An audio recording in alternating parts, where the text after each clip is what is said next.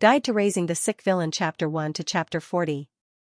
After going through military training and spending more than a month with each other, the students who had just entered high school had become familiar with their classmates during this period of time. They were chatting and joking with each other in groups of 3 or 5. It was the break between classes after morning exercises. Without the teacher's supervision, the students were having a lot of fun. Finally, Xiaolan, who was sleeping on her desk, was woken up by the noise. Her surroundings were chaotic. Shouts and screams filled her ears, causing her eardrums to hurt. Xiaolan didn't have time to react to what was going on. She looked up and saw a boy playing beside her running straight into her. Xiaolan reflexively jumped to the side. The boy bumped into a chair and fell to the ground. When he got up, he rubbed his sore arm and cursed. He glared at Xiaolan unhappily. F***ck, why did you dodge? Xiaolan was confused. Xiaolan looked at the boy. He had a big face and short hair. There were 2 or 3 pimples on his fierce-looking face. He was almost 1.9 meters tall. Not only did he not apologize when he bumped into her, he even asked her why she dodged. Did he think he was made of paper? I'm not dodging. Wait, before he could finish his sentence, the girl sitting in front of Xiaolan turned around and looked at him. Xianxia, calm down. The girl's voice was pleasant to the ears. Xiaolan, who was still confused, glanced at her subconsciously. She could not help but take a second look. The girl had fair skin and delicate facial features. Even with her ponytail, she looked very pretty in her school uniform. Her big eyes were especially eye-catching. They were as bright as a doll's. The boy, who was annoyed by Xiaolan just now, suddenly smiled brightly. It's nothing. He smiled casually and turned to look at Xiaolan. I'm just kidding.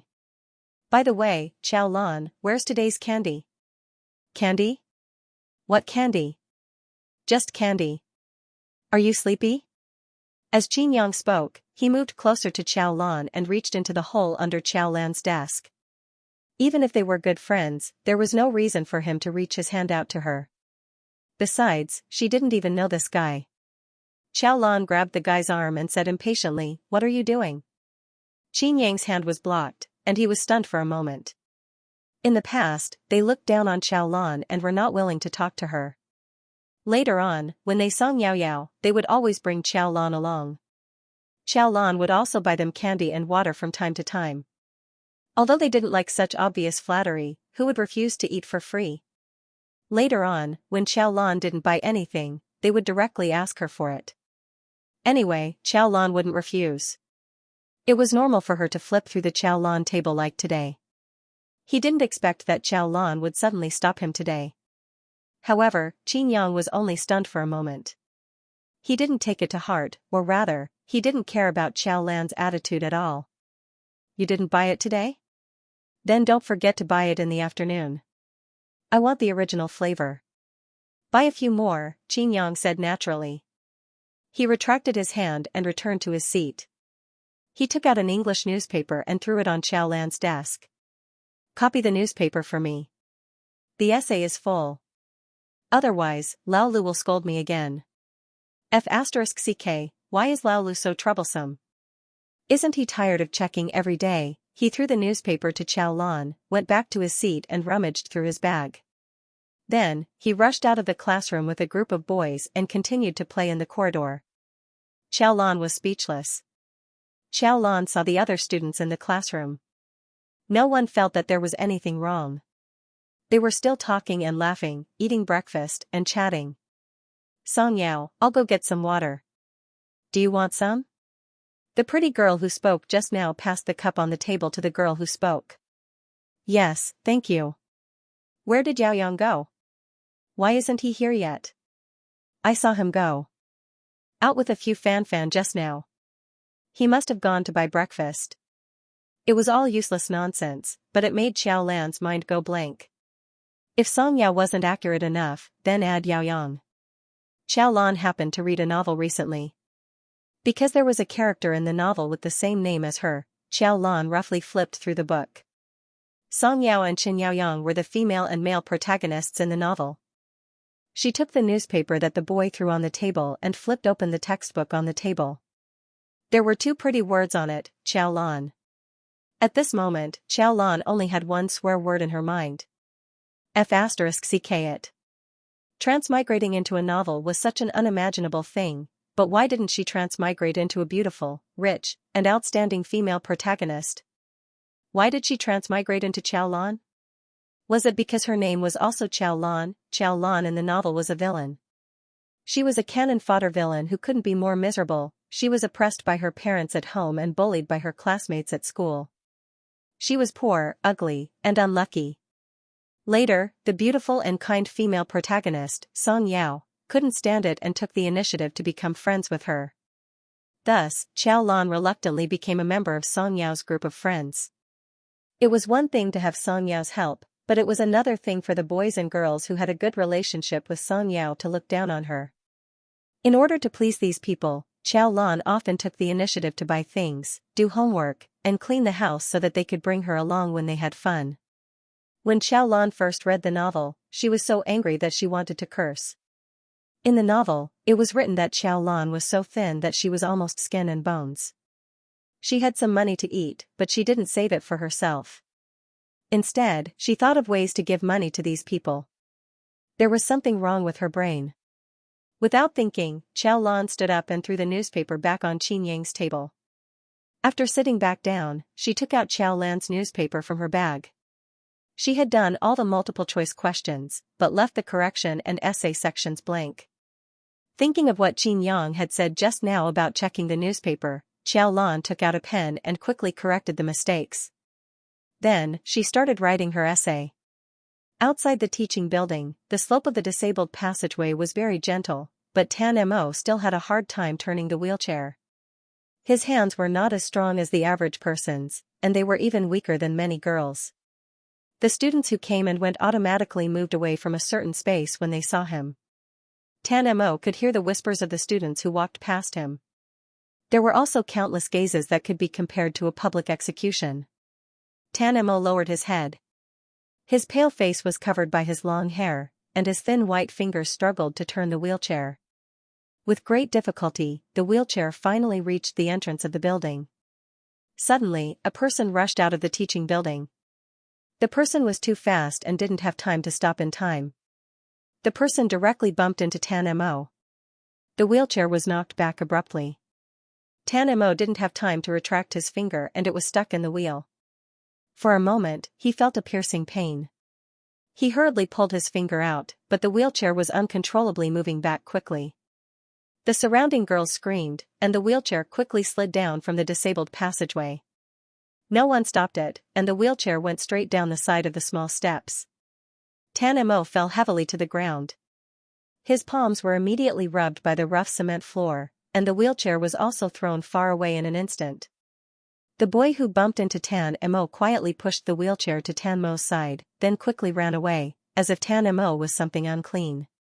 Tan Mo's hands, which were full of bloody thorns, trembled uncontrollably. He pulled the wheelchair to his side and supported himself with both hands. His trembling arms supported his whole body, and he struggled to sit back in the wheelchair. His hands trembled, and he fell to the ground again. The passing students were all looking at him, but no one helped him up. Some people wanted to go forward, but they thought of something and retreated. He fell once, twice, thrice, and finally sat back in the wheelchair. His white school uniform was already stained with dust, and there were sporadic bloodstains on it. He still had his head down, and there was no expression on his face. His muscles seemed to be necrotic, and he silently rolled the wheelchair back to the disabled passageway. In the classroom, when Xiaolan was halfway through writing her essay, a group of boys rushed in from outside the classroom. The boy who walked at the front put a glass of water on Song Yao's desk, and the class immediately became rowdy. Song Yao took the glass of water and said thank you.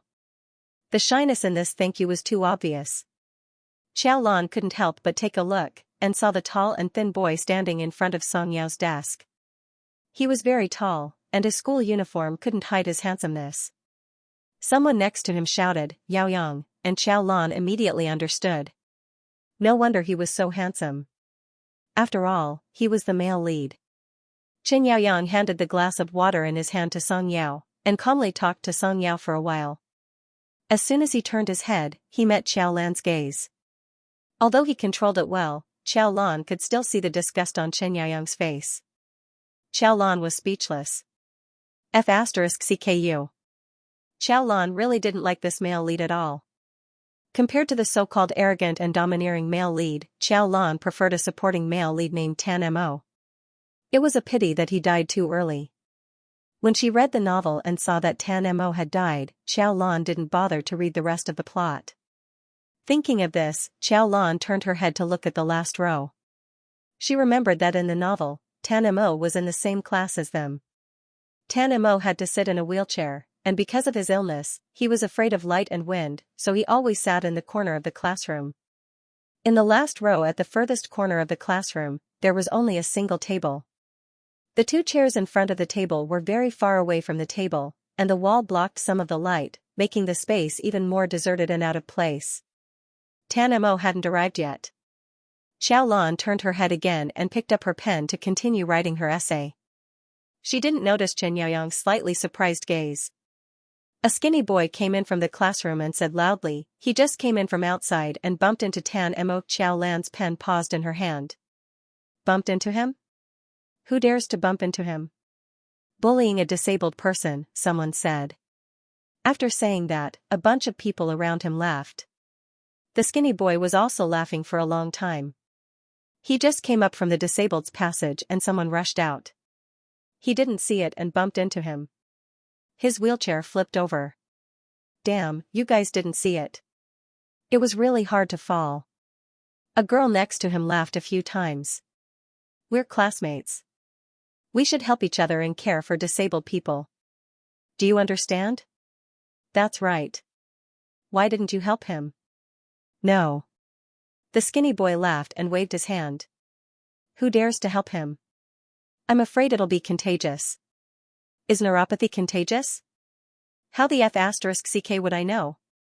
Ha ha ha, your biology is in a dog's stomach. F***CK, biology is learning this? Why don't you ask Tan Mo if neuropathy is contagious? If neuropathy isn't contagious, then ask if epilepsy is contagious? I'm not going to F***King talk to a lunatic. Almost everyone laughed. Laughter filled the entire classroom until Tan Mo appeared. The laughter stopped abruptly. The pale and skinny boy rolled his wheelchair into the classroom quietly. He didn't say a word, as if he didn't hear anything. He went to his seat and the thick wall shrouded his entire body in shadow. No one paid attention to him, and no one said a word to him. The entire classroom was unbelievably lively, but this liveliness, it had nothing to do with him at all. Regardless of whether it was Xiao Lan or Tan Mo, they were all supporting characters. There wasn't much mention of them in the book. However, because Xiao Lan had the same name as her, and because she especially liked Tan Mo's character, Xiao Lan paid more attention to the plot of these two people than the main characters. Now that the surrounding students were joking around, and everyone was calling Tan Mo crazy, idiot, and crazy, Xiao Lan felt that it was indescribably harsh. After she finished writing the last letter of the essay, the class bell finally rang. Chen Yaoyang, Qin Yang, and the other boys who were playing around finally returned to their seats. The slightly balding teacher entered the classroom after the bell rang. As soon as he entered, he shouted in a particularly deep voice and went straight to the students in the first row of the first group. Take out all the newspapers. He rolled up the textbooks in his hands and started to check them one by one. How many times have I told you? Draw out the answers in the text for reading comprehension. It's useless to say it every day. Who are you going to report to if you only write a few lines of essays? Are you going to study for me? Lao Lu scolded as he checked. Qin Yang slowly picked up the newspaper on the table and glanced at it. As a result, his face turned green. The newspaper was clean, and there wasn't a single question written on it. Xiao Lan actually didn't write one for him. Qin Yang was so angry that he immediately turned his head and glared at Xiao Lan. Xiao Lan didn't see Qin Yang's face turn red, but Xiao Lan's deskmate saw it. She secretly nudged Xiao Lan's arm to remind her. Xiao Lan raised her head and saw Qin Yang's murderous gaze. She immediately gave Qin Yang a look that said, "You're an idiot." After that, she didn't look at Xianxia anymore. Xianxia was shocked. F***ck, is Xiaolan mocking me? If it weren't for the teacher's presence, Xianxia would have rushed over and hit Xiaolan. Xianxia's deskmate was also surprised. Usually, Xiaolan would rush to please this group of people in the class. Today, he was a bit strange, but he did not lose his mind like Xianxia. He urged Xianxia, "Don't worry about that. Hurry up and copy. Lao Lu will be here soon." Only then did Xianxia come to his senses. He glared at Xiaolan fiercely before picking up his pen and frantically copying down the answers. As he copied, he couldn't help but curse Xiaolan. It was all because of Xiaolan. After class, he had to. Just as she was thinking about this, the newspaper in front of her was taken away by Lao Lu. When Lao Lu inspected the other students, he only glanced at them. He didn't expect that he would inspect Xianxia so carefully. Xianxia was stunned. Lao Lu flipped the newspaper left and right. After a few seconds of silence, he exploded. Put 2 ticks on the close question. What's wrong? You just copied it? Why didn't you write the reading comprehension answer behind the question? Are you blind at such a young age? You're so arrogant when you copy the answer. Do you really think I didn't see it? Do you think I didn't see it when you copied the essay? Do you think I'm a fool or blind? You're tall and strong, but you don't have any skills. You might as well stand on the field and shine a few pounds of oil. Once you've spent all your parents' money, you can find a crooked tree and hang yourself. Get the hell out of here and stand at the back. Xiaolan almost couldn't hold back his laughter. No wonder the students were scared to death when this teacher was mentioned. The speed of his speech was like a machine gun. Being scolded like this was simply embarrassing. Comfortable. After Lao Lu finished scolding Xianxia, he didn't scold anyone else. When it came to Tan Mo, he only glanced at Tan Mo and directly skipped over him. No one treated Tan Mo as a normal person. Tan Mo didn't have any reaction to this. He was hidden in the shadow of the wall. His slightly long hair covered his eyes. Xiaolan could only see his sharp chin. He was too thin and too pale. Xiaolan withdrew his gaze and ignored Xianxia's murderous glare from behind him. He listened to Lao Lu's class seriously. Although Lao Lu had a bad temper, his class was really good. The English class ended quickly without much feeling. After class, Xiaolan looked at the class schedule. He put away the English textbook and looked for the math book under the table. Just as he touched the corner of the book, a shadow covered him. The few girls who were talking next to him lowered their voices. Xiaolan turned around and saw Xianxia with a fierce face. Xiaolan took out the math book. What are you doing? F***ck, why are you still asking me? Xianxia's eyebrows were raised. He was scolded and punished to stand. Now you still have the face to ask me what I'm doing? I asked you to write the newspaper. Didn't you hear me? Did I agree? Chen Yaoyang, Song Yao, and the others who were sitting in front all looked over in surprise when they heard this.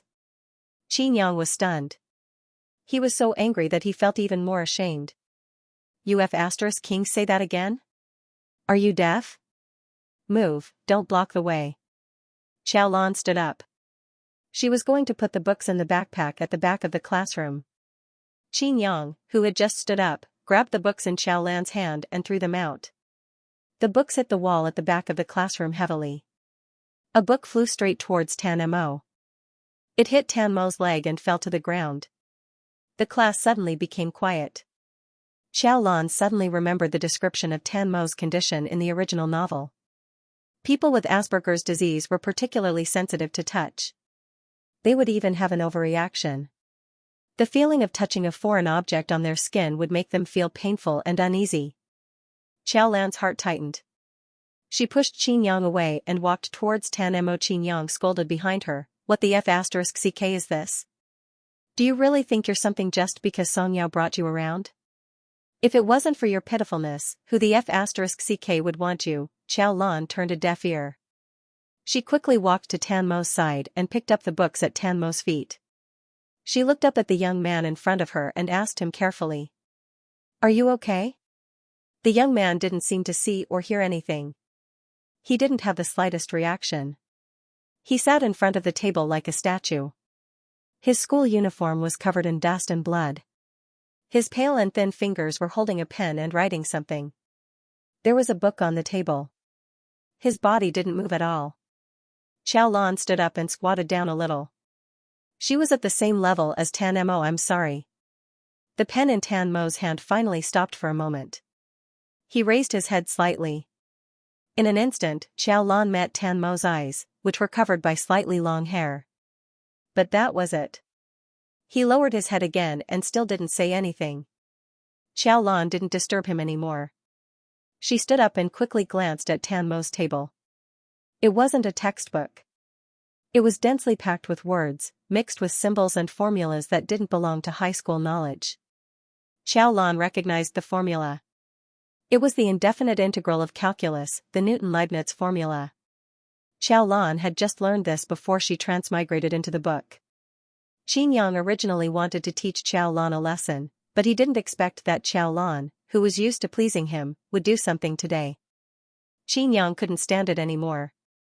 He cursed in the classroom for nearly 10 minutes. In the end, he said something ruthless. Don't King regret it. Don't expect us to take you with us in the future. Xiaolan didn't take such a childish threat seriously. She had seen this kind of threat when she was in elementary school. Moreover, Xiaolan didn't want the friendship that she gained by humbly pleasing others. Moreover, Xiaolan didn't want to have anything to do with these people. Especially Chen Yaoyang. Thinking of Chen Yaoyang's undisguised disgust for her today, Xiaolan didn't understand what the Xiaolan in the book liked about him. Was it self-abuse? She reached into her school bag and took out a few Alps lollipops. She was speechless. It turned out that Xiaolan really bought lollipops. Xiaolan didn't even understand Xiaolan's brain circuit. If she put these thoughts of pleasing others into her studies, she wouldn't do so badly in every exam. Her family was poor, and she didn't look good. No wonder she was disliked by others. If she wanted to be liked and accepted by others, she had to have something to shine. Xianxia unilaterally thought that Xiaolan deliberately didn't give him face. He called on his good friends and girls who were close to him to isolate Xiaolan unknowingly. Xiaolan was pleased to hear the crowd badmouthing Chen Yaoyang. They said that her looks weren't even 1/10 of Song Yao's, but she still had the nerve to like Chen Yaoyang. She didn't see how much Chen Yaoyang disliked her. It was only because Song Yao was kind that she helped her. Xianxia was excited. He couldn't wait to see Xiaolan being alienated by her good friends and having to apologize to him. However, when he turned his head, he saw Xiaolan stuffing a lollipop into her mouth. Xianxia's mood, which had just eased up, suddenly disappeared. Xiaolan didn't have time to deal with Xianxia. She chewed the lollipop in her mouth and went to the bathroom. When she came back, she saw the homeroom teacher entering the classroom. When she came out, Tan Mo slowly followed the homeroom teacher in his wheelchair. What are they going to do? Xiaolan stared at Tan Mo's back for a while before entering the classroom again. As soon as she entered, she heard the students in the class talking about Tan Mo. Why did old Mu bring him there? Who knows, someone said. I'm really impressed by old Mu. His temper is King good. If I were old Mu, I wouldn't care about him. Old Mu is the reincarnation of the Holy Father. He's overflowing with love.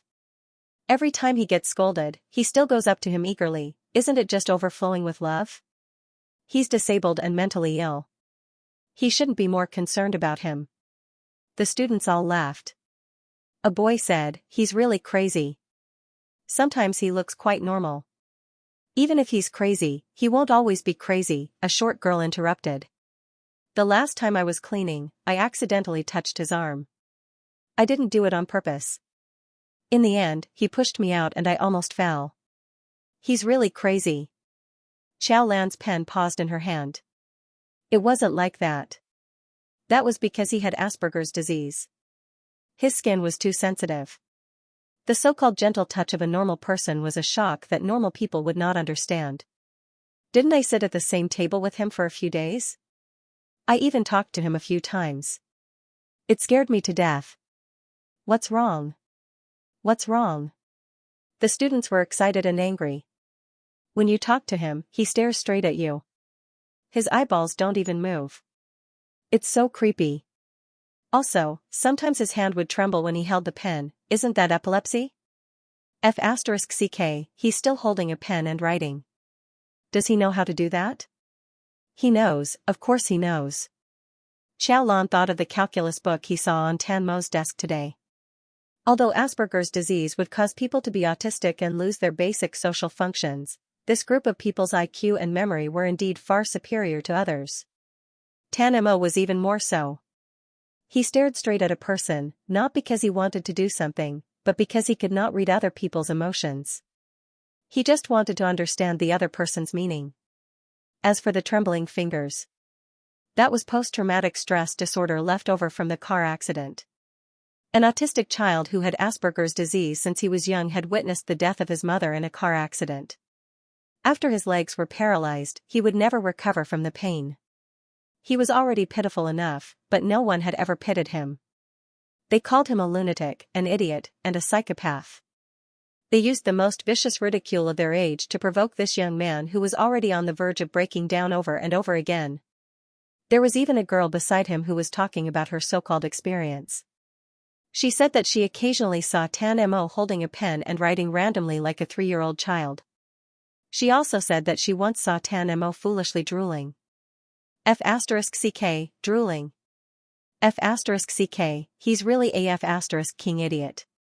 Why do you think his parents sent him here? In the classroom, the students talked and laughed. Idiot, lunatic, and such words drilled into Xiao Lan's ears over and over again. Xiao Lan could not stand it anymore and looked at the girl who was spreading rumors. Are you done? The girl was stunned for a moment, then she screamed, Xiao Lan, are you crazy? You're not crazy just because you spread rumors? The girl's face turned pale, and she changed the topic while cursing. Thank goodness I helped you when Qin Yang scolded you today. You took my kindness as ill intent. The surrounding students looked at the girl, then looked at Xiao Lan. No one knew what they were thinking about, but they gradually dispersed. When class was about to start, Tan Mo finally came back. His injured hand was wrapped in gauze. Xiao Lan glanced at it, then turned her head and caught a glimpse of her deskmate who pretended to unintentionally move her desk a little further away. In the afternoon, Xiao Lan clearly felt that she was being isolated. The girls who had taken the initiative to talk to her before were now completely ignoring her. Xiao Lan's heart did not waver. She did not even know the names of these people, so why would she care about these things? After school in the afternoon, the students poured out of the classroom. Xiao Lan put the homework she had to do today into her bag. Just as she was about to leave, she turned her head and saw Tan Mo. Again. He was still sitting in the last row, writing something with his head down. The students who passed by craned their necks to take a look. They probably thought that he was scribbling like a 3-year-old child. Xiao Lan sat back down. It was not until there were only a few people left in the classroom and the noisy shouting in the corridor that Tan Mo finally moved. He pushed the wheelchair and silently turned it out of the classroom, out of the corridor, and finally stopped at the disabled passageway. The cut on his hand was still very painful. The phone was also very painful when it was stuck in the wheel. In front of him was such a level disabled passageway. Tan Mo silently clenched his fingers. After pausing for nearly 10 seconds, he finally put his hand back on the wheel of the wheelchair. Just as the wheelchair moved, it was grabbed by someone. Someone grabbed the back of the wheelchair and slowly pushed it down the disabled passageway. Tan Mo suddenly turned his head. His voice was filled with fear and anger. Let go. The person behind him did not let go. He only let go after pushing the wheelchair to a level place. Then, he turned around and left without saying a word. Tan Mo's hands were tightly clasped on the wheelchair. His already pale skin became even paler. He sat silently in the wheelchair and stared at the person's back. He remembered this person. Not long ago, she stood in front of him and asked if he was okay. Also, she said, I'm sorry. Xiao Lan stood at the school entrance in a daze for a long time. It was time to go home after school, but she didn't know where Xiao Lan's home was. After thinking for a long time, she remembered that Xiao Lan's parents opened a small restaurant in front of the school. Xiao Lan's family wasn't very well off, so the restaurant shouldn't be very big, and the number of customers might be average. Xiao Lan walked to the opposite side of the school and eliminated a few big restaurants with booming business. After just 2 of them, she found Xiao Lan's parents' small restaurant. It was really a small restaurant. The 4 tables were so crowded that it was suffocating. The restaurant was dark, and the strong smell of food with excessive MSG wafted in the air. Xiao Lan was just standing at the entrance when a little fatty came in from behind. He didn't try to avoid Xiao Lan and pushed her to the side. "Why are you standing at the entrance? There's an exhibition." After saying that, he wobbled into the restaurant. Xiao Lan frowned and stared at the back of the little fatty's head for a long time before following him in. This restaurant only served home-cooked dishes. Students ordered rice and 2 dishes, just like in the cafeteria. After school, there were many students in the restaurant. Xiao Lan's father was in charge of cooking, and Xiao Lan's mother was in charge of getting food for the students. Xiao Lan followed Xiao Yuan into the kitchen. Xiao Lan's father, who was cooking, saw his precious son and smiled like a flower. "Yuan, school is over." After asking his son all sorts of questions, he seemed to have just noticed Xiao Lan. When he saw that Xiao Lan didn't even try to help, and then looked at Xiao Lan's pale face, he was furious and his fatherly smile disappeared. "Why are you standing there? There are so many people in the restaurant, and you're not going to help. Are you trying to vent your anger?" Xiao Lan glanced behind her. There were quite a lot of students, so she should help. After a few seconds of silence, she put down her bag and went to help Xiao Lan's mother carry the dishes. Xiao Lan didn't think there was anything wrong with this kind of work. In her previous life, she had done this kind of work to pay for her school fees. Xiao Yuan brought the dishes out and took back the empty plates. The moment she entered, she saw that Father Qiao had quickly cooked 3 dishes and placed them in front of little fatty Xiao Yuan. 2 meat dishes and 1 vegetable dish. The dishes were clean.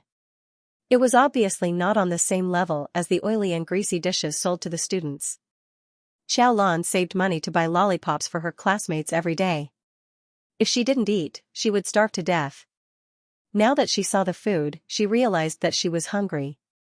Just as she was about to put down the plate and wash her hands to eat, Father Qiao looked at her with a "what are you doing" expression. "Why are you washing your hands? You can wash them after you're done. Quick, go out and help your mother settle the bill." Then, he turned around and said with a loving expression, "Son, you eat first. Dad will make more if it's not enough." Xiao Lan looked at Father Qiao and then looked at Xiao Yuan, who was eating happily.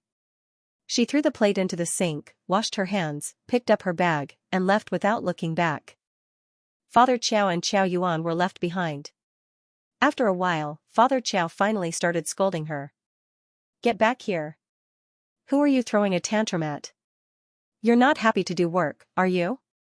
You're not happy to do work, you're not happy to study, and you don't know what's the use of raising you." Xiao Lan took her bag and left the house, blocking Father Qiao's scolding from her ears. She felt around in her pocket and found that she still had 5 yuan. She went to the shop next door and bought the cheapest bread. Sitting on a small stone stool not far from the dining area, she took out her book and ate the bread while reading. It was chemistry. Xiao Lan was quite glad that it had only been a month since the start of the first year of high school. She didn't learn much, so even if she fell behind, she could quickly make up for it. Xiao Lan used to be a liberal arts student. Even though history and geography had been in the past for a long time, she still remembered it. Before she transmigrated, Xiao Lan was in her 2nd year of university. She majored in finance, but she was pretty good at math. She had just taken the CET 6 English exam. Therefore, she mainly wanted to study physics and chemistry. While eating her bread and reading a chapter on chemistry, the sky outside gradually darkened. Finally, she saw little Fatty walk out of the restaurant. Father Qiao and Mother Qiao stood at the door and reminded their son to be careful before they returned to the restaurant. Xiao Lan put away her book and followed little Fatty back to the Qiao family's house. The Qiao family's house was an old one. It only had 6 floors and was bought by the Qiao family a long time ago. Xiao Yuan walked into the corridor while humming Moonlight. She was shocked when she turned around and saw a dark figure. When she saw that it was Xiao Lan, she widened her eyes and kicked Xiao Lan's leg. Why are you sneaking around? Are you trying to scare me to death? Xiao Lan stepped on Xiao Yuan's leg and walked over. Xiao Yuan held, "Are you blind?" Old Lady Zhou, who was watching TV at home, hurriedly opened the door when she heard her grandson howling like a pig being slaughtered. What's wrong? Where's your brother? Behind you. Xiao Lan darted into the room, put down her school bag, went to the bathroom, and closed the door. Xiao Yuan covered his foot and walked in crying. Actually, it didn't hurt anymore. However, when he looked down and saw a black footprint on his white sneakers, he was furious. Father Qiao had bought him a new pair of shoes the day before yesterday. They were branded. In the end, they were dirted. Xiao Yuan. She rushed into Qiao Lan's room but couldn't find him. Only then did she see that the bathroom light was on. She stood at the door and started shouting. When old lady Zhou heard that Xiao Lan had stepped on her grandson's foot, she instantly joined the ranks of people banging on the door. You're an adult. Don't you have eyes when you walk? Xiao Yuan didn't focus on the pain in his foot but the shoes. He cried, my new shoes. Let your third sister wash them for you later, they won't be new if they're washed, the grandmother and grandson were shouting outside. After a while, they arranged a bunch of work for Xiao Lan on their own. Xiao Lan didn't have parents in the past. Fortunately, she was in a good mood and sponsored her to go to university.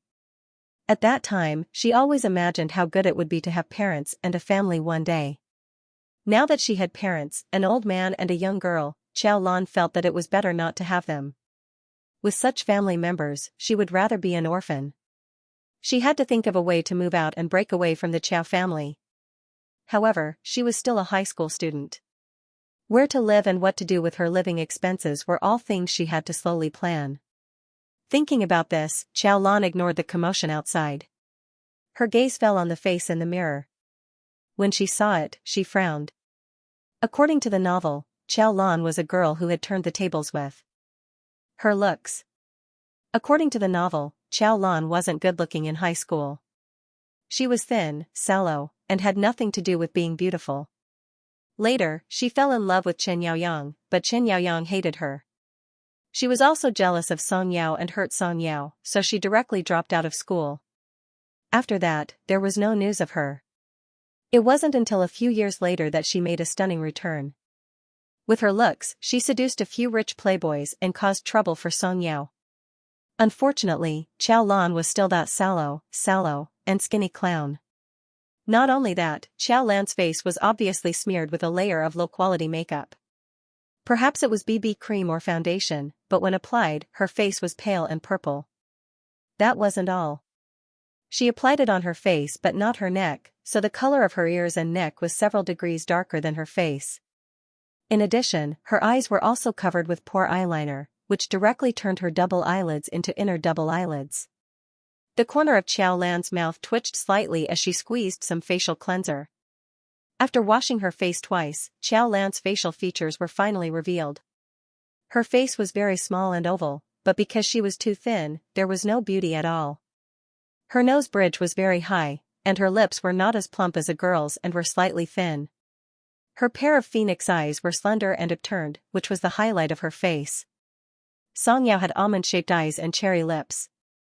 At first glance, one could tell that she was sweet and harmless. Xiao Lan's face was the opposite of Song Yao's. Compared to Song Yao, Xiao Lan's facial features were more aggressive. No wonder people said that Xiao Lan could make a stunning comeback in the future. With such facial features, she definitely had the capital to be stunning. However, as the saying goes, a white face covers up 100 ugliness, and a black face destroys everything. Although Xiao Lan wasn't considered dark, her skin was dull, and her complexion was dark yellow. Her complexion was not good, and her entire person was colorless. Her long hair was like withered grass, and her lips were so dry that they were peeling. She was so thin that she didn't even have a human shape. She even painted her eyes, which were the most attractive part, into inner double eyelids. No matter how much BB cream she applied, how could she look good without collagen on her pale face? Xiao Lan couldn't understand the brain circuit of Xiao Lan in the novel. If she had saved more money to drink more milk and eat more eggs, she definitely wouldn't look like this. A good face, but it was ruined to the point that she looked neither human nor ghost. After washing her face, she walked out of the bathroom. The house of the Chow family was very old, but it was quite big. After all, she used to have 2 older sisters. Chow Lan looked around and entered the smallest house in the south. Not long after she sat down, Chow Lan kicked the door open and walked in with a big belly. She raised her chin and pointed at the shoes at the door arrogantly. "Wash them clean for me. They must look exactly like new." After saying that, she saw that Chow Lan didn't move. She urged, "Hurry up. The sooner you wash them, the sooner they dry. I have to wear them in 2 days." Chow Yuan was in her 2nd year of junior high school this year. She was fair and fat, but she never grew taller. Although Chow Lan was thin and sallow, most girls matured early, so she wasn't short. She was almost a head taller than this chubby girl. Chow Yuan looked at Chow Yuan, who was blocking the way, and pressed down on Chow Yuan's shoulder. Before Chow Yuan could react, she was lifted to the side and fell on her butt. Chow Lan went around Chow Yuan and went into her room. She closed the door, locked it, and started reading. Chow Yuan sat on the floor in a daze for a long time. Then, he stood up abruptly and pounded on Chow Lan's door. He shouted, "How dare you King push me? Come out. Don't hide in there if you dare. If you don't come out, don't expect me to give you more money. Let's see how you can coax your classmates without money."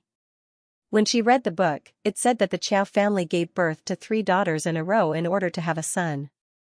When the 3rd daughter, Chow Lan, was born, Old Lady Zhou and her father wanted to stuff her into a brick bed and burn her to death.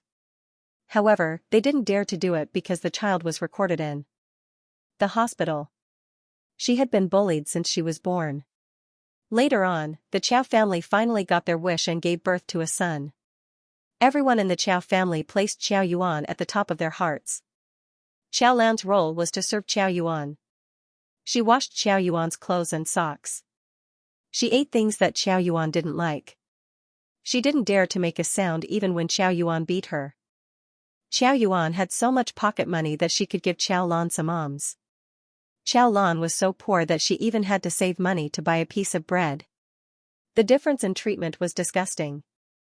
What made her even more speechless was that the money that Chow Lan used to buy lollipops was given by Chow Yuan. Chow Lan served Chow Yuan at home and Chow Yuan rewarded her with a few dollars. Then, she took the few dollars and went to serve her classmates. She was crazy. On the first day that Chow Lan came to the Chow family, it was the 2nd time that she wanted to leave the house. Old Lady Zhou was washing dishes in the kitchen when she was called by her precious grandson. When she heard that Chow Lan pushed Chow Yuan, her eyes widened. "How dare she push you?" she shouted at Chow Lan's room. "Chow Lan, come out. How dare you hit your brother? All the money I spent on your education for so many years has gone to waste." Old Chow Yuan's mother's heart ached when she heard Chow Lan Chow. Old Chow's heard the sound. Old's heart was sad. Old Chow's. Chow Yuan scolded Chow Lan as he coaxed his grandson. Chow Yuan was furious. "She hasn't washed my shoes yet. Wait for grandma to deal with her later. I'll definitely make her wash you clean. Good grandson, go to sleep first." Only then did she coax Chow Yuan back to sleep. After coaxing Chow Yuan to sleep, she knocked on Chow Lan's door. This time, the door opened. Old Lady Zhou was stunned for a moment, then hurriedly urged Chow Lan to wash her shoes. No. Chow Lan came out to brush her teeth. Perhaps because she had never dared to say no to a Chow Lan in her entire life, Old Lady Zhou was more surprised than angry. "Are you an ancestor? You don't wash when you say no. You're spoiled." "He kicked me first," Chow Lan said word by word. Old Lady Zhou glared at him. "He's still so young. What's wrong with kicking you? It doesn't hurt." Chow Lan was speechless. "Chow Yuan is as fat as a ball. Why don't you try and see if it hurts when he kicks you?" He thought to himself that it was useless to reason with Old Lady Zhou. After brushing her teeth, she walked towards her room and blocked Old Lady Zhou outside the door. Old Lady Zhou was so angry that she wanted to scold her, but she was afraid that she would wake her grandson up. She muttered to herself and scolded Chow Lan for a long time. When she walked to the door, she saw Xiao Yuan's shoes. She couldn't bear to see her grandson without shoes, so she took Xiao Lan's shoes and went to wash them. Before Xiao Lan transmigrated, her grades in high school were the best. Although it had been almost 2 years since the college entrance examination, her foundation was still there. The first year's classes weren't heavy, so she went to bed at 11 o'clock sharp. Old Lady Zhou, who usually accompanied her grandson to bed early, didn't sleep. When it was almost 12 o'clock, Xiao Lan's parents came back.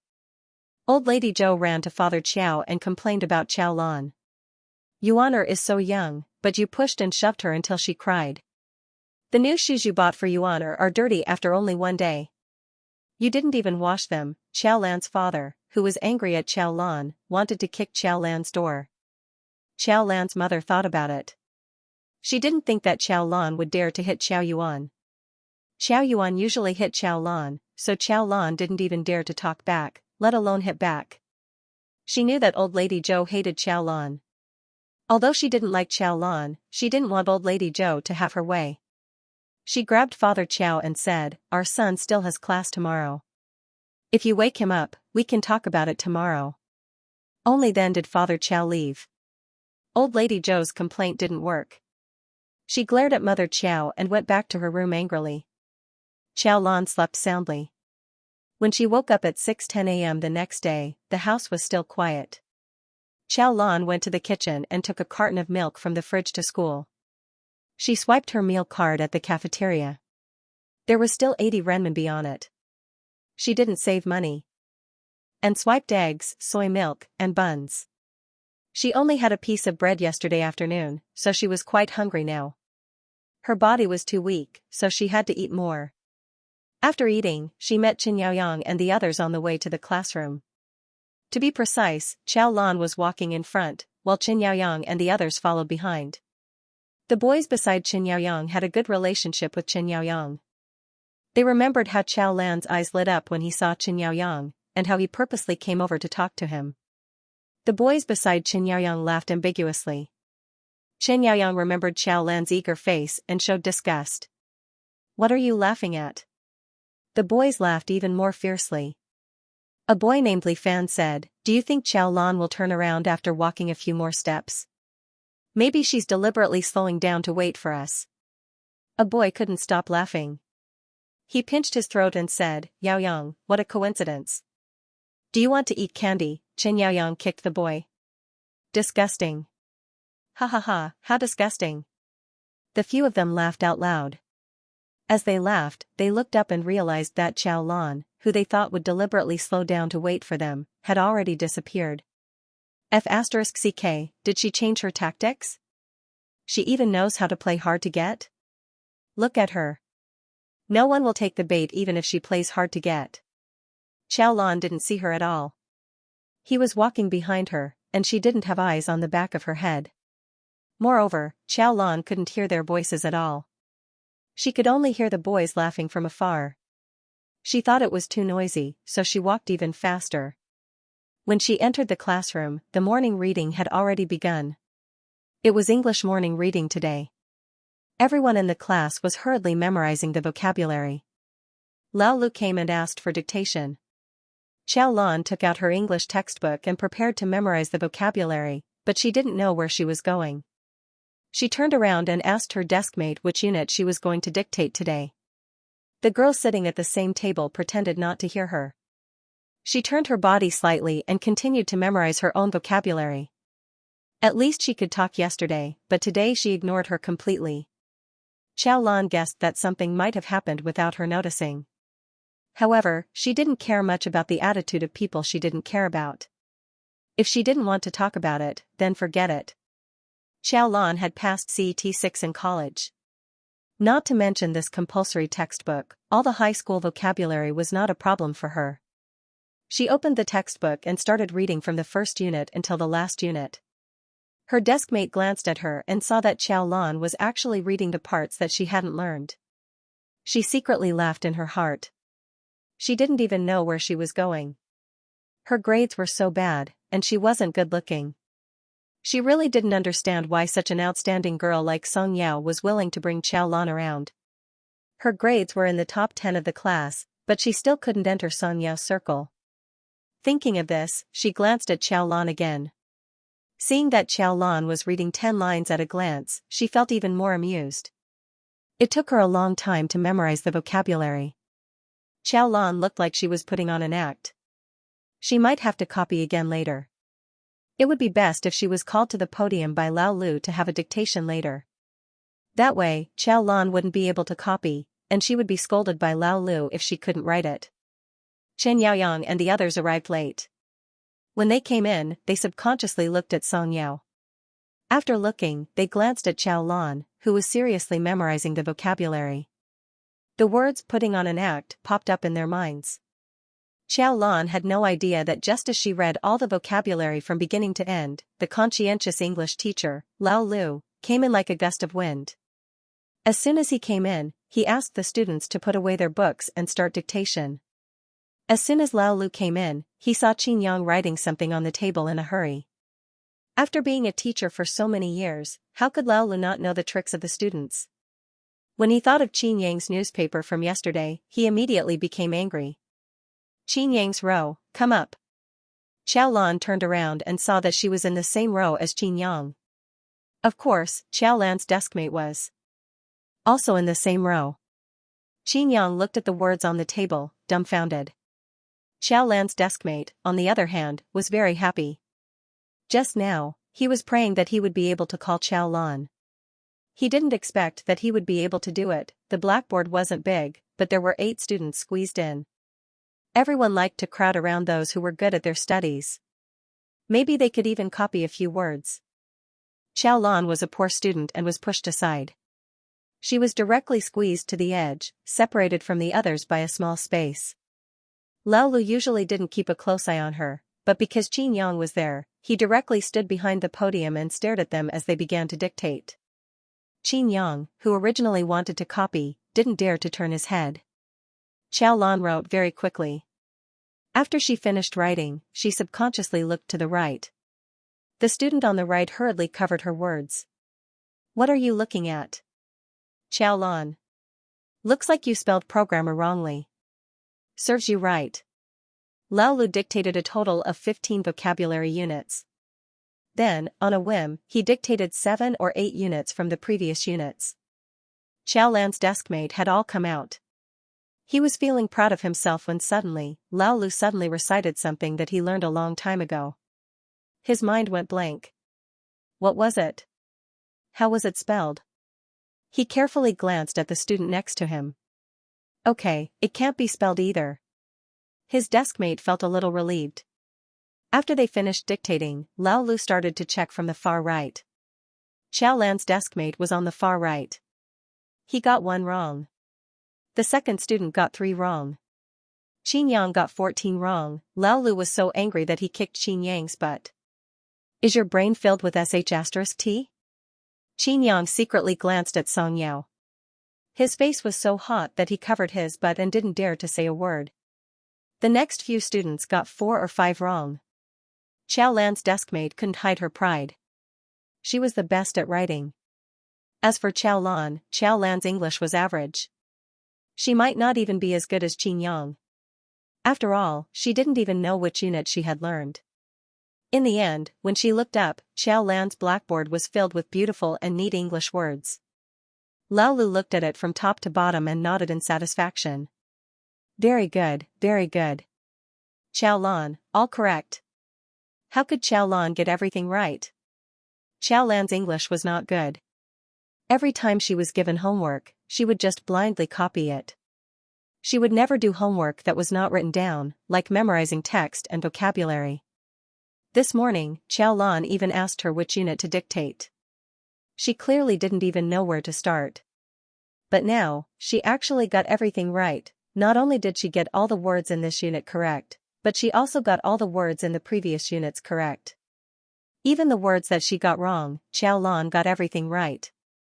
So Xiaolan already knew which unit to dictate and had already memorized the words.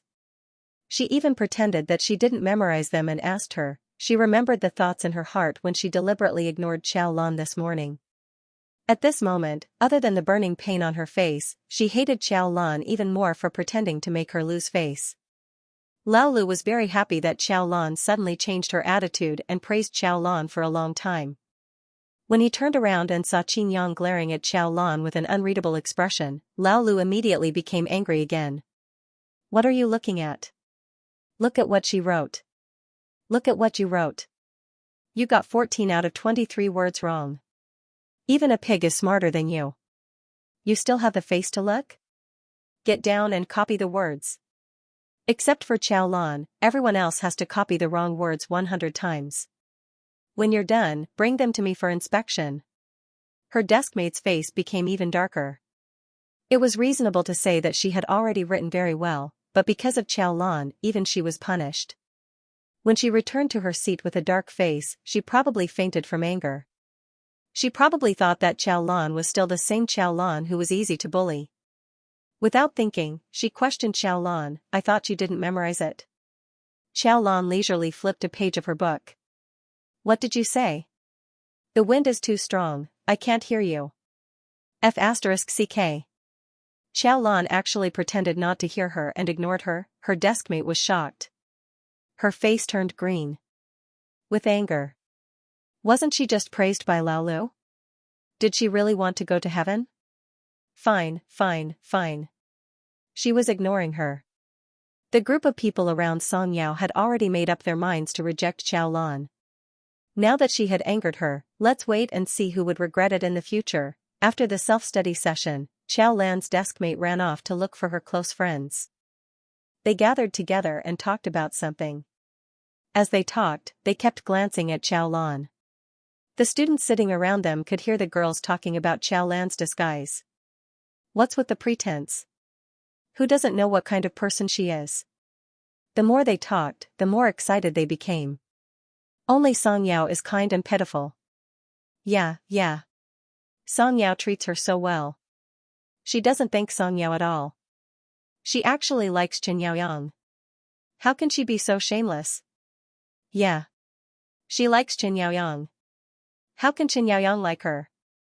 If I were Xianxia, wouldn't I be disgusted by her? The silent boy sitting next to her didn't know what to think. Qin Yaoyang's grades were the best in the grade and he was so handsome. 10% of the girls in the class liked him. These girls who scolded Xiaolan said a few days ago that Qin Yaoyang liked her a lot. They all liked Qin Yaoyang. Why aren't you disgusted? However, no matter how much she complained in her heart, she was an introvert after all. She didn't dare to say it out loud. She just thought that if there was a chance in the future, she should change seats with her current deskmate. Xiaolan's deskmate took advantage of the break and gathered a bunch of Avengers. Xiaolan was ostracized even more. Xiaolan didn't have any reaction to this. She went to the bathroom.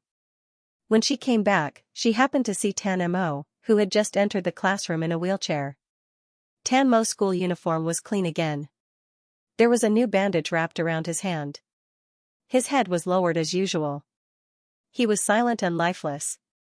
Xiaolan thought for a while and quickened her pace to walk up. She remembered that Asperger's disease was a little different from ordinary autism. Autism was a rejection and alienation, but Asperger's disease was a desire for friendship. It was just that social misunderstandings often backfired. The crowd coming and going made Tan Mo uncontrollably nervous.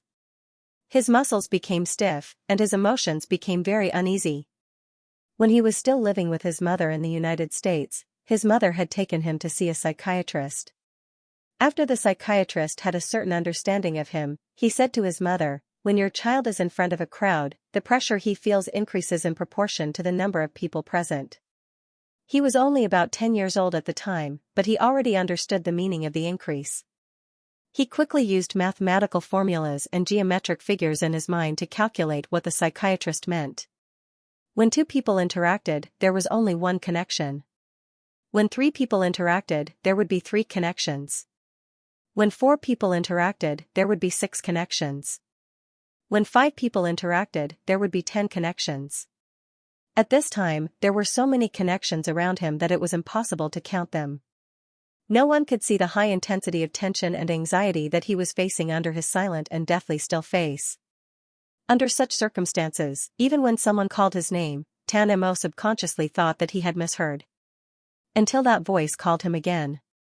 Tan Mo's hearing surpassed that of others, and he immediately recognized the direction of the voice. He raised his head and saw the girl who had apologized to him yesterday and pushed his wheelchair. She was standing 1.5 meters away from him and looking at him with a smile. "Good morning," the girl said. Tan Mo's slender white fingers gripped the wheelchair tightly. His amber eyes stared at Xiaolan. The muscles on his face seemed to have died, and there was not a trace of expression on his face. He could tell that this was a simple greeting. He was no longer like when he was young and couldn't tell whether a person was crying or laughing. Now, he could be sure that the girl in front of him was smiling at him. But that was it. There were many kinds of smiles: a small smile, a cold smile, a bitter smile, a big laugh, a mocking smile, and so on. As a normal person grew older and more experienced, they would be able to understand the meaning behind these expressions on their own. However, Tan Mo couldn't. Tan Mo had once looked up the meaning of every word in the dictionary, but his Asperger's disease still made him unable to distinguish between them. He used a long time to simply distinguish between a smile and a big laugh. He also remembered the facial expressions of people when they were smiling and laughing. When his mother took a picture of him, she asked him to smile. She told him that a smile was a slight smile. The corners of his lips were slightly raised, and he could even show a little bit of his teeth. As for a big laugh, it was because someone had laughed so hard that they cried. The girl in front of him was smiling at him. However, when he remembered the expression behind the smile, Tan Mo lowered his head again. He was like a machine that had received a wrong command. After a short moment of discernment, he returned to his usual silence. He remembered that when he was 7 years old, the boy next door talked to him in a very friendly manner. He had a smile on his face. However, the next moment, the boy pushed him violently. He hit the hard concrete floor. As blood flowed down his cheeks, he could only hear his mother's voice calling his name in the distance, and the boy's undisguised laughter. He also remembered that when he was 10 years old, his classmates who often laughed at him and called him a fool came to him. They told him that they were very ashamed of their past teasing him. They asked him if he was willing to accept their apology. He forgave them. They gave him a bottle of soda. He opened the bottle, but a crazy wasp flew out of it. This kind of teasing and bullying never stopped. The other children usually took pleasure in it.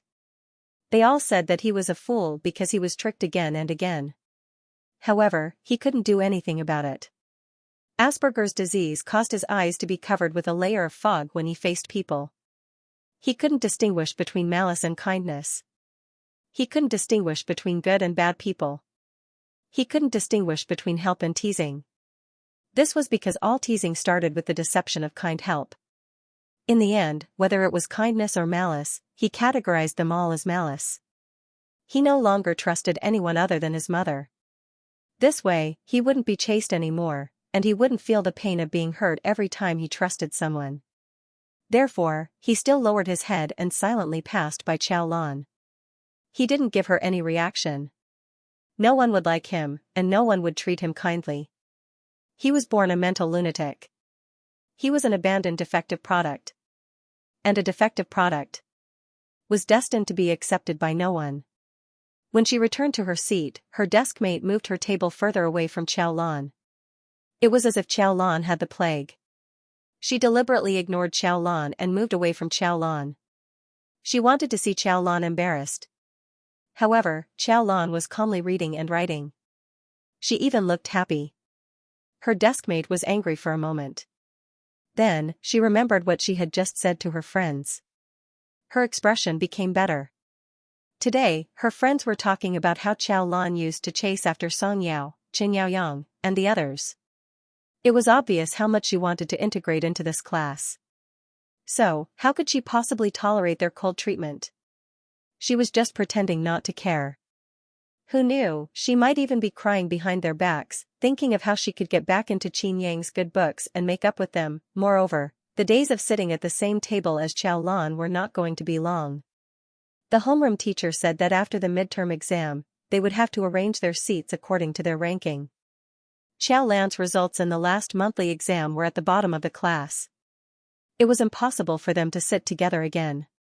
Not only that, she could rely on her results to sit closer to Qin Yaoyang. Qin Yaoyang ranked first in the last monthly exam.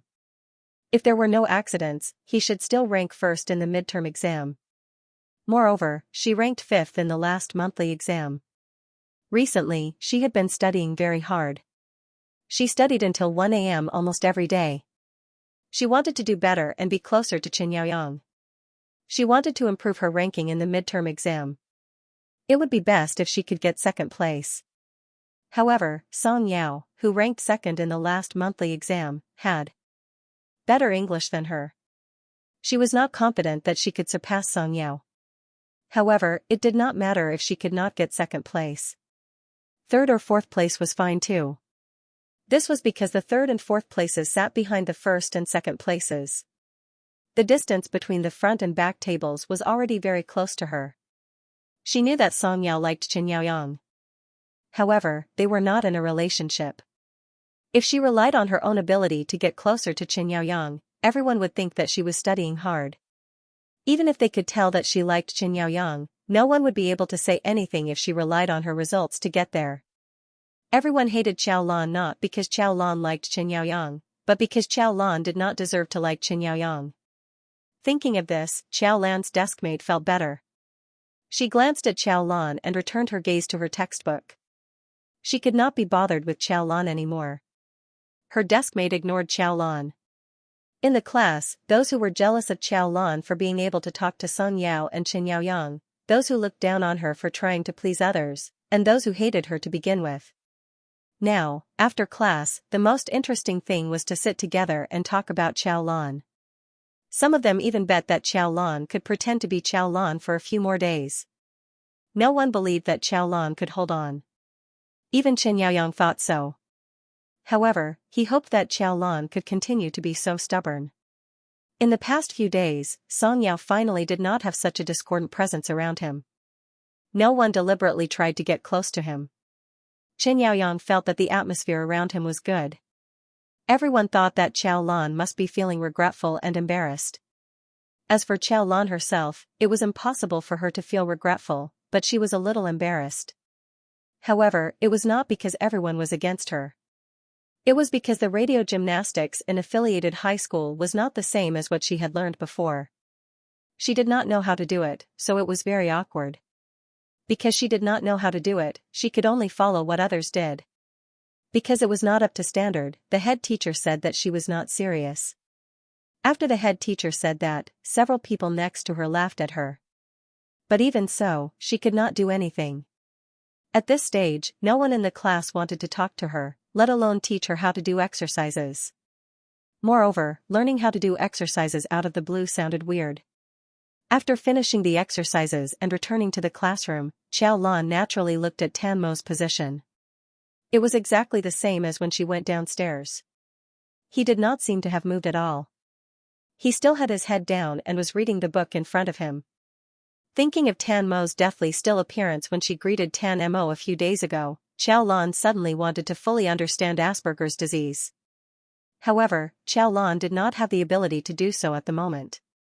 Xiao Lan's clothes were the leftovers of the two sisters of the Qiao family.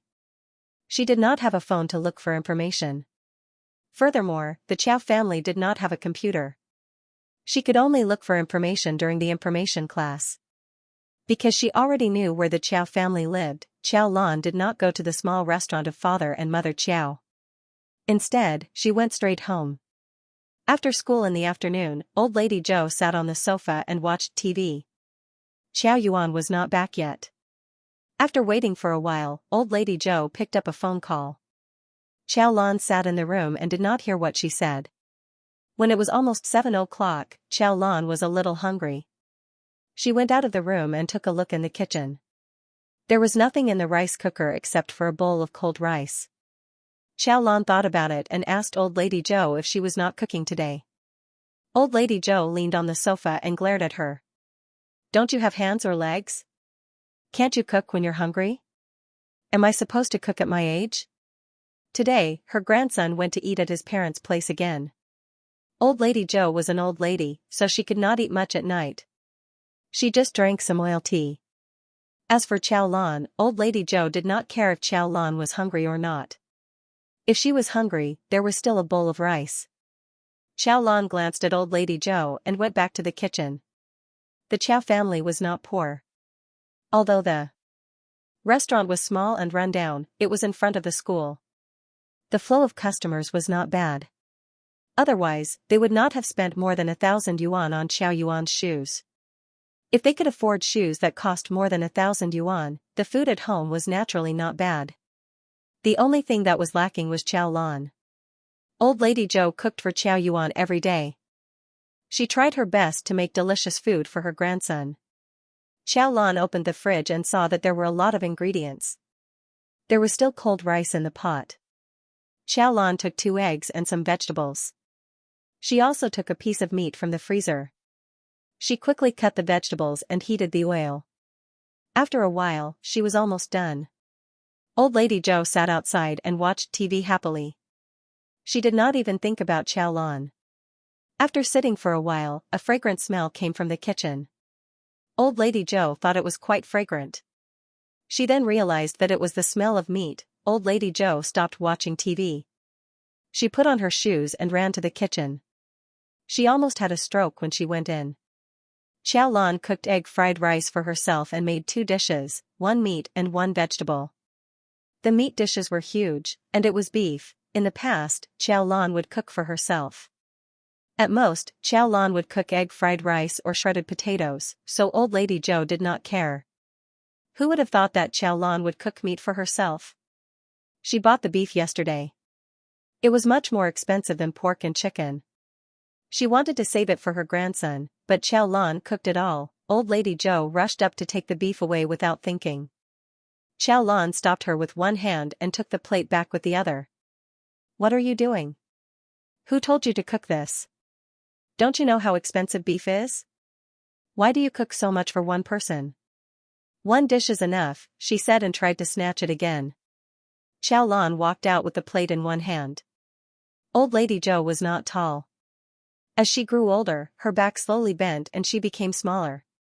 Chow Lan stopped her with one hand. She was so angry that she immediately scolded, "Did you grow up after not being beaten for 3 days? Your parents raised you, but they have no conscience at all. After this meal, your brother will eat whatever your parents eat." With such a small amount, it was obvious that she was eating alone. Chow Lan was too lazy to expose Old Lady Joe. He picked up his chopsticks and started to eat. She only had a small bowl of rice for lunch. Old Madame Chow wished she could pile all the dishes in front of her grandson. Chow Lan was really hungry now. Old Lady Joe could not snatch the beef away.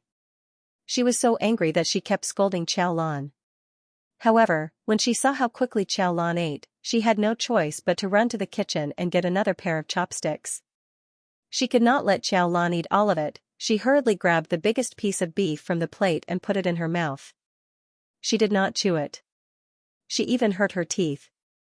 Old Lady Joe was old and her teeth were not good. Last year, Old Lady Joe's father said that he would make false teeth for Old Lady Joe. However, Old Lady Joe said that it was too expensive and did not make false teeth. She said that she did not eat much at her age and that it was fine to eat some porridge. Old Lady Joe covered her mouth in pain. She felt that she was going to crush a mouthful of meat. She shouted angrily, "If you don't know how to make it, then don't make it. Who can eat something so hard?"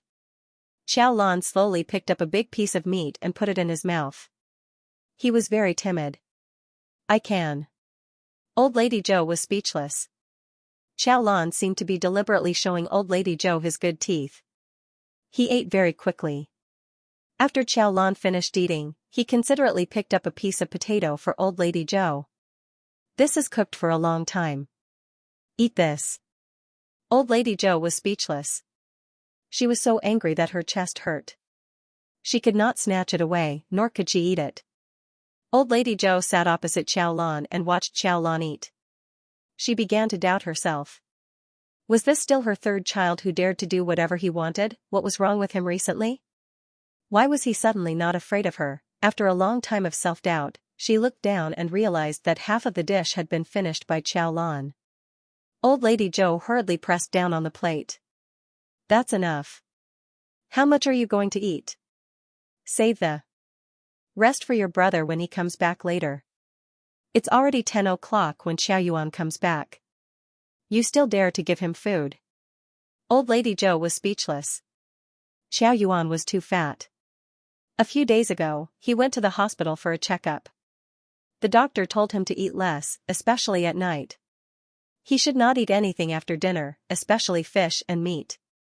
Recently, Father Qiao did not allow Xiao Yuan to eat supper. Although Old Lady Zhou was distressed, she was also worried that her grandson was too fat and unhealthy. She could only stop giving Xiao Yuan food. Old Lady Zhou felt that she was usually like a firecracker. Today, she was blocked by Xiao Lan and could not say a word.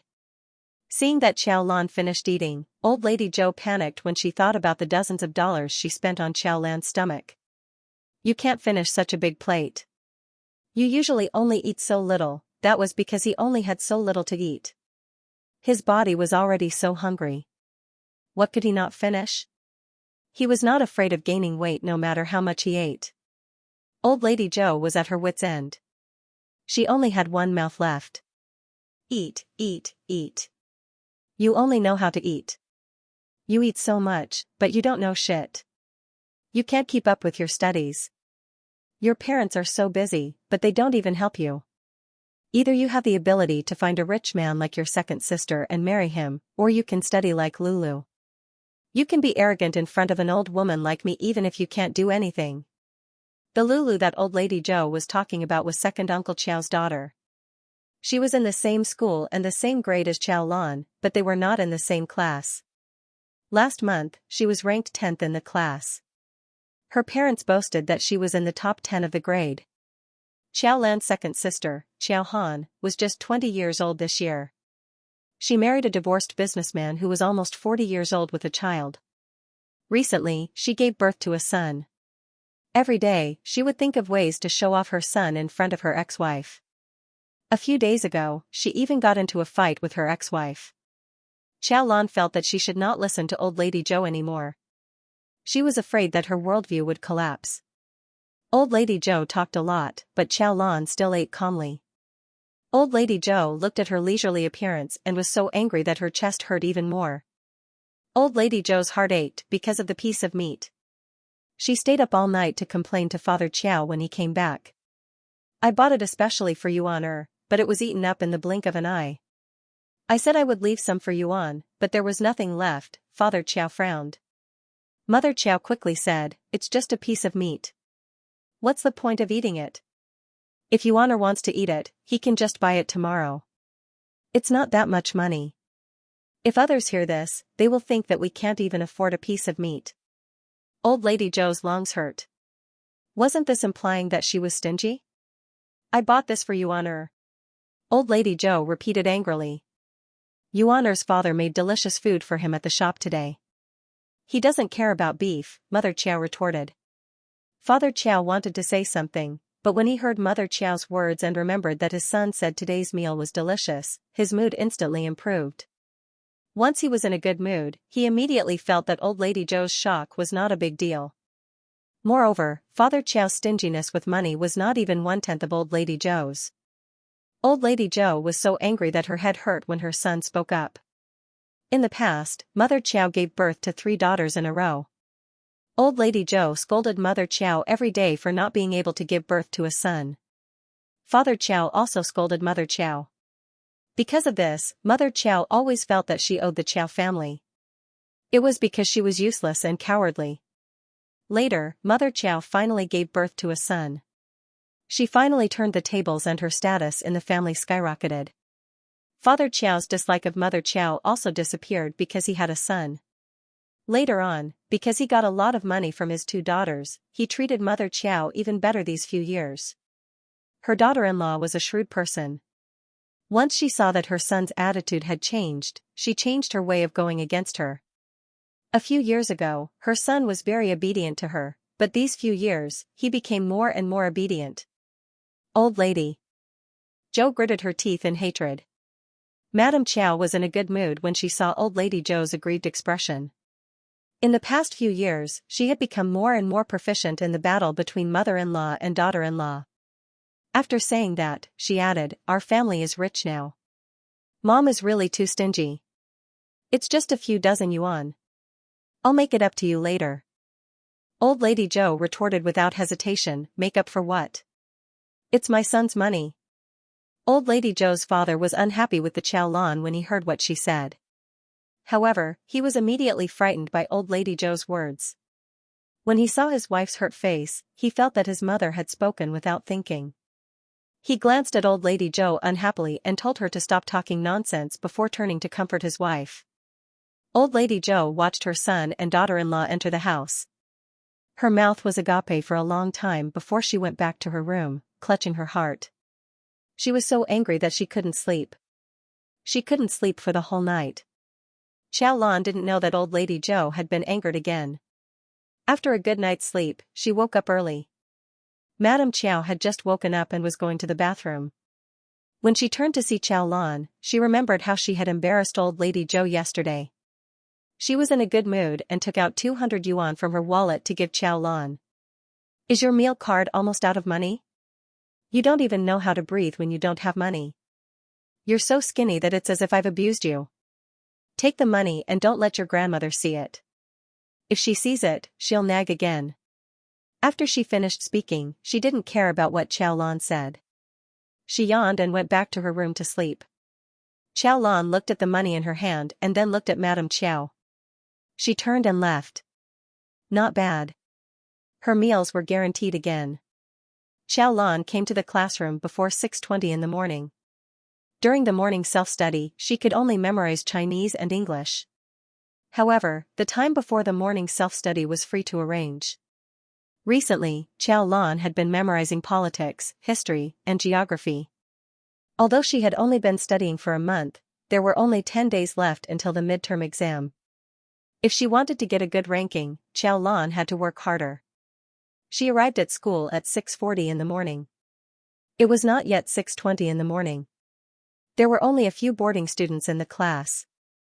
When they saw Chow Lan come so early, they were already used to it. It had been more than a week.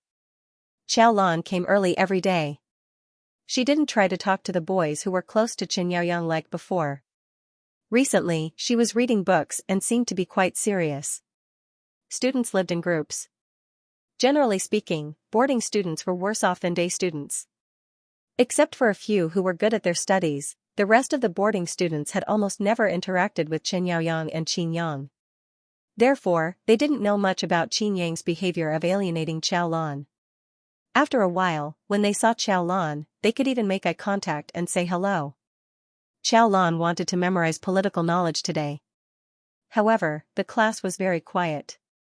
She was worried that she would disturb the other students. Therefore, she took her textbook out of the classroom and found a quiet place to memorize. A few minutes later, someone called her name from behind. Ever since she transmigrated, no one except the teacher had called her name. Chow Lan turned around in surprise. A girl with a high ponytail was standing behind her. Chow Lan used her good memory to determine that this girl wasn't from her class. The girl glanced at the political book in Chow Lan's hand and sneered. "Are you memorizing?" Chow Lan looked at the girl expressionlessly. "Are you talking nonsense?" Chow Lu didn't believe her. Chow Lan didn't like to study at all. There were so many places to memorize. Why did she have to come here? Chow Lu subconsciously glanced at the cafeteria. She didn't want to argue with Chow Lan anymore. Go somewhere else. Chow Lan felt that there was something wrong with the girl in front of her. "I'm not going." "How can I memorize when you're so loud?" There were so many students around, and a few of them were louder than her. Why didn't she ask the others to go somewhere else? Chow Lan exhaled and controlled her temper. First come, first served. If you don't want to listen, you can go somewhere else. Chow Lu glared at Chow Lan. Then, she sneered. "I knew you came here on purpose. If you have the time, you might as well read more. Chen Yaoyang won't like you. Ugly people are always mischievous." Then, she ran away in a huff. Xiaolan was speechless. Xiaolan was dumbfounded. Isn't she just reading? What does her reading have to do with Chen Yaoyang? When it was almost 6:40 a.m., Xiaolan put away her books and was about to return to the classroom. Then, she turned around and saw Chen Yaoyang and the others coming out from behind the cafeteria. Xiaolan was speechless. She finally understood what the girl was trying to say. This was probably the place Chen Yaoyang would pass by every morning. Xiaolan frowned when she thought of the girl's words. Then, she looked up and saw the boys around Chen Yaoyang giving her meaningful looks. Then, she saw Chen Yaoyang's irritated face. Irritated my ass. She was even more irritated. I'll never come here to memorize again. That day, Xiaolan was talking about how she met Chen Yaoyang while memorizing outside. Xiaolan walked out of the classroom speechlessly and bumped into Tan Mo, who had just arrived. Although Tan Mo ignored her last time, Xiaolan still greeted Tan Mo. After greeting him, she didn't say anything else. She just smiled and went into the classroom. Tan Mo stared at Xiaolan's back for a long time. This was the 5th time that the girl had greeted him. She didn't look for him specifically. Instead, she would say good morning or good afternoon when she met him. However, Tan Mo never responded. He had already rejected her so many times. Why did she still say good morning to him? Couldn't she see that he wanted her to stay away from him? Couldn't she see that he wouldn't respond to her, since Tan Mo decided to hide himself and never believe in anyone's kindness? No one had talked to him again and again. His mother said that he would reject many people who were kind to him. However, Tan Mo didn't regret it at all. Because ever since he had rejected them, those who had tricked him had never succeeded again. In this world, except for his mother, no one would be kind to him for no reason. After 15 years, Tan Mo had seen through everything. He should have known the fickleness of human nature. Just like this girl's initiative. Maybe next time, it would disappear completely. Tan Mo lowered his eyelids, turned his wheelchair again, and silently returned to his seat. But fate, this girl, seemed to be different. One afternoon, 2 days later, on the campus, Tan Mo turned his wheelchair as usual. However, he heard a familiar voice again. Xiaolan stood 2 meters away from Tan Mo and greeted Tan Mo, good afternoon. Tan Mo raised his head and looked at the girl in front of him. His eyes were cold, and he was still silent. Xiaolan was gradually getting used to Tan Mo's attitude. Or maybe it was because no one talked to her in class or at home recently, so Xiaolan was a bit talkative.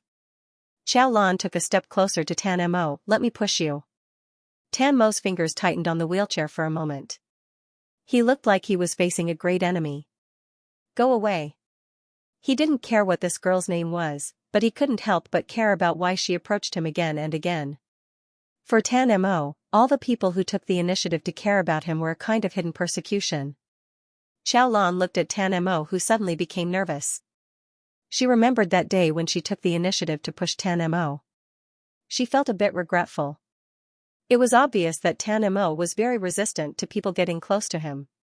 Xiaolan stepped back again. She wasn't a person who didn't know how to talk, but she didn't know what to say to Tan Mo.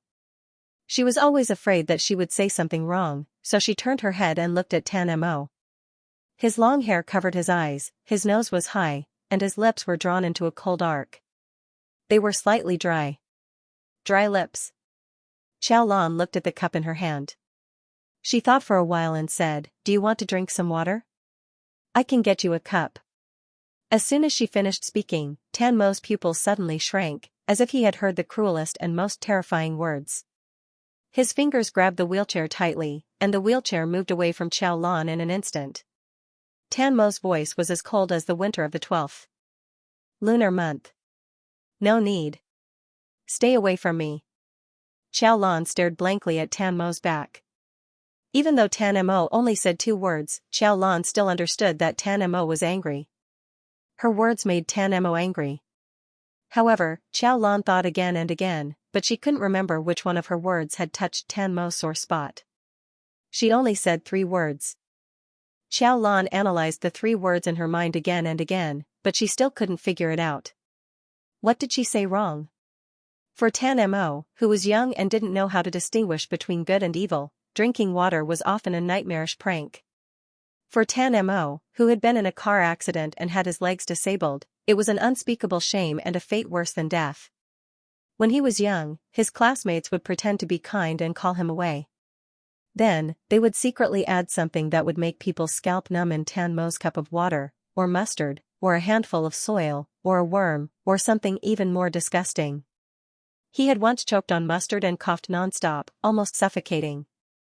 Since then, he never brought a cup to school, nor did he drink a mouthful of water or eat anything in school. Later, his legs were disabled, and he could no longer stand up, so he would never drink a mouthful of water again. Because he had to go to the bathroom after drinking water. Going to the bathroom, such an ordinary action for anyone, was the most embarrassing torture for Tan Mo. So, that girl, why did she take the initiative to talk to him? Why did she take the initiative to help him get water? He didn't have time to think so much. For a moment, his mind was roaring, and he could only think of the exaggerated and unscrupulous laughter of his former classmates. Tan Mo, let's go to the bathroom together. Tan Mo, how do you disabled people go to the bathroom? Do you need help? How can I help? Tan Mo, do you drink water? It's good for your intestines. Finally, the voice of the girl gradually overlapped. Tan Mo, do you want to drink water? I can help you get a cup. Tan Mo had never expected anything, but this girl who had said good afternoon to her just a moment ago, said something similar to what she had said in the past in the next moment. He was not disappointed. Perhaps it was because he was isolated by his illness and had a different emotional system from others, so he could not distinguish such a high-level emotion as disappointment. At this moment, the overwhelming emotions were no different from the humiliation and anger he had felt in the past. She was no different from those people who had humiliated him before. No, there was still a difference. She would even pretend to be kind and approach him before. And she had approached him very patiently several times. He wouldn't expect any good mornings or good afternoons. He wanted to stay far away from this person. Xiaolan realized that ever since that day, Tan Mo's attitude towards her had become colder and colder. Of course, Tan Mo had always been cold to her, but Xiaolan could still find some differences in his expressionless face. In the past, when she said good morning to Tan Mo, although Tan Mo would not give her any response, he would stop his wheelchair and stare at her with the eyes that the other students described. Finally, he would lower his head again and silently walk past her. However, now that Xiaolan had taken the initiative to greet him, Tan Mo wouldn't even stop his wheelchair. It was as if Tan Mo had blocked out the sounds of Xiaolan. He couldn't hear the sounds of Xiaolan. The traces of rejection were too obvious. Even the other students in the class could see it. F***ck, Xiaolan is too funny. She actually took the initiative to greet Tan Mo, but he completely ignored her. No one wants to talk to her, so she can only talk to an idiot. Everyone laughed and turned their heads to look at Tan Mo's seat in the last row. Tan Mo was looking down at something.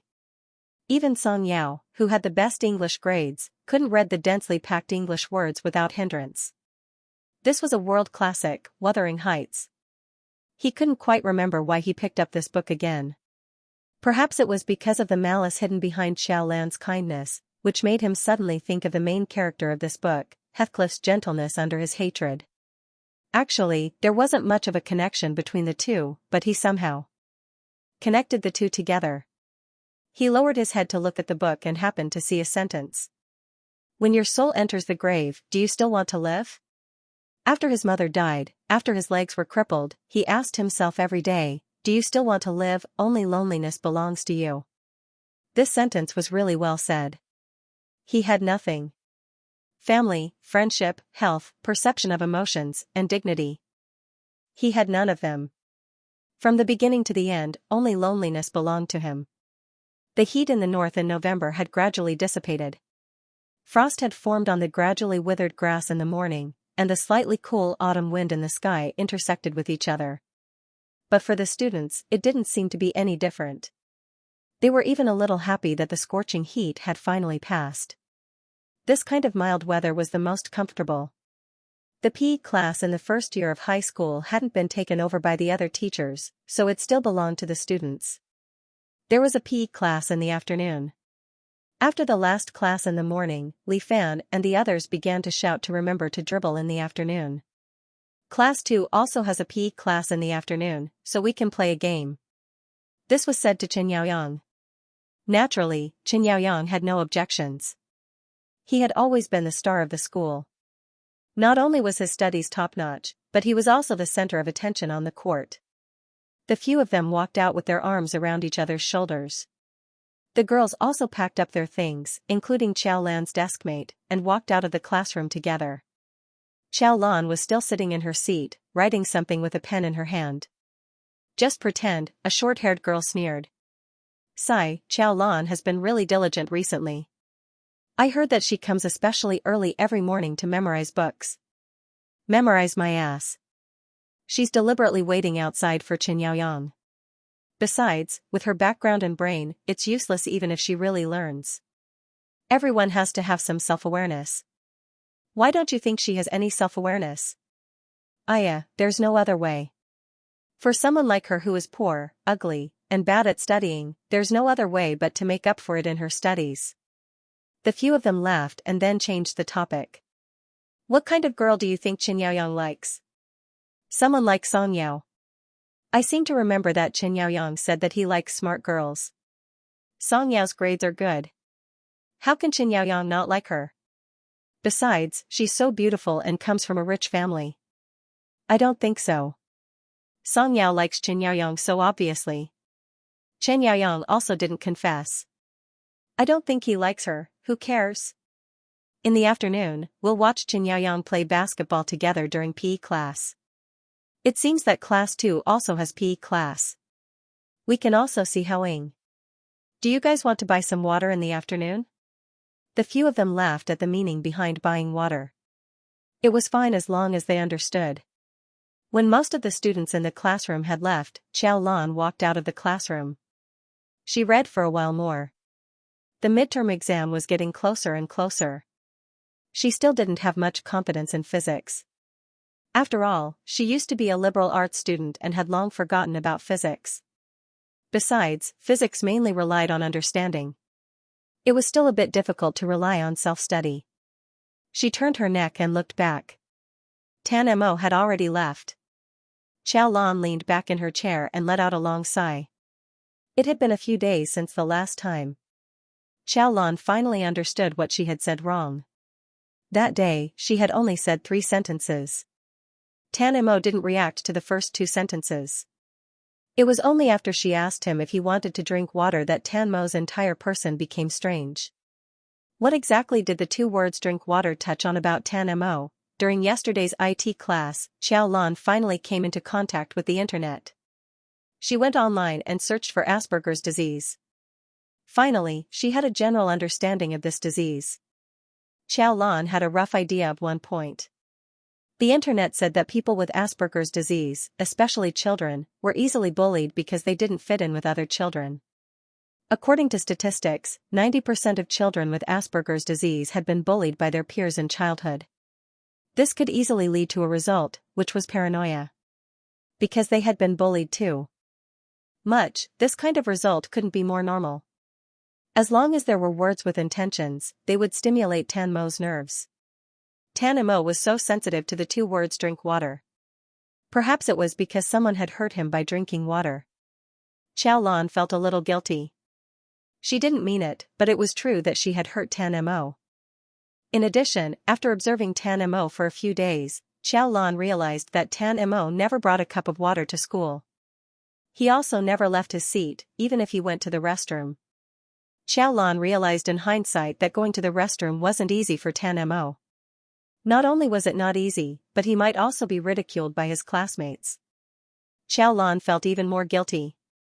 Walking on the campus road, Xiao Lan thought to herself that if she wanted to really get in touch with Tan Mo, and if she didn't want Tan Mo to reject her so much, she had to be more careful. When she passed by the campus supermarket, Xiao Lan turned into it.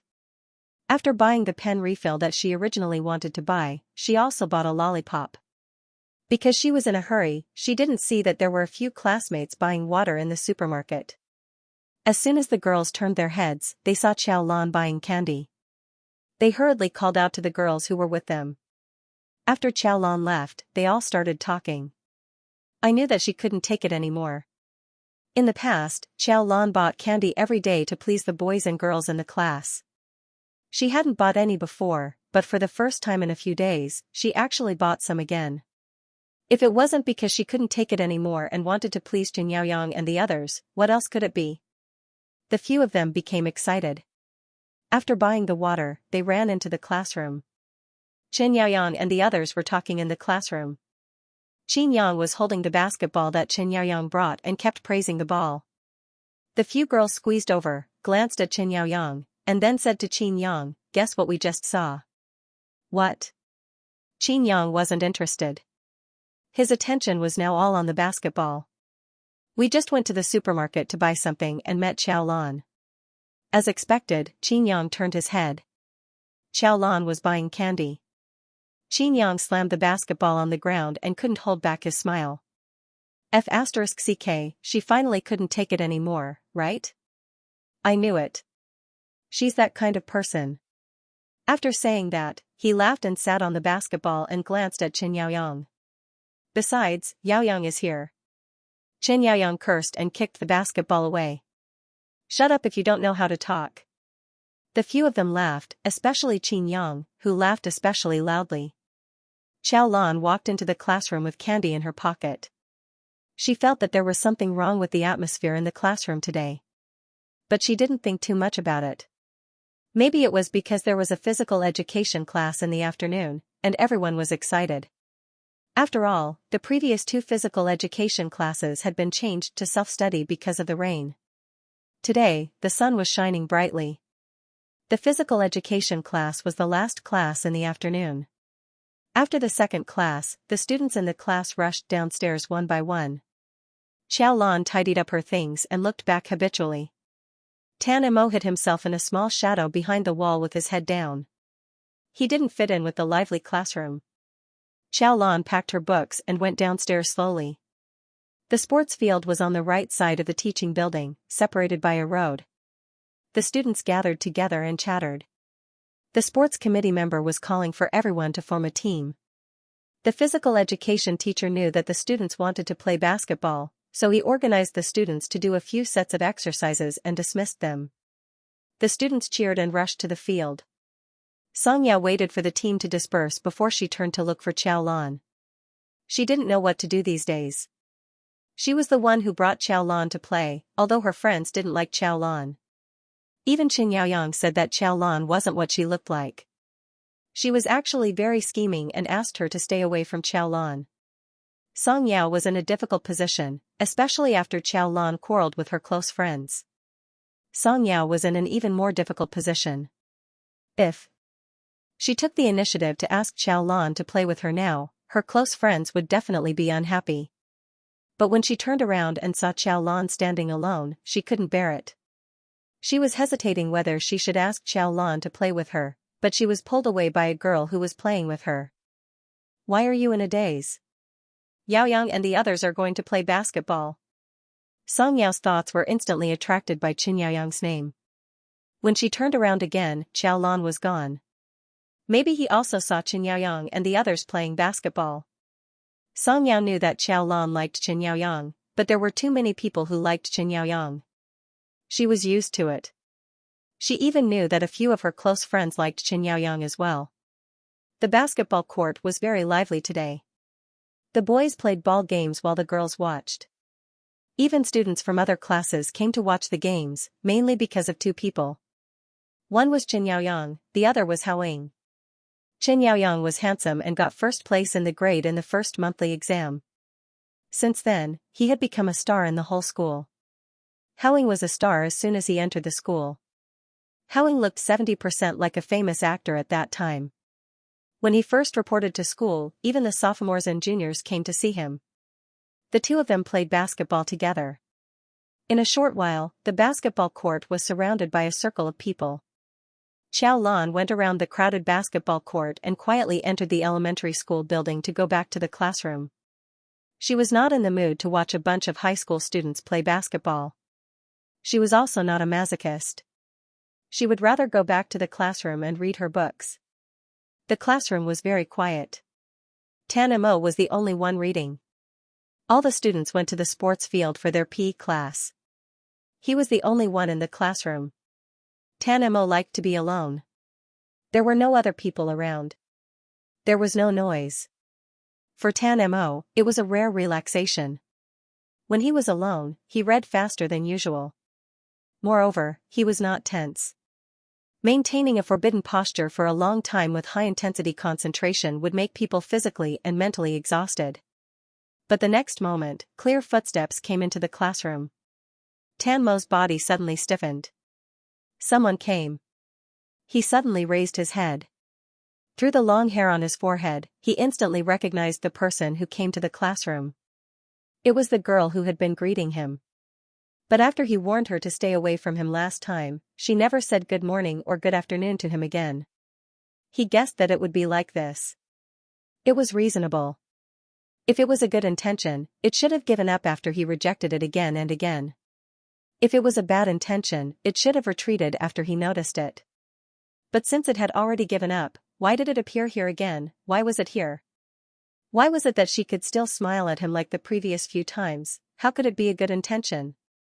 Even his biological father chose to wash his hands of him after he rejected him a few times, let alone a stranger like this. Then, was it a bad intention? It was because she had said those humiliating words to him a few days ago. It was because she had not achieved her goal yet. That was why she was so persistent again and again. What was she trying to do? What did she want? He lowered his head, guessing what she would do. But he was powerless. Even if she wanted to do something, there was nothing he could do. He did not have the ability to resist. He did not even have the ability to stand up. All the sounds around him were clearer than usual. He could hear the girl's footsteps getting closer and closer, as well as the sound of chairs being pulled out, and finally, the sound of books being gently opened. His surroundings returned to silence. Tan Mo suddenly raised his head. The girl who had just entered the classroom was sitting in her seat. Her head was lowered, and she was writing something with a pen in her hand. She did not approach him. She returned to her seat. She did not do anything. She did not show any malicious intent. Tan Mo unconsciously tightened his grip on the pen in his hand. His gaze fell directly on the girl sitting in front of him, as if he was trying to find something from her. The pen tip touched the paper, leaving a soft rustling sound. It was quiet and peaceful. Tan Mo was still staring at her. If Xiaolan turned around, she would see that almost suffocating gaze. In fact, when she had just entered the classroom, she had wanted to go closer to Tan Mo to say hello, but she had realized that Tan Mo was very nervous. Recalling the content of the materials from before, Xiaolan gave up on approaching Tan Mo. In the end, she only smiled at Tan Mo and returned to her seat. Xiaolan was very serious with her questions. Tan Mo stared at Xiaolan even more seriously. Xiaolan's back was facing him, so she could not see his unscrupulous and probing gaze. Time passed by, and the sun began to move to the west. The sunlight shone into the classroom from the side, illuminating Tan Mo's shadow, which was originally blocked by the wall, bit by bit. Tan Mo's desk was gradually covered by sunlight. It shone on the open books, and it slightly hurt Tan Mo's eyes. He was not very used to bright lights. If it were brighter, his eyes would have been a little blurry. He turned his gaze back to Xiaolan, but when he looked again, he could not see Xiaolan's body clearly. It was as if a layer of darkness had covered his eyes. His eyes hurt even more. He closed his eyes, and when he opened them, he reached out to pull the curtain not far away. However, it was a little far. He moved the wheelchair forward, but he could not exert any strength. Xiaolan was doing her questions when she heard some movement. When she turned around, she saw Tan Mo's pale hand grabbing the curtain. However, because it was a little far away, the curtain could only make a slight sound. Xiaolan then noticed that half of Tan Mo's body was exposed to the sunlight. He was afraid of light. Xiaolan discovered another secret. After hesitating for a moment, Xiaolan gently pushed the chair over and stood up. Tan Mo's sensitive hearing instantly heard the sound. His hand that was grabbing the curtain suddenly trembled and froze.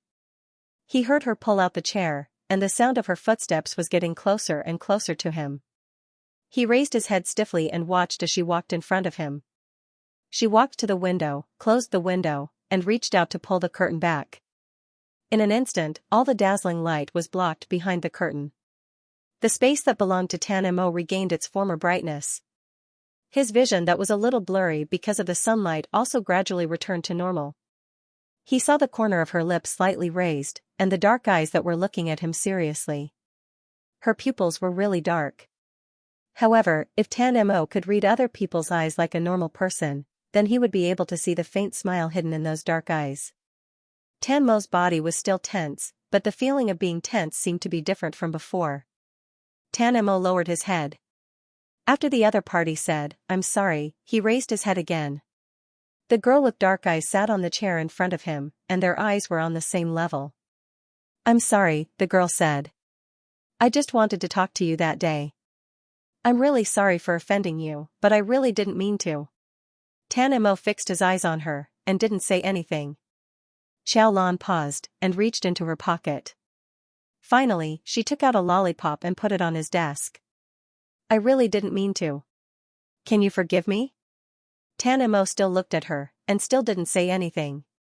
Although she knew that it would be difficult to get close to Tan Mo, Xiaolan was still a little disappointed. Tan Mo was still very resistant to her. She sighed silently, and looked back at the time. There were still 5 minutes before class ended.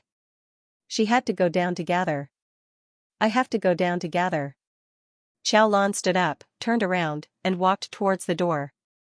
After taking 2 steps, she turned around and said, "Tan Mo, goodbye." Tan Mo hid in the shadow behind the wall, and didn't move at all. It wasn't until Xiaolan's figure disappeared and the sound of her footsteps faded away that his gaze fell on the candy on the table. He never ate candy. After a long silence, he picked up the candy, turned his wheelchair, and slowly moved to Xiaolan's seat. He slowly put the candy on Xiaolan's desk. On the table was Xiaolan's physics paper that she hadn't finished just now. She had already finished more than half of it, and there were still a few questions that she hadn't finished yet. It was something that she didn't know how to do, so she purposely left it empty. Tan Mo stared at this question for less than 20 seconds, and then he turned around expressionlessly. He could figure out the answer to this question in his mind in just 20 seconds. He already knew all this knowledge when he was 12 years old, but she couldn't do it. So stupid. So stupid that it was beyond imagination. Would such a stupid person really think of ways to lie to him again and again just to humiliate him? Tan Mo's hand that was holding the wheelchair froze. After a long silence, Tan Mo turned his wheelchair back to Xiaolan's seat. He opened Xiaolan's book, memorized the name on the book, and finally took the candy that he had just returned. As the elevator went up 1 floor at a time, Uncle Chen looked at Tan Mo's reflection in the elevator mirror. The young man was still expressionless, but Uncle Chen, who had served him for almost a year, still felt that Tan Mo seemed to be in a good mood today. Tan Mo's life was like a fixed time machine that fulfilled its responsibilities. Every day, he went to school at the same time, ate at the same time, and rested at the same time. Uncle Chen and Aunt Chen strictly followed the time on the clock and took care of this quiet young man. As usual, they pushed Tan Mo back home. At 7 o'clock sharp, Aunt Chen would serve the food on time. Tan Mo would take the initiative to come out of the room to eat, and Aunt Chen would go to Tan Mo's room when Tan Mo was eating to tidy up the clothes he had changed out of and so on. As usual, when they walked into Tan Mo's room, Aunt Chen saw that the bookcase, table, and even the bedside table were all books that even Aunt Chen didn't recognize. Aunt Chen sighed again and didn't touch Tan Mo's books. She just put the clothes that Tan Mo had changed out of into the laundry basket and prepared to wash them. As usual, she checked the pockets of Tan Mo's clothes. Generally speaking, his pockets were always clean, but today, Aunt Chen found something that didn't fit in with Tan Mo's clothes. It was a piece of candy. Aunt Chen held the candy and was stunned for a long time. She subconsciously glanced at the door and sighed softly. Then, she carefully put the candy on Tan Mo's table and closed the door. At 7:20, Tan Mo finished his meal and went back to his room. After he went back, Aunt Chen hurriedly pulled Uncle Chen aside and told him that there was a piece of candy in Tan Mo's clothes. Only those who were around Tan Mo and knew Tan Mo well enough could understand the meaning of this candy. This candy couldn't have been bought by Tan Mo himself. Since he didn't buy it, it must have been given to him by someone. Being able to accept the kindness of others, this kind of progress was enough to make the old couple cry with excitement. No wonder they felt that Tan Mo was in a good mood today. It wasn't an illusion. At around 9 o'clock in the evening, Uncle Chen's phone vibrated. He hurriedly picked up the phone and closed the door. After hanging up the phone, he hesitated for a moment and then gently knocked on Tan Mo's door. "Come in." Tan Mo's voice was cold and short. Chen was used to it. He opened the door and entered the room. He saw Tan Mo was holding a handmade knife in his hand and quickly dismantling a mechanical watch. Uncle Chen looked at the small parts on the table, then shifted his gaze to the candy placed at the front of the table. He felt that if he discussed this matter with Tan Mo today, it might be different. Maybe Tan Mo would agree. "Mr. Tan Mo just called." Uncle Chen looked at Tan Mo and said carefully. Tan Mo was still fiddling with the mechanical watch.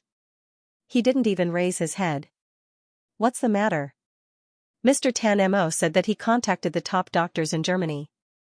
They'll arrive at the end of this week. Before he could finish speaking, he was interrupted by Tan Mo. "I'm not going." Uncle Chen was stunned. He looked at the young man's cold face and didn't give up. He wanted to persuade him again, but no matter what he said, Tan Mo only said 2 words. "I'm not going."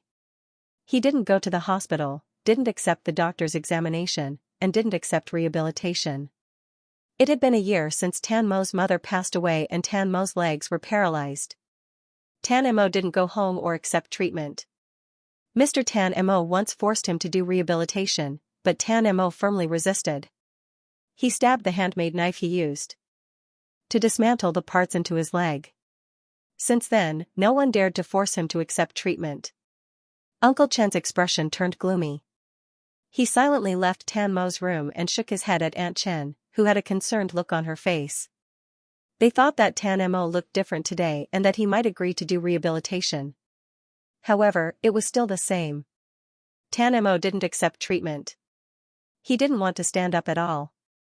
In other words, he didn't want to live at all. On the other hand, Xiao Lan was in a good mood the whole night. Tan Mo's rejection disappointed her. However, when she returned to the classroom after the assembly, she found that the candy wasn't on Tan Mo's table. Her mood instantly improved. Tan Mo took the candy away. She was in a good mood when she returned home. Ever since old lady Zhou let Xiao Lan cook for herself and lost a piece of beef, she didn't dare to let Xiao Lan cook for herself anymore. However, when she didn't let Xiao Lan cook for herself, a new problem arose. Old lady Zhou originally had a good plan. She only cooked a few dishes, as long as it was enough to feed Xiao Yuan. She didn't believe that Xiao Lan would dare to compete with Xiao Yuan for food. However, that day, her grandson didn't have enough to eat. Xiao Lan ate quickly. She ate without saying a word. Xiao Yuan ate while watching TV. When Xiao Lan finished eating and went to wash the dishes were all gone. Xiao Yuan was dumbfounded. Old lady Zhou was also dumbfounded. Old lady Zhou went to scold Xiao Lan for being heartless. She ate so much and now Xiao Yuan was hungry. Xiao Lan went in one ear and out the other. She treated it as old lady Zhou's fart.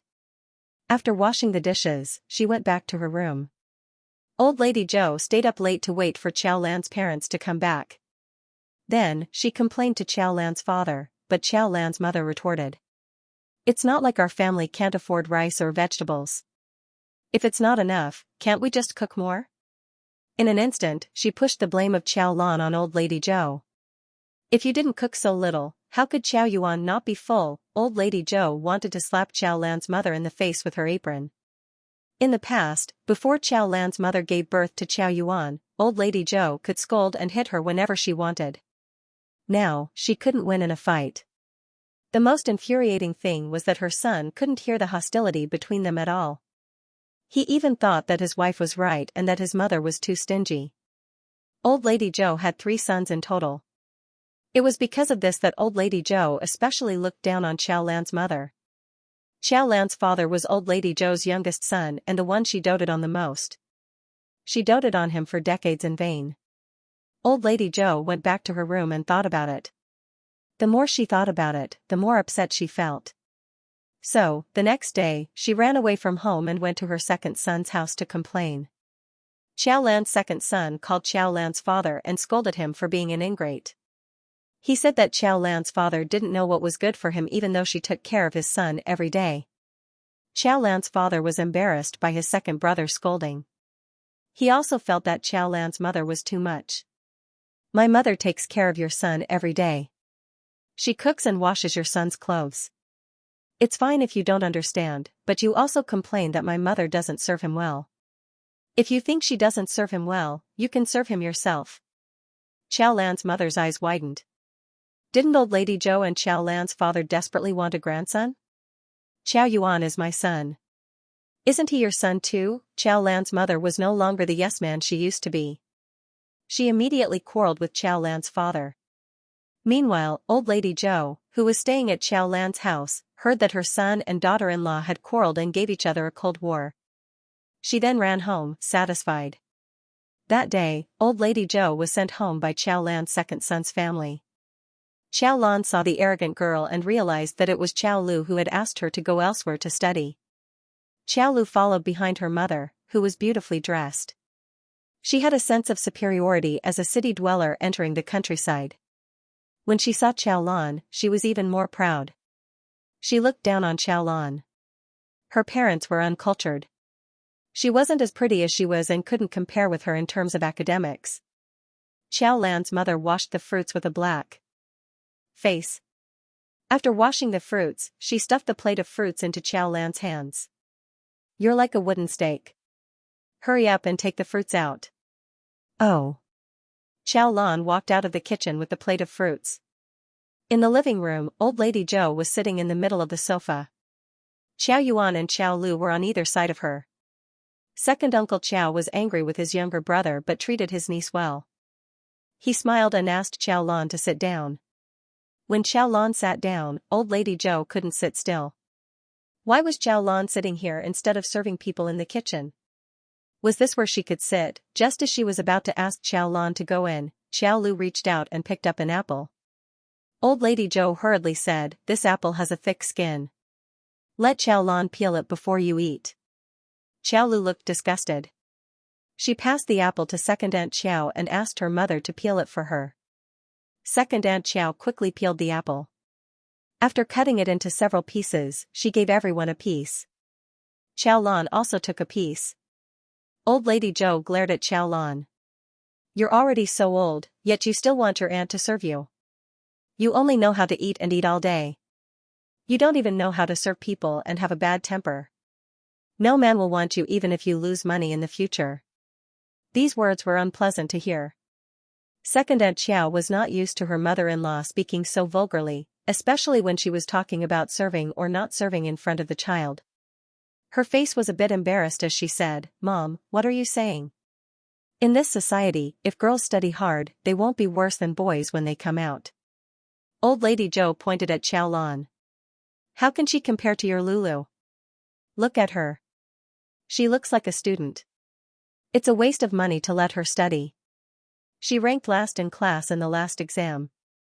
It's better for her to quit school and help her father. Mrs. Qiao was angry and aggrieved. She was about to step out of the kitchen, but when she heard old lady Zhou praising Xiao Lu, she retracted her foot. After waiting for Second Aunt Qiao's family to leave, Mrs. Qiao finally came out to clear the table. When she saw Xiao Lan, who was silent at the side, Mrs. Qiao was furious. She thought about it carefully. She and old lady Zhou had quarreled so much because Xiao Lan ate too much. If Xiao Lan's grades were not so bad, she would not be looked down upon by old lady Zhou, and she would not be so embarrassed in front of Second Aunt Qiao. She was in the same school and grade as Xiao Lu, but Xiao Lan was in the top 10 of the class. Xiao Lan was in the bottom 10 of the class. She remembered that old lady Zhou and Father Qiao had asked Xiao Lan not to go to school and help out at the store. At that time, she had stopped them. Now, she regretted it. After cursing for a long time, she ran into Xiao Lan's room. Xiao Lan was lying on the table reading. You only know how to read now? Why did you do it earlier? Who are you pretending for now? If you had started reading earlier, I don't believe that I can't outdo Chow Lu." Before she could finish, Old Lady Joe walked out from the side. "Women don't study, and they can't study well. Chow Lu is good at studying because she has a mother who can teach." Mrs. Chow's mind went blank and she almost fainted. Old Lady Joe had never said such things so bluntly. Old Lady Joe had always looked down on her. Other than the fact that she could not bear a son, there was another reason. Mrs. Chow was a working girl from the countryside. She was uneducated and her family was poor. She met Father Chow, who was also poor and uneducated. In the end, the two of them fell in love and got married. Old Lady Joe had always looked down on Mrs. Chow. However, Second Aunt Chow was different. Second Uncle Chow was also a hardworking person. He was the only one in the Chow family who got into a university. Second Aunt Chow's parents were from the city and her family was well off. Second Aunt Chow's job was better than Mrs. Chow's because she was a teacher. In Old Lady Joe's words, Second Aunt Chow was a cadre. Old Chow's words. She said that Mrs. Chow was different from Second Aunt Chow. To give Chow Lan and Chow to Chow was. Chow was too. To Chow Lan to her brain. Too. She was. That night, after Madame Chow and Madame Chow finished quarreling, Madame Chow continued to quarrel with Madame Chow. After Madame Chow won the quarrel and successfully drove a wedge between her son and daughter-in-law, she went to bed in a good mood. Chow Lan didn't notice that son Chow Yuan, who was usually very active, was too quiet today. Chow Lan stuffed 2 balls of paper into her ears, but they couldn't block out the sounds of quarreling outside. She fell asleep in a daze. When she woke up the next day, she didn't even think about staying in the house for a second longer and went to school. As usual, she took her books outside to memorize. However, she went to a place where she wouldn't bump into Chen Yaoyang and the others. The exams would start next Monday. Chow Lan went through the political history that she was familiar with. As for geography, she didn't memorize much. She had to understand it. She was good at literature in the past, so she didn't have to worry about these 3 subjects. She was mainly worried about physics. She could memorize chemistry, but not physics. Chow Lan had been spending 50% to 60% of her time on physics. She could do most of the questions now, but she still couldn't do some of the more difficult ones. She remembered that Chen Yaoyang was the best at science. He could get full marks in mathematics, chemistry, and physics. She had to work harder. After the morning self-study session, Chow Lan went to the water room to get some water. Her lips were dry, but she didn't have money to buy lipstick. The best way was to drink water and drink more water. There was no harm in drinking more water. She came out of the water room with a water bottle and saw a wheelchair rolling in front of her. Chow Lan quickened her steps and caught up with Tan Mo in a few steps. "Good morning," Chow Lan greeted Tan Mo with a smile. Tan Mo's hand paused. He turned to look at Chow Lan. His slightly lighter eyes stared at Chow Lan. Just when Chow Lan thought Tan Mo was silent as usual, Tan Mo's cold but clear voice fell into Chow Lan's ears. "Good morning." Chow Lan was so shocked that she almost threw the cup in her hand. Chow Lan froze on the spot for a moment. Then she caught up with Tan Mo and walked beside him. This was a good start. Chow Lan walked briskly beside Tan Mo. "Tan Mo, have you had breakfast?" Tan Mo had just responded to Chow Lan, but after hearing Chow Lan's first sentence, he didn't want to answer. It was already 8 o'clock. Of course, he had already eaten. Tan Mo felt that this question was unnecessary. What Chow Lan didn't know was that for people with Asperger's syndrome, they didn't understand jokes or formalities.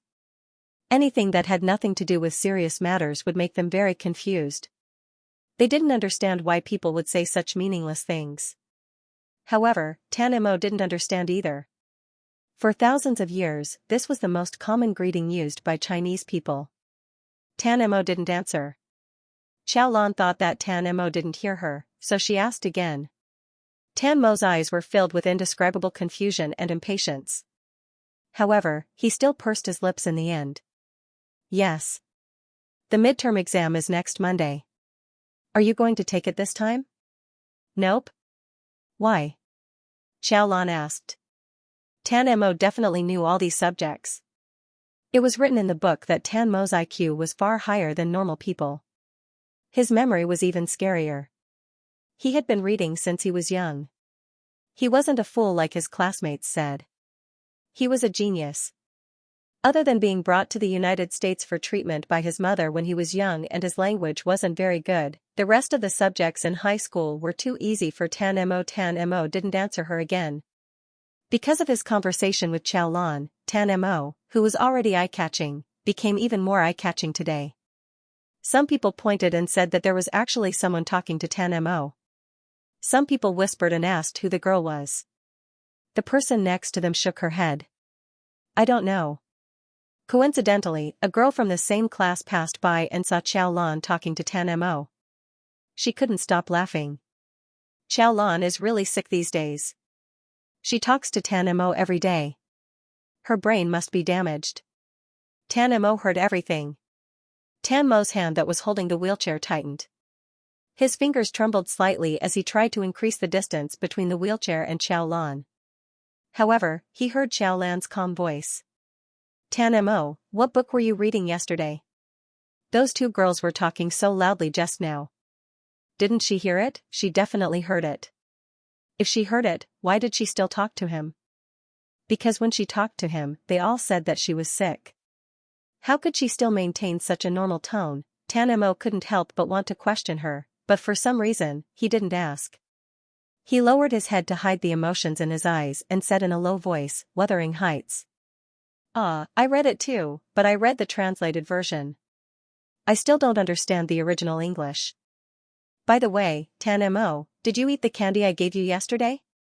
Tan Mo was about to say something when a black shadow rushed over.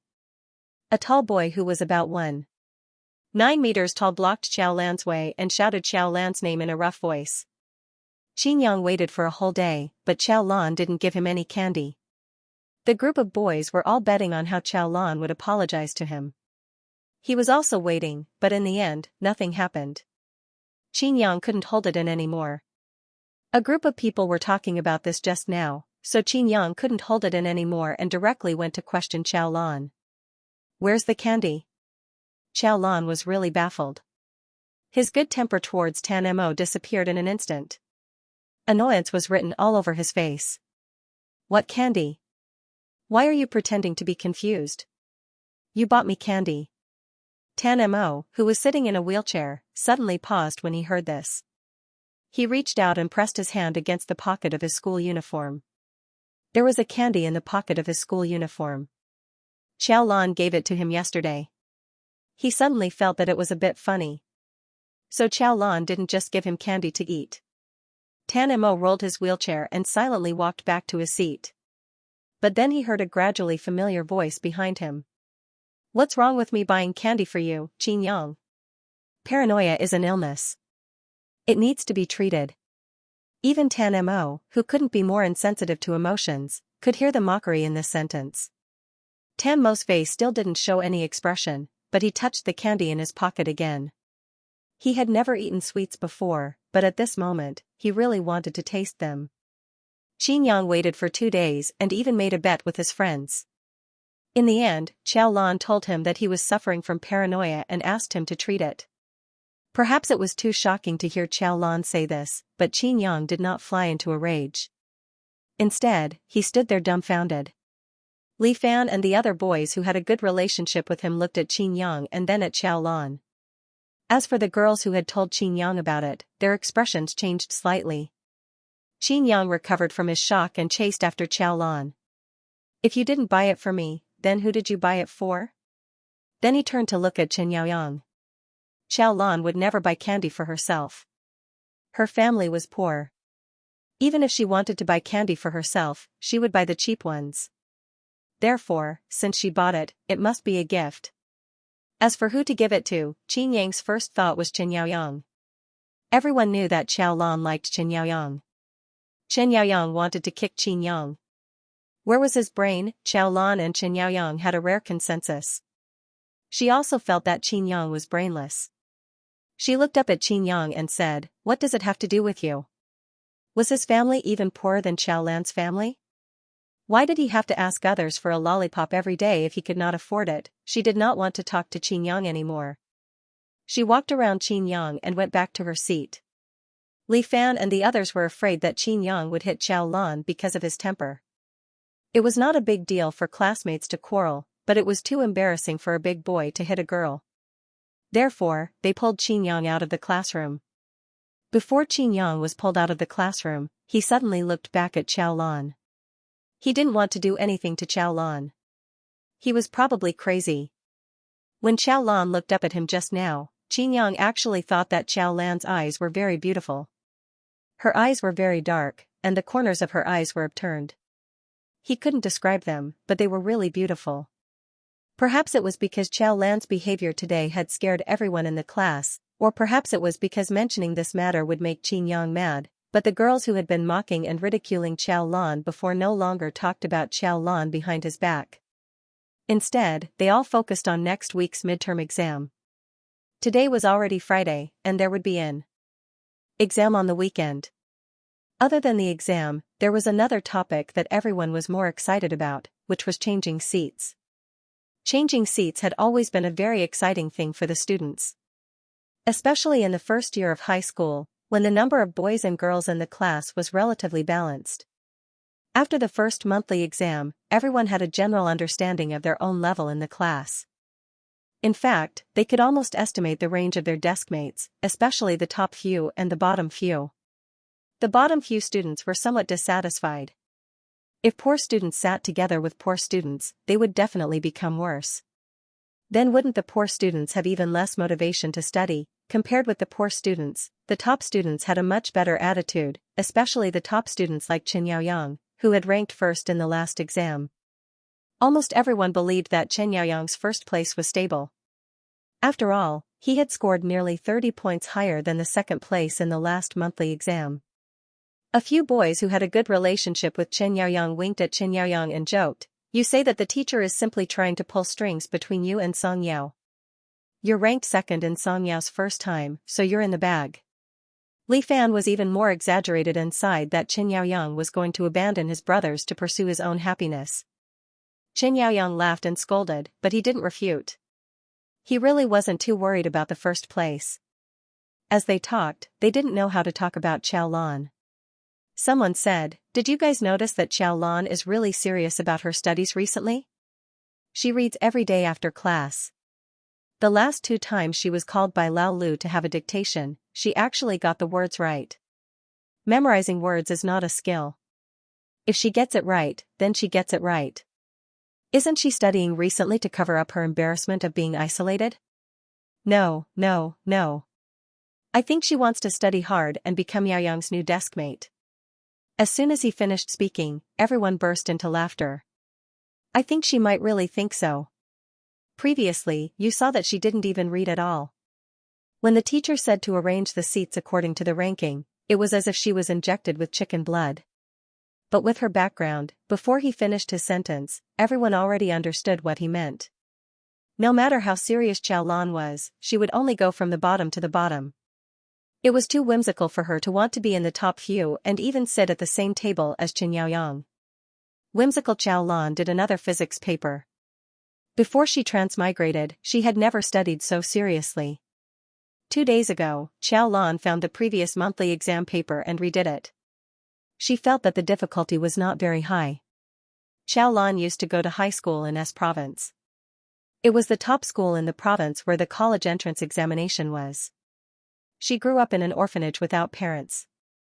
At that time, the director told them that a kind person was willing to sponsor the best student in the orphanage to go to high school. After 9 years of compulsory education, Xiao Lan, who originally didn't have any education to continue studying, studied even more crazily after she heard the news.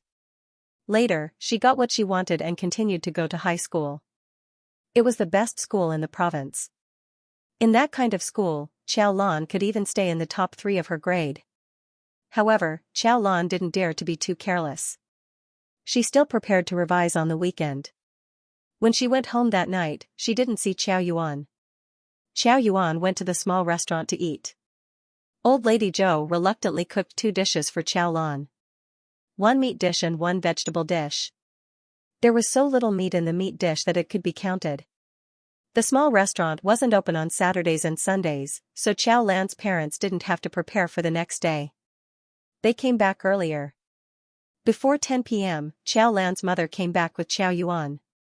Xiao Lan's father said that he went out to drink with a few friends. Last Friday, Xiao Lan's father also went out to drink. When he woke up the next day, he cursed at home for the whole day.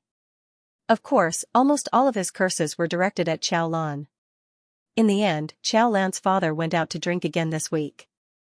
The next morning, Xiao Lan woke up early and left the house while Xiao Lan's father was still snoring.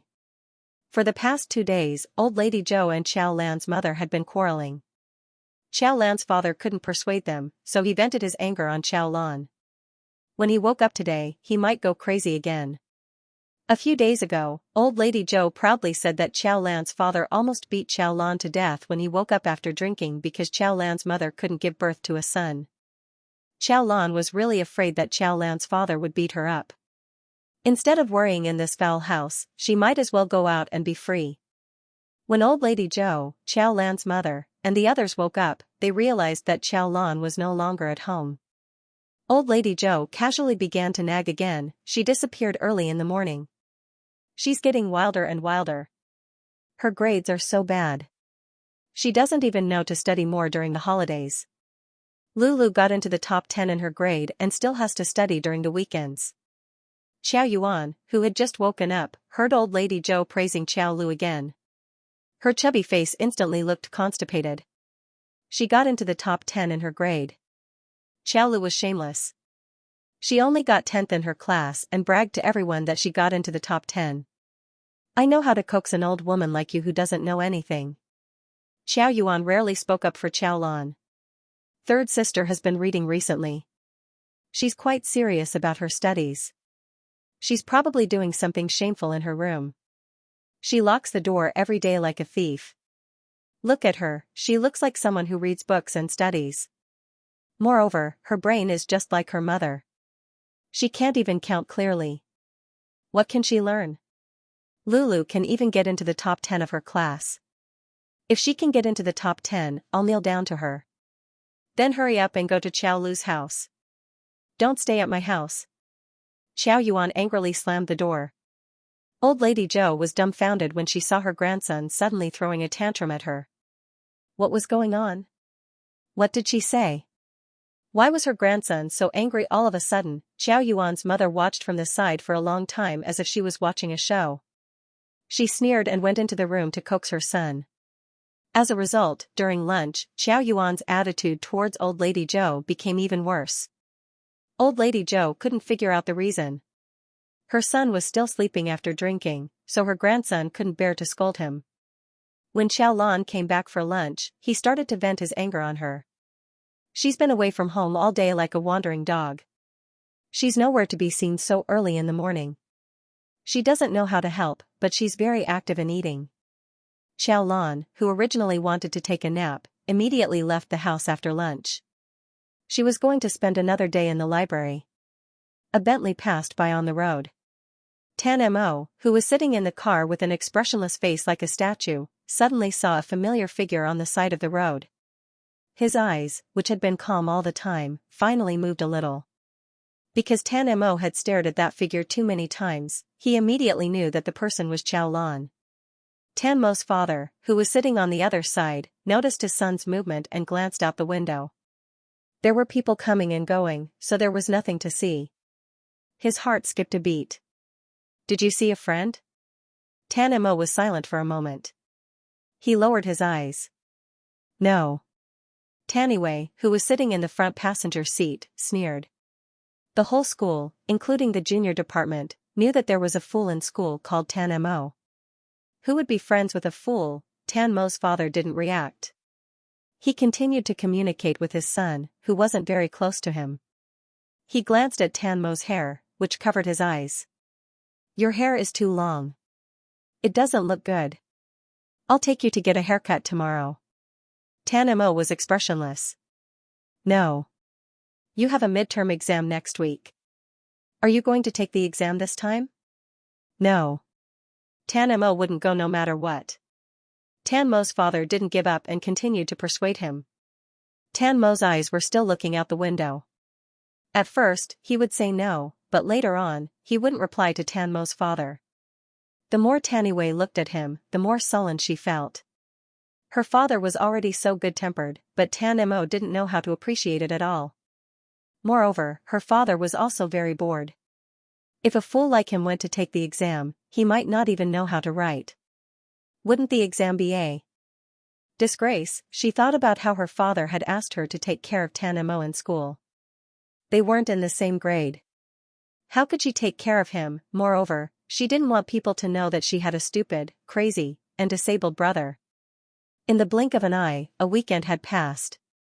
After Qiao Lan arrived at school, he glanced at Tan Mo. He didn't see Tan Mo's shadow. As expected, Tan Mo didn't come to take the exam. The students were already used to it. They simply packed their things and started to look for the exam room. In order to prevent plagiarism, the midterm exam was disrupted for the whole grade. At most, there would be 2 or 3 classmates in a classroom. Qiao Lan found his seat. He was in the first row of the second group, right under the eyes of the invigilator. Qiao Lan didn't want to read before the exam. He closed his eyes and recalled the key points. Suddenly, he heard a commotion in the class. When he opened his eyes, he saw a tall and thin boy walk in. As soon as he saw that face, Qiao Lan knew why the class was so restless. The boy who walked in was very handsome. He wasn't worse than Chen Yaoyang at all.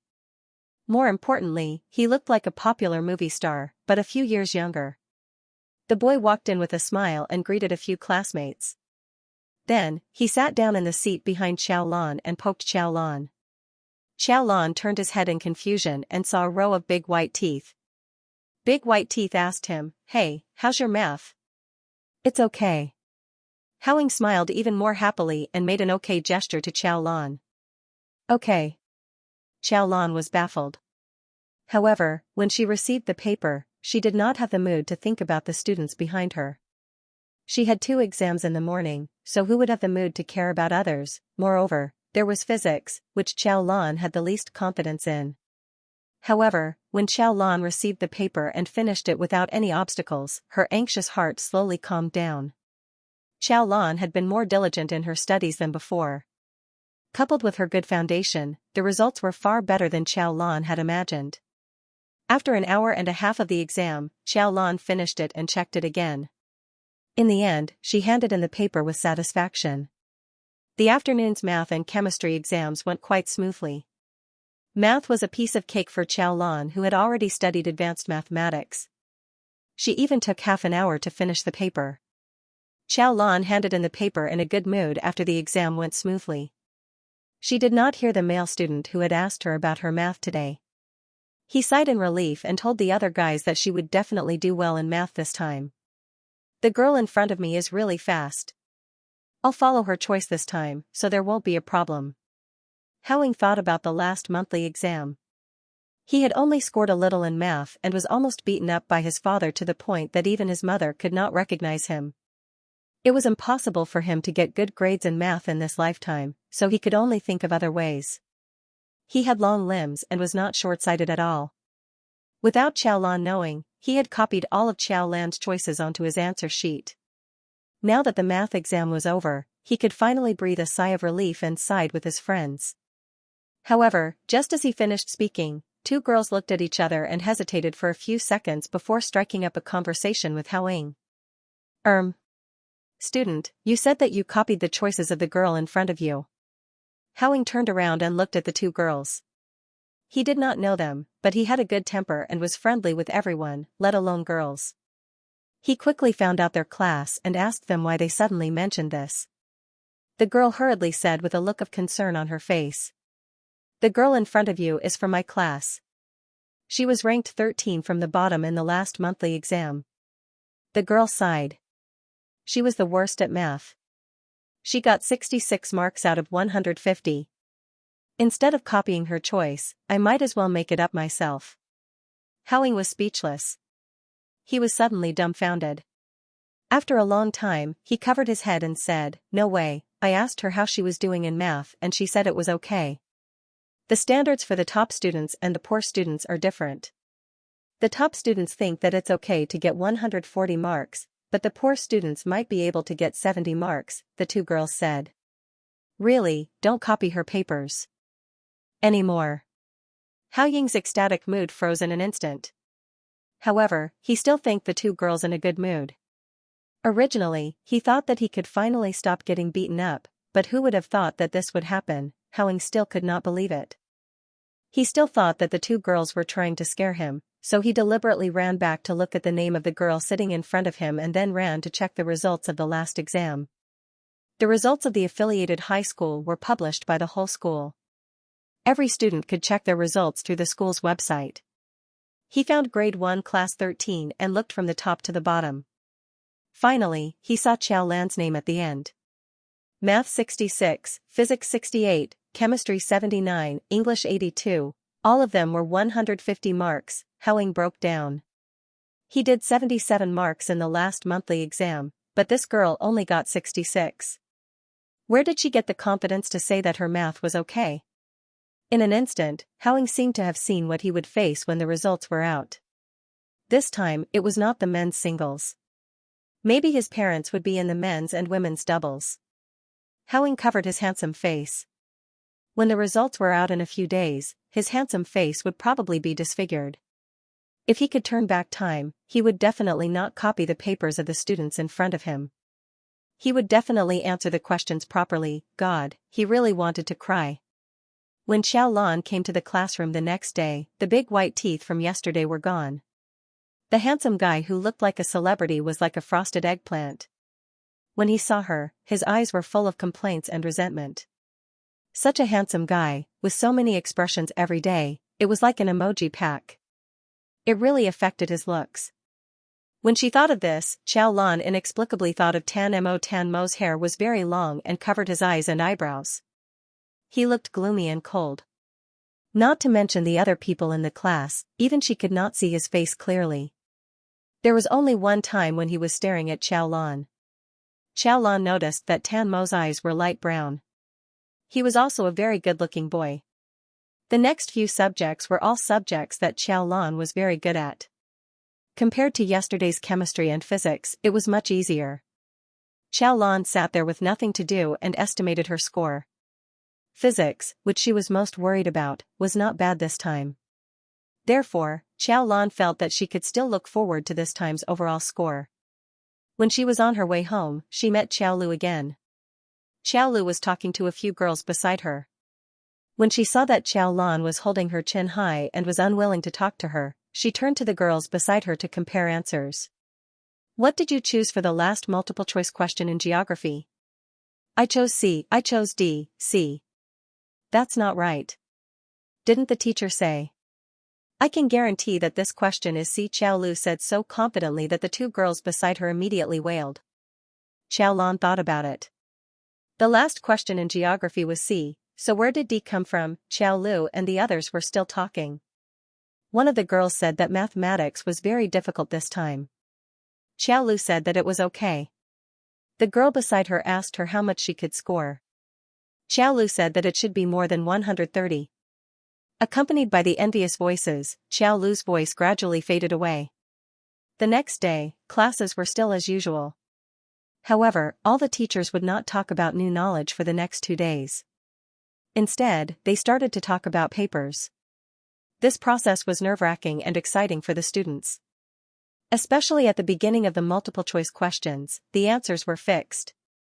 Every time a question was mentioned, the students in the class would either cheer or wail. Xiao Lan's deskmate cheered during English class, but when it came to mathematics class, she began to wail. After class, Song Yao and Qin Yaoyang were instantly surrounded by people. Song Yao, how's your mathematics paper this time? Yaoyang, let me have a look at your physics paper. Yaoyang, can you keep your first place? Qin Yaoyang leaned back in his chair and smiled. About there. Generally, the Chinese comprehensive literature papers would not have a big gap between their scores. For mathematics, English, physics, and chemistry, he dared to guarantee that as long as he did not know it, no one else would know it. He mainly relied on these papers to score. Last time, he relied on these papers to pull ahead of the second place in the grade by nearly 30 points. This mathematics paper was more difficult than the previous one. The gap between their scores would only be more serious. While the students were crazily estimating their scores, the teachers were constantly correcting the papers. The English teachers were the most relaxed as they had a machine to correct the answer sheets.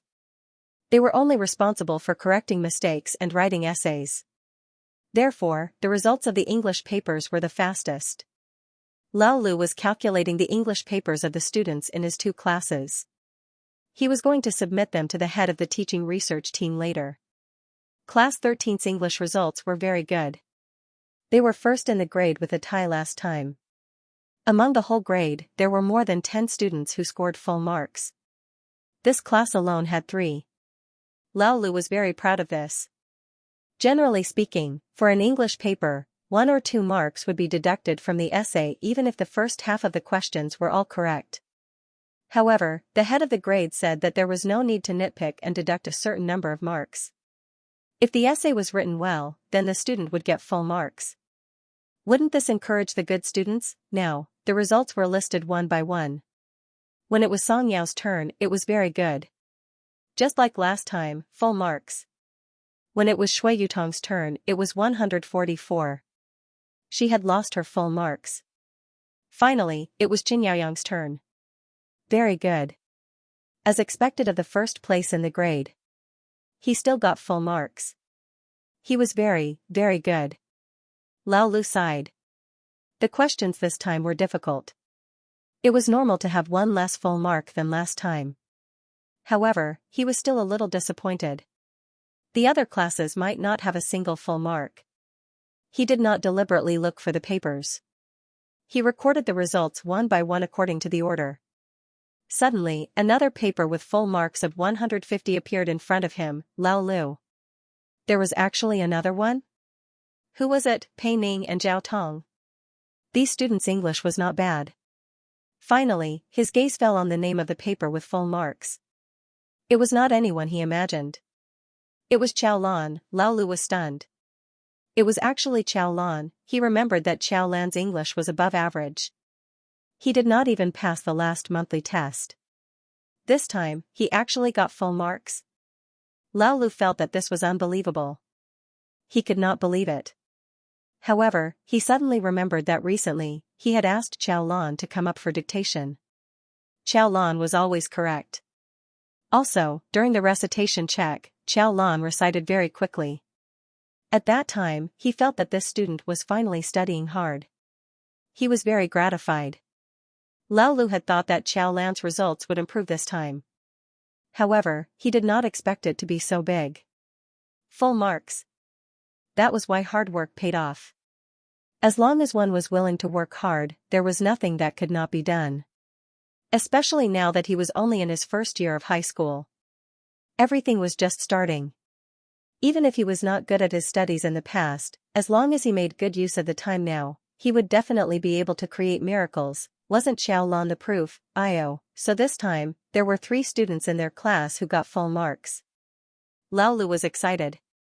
After the results were recorded, he called the class representative over and asked him to take the papers. The class was already bustling with noise as they waited. Qiao Lan's deskmate was very nervous. She estimated her score with the students sitting in front and behind her. Her English was not bad. Last time, she got more than 130. This time, the questions were slightly more difficult. She did not know if she could maintain her score of 130. Just as she was thinking about it, she heard the boys in the class shouting, "Song Yao, full marks again." Her deskmate was a little jealous. She heard that Song Yao had gone to America for a year. In that environment, Song Yao's English was definitely much better than theirs. In the last monthly exam, her English score was almost 20 points lower than Song Yao's. In the end, Song Yao got 150 again. In other subjects, she was not far behind Song Yao. So she might not be able to beat Song Yao this time.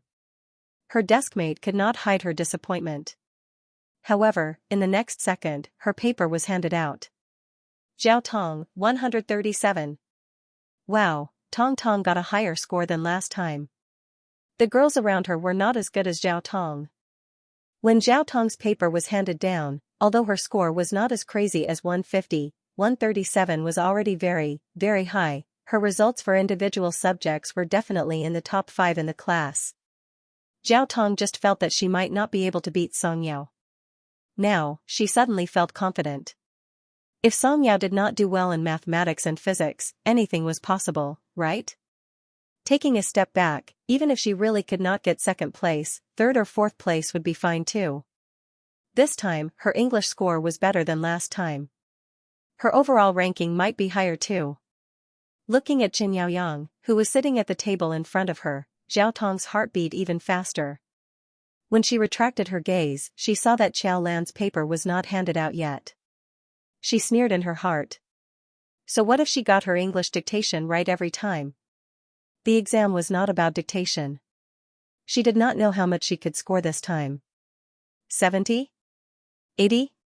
Maybe 90. 90 points was the limit. Zhao Tong kept her paper and looked at Qiao Lan complacently. Then, she looked at the class representative who was handing out the papers. Hurry up, there are still people waiting. What's the hurry? The class representative laughed and lowered her head to pick up the next paper. Suddenly, her smile froze on her face. After a long time, she cursed. F***CK. What's wrong? The students looked over one by one and asked curiously.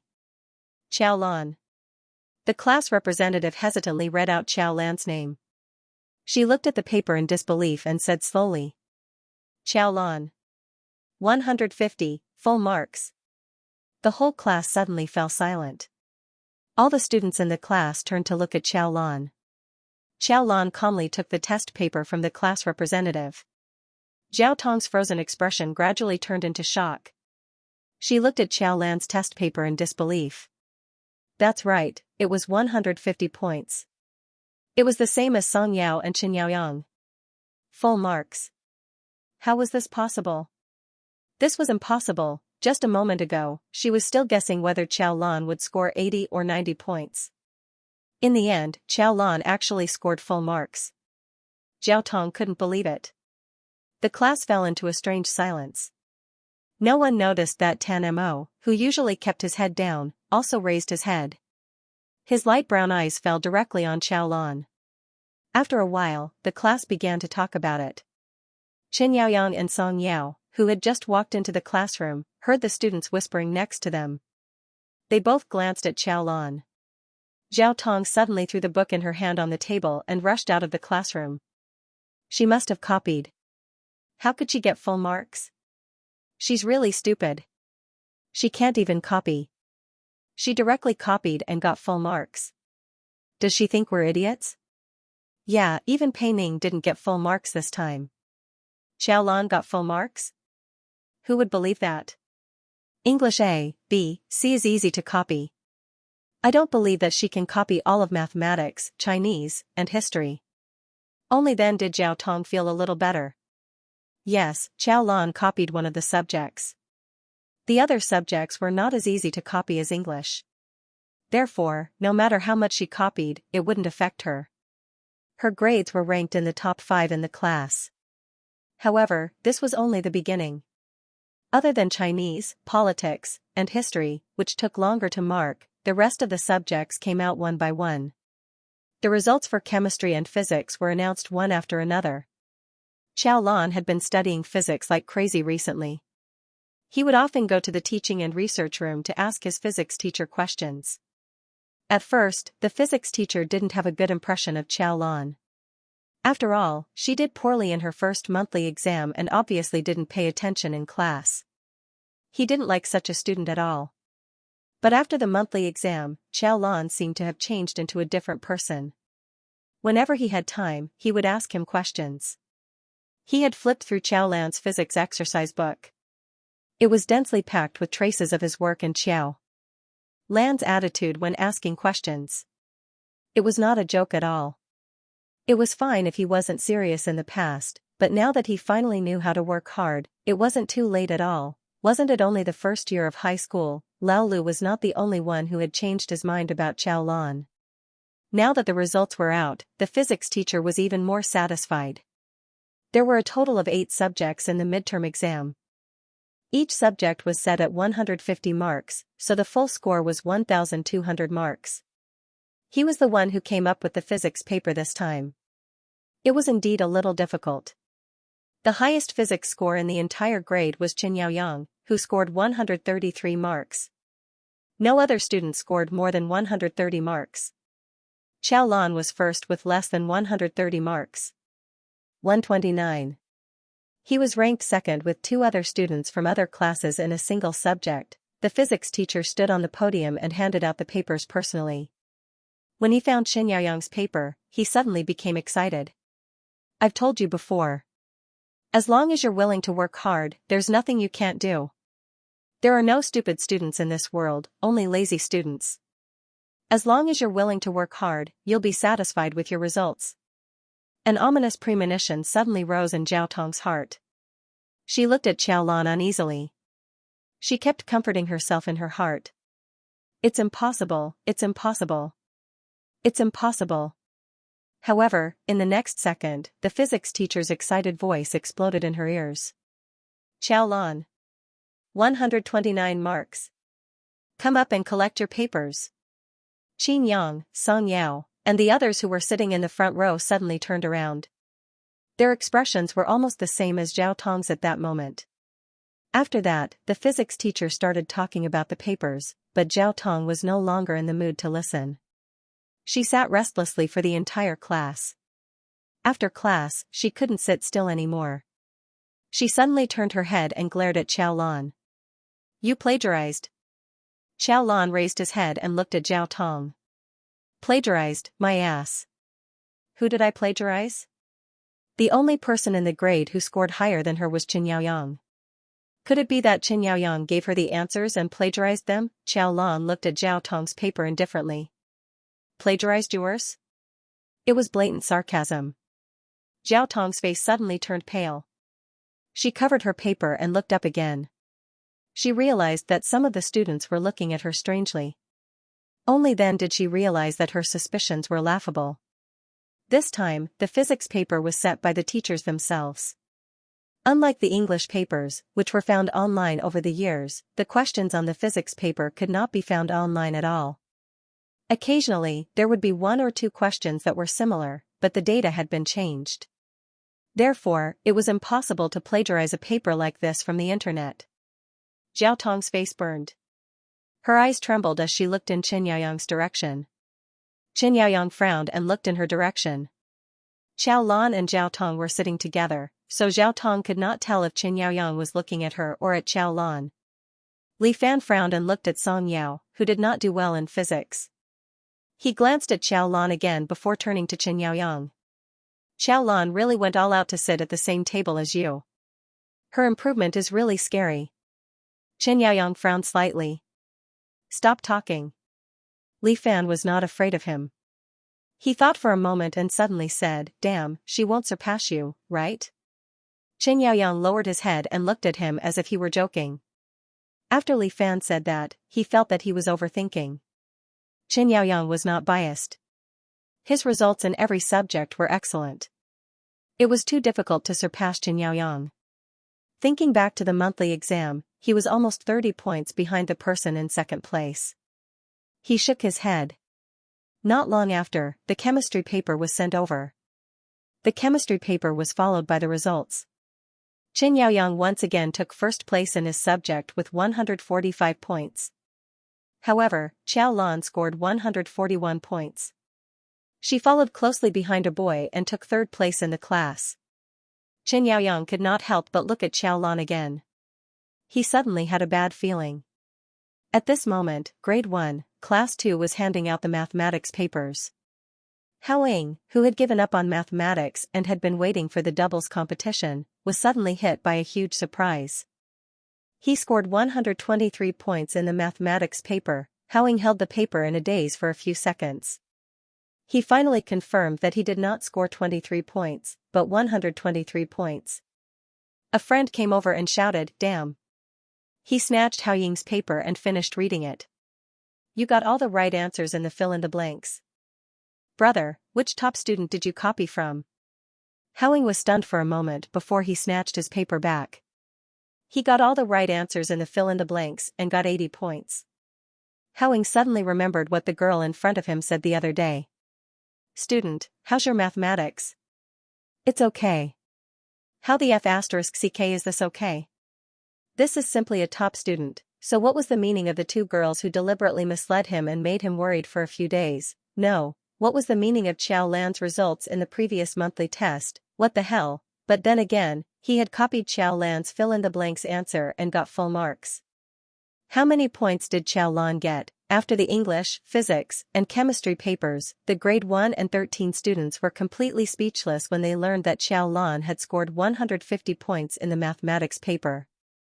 There were 3 students in the class who scored full marks in mathematics.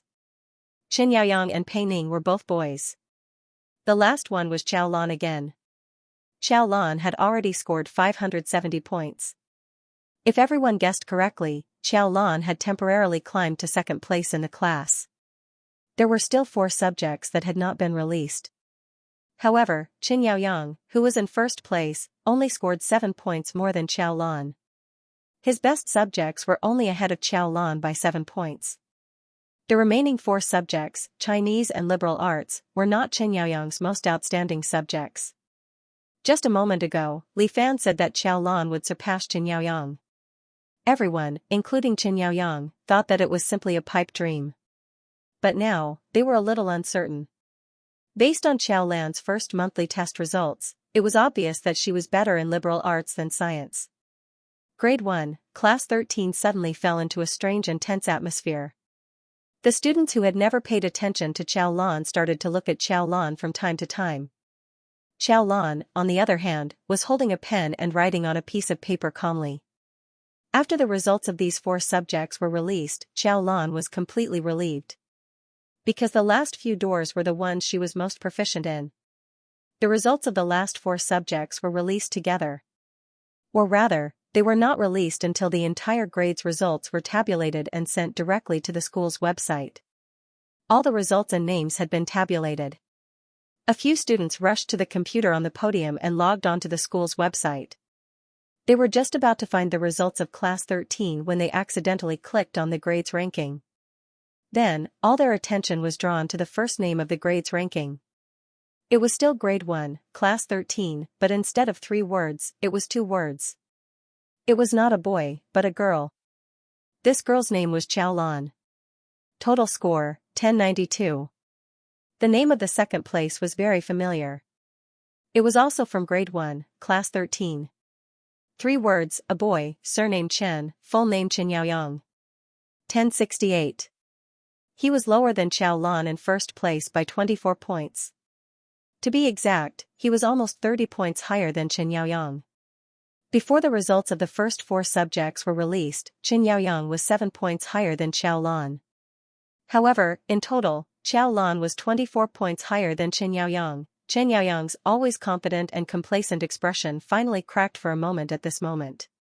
Qin Yaoyang's buddies next to him were all silent. Whoever opened their mouth at this moment would be asking for a scolding. Moreover, they did not know what to say at this moment.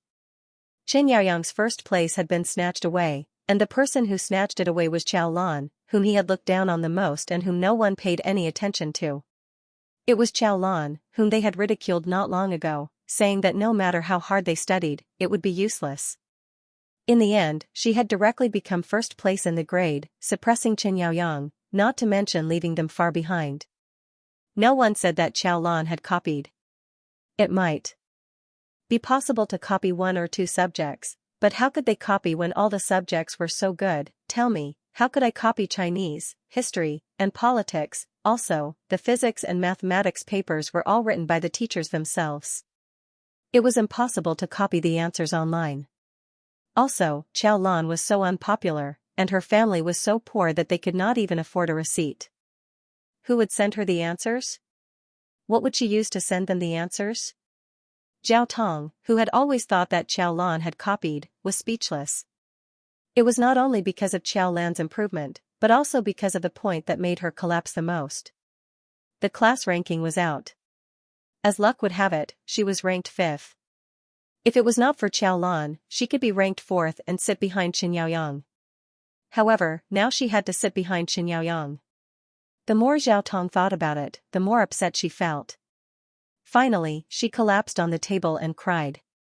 The moment the results were released, the entire grade 1 class realized that Chen Yaoyang had failed to maintain his first place. He had been pushed to second place by a girl named Xiaolan. Who was Xiaolan, no one knew. However, this did not affect the students from the other classes. There was actually someone who had suppressed Chen Yaoyang.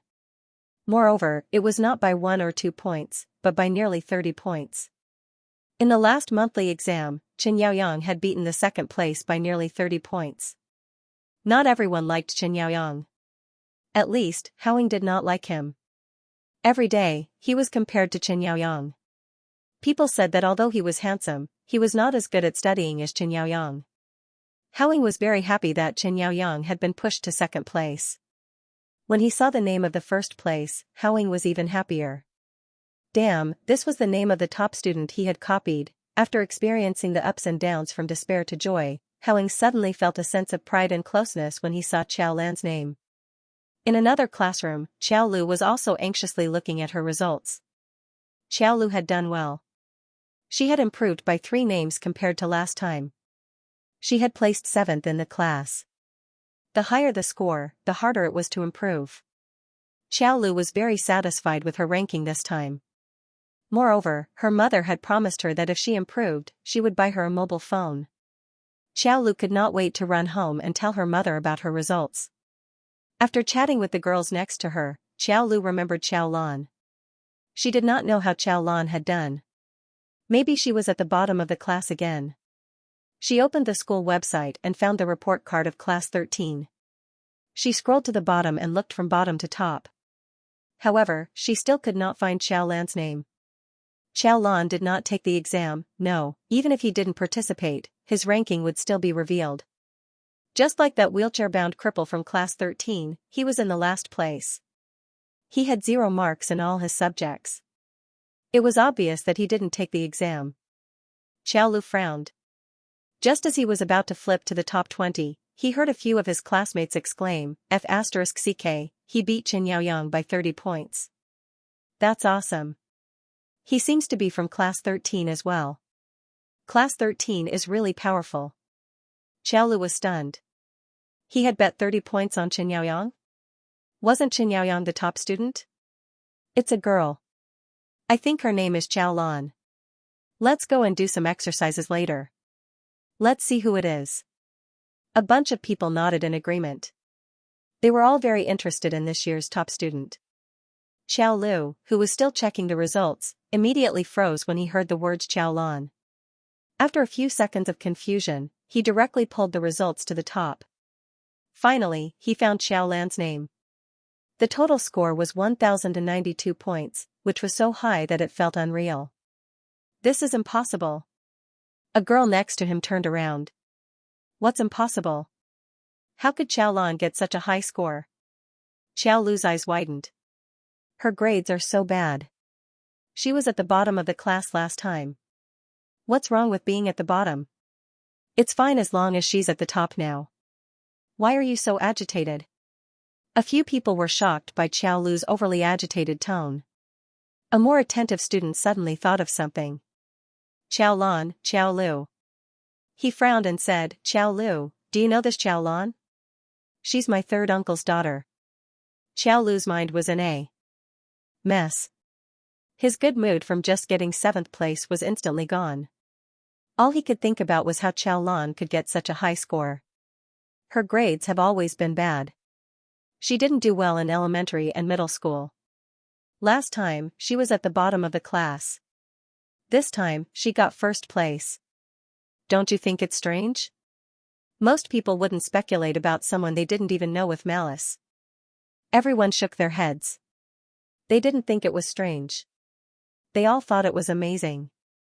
It's impossible for her to get such a high score. She must have copied. Finally, someone couldn't stand it anymore. The whole school messed up the exam. The teacher personally set the questions. When you enter the classroom, you even have to check the communication devices. If you have the ability, you can copy her. Moreover, she got first place by copying. Perhaps if she improved by more than 10 places, everyone would still doubt the authenticity of this result. However, because the improvement was too big and the score for every subject was too high, everyone felt that it was ridiculous to say that Xiao Lan plagiarized. The unfamiliar students really didn't think it was strange. They just felt that this girl was very amazing. However, Xiao Lu seemed to be a relative of Xiao Lan. Such a relative. Some of the students more or less had some different thoughts in their hearts. After the midterm exam, Xiao Lan became a popular person in the first year of high school. Some students from the nearby classes came over curiously to see who this amazing person who could get 30 points from Chen Yaoyang was. The buzzing outside the classroom was mixed with Chen Yaoyang and Xiao Lan's names. Chen Yaoyang, who had been unhappy since the results were announced, was even more silent at this moment. The students outside the classroom were quarreling, and the students in the classroom were also discussing. However, other than the results, the topic of discussion was also changing seats. The last class in the afternoon was the class meeting. The homeroom teacher would definitely change seats during the class meeting. The seats would be changed according to the results of the exam. Xiao Lan got first place, and Chen Yaoyang got second place. Therefore, his deskmate was Xiao Lan. Chen Yaoyang couldn't sit still anymore. If losing first place was embarrassing enough, it would be even more embarrassing if Xiao Lan got what he wanted and became his deskmate. He didn't want to sit with Xiao Lan. Whenever he thought of Xiao Lan's sticky eyes when she looked at him, Chen Yaoyang felt goosebumps all over his body. No matter who it was better than Xiao Lan. Chen Yaoyang put his phone in the hole under the table, stood up, and walked out of the classroom with his long legs. Li Fan, who was behind him, was stunned. Going to the toilet? Let's go together? I have something to do, Chen Yaoyang said. Don't follow me. Li Fan looked at Chen Yaoyang's back and guessed where Chen Yaoyang was going. Chen Yaoyang was probably going to look for the homeroom teacher. If Chen Yaoyang insisted on not being deskmates with Xiao Lan, the homeroom teacher couldn't force him. Li Fan suddenly felt pity for Xiao Lan. He finally had the chance to be deskmates with Chen Yaoyang, but Chen Yaoyang didn't give him the chance at all. He sighed and turned to look in the direction of Xiao Lan. Xiao Lan wasn't in his seat. He looked around the classroom but didn't see him. Maybe he went to the toilet. Li Fan didn't take it to heart. Chen Yaoyang went straight to the administration building to look for the homeroom teacher. The midterm results were out these 2 days, so there were a lot of students coming and going in the administration building. Many teachers left the door open for convenience. Chen Yaoyang had just walked to the homeroom teacher's office when he heard a voice he didn't expect. Why was Xiao Lan here? Why was she looking for the homeroom teacher? She guessed that he would talk to the homeroom teacher about changing seats, so she told him in advance. Chen Yaoyang frowned and wanted to enter the classroom. The homeroom teacher didn't hide his surprise. Did you just say that you want to be deskmates with Tan Mo? Chen Yaoyang suddenly looked up. Xiao Lan wants to be deskmates with Tan Mo? Chen Yaoyang felt that there was something wrong with his ears. Xiao Lan was very serious. She wanted to be deskmates with Tan Mo. Maybe she could use this opportunity to get closer to Tan Mo. On the other hand, it was better to be deskmates with Tan Mo than to be deskmates with this group of students who had been mocking her for almost a month. Teacher, Tan Mo isn't like what everyone says. I've talked to him before. He's just an introvert and doesn't talk much. I really want to be deskmates with Tan Mo. I'm not kidding, Xiao Lan said very sincerely. The homeroom teacher was a little hesitant. But I've said it after the last monthly exam. This time, we'll arrange the seats according to the name. According to the ranking, you should be deskmates with Chen Yaoyang. Xiao Lan tried hard to control the disdain on her face, but she still couldn't stop herself from rejecting her. Teacher, please don't let me be deskmates with Chen Yaoyang. Chen Yaoyang almost couldn't control himself and rushed into the office. Even the homeroom teacher realized how much Xiao Lan rejected her. Why?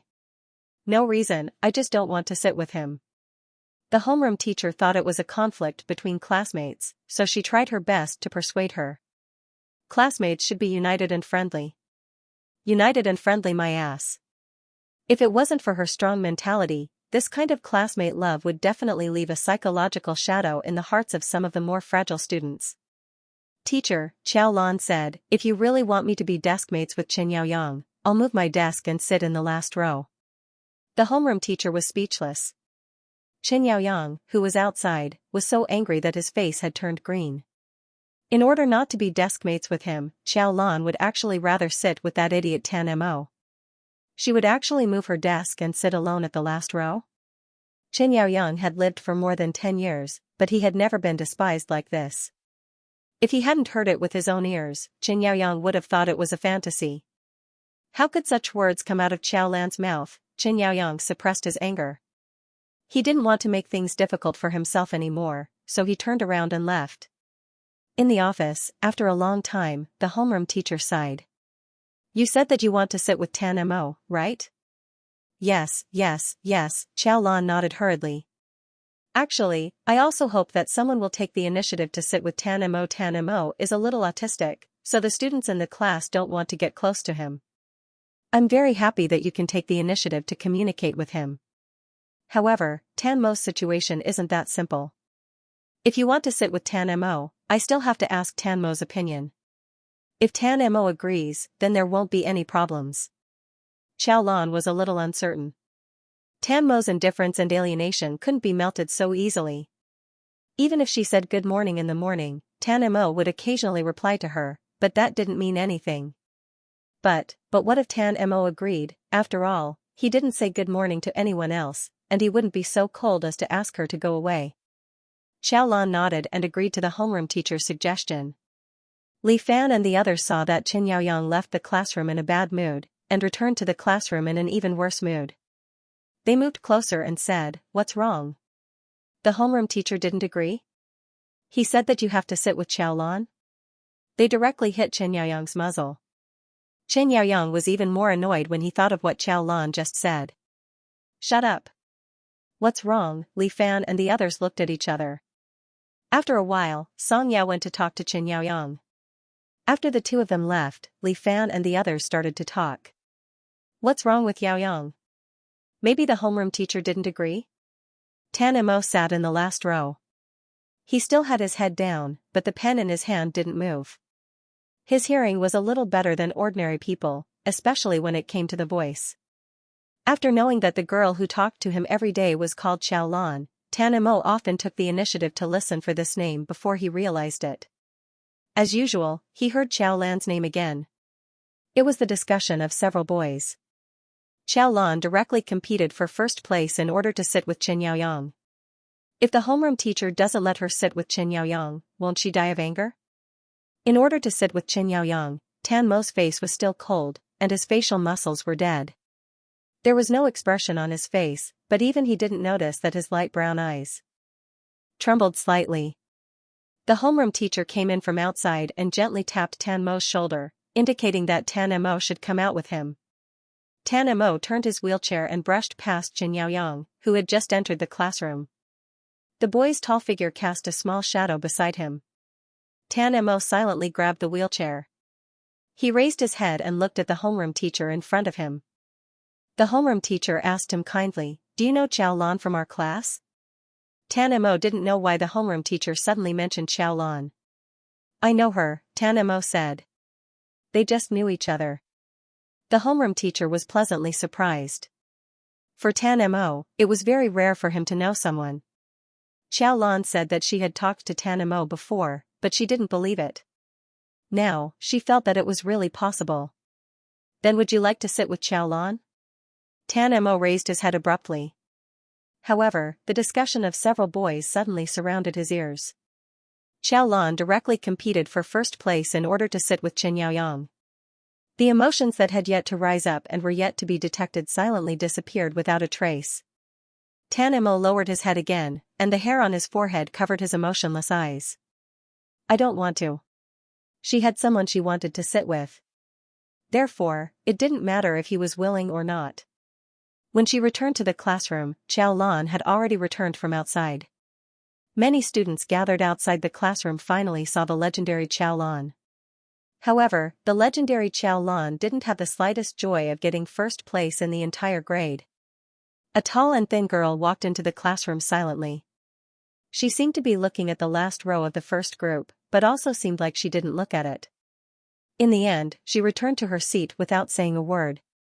Xiaolan had to admit that she was a little disappointed. Just now, the homeroom teacher found her and said that Tan Mo didn't want to sit with her. He directly said that he didn't want to and didn't explain any reason. The homeroom teacher was a good person. She even comforted Xiaolan. Tan Mo is different from what you know. He has been severely autistic since he was young. Later on, something happened to his family and his condition became more serious. At that time, Tan Mo didn't want to come to school at all. Tan Mo's father spent a lot of effort to get Tan Mo to come to school. Tan Mo doesn't like to be close to people, so it's better to let him sit at the back alone. Teacher, you don't have to say any more. I understand. She knew even more than the homeroom teacher. She knew that Tan Mo didn't have ordinary autism and also knew what happened to him. However, she couldn't help but feel a little disappointed. The homeroom teacher didn't say anything. She thought for a while and said, about changing seats, I think it's a good idea for you to sit with Chen Yaoyang. Chen Yaoyang's physics and chemistry are very good. You can help each other and improve your grades. Xiaolan, teacher, please let me go. Maybe it was because Xiaolan's expression was so hopeless that the homeroom teacher didn't have the heart to make things difficult for her. After all, she was the first place and had some privileges. Then who do you want to sit with? Anything, Xiaolan said. There were 45 people in the class, and she couldn't even remember the names of 40 of them. The homeroom teacher thought for a while, then Pei Ning. Pei Ning is also good at physics and chemistry, but his English is a little weak. It's not bad for you to sit together. Xiaolan didn't know who Pei Ning was, but since the form teacher said so, he just let it be. After Xiaolan left, the homeroom teacher sighed. He was still wondering why Xiaolan didn't sit at the same table as Chen Yaoyang. As far as he knew, Chen Yaoyang was very popular in class. He shook his head and walked out of the office. After taking 2 steps, he found that the back of the person in front of him was a little familiar. Wasn't that Chen Yaoyang? What is Chen Yaoyang doing here? The head teacher didn't think much of it and called out to Chen Yaoyang. Chen Yaoyang didn't want to respond, but he still stood there and looked at the head teacher expressionlessly. Teacher, what's the matter? This? The homeroom teacher hesitated for a moment, but still felt that he couldn't ask. He could only encourage Chen Yaoyang as he walked. Are you a little discouraged? That you didn't get first place in the grade this time?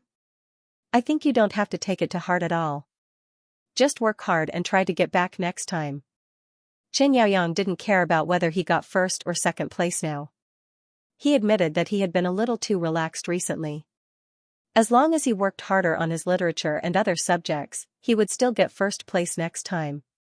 He wasn't too worried. What he was frustrated about now was, Teacher, Chen Yaoyang said thoughtfully, the seats in the afternoon. Oh, I was just about to tell you. According to the ranking this time, you and Xiaolan should sit at the same table, but for some reason, I decided to let Xiaolan and Pei Ning sit together. You and Song Yao sit together. I think you have a good relationship with Song Yao, so it shouldn't be a problem. Chen Yaoyang was speechless. Since you said so, what else can I say? If I don't agree, does that mean I don't have a good relationship with Song Yao?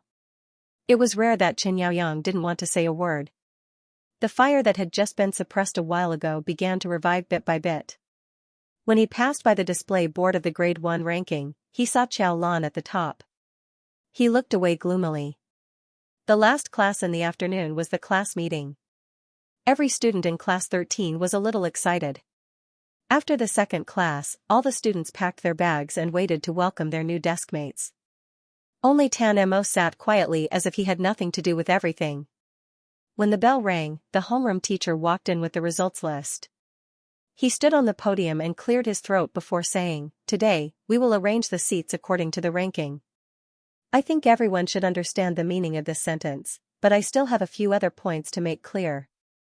I know that some students are not satisfied with this seating arrangement, especially those who are at the bottom of the class. Regarding this, there is one more thing I would like to clarify about the seating arrangement. Those who are at the top of the class can sit with those who are at the top of the class. However, if a student has improved a lot in the exam, I can also adjust the seating arrangement according to the teacher's discretion. Therefore, even if your results are not good, as long as you improve, you can still sit with those who are at the top of the class. In other words, the seating arrangement this time is not strictly based on the ranking. When he said this, the students who were at the bottom of the class suddenly became energetic. The class began to buzz with discussion. Okay, everyone be quiet. We will now arrange the seats. The homeroom teacher pointed at the first row of the group near the door. Starting from this group, first row, Xiaolan, Pei Ning. As soon as he finished speaking, the whole class's eyes fell on Xiaolan. Shouldn't Xiaolan sit with Qin Yaoyang? Even Pei Ning, who was about to sit with Xiaolan, was stunned. However, he was introverted, so he didn't say anything. Xiaolan was even calmer. As soon as the homeroom teacher finished speaking, he took his bag and sat in the first row. Tan Mo, who had been reading with his head lowered, had already stopped writing. The muscles on his face, which was always expressionless, faintly twitched. For the first time, there was confusion in his beautiful light brown eyes. Shouldn't she sit with Qin Yaoyang? However, no one answered him, and no one would tell him. Qin Yaoyang, who was supposed to sit with Xiaolan, sat in the first row of the third group to the left of Xiaolan. Sitting with him was the class belle, Song Yao. Song Yao's cheeks were slightly red, and her big, beautiful eyes were watery. However, Qin Yaoyang was in a bad mood, so he didn't notice. As soon as he turned his head, he could see Xiaolan. She had her head down and was working on a physics exercise book with a pen. She didn't seem to be interested in where he was sitting, and the chaos around her had nothing to do with her. Xiaolan really didn't like him, even though he heard Xiaolan not sit with him. Qin Yaoyang didn't believe it. After all, Xiaolan's gaze was too obvious. Xiaolan wouldn't have worked so hard to get this ranking if it wasn't for the fact that she wanted to be closer to him. However, Qin Yaoyang really couldn't figure out what Xiaolan wanted to do now. After the row between Xiaolan and Qin Yaoyang, the change of seats became meaningless. Everyone sat down with a new deskmate, and everyone was chatting happily. Tan Mo was the only one who became more silent and gloomy. He raised his head and looked at one seat as usual, but the person sitting there was no longer Xiaolan. Instead, it was a tall and strong boy. Xiaolan sat by the door, and Tan Mo sat on the diagonal. Xiaolan became the person who was the furthest away from Tan Mo in the classroom. There were so many students in the middle, and the tall and strong boy blocked Tan Mo's line of sight. He couldn't see Xiaolan's back. The pen in his hand scratched the paper and left a long mark on the book, but Tan Mo didn't notice it at all. In a trance, the last class ended. The students who stood up were taller, and he couldn't see anything. When he could finally see, Tan Mo saw that Xiaolan was still sitting in her seat, reading. Tan Mo, who was about to leave, paused. Tan Mo couldn't figure out why he didn't leave. Why did he stay here? He didn't want to think about the reasons behind it. He stared at Xiaolan, who was now very far away from him. The phone in his clothes vibrated. It was a call from Uncle Chen, who picked him up every day. Tan Mo looked at the phone and hung up. He replied to Uncle Chen and asked him to wait. School ended at 5:20 p.m. At 5:40 p.m., Xiaolan finally put down the pen in her hand and let out a sigh of relief. She unconsciously turned back to look in Tan Mo's direction. When she turned back, she remembered that Tan Mo should have left by now. But when she looked back, she found that Tan Mo was still there. Not only was he there, but the pale and weak boy in the wheelchair was also staring at her. His eyes were always emotionless, but even though they were so far away, Xiaolan felt that his gaze was too hot. Xiaolan was about to leave, but she hesitated for a moment and stopped. Ever since Tan Mo said that he didn't want to sit at the same table with her, Xiaolan's enthusiasm had been somewhat dampened. She didn't know how to continue communicating with Tan Mo. She even doubted that her one-sided initiative was really appropriate. She thought that she was close to him, but to Tan Mo, it was just irritating and disturbing. But Xiaolan lowered her eyes slightly. When she raised her head again, Tan Mo had already looked away. He rolled his wheelchair out of the classroom. His cold back made it seem like the burning gaze just now was fake. Xiaolan grabbed her bag and chased after him. Tan Mo, Xiaolan called out to Tan Mo. The boy in the wheelchair stopped. The setting sun fell on his pale and thin cheeks. His voice was indifferent and distant. What? What were you looking at just now? What did you want to do just now? In the end, Xiaolan didn't ask anything. She was sure that even Tan Mo didn't know. Tan Mo, do you like to be alone? Yes. Don't you like people to be too close to you? Yes. Do you hate people to be too close to you? Yes. Xiaolan was silent. Tan Mo stared at Xiaolan closely. Why did she ask this?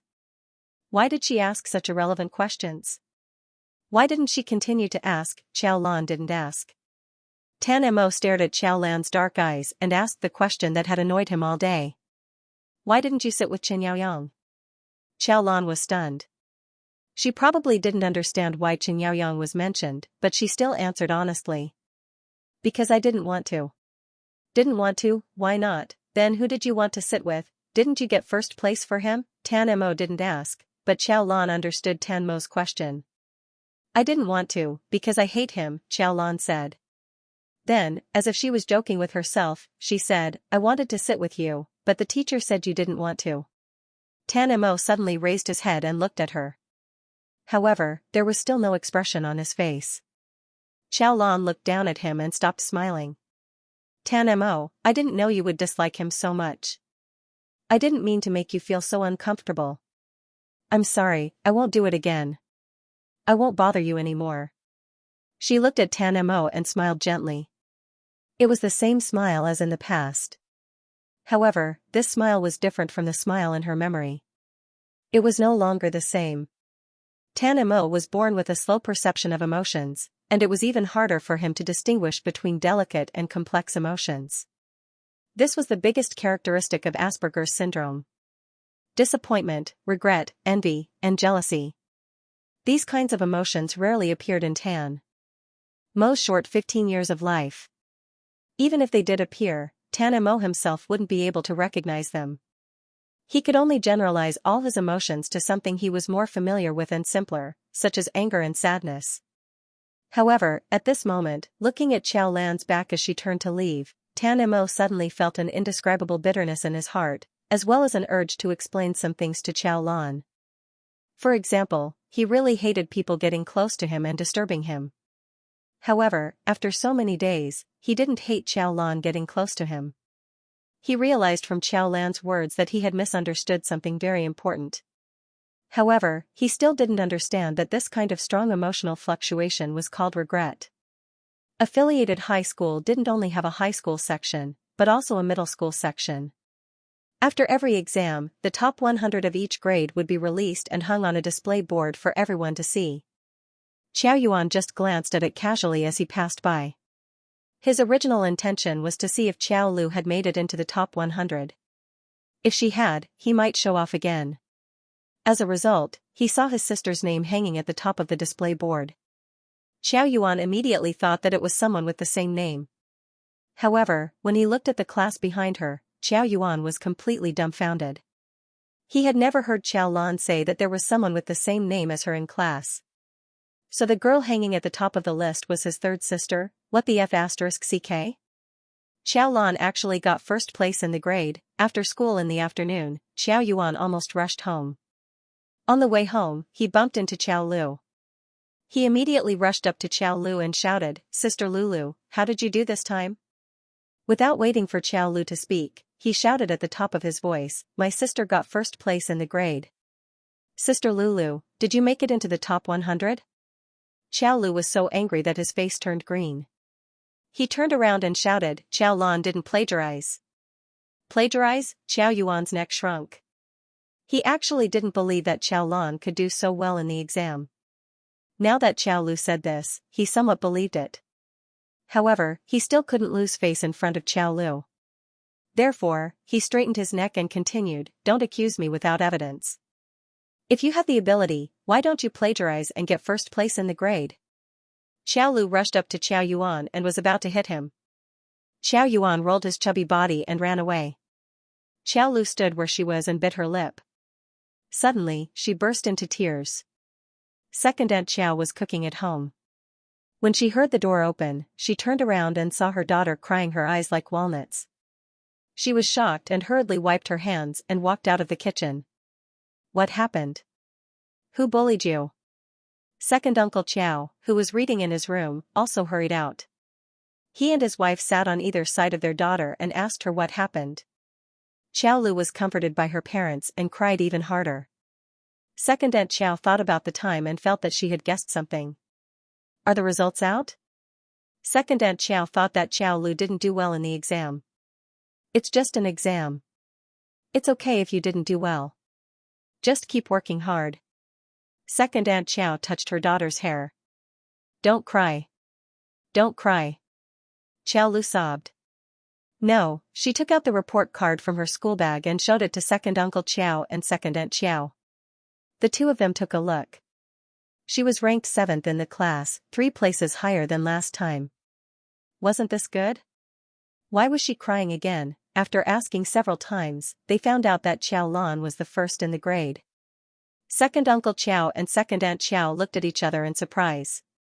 Qiaolu was so emotional that she spoke incoherently. Her grades were so bad before, but she suddenly scored so high. If it wasn't plagiarism, what else could it be? When I told my classmates, they said that I was narrow-minded and jealous of Qiao Lan. What am I jealous of? That she plagiarized. Mingming, Qiao Lan is shameless. Second Uncle Qiao couldn't listen to it anymore. Stop talking. Qiaolu was shocked by her father's sudden serious tone. You said that Qiao Lan plagiarized. Do you have evidence? What evidence did she need? Qiaolu was shocked. Her grades were so bad before. How could she improve so much in such a short time? The paper this time was especially difficult. She was 100 marks away from full marks. How could it not be plagiarism? Your teacher didn't say that Qiao Lan plagiarized, and you didn't see her plagiarizing. Just based on the results, it doesn't prove anything, Second Uncle Qiao retorted. He was a little unhappy that his daughter had directly accused Qiao Lan of plagiarism. He wanted to continue lecturing his daughter, but Second Aunt Qiao stopped him. Go in, I'll talk to Lulu.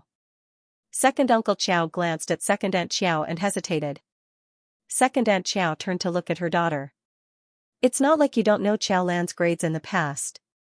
It's strange that she got first place this time. You said that Lulu doesn't have evidence to prove that Qiao Lan plagiarized, but can you prove that Qiao Lan didn't plagiarize? Second Uncle Qiao frowned and wanted to say something, but Second Aunt Qiao hurriedly said, I know what to say. Go in first. Lulu is already crying. You can scold her. Second Uncle Qiao glanced at Second Aunt Qiao and went into the house. Second Aunt Qiao sat back down beside Qiaolu and comforted her daughter. Your father has a point. If she didn't plagiarize, then we've wronged her. She definitely did.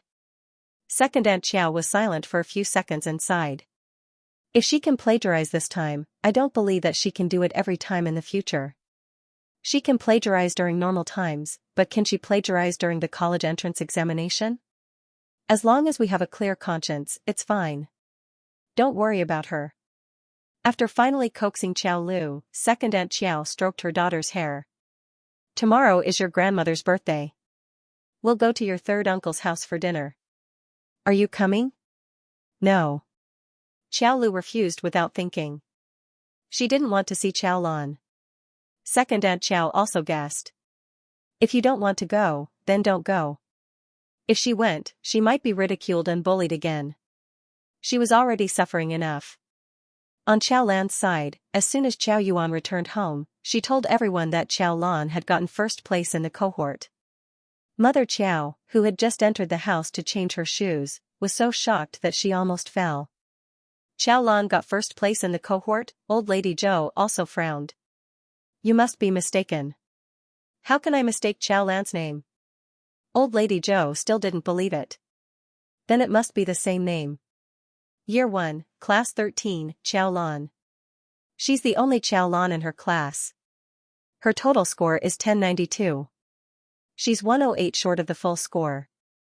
The whole school knows about it. Oh, Qiaolu knows about it too. Oh, Qiaolu didn't even make it into the top 100.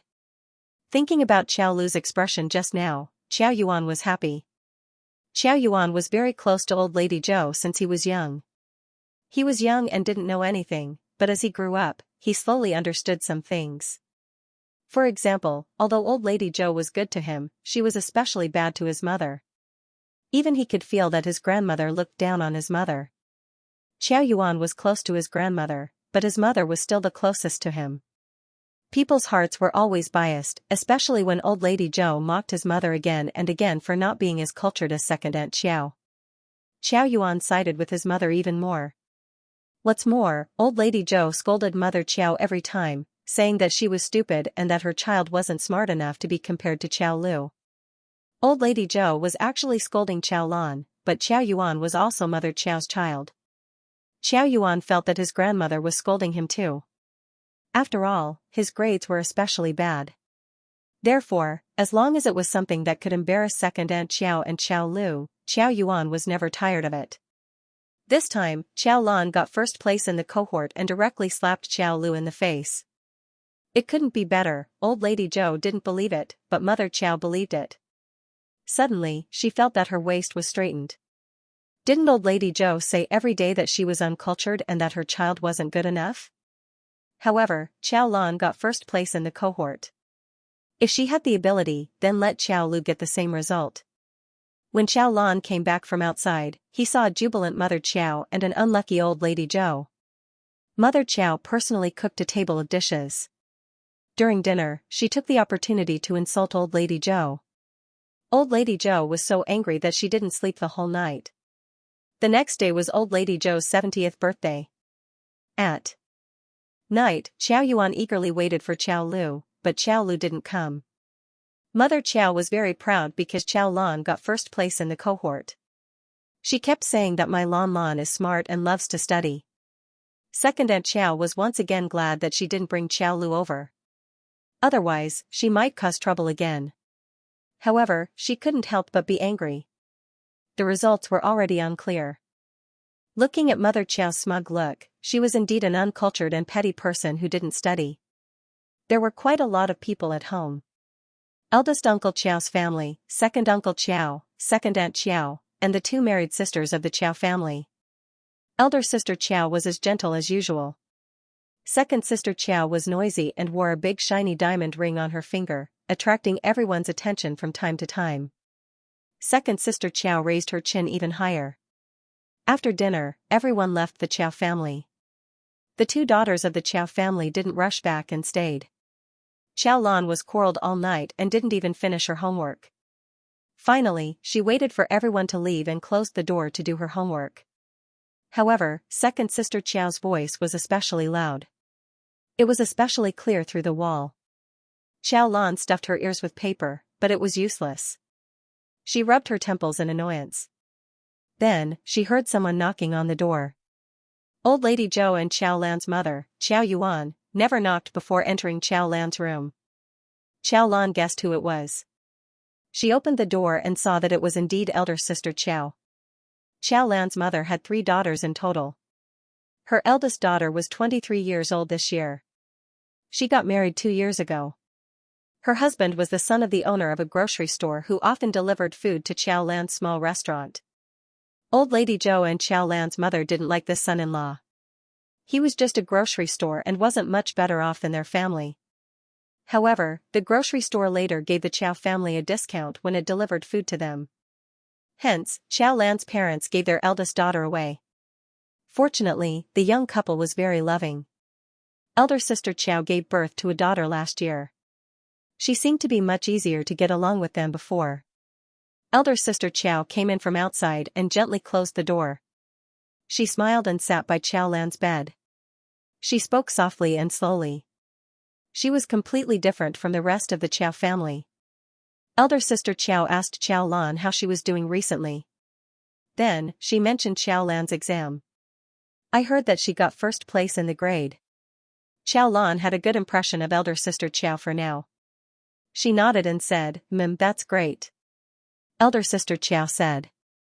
She didn't do well in her studies in the past. She got married before she finished high school.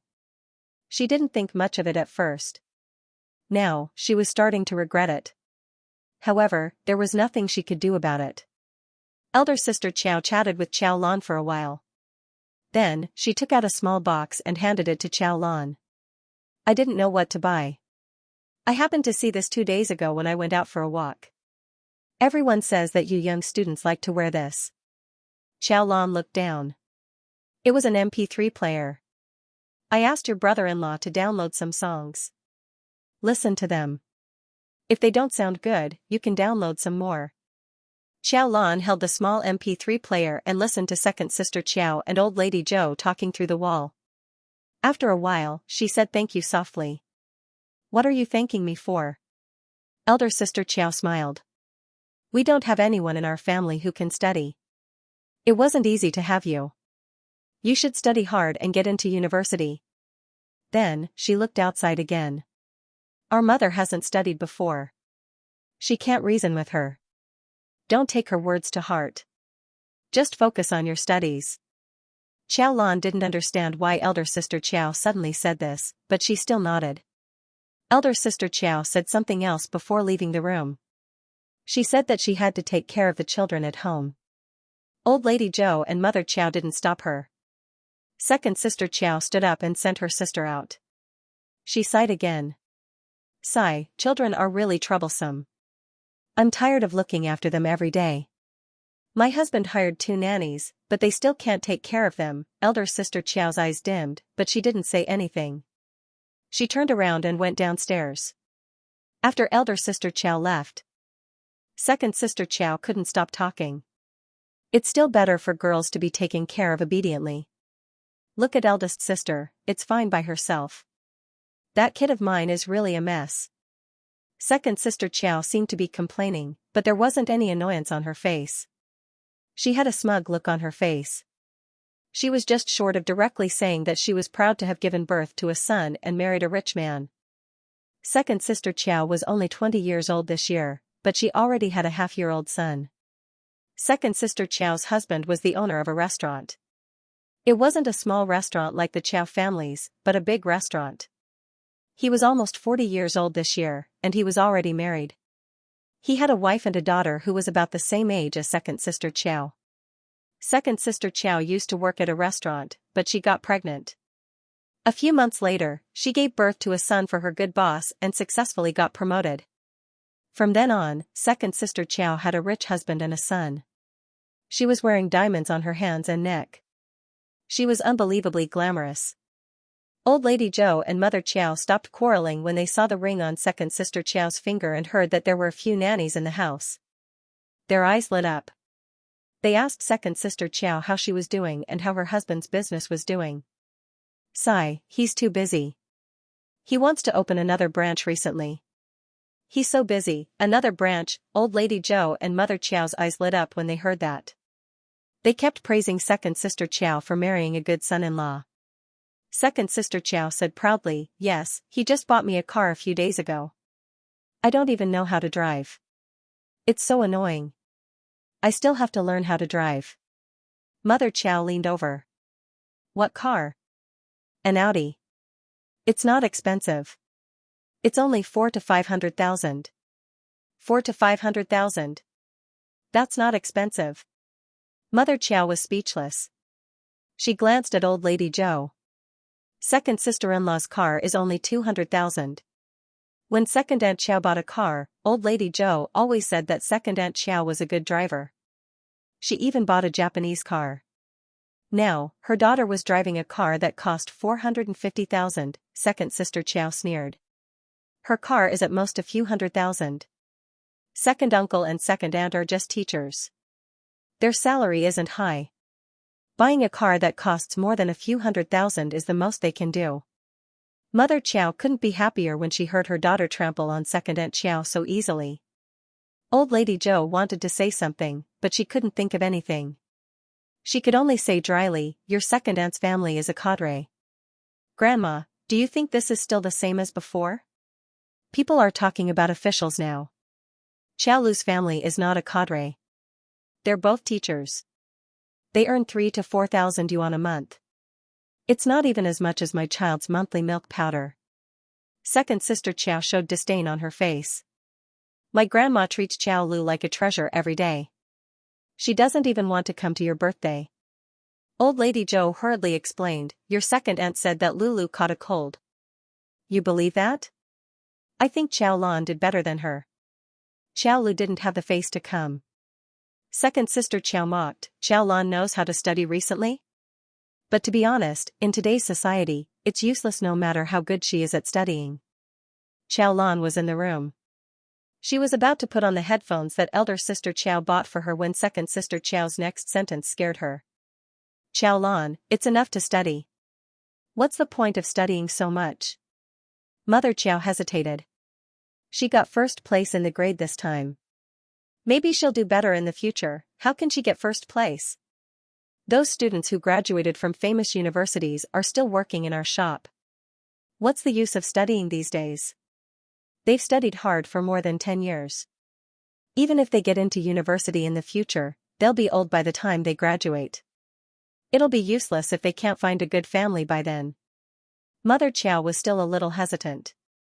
Old Lady Zhou agreed when she heard this. Girls will become wild if they study too much. Lao Lu's granddaughter got a doctorate. She's almost 30 years old now, but she can't even find a husband, second sister Chow nodded. It's enough that she can read and count. While she's still young, it's more important to let Chow Lan come into contact with society and meet more people. Mother Chow was worried. Where can we let her come into contact with people? Second sister Chow thought for a moment. A few days ago, my husband invited a few people to our house for dinner.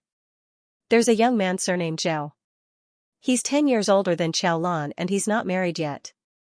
A few houses in his house were demolished and the government compensated him with tens of millions. Recently, he's been discussing with my husband about investing in a branch. That's good. Mother Chow was excited. She pulled second sister Chow and began to carefully ask about the second-generation demolition heir. Chow Lan sat in her room in a daze for a long time. Chow Lan was only 16, finding a husband at 16? Was she crazy? She had thought that the Chow family would treat her better after she did so well in the exams. Now she understood that for these people, getting into Tsinghua University or Peking University was not as exciting as marrying a rich man. Chow Lan suddenly felt a sense of crisis. No matter how good her studies were, it was useless to them. If they really found a so-called good family for Chow Lan and Chow Lan didn't agree, would Chow Lan's parents stop her from studying? It was very likely. No, it would definitely be like that. She didn't have the money to pay school fees anyway. If the Chow family stopped paying her school fees, she wouldn't be able to do anything even if she insisted. Chow Lan had thought that she would be able to survive until she graduated from high school. Then, she would be able to get into a university outside. That way, she would be able to get rid of them. Chow Lan realized that she had to do something. She had to make a decision as soon as possible. That night, Chow Lan struggled to fall asleep while second sister Chow and mother Chow were yelling at each other. The next day, she went to school. When she walked into the classroom, there were only 10 or so students in the classroom. A few of them actually took the initiative to say hello to her. After being ostracized for almost a month, Chow Lan had forgotten what it felt like to talk to her classmates. After she replied, she sat in her seat and took out her politics textbook. As usual, she went outside to memorize and do morning exercises. When she returned to the classroom, she took a glass of water and went downstairs to get some water. When she came back up, she unconsciously looked back and saw Tan Mo slowly rolling his wheelchair.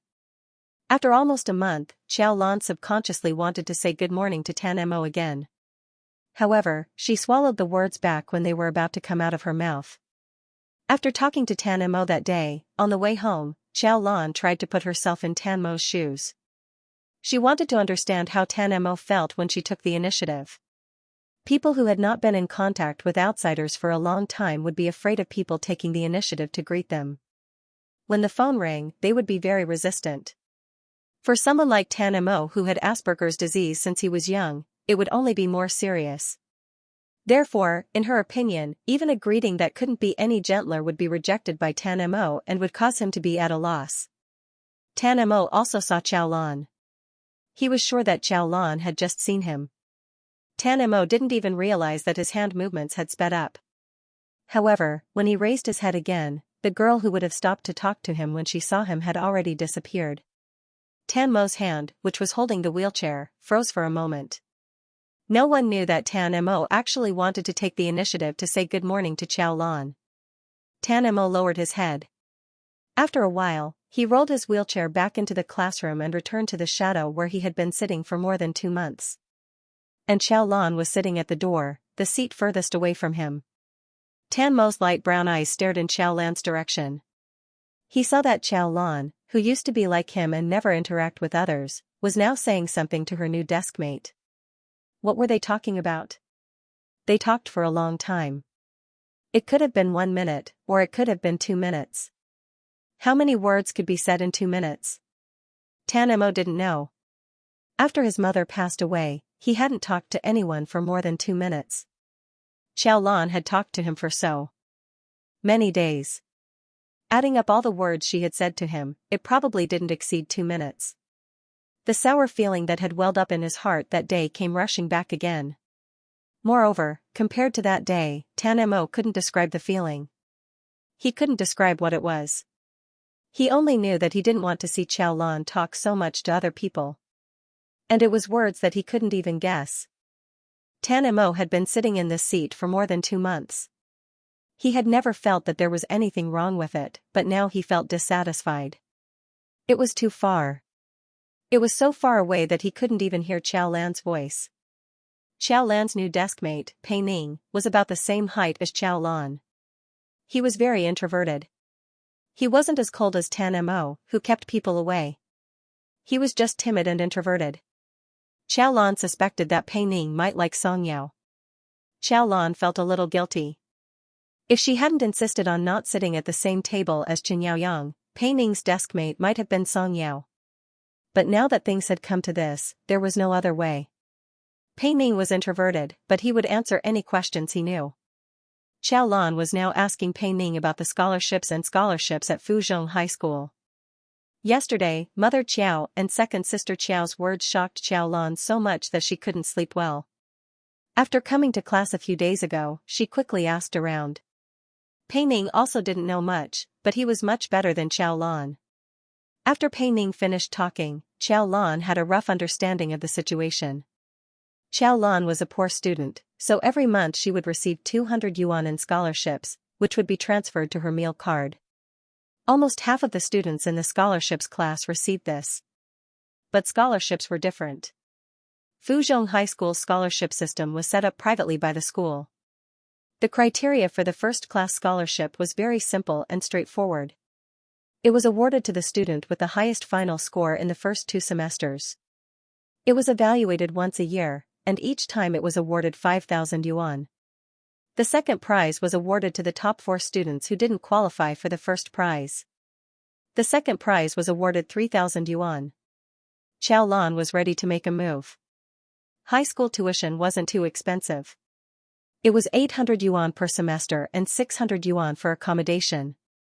If she could get the scholarship, she wouldn't have to worry about tuition. Even if Mother Qiao and Father Qiao didn't let her go to school in the future, she would still be able to afford the tuition and accommodation. Of course, she wasn't sure if she could get the money. Even if she could, it would be near the end of her first year in high school. Therefore, other than the scholarships, Xiao Lan had to think of ways to save money. She couldn't rely on the Qiao family. It was better to rely on herself than on others. Xiao Lan decided to work as soon as possible. Now that she was in her first year of high school, she still had plenty of time. Once she started self-study in her second year, she would have no time at all. During the weekend, Xiao Lan planned to work part-time to save some money. Otherwise, she wouldn't have any living expenses in the future. After making up her mind, Xiao Lan felt a lot more at ease. In order to make more time for herself, Xiao Lan became more serious in class. She didn't want to waste any time after class. Pei Ning was originally very diligent in her studies. However, ever since she sat next to Xiao Lan and saw how motivated Xiao Lan was, she suddenly had the misconception that she wasn't working hard enough. Therefore, she inexplicably started to work even harder. Class 13's grades were already at the top of the grade. However, ever since the midterm exams, Class 13's motivation to study was visible to the naked eye. Most of the students had this thought in their hearts. Even Xiaolan, who had such a poor foundation, could get first place in the grade. What else was impossible? Qin Yaoyang, who was originally smarter than others, didn't want to be suppressed by Xiaolan again. Recently, he actually learned how to memorize books. Lao Lu was very interested in the rich learning atmosphere in the class. He was cheerful all day long. The class teachers of the neighboring classes stood on the podium every day and scolded the students in their classes. Class 13 got first place last time. Now, they're working so hard. What? Right, do you have to not work hard? Therefore, when Xiaolan woke up early to memorize books, she found that there were many more students memorizing books around her. The last class in the afternoon was physical education again. Again, she was in the same class as Class 5, which was Hao Ying's class. Xiaolan actually liked sports. She didn't dislike physical education classes. When she was in high school, she had a good relationship with her classmates. During physical education classes, they often sat together and talked. However, ever since the midterm results came out, there were gradually people who took the initiative to talk to her in class. However, they just talked to her. This kind of physical education class was no fun for Xiaolan at all. As usual, Xiaolan planned to go back to the classroom and read books as usual after the class was dismissed. However, today, the physical education teacher suddenly became interested. He didn't dismiss the class after the activities. Instead, he organized the whole class to do activities together. A group of boys who had brought basketball and were ready to play basketball with Class 5 started to wail in unison. The physical education teacher was completely unmoved. He excitedly led the whole class to the field and even excitedly played games with the students. The boys looked at the students in Class 5 on the field. The girls looked at the girls sitting on the field listening to music and chatting. They all protested with all the cells in their bodies. However, their protests were ineffective. They didn't know what was wrong with the physical education teacher today. The class lasted 45 minutes. When the activities finally ended, there were only 5 minutes left. Class 5 next door had already finished their game. Xiaolan, who originally wanted to go back to the classroom to read, looked at the time. In the end, she didn't go back. She waited for the bell to ring. There were only 5 minutes left. There was nowhere for everyone to go. They walked and talked. Especially at this time, there were several campus celebrities on the field. For example, Song Yao, who many boys liked, and Qin Yaoyang and Hao Ying, who almost all the girls in the class paid attention to. Wherever they went, who they talked to, their every move attracted attention. However, after the midterm exam, there was one more Xiaolan. The title of the first in the grade always made people curious. Back then, many students directly came to the class to watch. Now that it was the physical education class, they knew that Xiaolan was there. Many students also looked at Xiaolan. Xiaolan, the one with the high ponytail over there. She's 108 points away from the full score. She's really awesome, but she's not very good looking. It's enough that she's good in her studies. Why does she have to be so good looking? Someone retorted and glanced at Xiaolan. She's not bad looking. Her facial features are beautiful. If she were fairer, she would definitely be beautiful. She's so tall. She's about 1.7 meters. Her legs are so long, she's too skinny. God wants me to be so skinny. Everyone chattered until the teacher told them to disperse. Only then did they slowly walk back to the classroom. Xiaolan followed the crowd into the classroom. Suddenly, a person jumped from behind. Xiaolan instinctively dodged. When he turned around, he saw Hao Ying's bright smile. Looking at his white and neat teeth, Xiaolan's first thought was that this guy could be in a toothpaste commercial. Hao Ying was still as friendly as ever. He had just finished playing basketball. He took off his school uniform jacket and was only wearing a sleeveless t-shirt. Holding the ball in his hand, he ignored the surprised expressions of the people around him and said to Xiaolan, "Thank you." "Thank you, what for?" Xiaolan was confused. "You've got the wrong person." "How's that possible?" Hao Ying said. Last time, he thought Xiao Lan was lying to him, so he purposely used Xiao Lan's name. This time, Xiao Lan got first place in the grade. How could he be wrong? Howing was in a better mood when he thought of this. This time, he got 123 marks in mathematics. His dad gave him a lot of pocket money and his mom bought him the latest iPhone. Li Fan, Qin Yang, and the others patted Chen Yaoyang. When did Xiao Lan get to know Howing? I don't know. Chen Yaoyang frowned. He was also surprised. After all, Howing and Xiao Lan were not the same kind of people. Chen Yaoyang did not expect the two of them to know each other. Some people were talking while others were playing with their phones. No one noticed the young man sitting in a wheelchair on the first floor of the teaching building a few minutes ago. The pale young man looked at the smile on Xiao Lan's face and looked at the tall and handsome boy next to her. The boy loved to smile, was bright, lively, and healthy. He was completely different from the gloomy and disabled Tan Mo. No one knew how long Tan Mo, who never walked out of the classroom of his own accord, stayed there. No one knew what he was looking at or what he saw. The sun gradually set and the sunlight shone on Tan Mo's empty desk. Xiao Lan returned to the classroom. Even though she had decided not to disturb Tan Mo, she still subconsciously glanced at Tan Mo's seat. His brows furrowed silently. Tan Mo was not in the classroom. However, Xiao Lan did not think too much about it. Today was the PE class. Tan Mo might have left early when there were fewer people. When she got home, Mother Qiao kept glancing at Xiao Lan. She sized up Xiao Lan from head to toe and grumbled unhappily, "Our children are all quite fair. Why are you so dark?" Mother Qiao was a little worried. Previously, second sister Qiao had said that she would introduce someone to Xiao Lan. What if that person thought that Xiao Lan was ugly? What would she do? Xiao Lan was speechless. She was not fair, but she was not dark either. Besides, she was malnourished every day. She must be sallow and emaciated. If she ate well, she might even be fairer than chubby Qiao Yuan.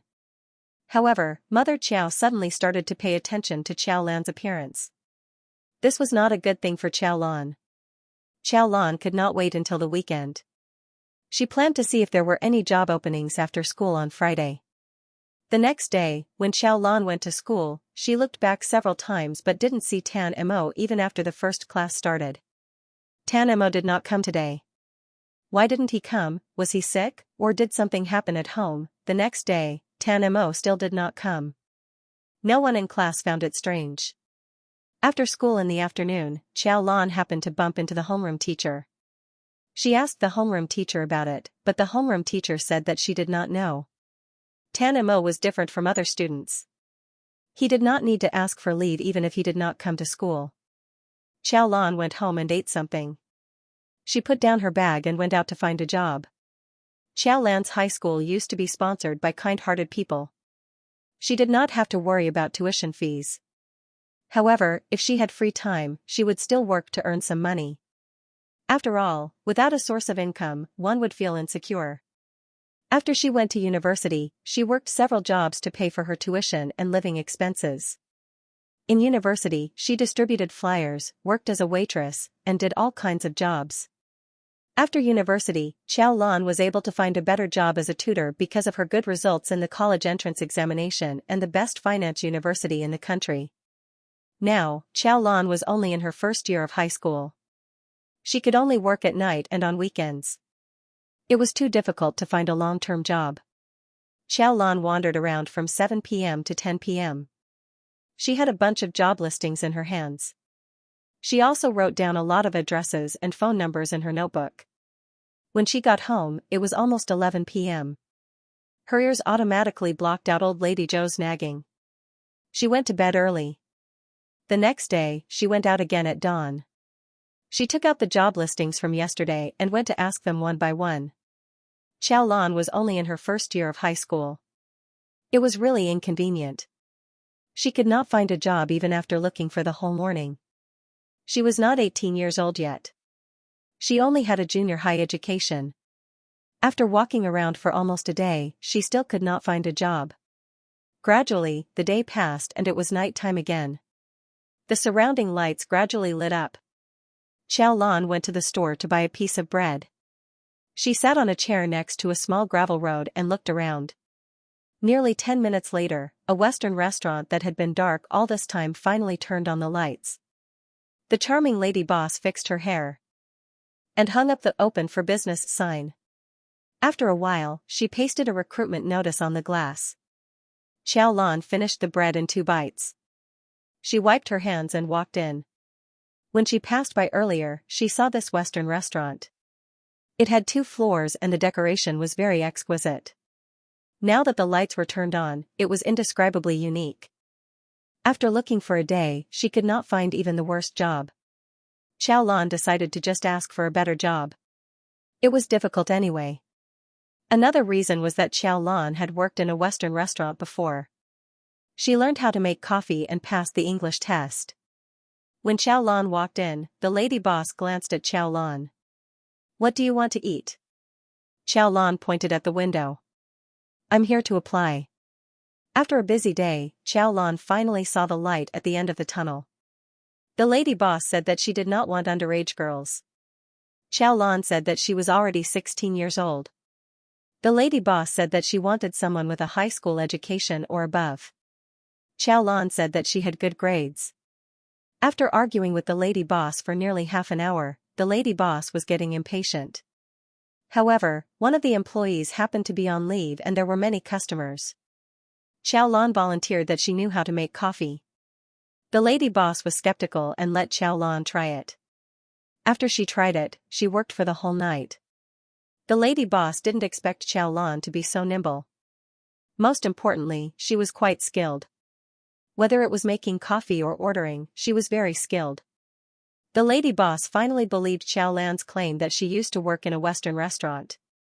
However, Xiao Lan's time was a problem. Xiao Lan could only come at night and on weekends.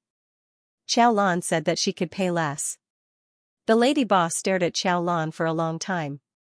Probably out of sympathy, she finally agreed and asked her to come to the restaurant at 11 o'clock tomorrow morning. Xiao Lan went out shopping for a whole day and finally found a job. Although it was only a little more than 1,000 yuan a month, she was very satisfied. When she started work the next day, Xiao Lan found that although the restaurant was located in a remote area and the things were very expensive, there were many people who came. Many of them were regulars. Tan Mo did not like to go out, especially these 2 days. However, Father Tan came to pick him up personally, so Tan Mo finally went out. Tan Mo and his mother had always been abroad. Father Tan thought that Tan Mo might like Western food, so he took him to a Western restaurant that he usually went to. Although the restaurant was not very big, the environment and the taste were top-notch. Father Tan asked Tan Mo what the food here tasted good. Tan Mo's expression was indifferent. He did not have any reaction. Father Tan then asked why Tan Mo did not go to school these 2 days. The teacher called to ask him. Tan Mo sat in his wheelchair and said expressionlessly, "I don't want to go." Father Tan frowned. He had tried so hard to persuade Tan Mo to go to school. In the end, he did not know what had happened. Tan Mo suddenly did not want to go. Father Tan happened to have some free time today, so he took Tan Mo out for a meal. He wanted to talk to Tan Mo. Father Tan was used to being a leader. When he talked to Tan Mo, it was fine at first. However, later on, the tone of his voice became that of a subordinate. Tan Mo was already very annoyed. He wanted to leave more and more. However, when he looked up, he suddenly saw a familiar figure. Xiao Lan wasn't wearing her big, dark blue school uniform today. She was wearing the uniform of the restaurant staff. Her hair was tied up simply, revealing her slender and beautiful neck. She wore a Western-style vest and a white shirt tucked into her short skirt, showing off her slender waist. She wore a pair of soft-soled black leather shoes, which made her calves look even more slender, and straight. She walked around the restaurant lightly, busy yet skilled. Father Tan couldn't figure out what his son was thinking. He had always liked this Western restaurant. The environment was good, the service was good, and the food tasted great. However, he couldn't guess whether Tan Mo liked it or not. Seeing that Tan Mo wasn't moving in his wheelchair, he frowned slightly. "I come here often. It's not bad, but if you don't like it, we can change." Father Tan said. Or you don't want to eat Western food? What do you want to eat? Tan Mo's gaze was still fixed on Chow Lan's back as he spat out 3 words. This one. Father Tan's brows relaxed. Father Tan had been here many times and was considered a regular here. He was also generous, so most of the staff here knew him. When the hostess saw Father Tan, she immediately came over. Mr. Tan, please come in. After saying that, she lowered her head and looked at the young man in the wheelchair who came with Father Tan. His face was too pale and his hair was too long. It covered his eyes and she couldn't see his face clearly. In short, it was a little strange. However, she was still a professional. The hostess still walked over with a smile. I'll push you in. The young man's voice was cold and strict. He looked at the hostess who was only a meter away from him. No need. The hostess's smile was a little stiff. Father Tan explained that his son wasn't used to being too close to strangers. Only then did the hostess quickly recover her smile. Father Tan turned around and glanced at Tan Mo. Let's go. You don't like noise. Let's go inside. Tan Mo turned his head and his gaze fell on the familiar back. You go first. Father Tan frowned, but Tan Mo didn't pay any attention to him. Father Tan followed Tan Mo's line of sight and saw only the customers and waiters walking back and forth. There wasn't anything special. Forget it. Father Tan didn't care about him anymore and instructed the waiter to bring him over later. Chow Lan was very busy today.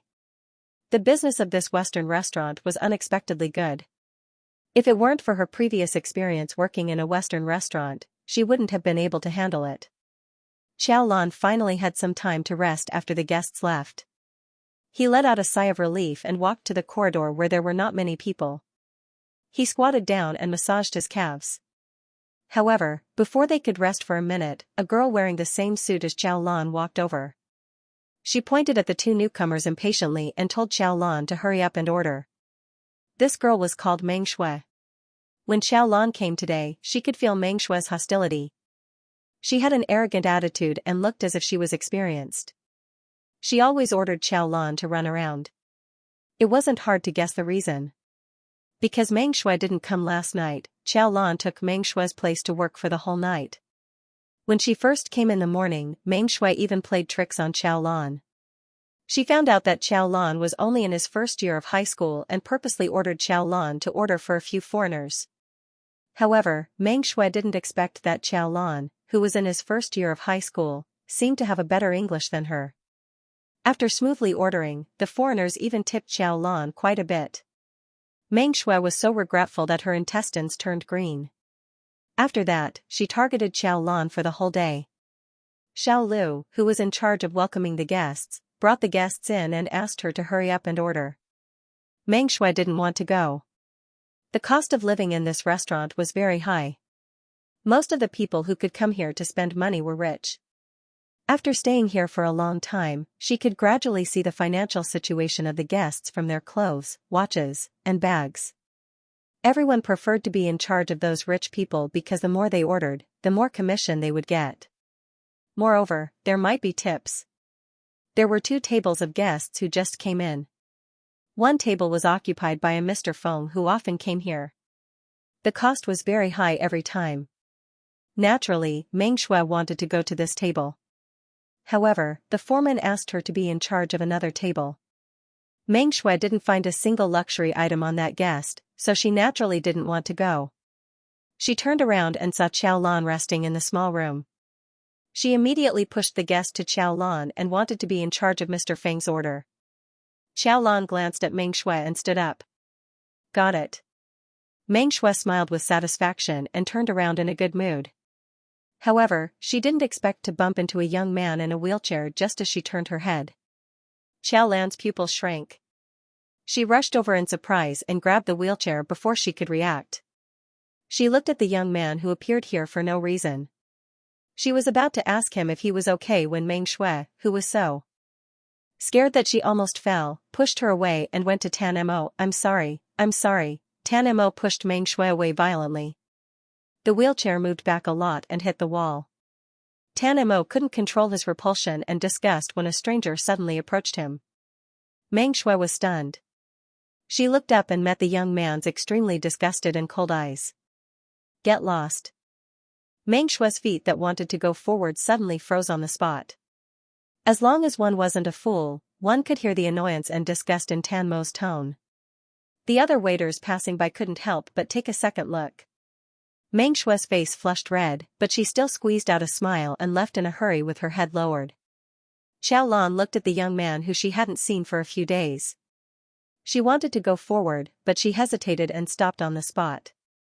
A few days ago, Tan Mo told her clearly that he liked to be alone and that he hated people getting close to him. Just now, because Meng Shui was too close, Tan Mo's attitude made people feel scared.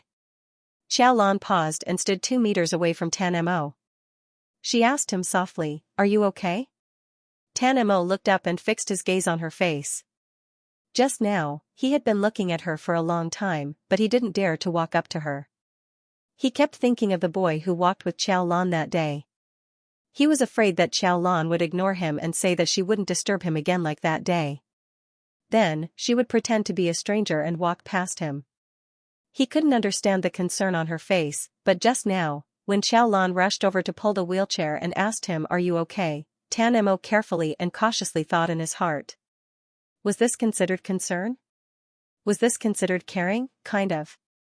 But if it was an ordinary customer who accidentally bumped into him, would she do the same thing and then ask if he was okay? Tan Mo's heart, which had just been beating, suddenly tightened a little. The sour feeling in his heart seemed to pull at his whole body in an instant. His arm, which had just been bumped, started to hurt faintly. Tan Mo's face showed some unbearable pain. Xiaolan's expression changed slightly. You bumped into him just now? Where did you bump into him? Tan Mo finally heard some urgency in her words. He looked up quickly at Xiaolan and lowered his head again. Just when Xiaolan thought that Tan Mo was rejecting her again, Tan Mo's voice pierced Xiaolan's eardrums. Xiaolan was stunned. The young man who said that he didn't like her the other day gradually overlapped with the slightly fragile Tan Mo at this moment. Xiaolan tentatively took a small step forward and looked at Tan Mo carefully. Is it serious? Tan Mo didn't seem to hear this. He sat there quietly, as if he had gone through a long mental struggle. He looked up and met Xiaolan's gaze. Why are you here? If Tan Mo had been passively answering her just now, then was asking her why she was here now considered Tan Mo taking the initiative. She had known Tan Mo for a month, and this was the first time Tan Mo had taken the initiative to talk to her. Tan Mo said that he hated people getting close to him. But if he took the initiative, did that mean that he didn't hate her getting close to him? Xiaolan couldn't hide the surprise in her heart. I'm working. Working? Tan Mo was still staring at her. You don't go to school? Yes, I go to school on the weekends and at night. I go to school normally. The subjects in the first year of high school weren't that easy. Even though her studies were already very heavy, she still insisted on working? Tan Mo thought for a while and understood the reason. Are you short of money? His direct question caught Xiaolan a little off guard. Xiaolan remembered a paragraph she had read about Asperger's disease. It said that people with Asperger's disease didn't beat around the bush. Their way of thinking was very direct, and their words were so direct that it was embarrassing. Sure enough, they were ridiculously direct. Xiaolan chuckled softly. I'm a little short of money. If Tan Mo had a normal way of expressing his emotions, he would definitely be frowning at this moment. He was silent for a long time before he finally said something shocking. Tan Mo said, I'll give it to you. Xiaolan almost threw the menu in her hand. Normal people definitely wouldn't think like this. Normal people also wouldn't speak like this. However, Tan Mo was different. Because you're short of money, and because I'm rich, I'll give you money. There's nothing wrong with that logic. No need, no need. I'm not short of money, and my studies aren't that heavy. Xiaolan shook her head. She was afraid that Tan Mo would go into a dead end, so she quickly changed the topic. Why are you here? Are you here to eat? Tan Mo looked at Xiaolan for a long time before he slowly said, yeah. Then I'll take you there. Xiaolan glanced at Tan Mo's arm. Do you need me to push you there? Tan Mo subconsciously refused. No need. However, after he said that, Tan Mo fell silent again.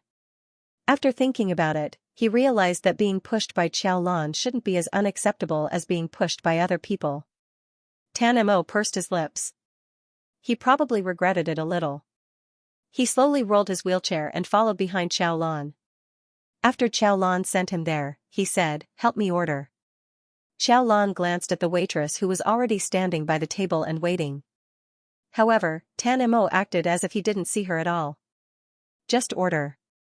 The waitress glanced at Qiao Lan, smiled, and turned to leave.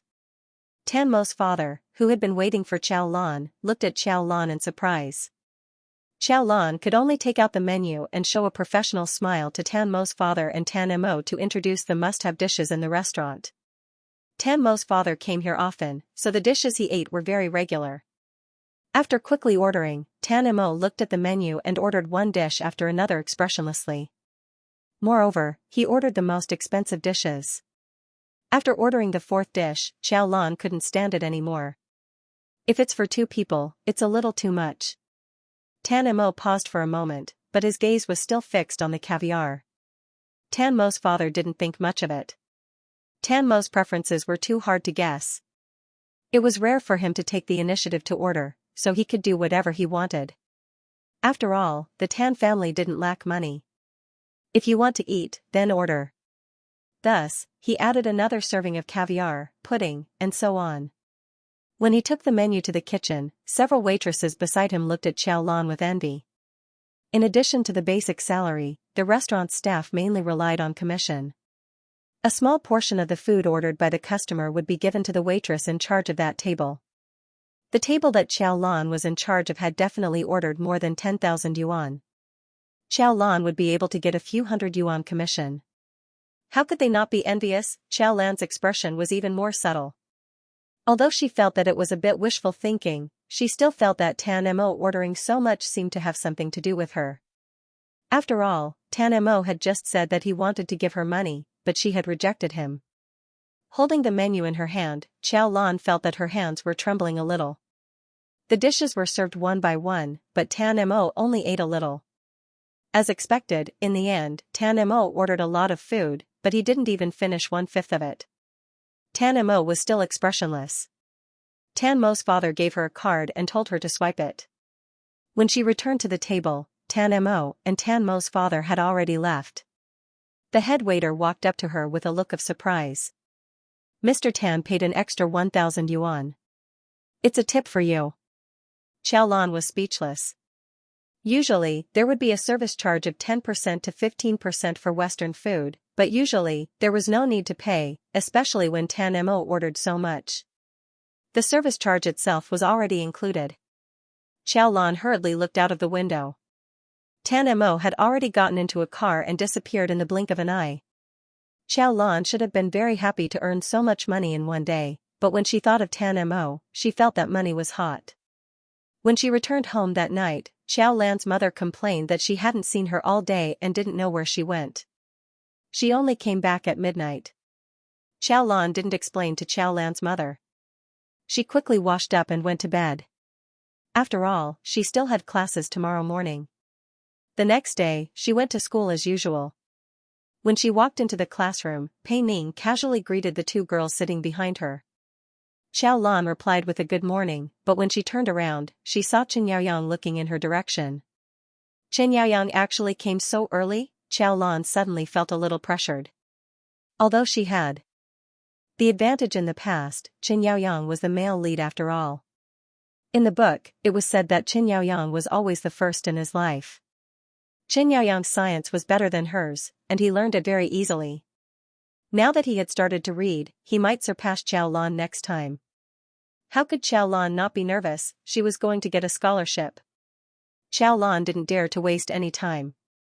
After the morning self-study session, she rushed downstairs to get water. When she returned to the classroom, she immediately saw Tan Mo. After disappearing for 2 days last week, Tan Mo finally came back. He was still sitting there quietly, with his head lowered and reading a book. Qiao Lan was cleaning the classroom today. When she came to Tan Mo's side, she saw that Tan Mo was reading a thick history textbook. Morning, Xiao Lan said to Tan Mo with a smile. However, Tan Mo looked up at Xiao Lan, then looked over Xiao Lan's shoulder at the other students who were looking at them curiously. He whispered to Xiao Lan, "Don't talk to me." Xiao Lan was stunned. If it weren't for the extra money in her pocket, she would have thought that the Tan Mo from yesterday was fake. Tan Mo lowered his head again. Xiao Lan walked away with a moping confusion. She looked back every 2 steps. What was going on? She couldn't figure it out the whole day. After school in the afternoon, Xiao Lan hurried to the Western restaurant and changed her clothes. After a while, a familiar figure appeared in the restaurant. An old man pushed Tan Mo's wheelchair in. Tan Mo's light brown eyes searched for Xiao Lan's figure, then his gaze fell on her. Order. A gloomy young man with an excessively pale face got out of the car proudly. He was very eye-catching. Especially after he entered the Western restaurant, everyone recognized him immediately. They heard that he was Mr. Feng's son. Xiao Lan, who was in charge of his table yesterday, earned more than 1,000 yuan in one night. However, the young man seemed to have blocked out everyone after he came in. His gloomy eyes only saw Xiao Lan. He specifically asked Xiao Lan to order. Xiao Lan walked to Tan Mo with an order book under the envious gazes of the other people in the restaurant. He lowered his head and looked at Tan Mo's slender and fair fingers randomly ordering on the menu. He didn't order the dishes he liked, only the expensive ones. Xiao Lan was speechless. Although he knew that Tan Mo wouldn't be short of money in his life even if he was so extravagant, he wouldn't spend money like this no matter how rich he was. Tan Mo ordered a lot of dishes in an unusually calm tone. Xiao Lan's pen poked on the book for a long time, but he didn't write anything. Uncle Chen, who was sitting on the other side, noticed that something was wrong. He looked at Tan Mo and then at Xiao Lan. He was in deep thought and didn't say anything. After Tan Mo finished ordering, he looked up and saw Xiao Lan staring at him. That's all. Tan Mo was stunned and then suddenly panicked. Why was he staring at him? What did he do wrong? Guessing other people's thoughts was something Tan Mo wasn't good at. He wasn't like other people who could guess other people's thoughts based on their expressions and eyes. Tan Mo met Xiao Lan's dark eyes. His fingers holding the menu tightened uncontrollably. Xiao Lan stared at Tan Mo silently for a long time. Finally, he moved his eyes away and took the menu from Tan Mo's hand. It's too much, Xiao Lan said. He quickly turned the menu to the second page. For the main dish, I recommend this iced skate with caviar, black truffle artichoke soup, and a serving of spring vegetables. Is that okay? Tan Mo didn't eat much after ordering so many dishes yesterday. These were the dishes that Tan Mo had ordered yesterday. Relatively speaking, he had eaten a lot. Tan Mo didn't say anything again. The muscles on his face twitched. It's not enough. These dishes didn't even add up to 1,000 yuan. It's definitely enough. Xiao Lan confirmed seriously. We ordered too much. It'll be a waste if we can't finish it. This was the logic that Tan Mo could understand. After staring at the menu for quite a while, Tan Mo pushed the menu in front of Elder Chen. Order. Flattered. What about him? Uncle Chen had lived for decades, and he had already seen through the ways of the world.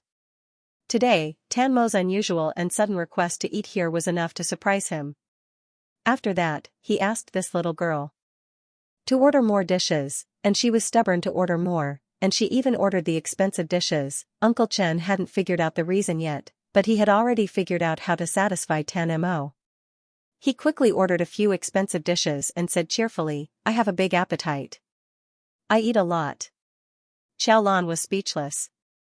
The menu in his hand started to burn again. When all the dishes had been served, Uncle Chen kept looking at Tan Mo while eating his own food.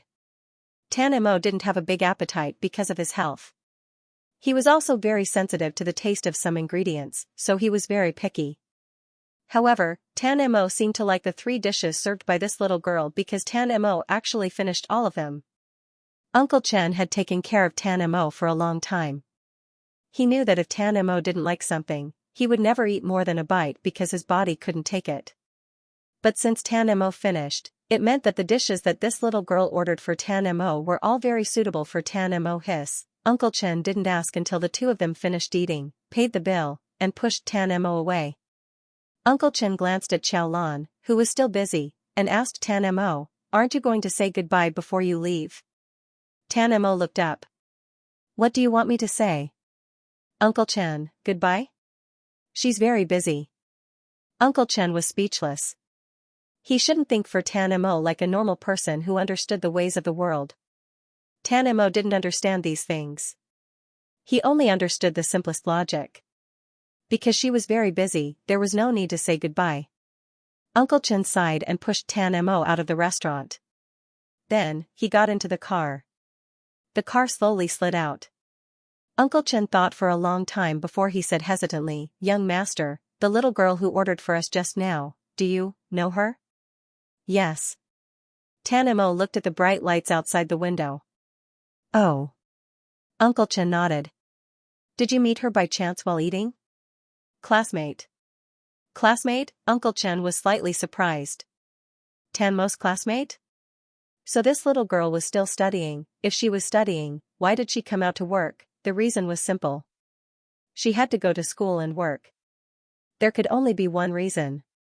This little girl's family situation wasn't very good.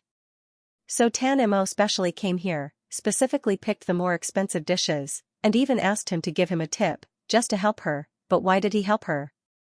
If she was just a classmate, there was no need to go to this extent. Uncle Chen suddenly thought of the candy that Tan Mo had always put on the table. Suddenly, he connected the dots. Tan Mo was never like a human, not like a normal person. He was like a machine, without feelings or mood swings. Tan Mo probably didn't feel anything, but Uncle Chen couldn't suppress his excitement. "Young master." Uncle Chen deliberated and patiently guided Tan Mo to think. "Why do you want to help this classmate?" "Because she needs money." "What does her lack of money have to do with you?" "I don't need money." Uncle Chen was speechless. With a perfect logical relationship, there was nothing wrong with his reasoning. However, when he thought about it carefully, there were loopholes. Uncle Chen didn't give up and continued to guide him. "Young master, there are too many people in this world who need money. Just now, when we passed by the overpass, there were beggars who needed money. In the restaurant just now, there were people who needed money even more than that little girl." No. Tan Mo didn't even need to think about it. "So, why did you only help that little girl?" Uncle Chen glanced at the rearview mirror. The young man who had been looking out the window finally turned around. He seemed to be momentarily stunned by the question. After a long time, he answered. "I don't know them." "Would you help them if you knew them?" Uncle Chen didn't think so.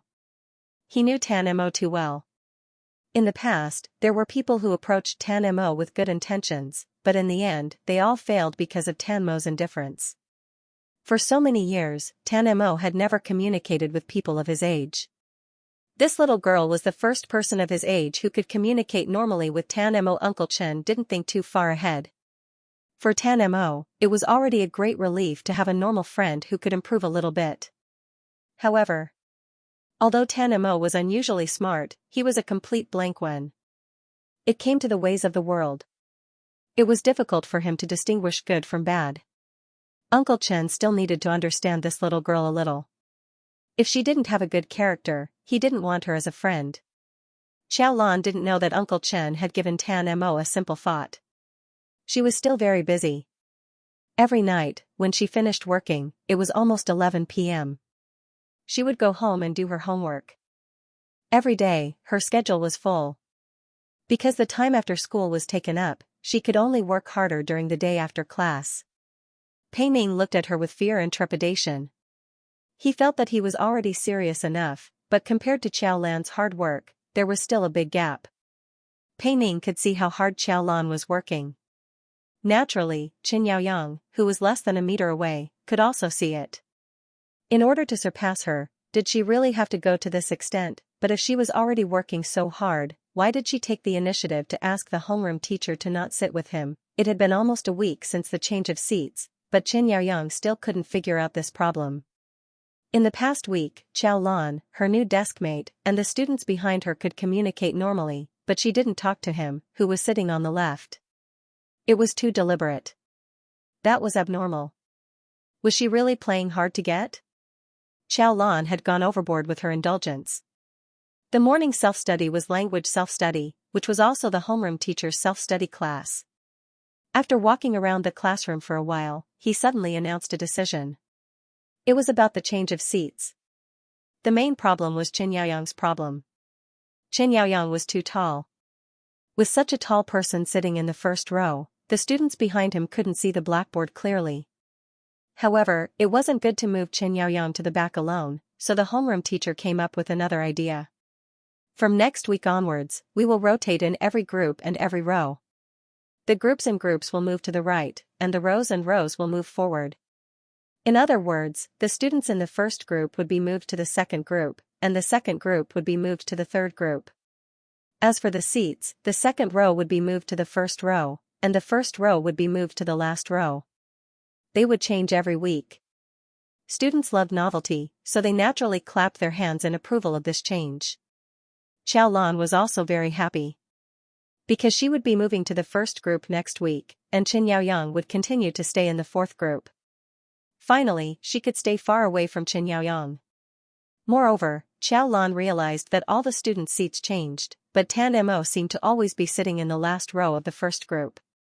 So, when the seats changed next week, she would be able to sit in front of Tan Mo. Xiao Lan's eyes lit up. She looked back and saw that Tan Mo hadn't arrived yet. When she thought of Tan Mo, Xiao Lan felt a little puzzled. Ever since Tan Mo came to the Western restaurant once, he would bring the old man here every night.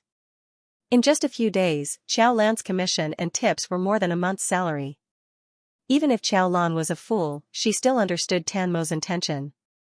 Because he knew that she was short of money, and she didn't want to take his money, Tan Mo used this method to give her money. If it were someone else, Xiao Lan would definitely think that this person was trying to woo her.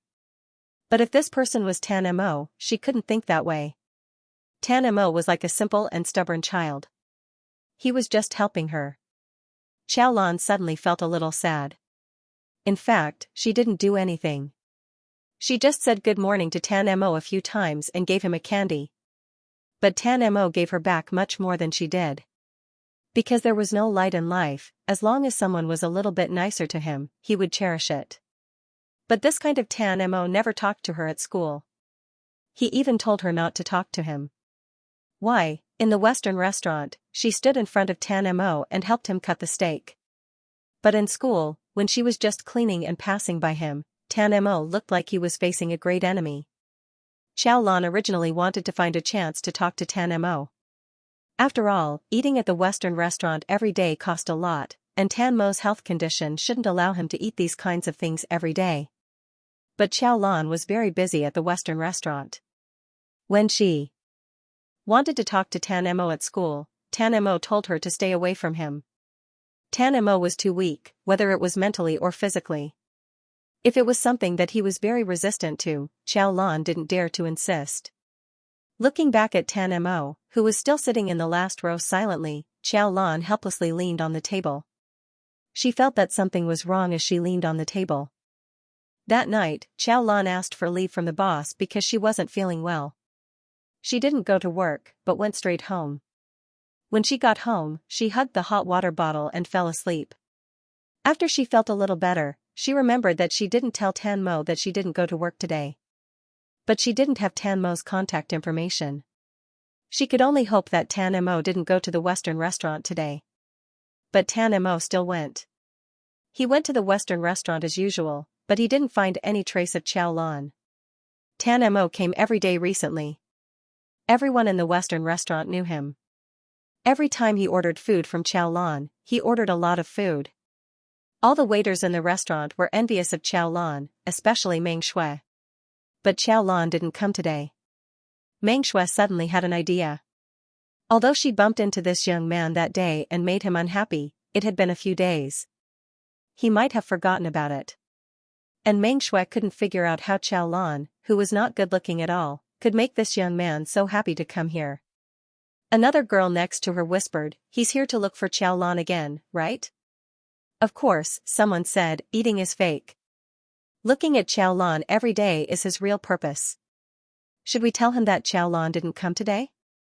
Can't other people order food just because Xiaolon didn't come? Meng Shui was annoyed. She didn't believe that this young man wouldn't give her face when she went over with a smile.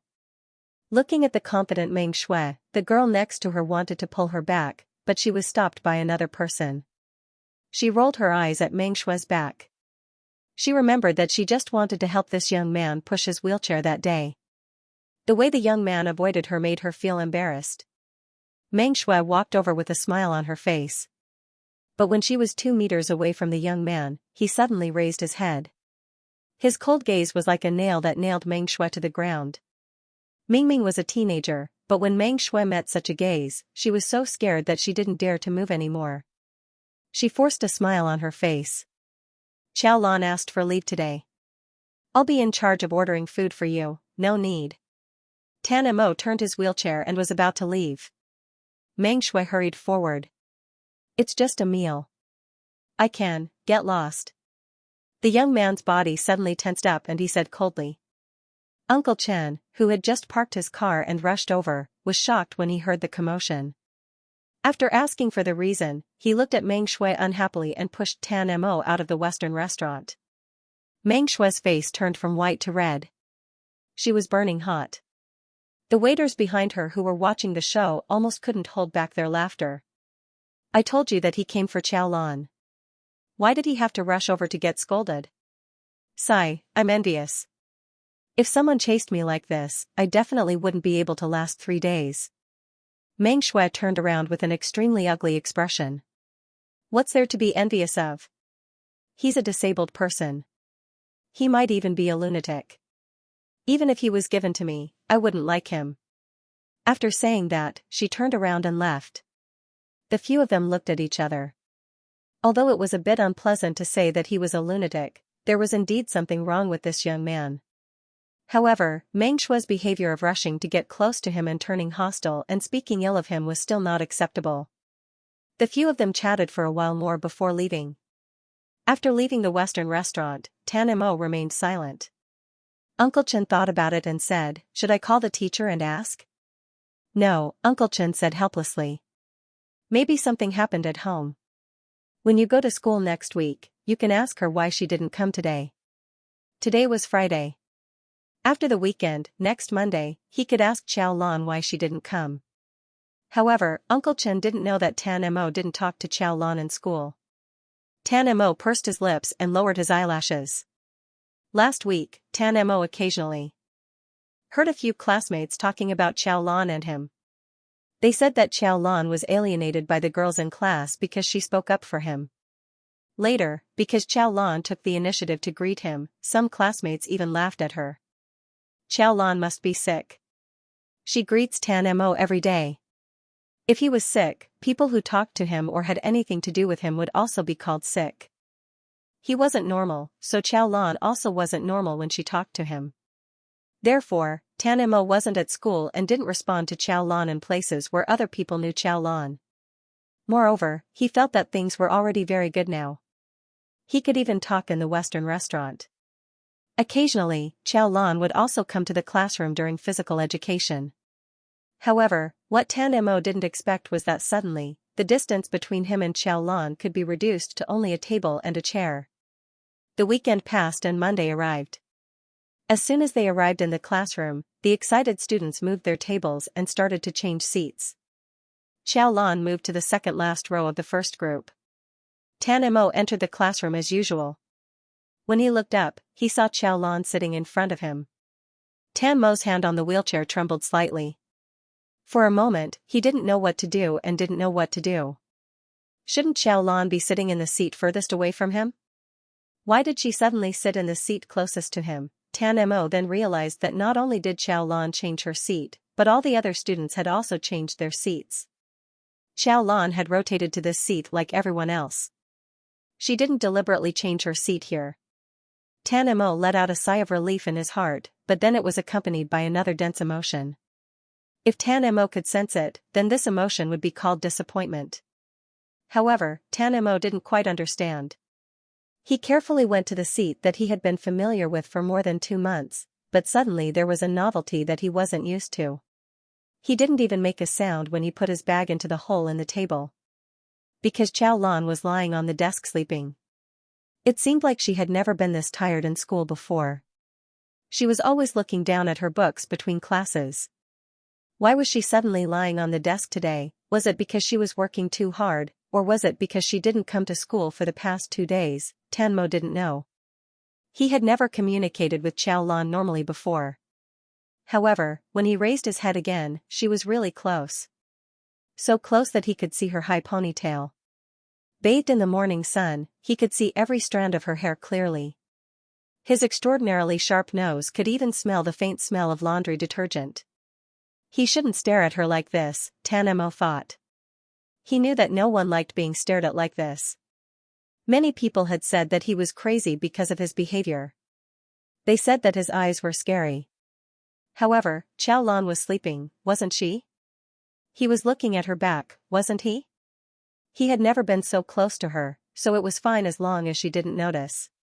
However, in the next moment, Chao Lan, who was lying on the desk sleeping, woke up. Tanmo, who didn't have time to withdraw his gaze, met Chao Lan's eyes unexpectedly. Tanmo's heart suddenly trembled for a moment. He hurriedly withdrew his gaze, but then he heard the girl's slightly hoarse voice. Her originally clear and pleasant voice was slightly hoarse. Perhaps it was because she had just woken up from a short dream, but there was a hint of laziness in her voice. It was natural and affectionate. "You're here." She turned around and put her arm on the back of the chair to look back at him. Suddenly, she was even closer to him. There was no anger on her face as she smiled and whispered, "Are you surprised to see me sitting here?" Tanmo's action of taking out the book from his bag paused. He pursed his lips and then took out the book and put it on the table without saying anything. The day before yesterday, Chao Lan had taken a night off because of a stomachache. Then, she was busy for the next 2 days. When she came back last night, it was drizzling outside. She thought it was nothing, but when she came to school in the morning, she found that she had caught a cold. She was groggy during the entire morning self-study session, and then she fell asleep without knowing what had happened. Fortunately, it was language. Self-study today. Her homeroom teacher was busy and didn't come, so she didn't notice. She took a short nap.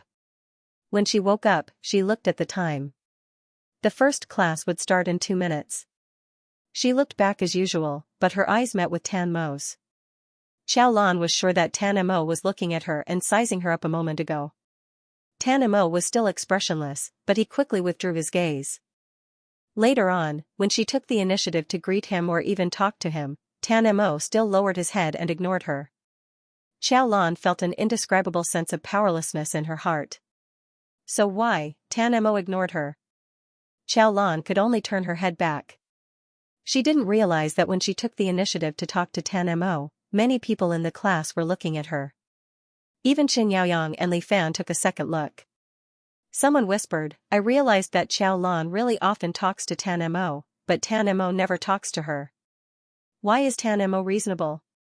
Maybe he doesn't even understand what we're talking about. So what's wrong with Chao Lan? Does she have nothing better to do?" Chao Lan didn't hear anything. She frowned and turned back. Pei Ning, who was sitting at the same table, carefully looked at Tanmo and then at Chao Lan. She couldn't figure it out either, but out of curiosity, she leaned over and whispered to Chao Lan, "What did you and that Tanmo talk about?" Tanmo's hand, which was flipping through the book, suddenly stopped the moment Pei Ning leaned over to Chao Lan. He saw Chao Lan's deskmate's face less than 30 centimeters away from Chao Lan's face through her hair. A fierce look suddenly appeared in his light brown eyes. Then, he saw Chao Lan take out her math book from her bag and flip it open. "Nothing," Chao Lan said. After about 3 seconds, she added, "It's a secret." Pei Ning, the fierce look in Tanmo's eyes disappeared. His fingertips that were pressed against the book slowly slid across the paper and gently flipped to the next page. Chao Lan really had a cold. Tanmo, who was only sensitive to sounds, noticed it. Later on, he couldn't help but doze off in class. Even Pei Ning, who sat next to him, and the 2 people sitting in front of him noticed it. "You caught a cold?" Pei Ning asked. Chao Lan grunted in a muffled voice. Tanmo, who was sitting in the back, raised his head silently. The indescribable feeling from before surged up bit by bit.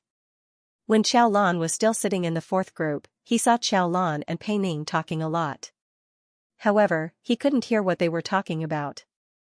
This made Tan Mo extremely anxious. Now that he could finally hear them, Tan Mo's anxiety didn't lessen at all. Instead, it became even more serious. Qiao Lan and Pei Ning didn't talk too much, but they weren't very few either. In fact, both of them had very good personalities. After sitting at the same table for almost a week, their relationship was quite good. Tan Mo felt that he could always hear their conversation. Now that he heard Pei Ning taking the initiative to show concern for Qiao Lan, Tan Mo looked at Pei Ning with a gloomy gaze. He coldly looked at Qiao Lan and Pei Ning's elbows that would touch from time to time. He felt more and more uneasy. He had known Qiao Lan for a long time, but he had never talked to Qiao Lan so fluently and naturally, let alone have physical contact with him. Pei Ning didn't notice anything. Although he was introverted, he gradually became more talkative with people he was familiar with. "Do you have medicine? Do you want to take a leave and go home to rest?" "No, it's not that serious." Qiao Lan drank some water and looked at the timetable. The next class was physics. He suddenly felt a little depressed. After thinking for a while, he reminded Pei Ning, "In class later, if you see me dozing off, hit me." "Okay," Pei Ning agreed. Tan Mo's fingers, which were pressed against the corner of the book, uncontrollably became stiff again. He hoped that Qiao Lan wouldn't be sleepy in class. That way, Pei Ning wouldn't have to wake Qiao Lan up, and he wouldn't touch Qiao Lan. However, Qiao Lan had caught a cold and was groggy during the physics class. Pei Ning couldn't really hit him, so he called Qiao Lan 3 times during the class. Tan Mo, who was sitting behind, watched as Pei Ning's hand touched Qiao Lan's arm 3 times. Because of Tan Mo found it hard to control his emotions. He would get angry from time to time, and he would feel unbearably irritated. When he was young, he once heard a little classmate who went to kindergarten with him. He would care about small things that normal people wouldn't notice for many days. Therefore, in the past, his mother always told him not to care about these things and not to care about them. Tan Mo lived like a robot until he was 15 years old. He was already used to suppressing his emotions, but he still couldn't suppress his bad mood. Qiao Lan finally got through the class. After class, she couldn't stand it anymore and went to the bathroom to wash her face. It wasn't cool in the north in November. She finally woke up after being stimulated by the cold water. When she walked into the classroom and walked to her seat, she saw Tan Mo reading a book with his head down as usual. In the past, they sat far away. Tan Mo didn't talk to her in school, so Qiao Lan didn't take the initiative to talk to him. But now, they were sitting in front of and behind each other. Qiao Lan looked at the book in front of Tan Mo. She couldn't understand it, so she moved closer to him and asked, "What book is this?" "Classical Electrodynamics," Tan Mo answered silently in his heart. But he couldn't talk to Qiao Lan. Besides, he didn't want to tell Qiao Lan anything now. He didn't want to talk to Qiao Lan. So he silently pulled the book back. He didn't want Qiao Lan to read it. Qiao Lan was stunned. Although Tan Mo didn't talk usually, he wouldn't reject her like this. Qiao Lan was a little dumbfounded. She didn't give up and asked again, "What's wrong?" Tan Mo raised his head. There was no expression on his pale face. "Turn around." Qiao Lan was speechless. Qiao Lan was speechless. Pei Ning, who was curiously watching from the side, pulled Qiao Lan's clothes and whispered, "Don't bother him." Then she carefully looked at Tan Mo and added, "Can't you see that he doesn't want to talk to you?" Before she could finish her sentence, Pei Ning suddenly met Tan Mo's cold eyes. The sun shone on her body, but she shivered for a moment. When she took a second look, Tan Mo had lowered his head again. It was as if that moment just now was fake. Pei Ning was stunned for a while. Then she turned her head and leaned on the table. She started to doubt her life. After she finished doubting her life, she finally remembered that when she looked back, the book Tan Mo was reading didn't seem to be the picture book that everyone was talking about. It was a thick book in English. There seemed to be many drawings of physics on it. Pei Ning, who was already dumbfounded, became even more dumbfounded. For a moment, curiosity surged in her heart. She wanted to turn around and take a closer look at what Tan Mo was reading. But when she remembered Tan Mo's eyes just now, she was so scared that she shrank back. She must have seen wrongly. How could Tan Mo read a book, not to mention a book like this? Xiaolan didn't know what Pei Ning was thinking. He couldn't figure out what he had done to offend Tan Mo. But no matter how hard he thought, he couldn't figure it out. Xiaolan was afraid that the fragile connection that he had gradually established with great difficulty would be destroyed if he wasn't careful. So, in the afternoon, he still took the initiative to talk to Tan Mo. But Tan Mo didn't respond. After school, Xiaolan watched Tan Mo leave expressionlessly. He was so discouraged that he stared blankly for a while. Xiaolan packed her bag and walked out of the school. On the way to the Western restaurant, Tan Mo probably wouldn't come to the Western restaurant tonight or in the future. Tan Mo sat in the car. He was as silent as usual. Uncle Chen was already used to it. He folded his wheelchair and got in the car. Are we still going to the Western restaurant? Tan Mo looked out of the window and didn't answer. Uncle Chen nodded to show that he understood. The car drove in the familiar direction. When they arrived at the entrance of the Western restaurant, Uncle Chen got out of the car and folded the wheelchair. Tan Mo hid in the dark and didn't move. Uncle Chen frowned. He was smart enough to sense that something might have happened. Aren't you going in? Tan Mo lowered his eyelids. After a while, he said, no. Uncle Chen looked at him carefully and asked, did something happen? Poor Tan Mo couldn't even lie because of his AS. When he encountered a question that he didn't want to answer, he would just stay silent. Did they quarrel? Did they end their friendship? It was impossible for them to quarrel.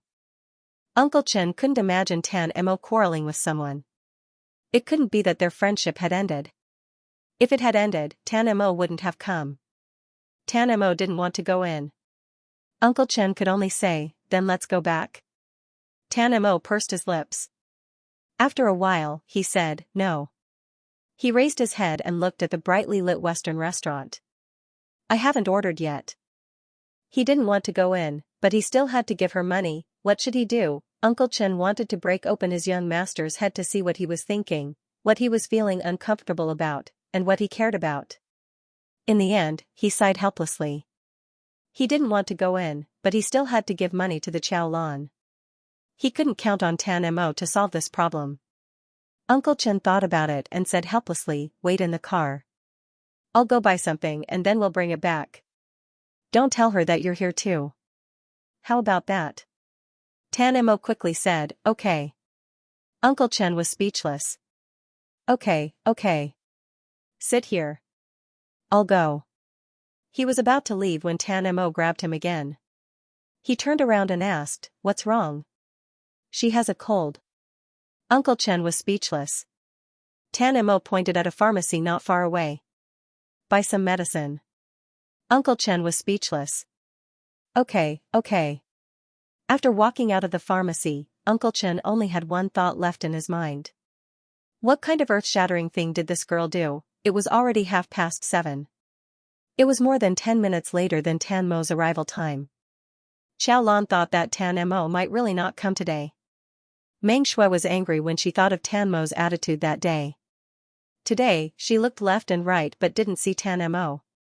She clicked her tongue and walked to the front of Xiaolan. What's wrong? Your disabled boyfriend didn't come to give money today? He's my classmate. Xiaolan was in a bad mood, but she suddenly became angry. Watch your mouth. Meng Shui raised her eyebrows. Since you don't like his disability, why are you still pretending to be so good at it? Are you trying to cheat money? TSK, you're so young, but your mind is not small at all. Sigh, I really admire you. Let me say, your little boyfriend is not only disabled, but he's also a little crazy. Didn't your parents teach you how to behave and talk when you're so old? You. Meng Shui was so angry that she wanted to make a scene. Uncle Chen happened to walk in from outside. Xiao Lan's eyes lit up when she saw Uncle Chen. She didn't have time to quarrel with Meng Shui. Hello. Xiao Lan invited Uncle Chen inside. She inadvertently glanced outside and took out the menu for Uncle Chen to order. Uncle Chen saw Qiao Lan's gaze and a faint smile appeared on his face. He quickly ordered the dishes and asked Qiao Lan to pack them back. Qiao Lan glanced outside again. There was a row of cars, but she couldn't recognize which one was driven by Uncle Chen. She wanted to ask Uncle Chen about Tan Mo, but the head waiter was just 2 meters away. The restaurant didn't allow the waiters and customers to communicate with each other during working hours. Qiao Lan could only order the dishes and couldn't ask much. After that, she was very busy. Even the takeaway dishes were delivered to Uncle Chen by the head waiter. When Qiao Lan finished her work and came back, Uncle Chen had already left. The head waiter smiled at her and didn't say anything. However, when it was time to get off work, he called Qiao Lan and took out a bag from the cashier and gave it to her. "This is from the old man who often sends young Master Ran here." Qiao Lan was stunned. When she opened the bag, it was full of medicine. All kinds of cold medicine. Qiao Lan was sick for the whole day and was busy until now. Suddenly, she felt her eyes sting. She took the medicine and thanked the head waiter. When she returned home, she took the medicine and went to bed early. Perhaps it was because of the medicine, Qiao Lan fell asleep very quickly. It was a dreamless night. As a young person, she fell sick by accident. After taking medicine and sleeping well, her throat didn't hurt the next day and she felt energetic again. The next day, Qiao Lan was full of energy again. When she came to the classroom in the morning, she memorized as usual. Pei Ning glanced at her. "You're better?" "I'm better." Qiao Lan's voice was light. "You're in a good mood." "I'm alright." Qiao Lan smiled and took her textbook out to memorize. After the morning self-study session, Tan Mo came. Qiao Lan turned to Tan Mo and said, "I'm better now." Tan Mo listened to her no longer hoarse voice and quietly returned to his seat. He still didn't want to talk to her. Qiao Lan didn't care and thanked Tan Mo again. Pei Ning didn't know what to say. He really didn't understand why Tan Mo never talked to Qiao Lan. Qiao Lan was so good-tempered that she took the initiative to talk to Tan Mo again and again. "He was ignoring you. Weren't you embarrassed? Why did you talk to Tan Mo when you were better? And what did you mean by thank you?" He really didn't understand. He turned back to ask Qiao Lan. Qiao Lan still said the same thing. "It's a secret." Pei Ning, "Forget it, I won't ask anymore." Ever since Qiao Lan got first place in the grade, the students who used to follow the flow of the class became friendly to Qiao Lan. Some of the students who didn't treat her well before also became nice recently. Qin Yang, who used to bully Qiao Lan, didn't find trouble with Qiao Lan anymore. Just like what Qiao Lan said before, if you want to be liked, you must have the ability to be liked. One morning, when she was memorizing books, she met a few girls in the class. Recently, the learning atmosphere in class 13 was surprisingly good. There were more students who got up early to study in school every day. Qiao Lan memorized for a while. Not far away, a girl who was memorizing books came over. Qiao Lan didn't remember her name, but she knew that she was from the same class. The girl smiled and asked if she could borrow her history notes to take a look. You don't hit a smiling person. Moreover, she had just finished memorizing history, so Qiao Lan lent the notes to the girl. The girl took the notes back and flipped through it with a few other girls. After reading it, they couldn't help but sigh that Qiao Lan was really serious. However, they couldn't see anything special about it. After a while, they returned the notes. Qiao Lan nodded, took the notes back, and went back to the classroom. Ever since the girl talked to Qiao Lan, she slowly started to take the initiative to greet her when they met often. Qiao Lan found out that the girl's name was Tang Qin. But that was it. One day, after the second class, Tang Qin even asked her to go downstairs to do exercises. Qiao Lan glanced at Tang Qin and frowned. She's here. Qiao Lan wasn't a naive girl. Growing up, Qiao Lan didn't trust people easily, and it was so obvious that she was trying to get close to her. However, she really couldn't figure out why the girl was trying to get close to her. During the physical education class, Qiao Lan met Haoying again. Haoying still maintained her friendly style. After meeting Qiao Lan, she greeted Qiao Lan. Looking at Haoying's big white teeth and the smile on her face, Qiao Lan replied to Haoying with a hello. When she turned around, she saw Tang Qin and a few other girls squeezing over Xiaolan. The girls looked friendly, as if they had just seen Haoying. "Hey, you're Haoying from class 5, right?" Haoying had a straightforward personality. She smiled and said yes. The few of them started chattering. Xiaolan finally understood why Tang Qin had been looking for her recently. However, it was simply inexplicable. She and Haoying didn't know each other. Haoying just casually greeted her when they met. Tang Qin and the others diverted Haoying away, allowing Xiaolan to slip away quietly. When she returned to the classroom, she naturally talked to Tan Mo again. Xiaolan finally saw what book Tan Mo was reading. Classical Electrodynamics, a physics book written by an American physicist. For Xiaolan, who even stumbled when learning acceleration, the symbols and drawings in the book were simply incomprehensible. Xiaolan knew that Tan Mo was very smart. In the original book, the author had mentioned more than once that Tan Mo's memory was amazing and his IQ far exceeded that of ordinary people. Even the male lead, Chen Yaoyang, was a little inferior to Tan Mo. The book said that Tan Mo was a genius. Xiaolan had seen Tan Mo read Calculus, Wuthering Heights, and a large history lecture book before. However, when she saw this book that she couldn't understand at all, she finally felt the difference in IQ.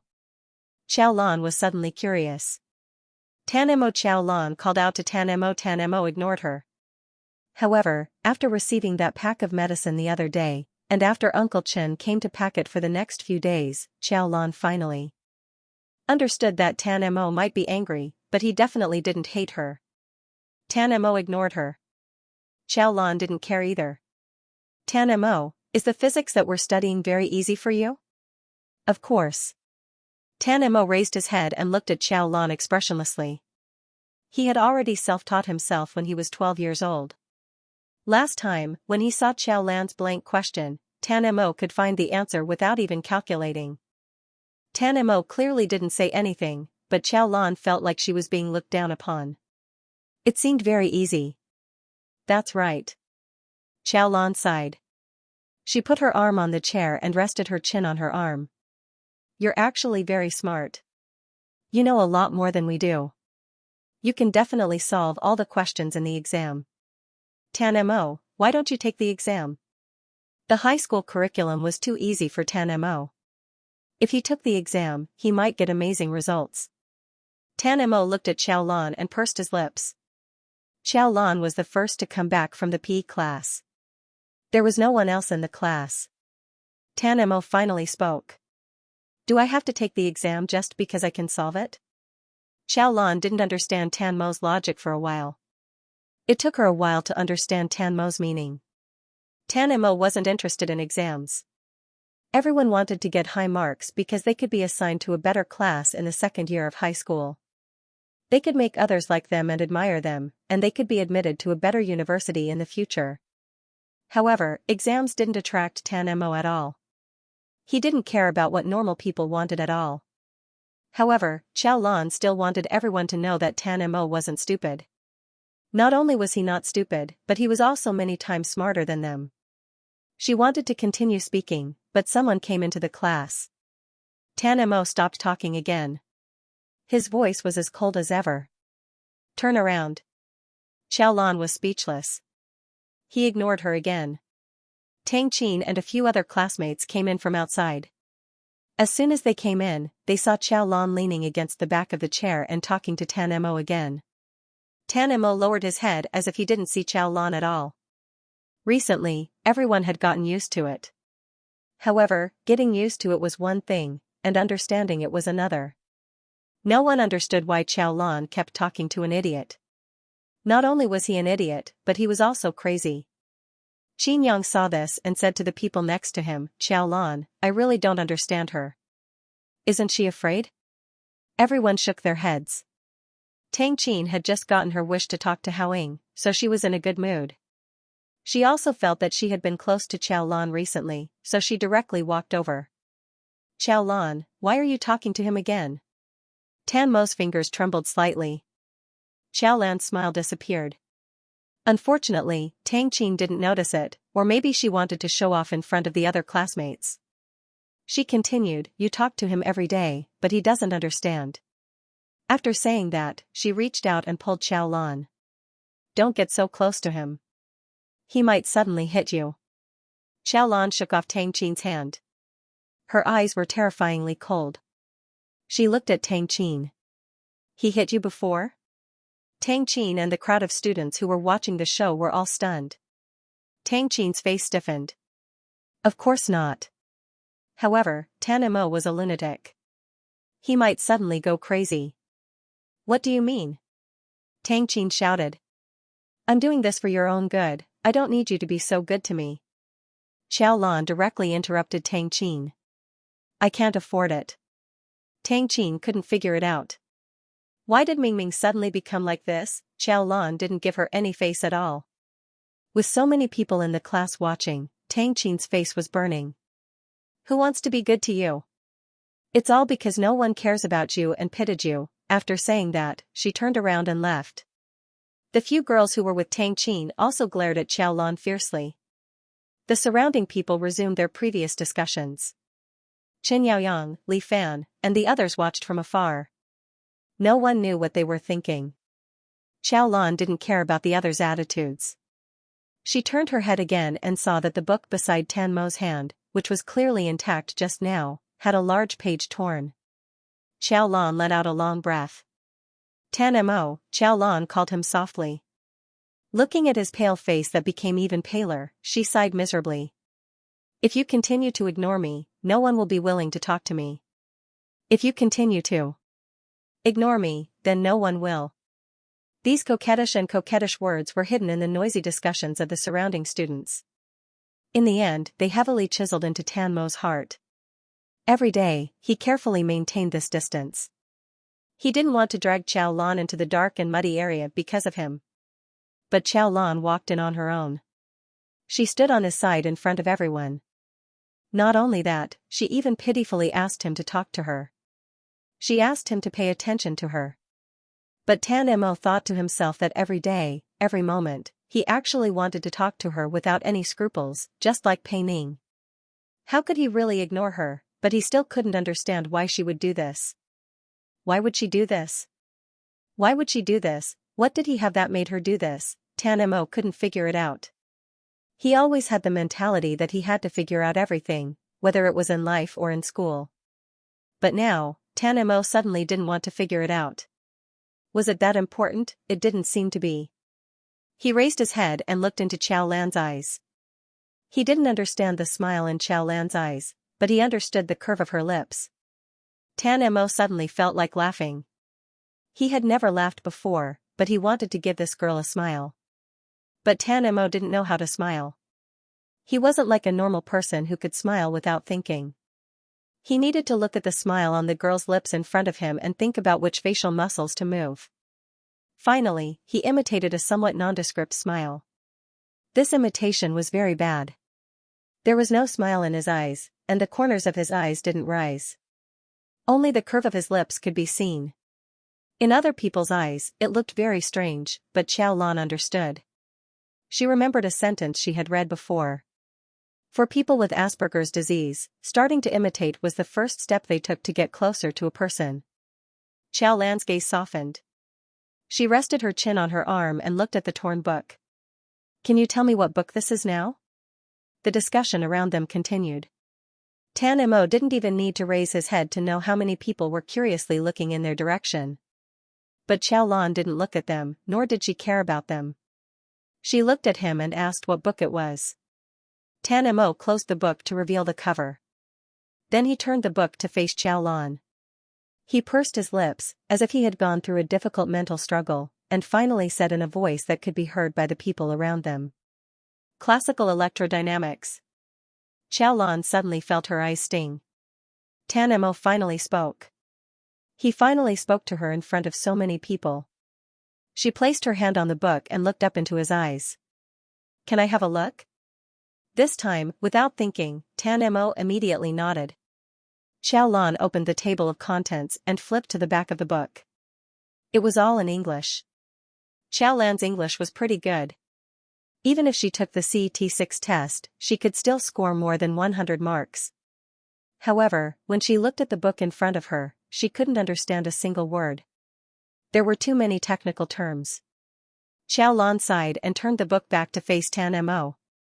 She looked at him and said, "I don't understand." She probably wanted Tan Mo to talk more. "Can you tell me what this book is about?" Tan Mo was about to speak, but the moment he opened his mouth, he suddenly thought of something and stopped. People with Asperger's disease had a very obvious characteristic. They were passionate about specific things or interests. So when they talked about something they were more interested in, they often didn't care if others were willing to listen or not. They would continue to talk about it without hesitation. They didn't care about other people's feelings at all. Or it could be said that because they found it interesting, they naturally thought that other people found it interesting as well.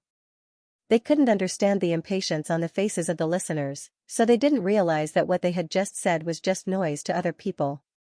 When he was 10 years old, because of his high IQ, he could already understand definite and indefinite integrals on his own while other children were still calculating linear equations. He stubbornly wanted to talk about the mathematics he knew with other children, but other people couldn't understand. Tan Mo, who was already bullied, became even more out of place after he showed his high IQ. He was ostracized by his peers. Later, his mother told him again and again that if there was something he was really interested in, he should tell her when he got home. Don't tell other people. However, after his mother passed away in a car accident, Tan Mo no longer had anyone who could listen to him talk about these things. He didn't tell other people either. As he slowly grew older, he gradually understood that other people didn't want to listen to him. But now that Xiao Lan took the initiative to ask him, Tan Mo's fingers unconsciously tightened on the book. After a long time, he finally opened his mouth and said, "This is a book by the American physicist Michael Jackson. It's divided into 2 volumes. This is the first volume. The first volume is mainly about traditional electromagnetic theory, including electrostatics, magnetostatics, electromagnetic fields that change with time, Maxwell's equations, and so on. It also discusses various macroscopic electromagnetic phenomena using Maxwell's equations." Xiao Lan admitted that she didn't understand anything. The various rankings in the book were all astronomical to her. However, she could tell that Tan Mo was stumbling at the beginning, but he was speaking very fluently towards the end. Tan Mo had always been expressionless, and his unusually pale face and long hair that covered his eyes made people notice his strangeness at the first moment. No one could see his facial features clearly. It was the first time that Xiao Lan had seen Tan Mo so closely. When he talked about the things he liked, his light brown eyes showed a different kind of expression. The young man's outstanding facial features seemed to become more vivid in an instant. Xiao Lan then realized that the young man's appearance was also very handsome. That night, Uncle Chen prepared to let Tan Mo stay in the car as he did the previous few days. He went to the Western restaurant to buy things. However, Tan Mo said, "I'll go too." They made up? They didn't quarrel anymore. In an instant, a lot of words popped up in Uncle Chen's mind, but he didn't ask much. He took the wheelchair out of the car with a smile and pushed Tan Mo into the Western restaurant. Meng Shui finally didn't ask for a rebuff this time. The other people in the restaurant had long been used to Tan Mo and Uncle Chen's daily visits. When they saw Tan Mo come in, they called Xiao Lan to order food. Looking at Xiao Lan's back as she walked away, the girls couldn't help but sigh. Why don't you think this young master Feng just give Xiao Lan money? What's the point of that? Another person said. Sigh, really. If someone treated me like this, even if he was really disabled, he could still do this. Disabled or not, I would be moved. Xiao Lan seems to be only 16 years old. Sigh, other people are 16 years old, we are 16 years old. Shut up, you are already 26 years old, the few of them roared with laughter. The Western restaurant was filled with soft light, and the glass was dripping with water. The sound of pattering could be heard. It was raining. Xiao Lan served the dishes one by one. Tan Mo ordered a small steak today. Let me cut it for you. Tan Mo held the knife and fork and hesitated for a moment. Then, he handed it to Xiao Lan. He sat at the side and quietly watched Xiao Lan skillfully cut it into 2, then 4. Uncle Chen, who was sitting opposite him, couldn't help but slow down his eating speed. Tan Mo didn't like people getting close to him. Every time Mr. Feng came, Tan Mo would stay far away. But now, this little girl named Xiao Lan was standing beside Tan Mo. Her sleeves even rubbed against Tan Mo's shoulders from time to time. However, he didn't avoid it. His eyes were fixed on Xiao Lan's hands. After a long while, there was a sudden clap of thunder outside the window. Only then did he look out of the window as if he was awakened. "It's raining," Tan Mo suddenly said. Uncle Chen also looked out and subconsciously answered, "Yes, it's raining. It's raining quite heavily." When he turned his head, he found that Tan Mo wasn't looking at him at all. He raised his head and looked at Xiao Lan, who was cutting the steak. The words "it's raining" were not said to him at all. They were said to Xiao Lan. Uncle Chen was speechless. Even Uncle Chen didn't react, let alone Xiao Lan. Uncle Chen, who was thinking too much, looked at Xiao Lan, who didn't realize it at all. After guessing for a while, he finished Tan Mo's words. "It's raining quite heavily. Miss Chiao, how are you going to go back later?" Xiao Lan was startled by the way he called her Miss Chiao. She hurriedly said, "Just call me Xiao Lan." When she finally finished cutting the steak, she handed the knife and fork back to Tan Mo and said, "It's still early for me to get off work. It shouldn't be raining by then." After she finished speaking, she looked at Tan Mo again. Tan Mo was wearing very thin clothes. "Are you cold?" Tan Mo held the knife and fork that Xiao Lan had taken from him. It was still warm from Xiao Lan's fingers. He silently took a bite and said, "I'm not cold."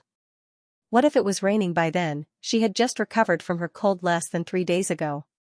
Uncle Chen was even more surprised. Something must have happened today. After Xiao Lan left, Tan Mo put down his knife and fork, took out his phone, and looked at it for a long time. "It's going to keep raining tonight." Uncle Chen thought for a while and said, "How about this? I'll take you back first. If it's still raining later, I'll take Miss Chiao back. Is that okay?" Tan Mo looked at the heavy rain outside the window, nodded, and took another bite of steak. "Okay." After paying the bill as usual, Uncle Chen pushed Tan Mo out of the restaurant. He casually asked, "Miss Chiao has classes during the day. If you work so hard at night, will it affect your studies?" Xiao Lan smiled and said, "It's not too busy in the first year of high school. It's okay." "What time do you usually work until?" "I can get off work at 11 o'clock. Uncle Chen nodded happily. Xiao Lan didn't notice anything and walked the two of them out of the restaurant. The girl standing in the light smiled and waved her hand just like she did when school was over. "Goodbye, Tan Mo." Tan Mo looked back and glanced at her. "See you tomorrow."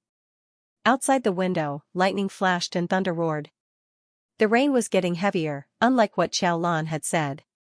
Because of the heavy rain, there were fewer customers in the restaurant than usual. Xiao Lan's group was also free. Xiao Lan even took the opportunity to read the text that she had to memorize the next day. The rest of the people stood at the door and looked at the heavy rain outside the window. They began to worry about how to go back. There were no more buses, and it was difficult to get a taxi now. A few girls chattered and asked if anyone had an umbrella and if it was on the way, they could walk together. After 11 o'clock, there were no more customers in the restaurant. After everyone finished cleaning up, they closed the restaurant and walked out. The night rain was so cold that everyone shivered. Meng Shui saw Xiao Lan without an umbrella and wearing a thin school uniform at first glance. She couldn't help but ask, "Why? Do you need to walk back with us?" As soon as she finished speaking, the lights of a car hidden in the darkness by the road turned on. The car door opened and Uncle Chen came over with an umbrella. He handed the other umbrella in his hand to Xiao Lan and smiled. "Young master asked me to take you home." Xiao Lan stood in the hallway and watched Uncle Chen walk away. She stood alone in the dark for a long time. In her previous life, she lived for 20 years. She didn't know who her parents were or what their surnames were. Even her surname was randomly chosen. The person who treated her the best in her previous life was the kind aunt who sponsored her high school. After she got into university, Xiao Lan swore to remember her kindness for the rest of her life. But before she could, she became the current Xiao Lan. Because she couldn't bear to see Tan Mo, she cared for him a few more times, but the feedback he gave her was too much. Xiao Lan squatted down and buried her face in her knees. The book said that people with AS found it difficult to have friendships. Once they did, they would be at a loss and wouldn't know how to maintain it.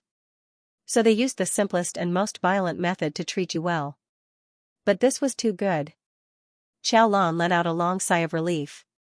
In the past 20 years, no one reminded her to wear thick clothes when it snowed. No one reminded her to bring an umbrella when it snowed, and no one specially sent her home. After squatting for a few minutes, or maybe 10, Xiao Lan went back upstairs to the Qiao family's house. It was already past midnight. Mother Qiao was the only one who hadn't slept yet. She was wearing a face mask. When she saw Xiao Lan come in, she glanced at her and casually said, "What time is it? You didn't even tell me where you went." "Lower your voice, your brother just fell asleep." Seeing Mother Qiao turn around and go back to her room, Xiao Lan felt like she had returned to reality. Xiao Lan originally thought that because of her quarrel with Tang Qin, she would be alienated by everyone again. But later, she realized that it didn't seem to be the case. They were all 15 or 16 years old. Generally speaking, everyone wasn't bad by nature. But maybe because Tang Qin wasn't Qin Yaoyang or Song Yao, her weight in the class wasn't big enough for others to alienate Xiao Lan because of her attitude. So other than a few girls who were close to Tang Qin, no one's attitude towards Xiao Lan changed much. For example, Pei Ning and a few students sitting in front of Xiao Lan to the right still greeted and talked to each other as usual. Xiao Lan was good at English and math. Some students would also ask Xiao Lan questions after class. But when it came to Tan Mo, most of the students tried their best to stay away from him. But a small group of students slowly changed. Xiao Lan talked to Tan Mo every day, but Tan Mo didn't hit her like what Tang Qin said. He didn't even raise his voice. He wasn't crazy and didn't look stupid. The way he talked to Xiao Lan wasn't scary either. But Tan Mo didn't care about any of this. The only thing that he cared about now was Xiao Lan. At this moment, Xiao Lan was having a memory competition with Pei Ning, who was sitting next to her, and a few other classmates in front of her. They forgot who started it, but they were all about the same age. As they talked, they were a little unconvinced and wanted to compete. The girl sitting in front of Xiao Lan was the judge. Xiao Lan, Pei Ning, and another boy. The question was very simple. 10 Roman numerals were randomly arranged. The girl who came up with the question read a total of 15 numbers. Whoever wrote the correct number would win. The bet was even simpler. 2 lollipops. In Tan Mo's eyes, this kind of game was boring. He didn't understand the meaning of this kind of time-wasting game. But Xiao Lan was playing, so Tan Mo put down the book in his hand and watched them play. The girl who came up with the question casually wrote down 15 numbers. Then, she covered the paper and coughed twice. Listen carefully, I'll just read it once. 2, 4, 5, 0. 2, 8. Don't continue. In the countdown, 10, 9, 8, 7, Xiao Lan took out a pen and wrote 3 numbers. Pei Ning, who was next to her, suddenly short-circuited. Hey, what's the 5th number again? She subconsciously glanced at Xiao Lan. Xiao Lan pushed her away, turned around, and put the book on Tan Mo's table. She quickly wrote down 8 numbers. When she reached the 9th number, she suddenly couldn't remember whether it was 7 or 8. The girl who came up with the question looked at the other guy's answer and couldn't help laughing. You're way too wrong. Countdown, Xiao Lan really couldn't remember. Just as she was about to write down a random number, Tan Mo whispered in a voice that only the two of them could hear, 846728. Xiao Lan didn't even think about it and wrote down everything Tan Mo said. Tan Mo was stunned. Wasn't she afraid that he would remember it wrongly? The girl in front of them finished counting down. She quickly took the paper from the 3 people's hands and laughed after reading it. How did you get the 3rd number wrong? Pei Ning got it wrong 3 times. Hey, Xiao Lan got it right. I told you that us girls have a better memory than you guys. Look at what Xiao Lan wrote. That's Xiao Lan's memory. You can't do it. There was a commotion in front of them again. Xiaolan turned around and smiled at Tan Mo. She sighed softly, "Why are you so good?" The girl in front of him had very black and bright eyes. She looked at him and sighed from the bottom of her heart. He was used to people saying that he was crazy and stupid. He thought that he was already used to it and couldn't feel it. However, when he heard Xiaolan's words, he still felt heartfelt joy. Maybe it was because of this sentence, or maybe it was because of the person who said it. Tan Mo clearly remembered that before he met Xiaolan, he had to endure a lot of suffering in school every day. But now, his days in school didn't seem so difficult anymore. This was the most comfortable state he could be in outside of being alone. On the weekend, Tan Mo didn't go to the Western restaurant. He found a very good book and devoted all his time to it for 2 days. On Sunday night, Father Tan took time out of his busy schedule to visit Tan Mo. Tan Mo didn't live with Father Tan. Before Tan Mo could remember, his parents had already divorced. After he was 7 years old, as he slowly grew older, his mother finally realized that he was different from other children. From then on, she took him to the United States for treatment. They stayed there for 7 years.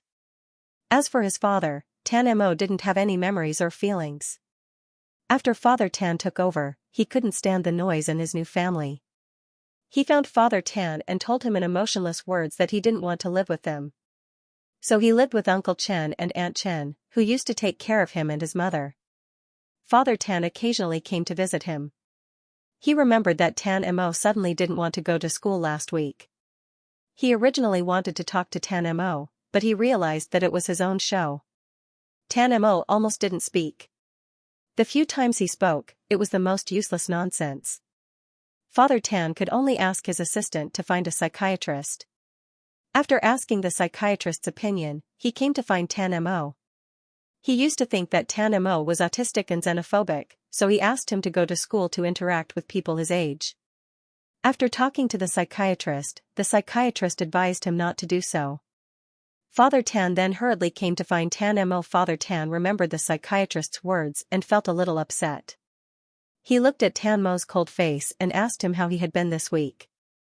Tan Mo looked up at him and said from the bottom of his heart, "Very good."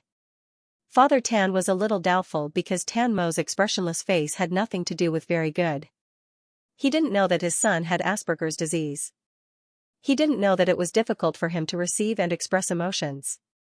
He only thought that Tan Mo had ordinary autism and recalled the psychiatrist's words.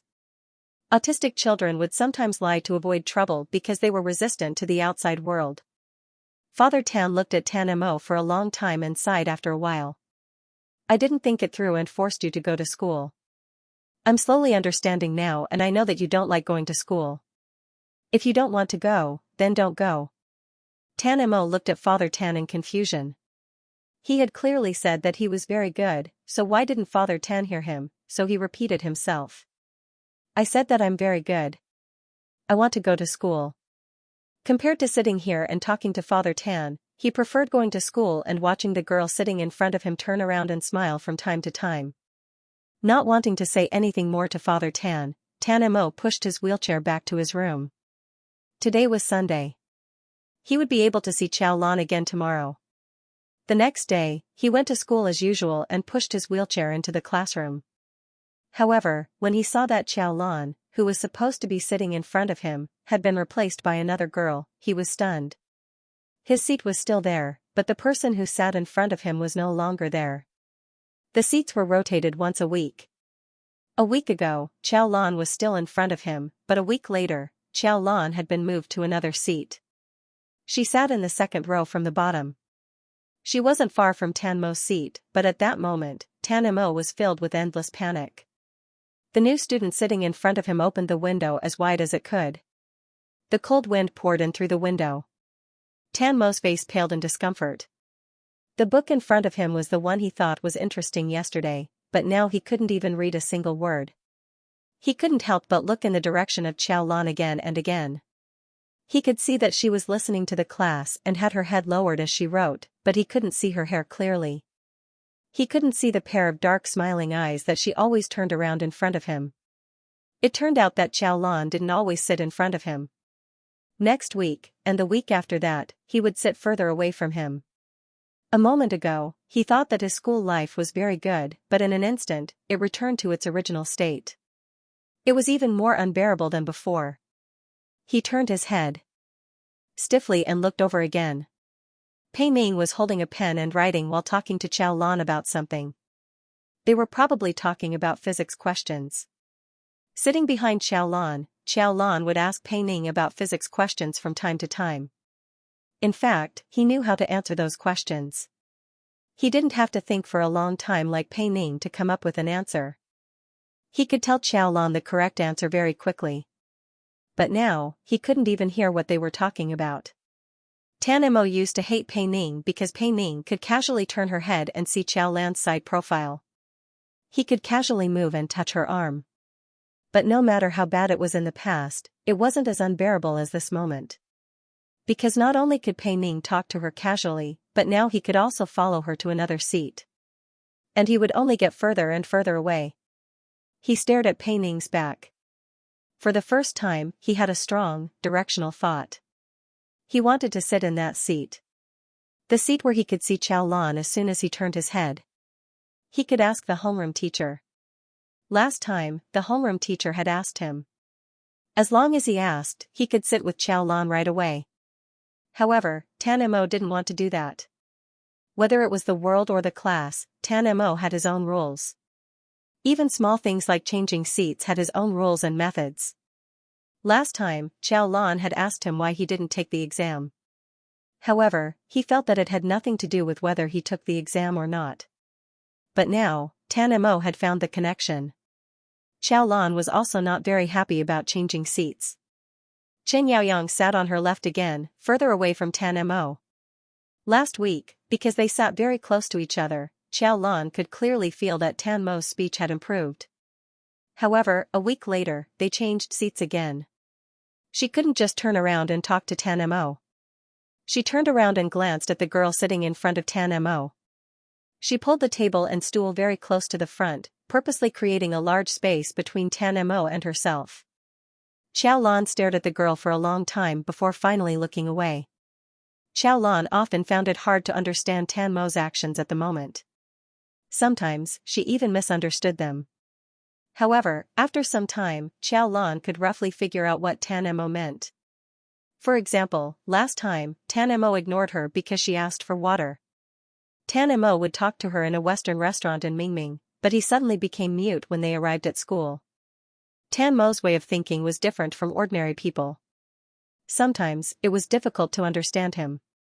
However, there was one thing that was relatively simple: no matter what Tan Mo was thinking, he would never have evil thoughts.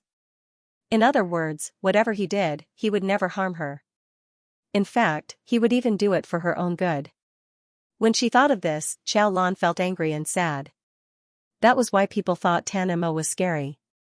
In fact, his heart was purer and purer than anyone else's. Following this train of thought, Qiao Lan finally understood why Tan Mo didn't talk to her in class. Or rather, why he didn't talk to her in front of the other students. He was worried that the people here would alienate her or slander her because she was close to him. Qiao Lan's eyes were a little sore again. She really wasn't a sentimental person. The number of times she cried in her previous life could be counted with 2 fingers. Grew like a weed for 20 years. Now when she saw this young man. The softest part. And there was such a person in this world. Pei Ming was explaining a question to Qiao Lan. Suddenly, she realized that Qiao Lan was in a daze. Pei Ming glanced over and realized that Qiao Lan was in a daze. Hey, what are you thinking about? Pei Ming grabbed Qiao Lan's arm. I don't know how to answer this question. Let me see. Qiao Lan couldn't help but turn to look at Tan Mo. However, she met Tan Mo's eyes. His beautiful, light-colored eyes stared at her quietly for a long time. Then, he lowered his head again. Qiao Lan felt that she was hallucinating. The moment Tan Mo lowered his head, she felt like she could feel the sadness in Tan Mo's eyes. It was mixed with the indifference of being abandoned by the whole world. Qiao Lan's fingers trembled. Suddenly, she shook off Pei Ming's hand, which was still holding her arm. Pei Ming asked her in surprise. Qiao Lan was stunned. She didn't know what was wrong with her. She just had a feeling that Tan Mo didn't like Pei Ning being so close to her. It's okay. Xiaolan lowered her eyes and whispered, you still don't know how to answer it? It's too difficult. What should I do? I have to hand it in later. Xiaolan didn't know how to answer a question that even Pei Ning, who was comparable to Qin Yaoyang in physics and chemistry, didn't know how to answer. She lowered her head and looked at the question on the paper. After a while, she stood up and walked to Tan Mo's seat with the paper in her hand. The class had just ended. The students in front of Tan Mo weren't in their seats. Xiaolan walked over and sat in the seat in front of Tan Mo. She pulled the chair, which was originally very far away from Tan Mo, to a seat very close to Tan Mo. She didn't care about the gazes that fell on her in unison. Tan Mo had already seen Xiaolan walking over. The hand that was holding the pen tightened uncontrollably. He saw Xiaolan sitting in the seat in front of him again. Why did she come over? Wasn't she talking to Pei Ning? Pei Ning's hand was even on her arm. Tan Mo couldn't control the inexplicable and unsettling feeling that welled up in his heart. He saw Xiaolan talking to Pei Ning. He felt that to Xiaolan, he was no different from Pei Ning. No, there was still a difference. He couldn't be compared to Pei Ning at all. After he left Xiaolan, he was in so much pain. However, Xiaolan was still talking to others and smiling at others. Even though he had already decided to occupy Pei Ning's seat, every minute and every second was incomparably difficult for him. It was like a candle flame that had broken into the darkness. It was getting further and further away from him bit by bit. He wasn't sure if the candle flame would still light up for him if he chased in the direction in which it went. For normal people, sometimes they would feel insecure. However, for Tan Mo, he didn't feel secure at all. But now that Xiaolan was here again, Tan Mo's irrepressible frustration and uneasiness seemed to have found an outlet in an instant. He stared at the letters on the book for a long time. He couldn't help but look up at Xiaolan and ask her what she was doing here. Xiaolan placed the paper on the table and turned it around to face Tan Mo. I'm here to ask you a question. No matter how hard I try, I can't solve this question. Tan Mo, you must know how to do it. Tan Mo's cold gaze shifted from Xiaolan's face to the back of Pei Ning's head. You can ask him. Xiaolan followed Tan Mo's gaze and glanced back. It's too difficult. Pei Ning doesn't know how to do it. So she asked Pei Ning first.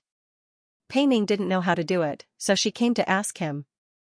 Tan Mo lowered his head and looked at the overly simple question in front of him. He looked back at the book in front of him. I don't know how to do it either.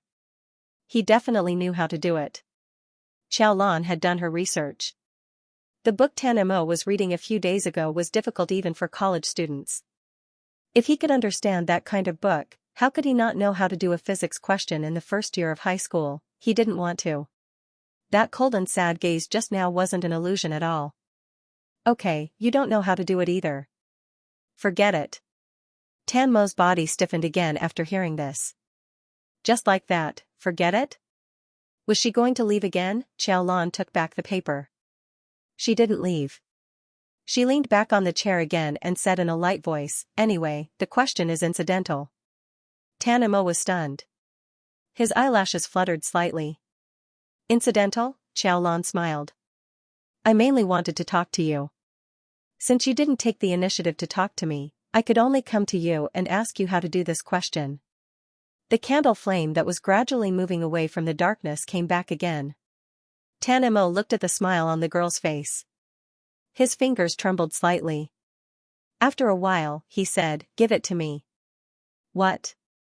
Xiaolan didn't react for a moment. The paper. Xiaolan was stunned. Then she smiled. Help me take a look. It's just this question. It's so difficult. Tan Mo picked up the pen. In less than 10 seconds, the tip of the pen fell on the paper and a string of words quickly appeared. This was the first time Xiaolan saw Tan Mo write. His writing was very fast and his handwriting was clear and beautiful. He didn't seem to need to think, but he was decisive and confident. Xiaolan suddenly felt that. The young man in front of her was glowing. Xiaolan looked at the slender and pale hand holding the pen and sighed. Tan Mo, your fingers are so beautiful. Tan Mo's fingers trembled. What's so beautiful about a pair of sickly white hands? He finished writing the last word. Tan Mo handed the paper back to Xiao Lan. Class is about to start. Xiao Lan chuckled. I'll leave right away. She took the paper and stood up. She put the chair back in its original position and returned to her seat. Many students in the class who were staring at her looked at each other and shook their heads in the end. Why did he go over when he changed seats?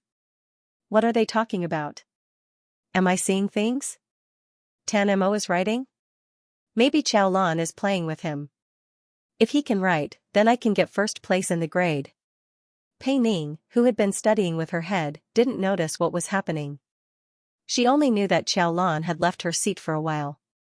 When she came back, she actually solved the question that she hadn't been able to solve. You solved it? He also solved it. Pei Ning glanced at her paper and found that her answer was different from Xiao Lan's. I made a mistake, Pei Ning said. I think so. Xiao Lan refused to correct her. I think I'm right. After each of them had their own opinions, they didn't correct their answers. After handing in the paper, the physics class started again. Pei Ning looked at her own score of 0 and then at Xiao Lan's full score of 12. She was dumbfounded. She pulled Xiao Lan's paper and looked at it for a long time. She found that something was wrong. No, this isn't your handwriting. Did you ask someone? Yes. Who did you ask? Xiao Lan looked back with a smile. A genius. Pei Ning, in the blink of an eye, another week had passed. When she came to school again, Xiao Lan was even further away from Tan Mo. During class, the homeroom teacher reminded the students who were behind. The teacher said that the seats are arranged according to the ranking, not completely according to the ranking, so students who are behind don't be discouraged. As long as you make progress, as long as the teacher can see your progress, you can still sit next to students with better grades. Therefore, opportunities are reserved for those who are prepared. Do you understand? Understood. After class, Li Fan and a few others gathered around Chen Yaoyang's table and teased him. Yaoyang, do you want to go out and do some exercise? Chen Yaoyang was doing a question. I'm not free right now. F*ck, what's wrong with you? A few of them were shocked. They looked at Xiao Lan as if they had thought of something. Are you going to get the first place back? Chen Yaoyang ignored them. You didn't study much before. You didn't memorize much history and politics. Just memorize a little before the exam and you'll definitely get the first place again. Do you need to be so worried? Just in case. The underachievers were silent. Perhaps they didn't understand the healthy competition between the top students. Li Fan thought for a while and looked back at Xiao Lan who was sitting behind him. He whispered, actually, don't underestimate Xiao Lan too much. Last time, she scored 7 points lower than Yaoyang in physics and chemistry. She also works so hard. Other than playing with Tan Mo after class, she spends most of her time reading. Moreover, she's really good at literature. Literature, history, and politics. Normally, the gap between these three subjects wasn't too big. However, last time, Xiao Lan scored nearly 30 points higher than Chen Yaoyang in these three subjects. She scored more than 10 points higher than Song Yao, who was very good at literature. This was very scary. Chen Yaoyang had a strong ego and didn't want to be suppressed by Xiao Lan again. It was understandable. The underachievers sighed. Their brother was so awesome, but they weren't encouraged at all. Ever since Xiao Lan got the first place last time, our class has been like on steroids. Who said otherwise? Even Chen Yaoyang started to get serious. I suddenly feel a little ashamed. Do you know what I saw this morning? F*ck, I saw Tan Mo reading a history textbook. Qin Yang's voice was very loud. Although he didn't shout at the top of his lungs, Xiao Lan's seat was very close to Chen Yaoyang. When she heard Tan Mo's name, she immediately stopped writing. Qin Yang couldn't stop laughing. Even an idiot knows how to study. Really, I think we should read some books too. F*ck, who bumped into me? Xiao Lan squeezed past Qin Yang expressionlessly. Don't block the way, okay? Qin Yang, he was one. 9 meters tall. Standing in the aisle that was less than a meter wide, he really blocked the way. Li Fan pulled Xianxia back. After watching Xiaolan walk away, he whispered, "Why do I feel like she did it on purpose?" Xianxia's eyes lit up. "She bumped into me on purpose?" Li Fan saw Xianxia's expression and knew that he was thinking too much. "You just said Tan-Mo Xiaolan must be unhappy. What does Tan-Mo have to do with her?" "Who knows? Xiaolan is protecting Tan-Mo like a child." Li Fan shook his head. "Didn't she quarrel with Tang Qin because of Tan-Mo? If you're talking nonsense, then go outside. Don't disturb me when I'm doing the questions." Chen Yaoyang frowned and told them to get lost. After Qin Yang and the others left, he put down his pen. F***ck. He suddenly didn't want to do it anymore. Xiaolan took out his notes and used a day to fill in everything he could think of that he didn't write down in the notebook. She did bump into Qin Yang on purpose, but after that, her heart was beating a little fast. Qin Yang's words were unpleasant, but he probably wasn't lying.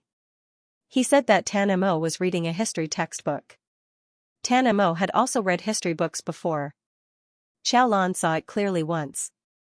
It was a world history lecture book. It was very thick and very professional. Logically speaking, Tan-Mo who had read that kind of book would never read a textbook. Compared to the book he read, the content was too little. However, Tan-Mo was really reading it. People with AS hate change. They like to follow their own plans and repeat their daily lives. Therefore, as long as there is a little difference, it must mean something else.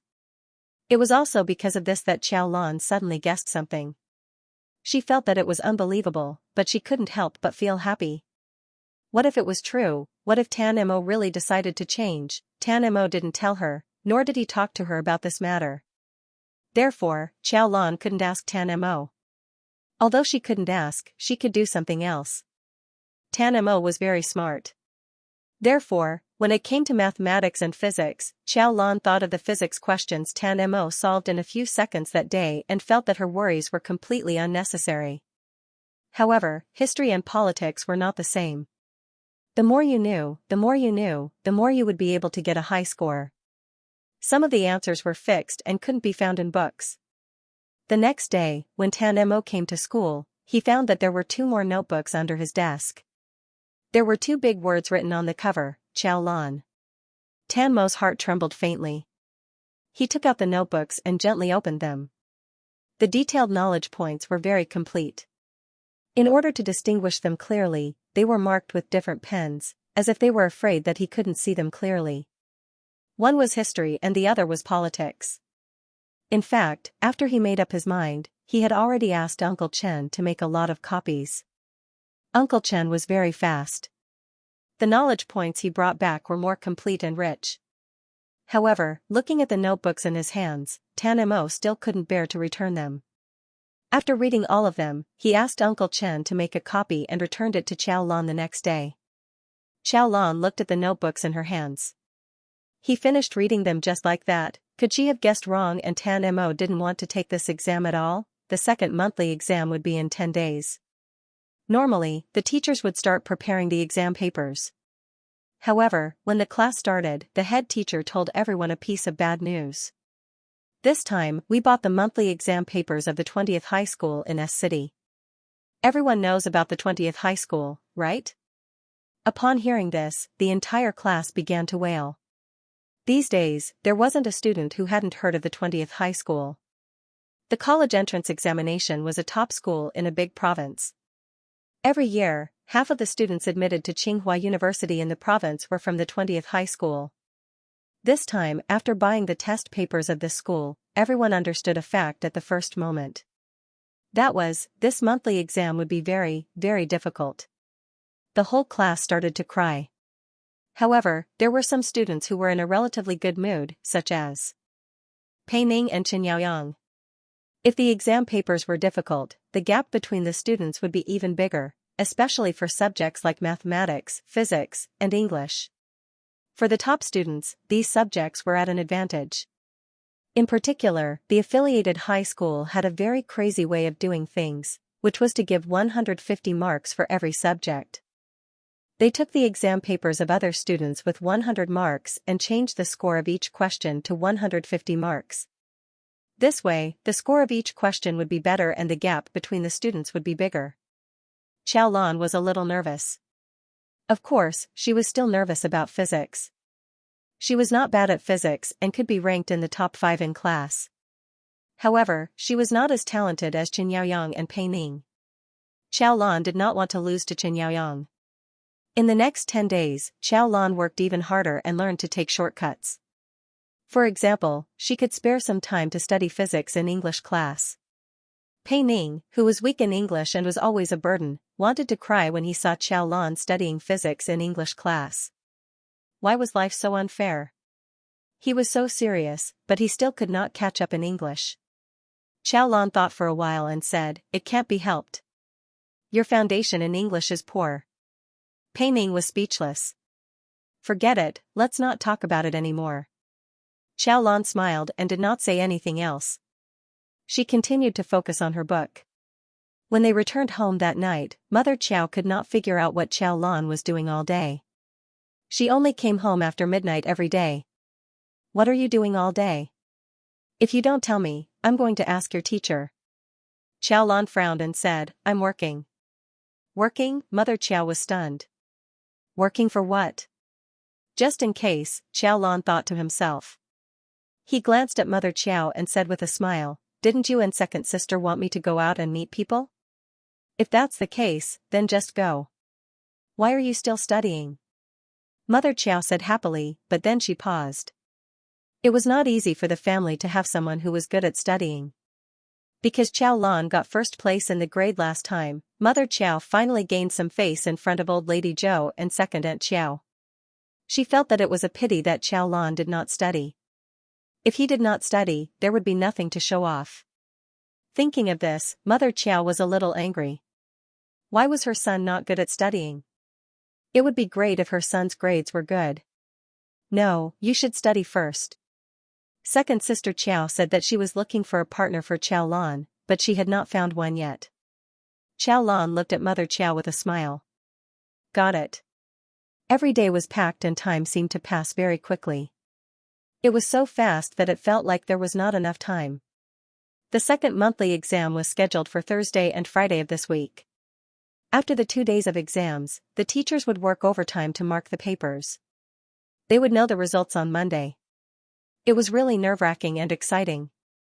On Wednesday, each class was given the exam list and pasted it on the door. Then, they pulled out all the tables and pasted the exam number on the corner of the table.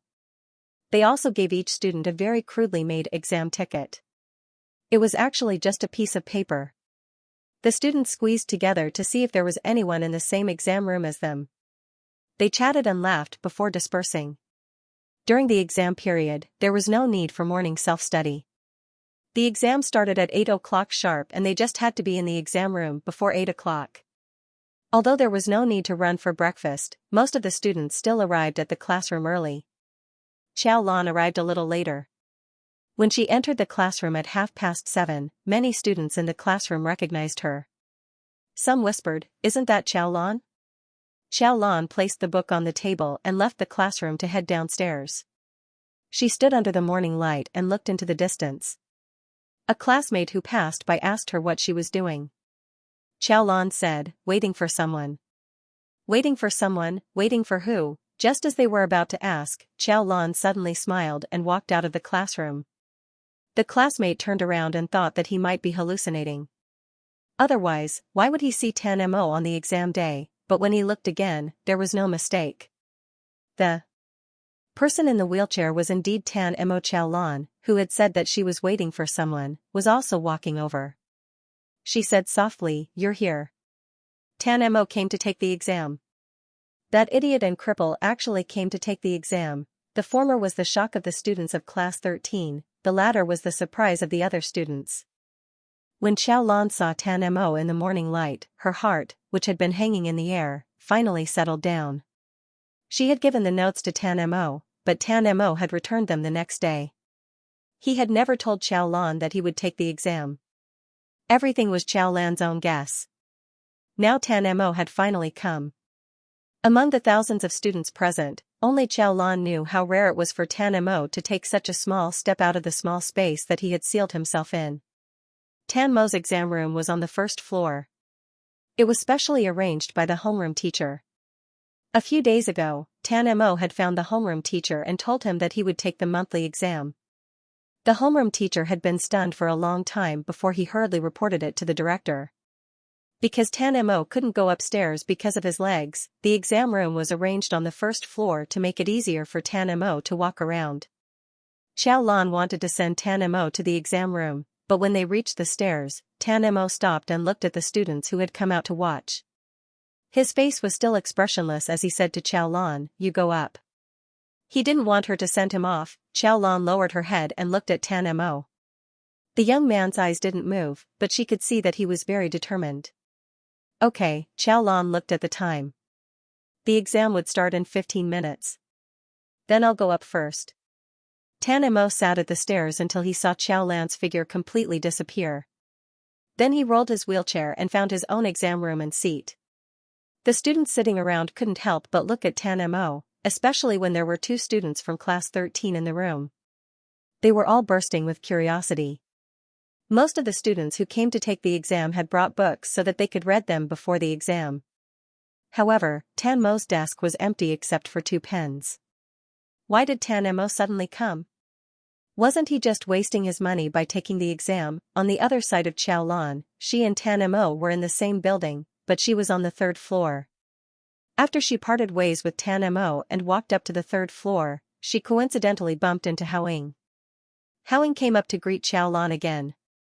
When she found that Xiaolan was also on the 3rd floor, she was pleasantly surprised. When she walked to her examination room, Xiaolan said goodbye and walked into the classroom next door. Haoying was speechless. I was pleasantly surprised. They weren't even in the same exam venue. Sigh, but even if they were in the same exam hall, it was impossible for him to be sitting right in front of him. He could only pray that the person sitting in front or behind him was still a big shot. Xiaolan returned to the classroom and took out a pen and paper. The first year of high school had the most courses and the most subjects to be tested. There were a total of 8 subjects, and all of them had to be finished in 2 days. One could imagine how rushed the exam would be. In the morning, it was still physics and mathematics. Xiaolan was a little worried about one of them, and Xiaolan was very confident about the other one. However, the exam this time was obviously much more difficult than the previous midterm exam. Xiaolan was also a little nervous. This kind of nervousness lasted until Xiaolan found the paper. She picked up the pen and started to do the questions. The more she did, the more nervous she became. Then, she was a little nervous. Could the gap between one school and another really be so big? This physics paper was really a little too difficult. Xiaolan used to study in high school in S province. Although it wasn't XX number 1 high school, she had done XX number 1 high school's exam before. At that time, she didn't feel that it was so difficult. In the previous physics exam, Xiaolan scored more than 140 points, which was considered easy. However, after the paper was finally closed, Xiaolan really didn't feel confident at all. Before the invigilator left, the class had already started to talk about it. Oh my god, this is too difficult. I originally thought that if I didn't know this question, I would do the next one. However, as I looked at it, there were only a few who knew how to do it. It's over. I don't think I can pass this time. This question is too crazy. The discussion around him didn't comfort Xiaolan much. After all, he only knew 3 people in the classroom, and they were all from the class. Moreover, these 3 people's grades were not even in the top 10. If Chen Yaoyang or Pei Ning also said that it was too difficult, Xiaolan might feel a little better. Although it was difficult, he still had to face the next question with a smile. As for mathematics, Xiaolan wasn't that worried. When he was in high school, Xiaolan was very good at mathematics. Later on, after he started to study literature, he was able to pull ahead of his classmates by a large margin. Therefore, he studied mathematics in university. After he started to do the mathematics paper, Xiaolan had a rough idea of what was going to happen. The questions this time were definitely extremely difficult even for XX number 1 high school. Perhaps XX number 1 high school wanted to test the students, so the paper this time was much more difficult than usual. During the previous midterm exam, Xiao Lan still had about 20 minutes to finish the questions. This time, he used up all the time, and there were still 2 questions that he hadn't answered. The full score of 150 was gone. After all, he had already lost 7 points. Moreover, Xiao Lan was not very confident about the last multiple-choice question. However, Xiao Lan wasn't too worried about the mathematics paper. The 3 people in the class who were the best at mathematics were her, Pei Ning, and Qin Yaoyang. After more than a month of understanding, Xiao Lan could tell that these 2 people were not as good as her in mathematics. After all, she had 3 more years of foundation than them. If Xiao Lan couldn't answer the questions, these 2 people shouldn't be able to answer them either. The second monthly exam was much worse than the previous midterm exam. The students' reactions were too obvious. They took 2 papers in the morning. As soon as the papers were collected, everyone started to cry. After Xiao Lan walked out of the classroom, she met a few classmates who came up to her to compare answers. After a few rounds, they broke down and couldn't continue. They turned and ran away. Xiao Lan went downstairs and found Tan Mo's classroom. Tan Mo sat quietly in the same place. He was used to leaving only after everyone had left. When Xiao Lan suddenly came in, the students who hadn't left yet looked at her curiously. Xiao Lan didn't care at all and walked over. She sat in front of Tan Mo and waited with him. "How was it?" Xiao Lan lowered her voice and asked softly. Tan Mo didn't understand what she meant. Was she talking about his physical condition or the results of the exam? Xiao Lan saw Tan Mo was stunned. She finally reacted. She couldn't talk to Tan Mo in such a vague way. She had to ask clearly. She might have been confused by the exam today and her IQ was not online. "Do you think the exam paper was difficult?" Tan Mo shook his head honestly. It wasn't difficult. After saying that, he felt that he hadn't said enough and added, "It was very easy." Xiao Lan, who was almost driven crazy by physics, was speechless. She finally understood that the gap between the smart people and the geniuses was much bigger than she had imagined. Maybe it was because Xiao Lan's expression was too obvious that even Tan Mo noticed it. However, he couldn't figure out why. He could only tell that she wasn't in a good mood. Tan Mo thought for a while and asked hesitantly, "You're not happy?" Tan Mo could actually sense her emotions. Xiao Lan was stunned. Her thoughts stopped for a moment before she hurriedly said, "I'm not unhappy. I just feel that I didn't do very well. The exam paper was very difficult." Tan Mo finally understood why Xiao Lan had such an expression when he said it was easy. He thought for a while and really didn't know how to comfort people. He could only use his usual logic to analyze Xiao Lan. "You're the first in your grade. If you think it's difficult, the others will find it even harder. So there was no need to be unhappy." This was the most common sentence Tan Mo said to Xiao Lan. Xiao Lan looked at Tan Mo, who was seriously explaining to her. Her unhappiness from failing the exam faded. Little by little. "Actually, I'm not worried about the others. I'm just a little worried about Qin Yaoyang. He's very good at physics and chemistry. I don't want to lose to him." Tan Mo's eyes seemed to have condensed a layer of ice in an instant. Tan Mo couldn't help but think of the words that some of his classmates had spread. Was it because she wanted to sit with Qin Yaoyang, or was it because she cared too much about Qin Yaoyang? Xiao Lan saw that he was staring at her. "What's wrong? Why don't you want to lose to Qin Yaoyang?" "Because Qin Yaoyang looked down on me because my grades weren't good. He even tacitly allowed everyone to mock her. Even Qin Yang, who used to bully her, wasn't as annoying as Qin Yaoyang." Tan Mo wasn't satisfied with this answer. Xiao Lan wanted to say that Qin Yaoyang had looked down on her, so she hated Qin Yaoyang and didn't want to lose to Qin Yaoyang. However, Tan Mo interpreted it to mean something else. Qin Yaoyang would look down on her if she didn't do well in the exam. Therefore, she wanted to surpass Qin Yaoyang to make him look up to her. No matter how attentive Xiao Lan was, she didn't expect Tan Mo to understand her meaning. She stood up and smiled. "There's no one else in the class. We should go." She then looked at Tan Mo. "You wrote so many words on the exam. Are your hands tired?" Do you want me to push you out? Tan Mo clenched his fists. After a while, he agreed in a low voice. Xiao Lan's afternoon subjects were relatively easy. However, it was only relatively easy. Xiao Lan was good at politics and history. However, she had added 150 marks from the original 100 marks. The marks for each question were frighteningly high. Moreover, the questions were very obscure, especially for history. Xiao Lan really wanted to give the teacher who gave her the exam 2 words. Tianqiu. A multiple-choice question with 4 options.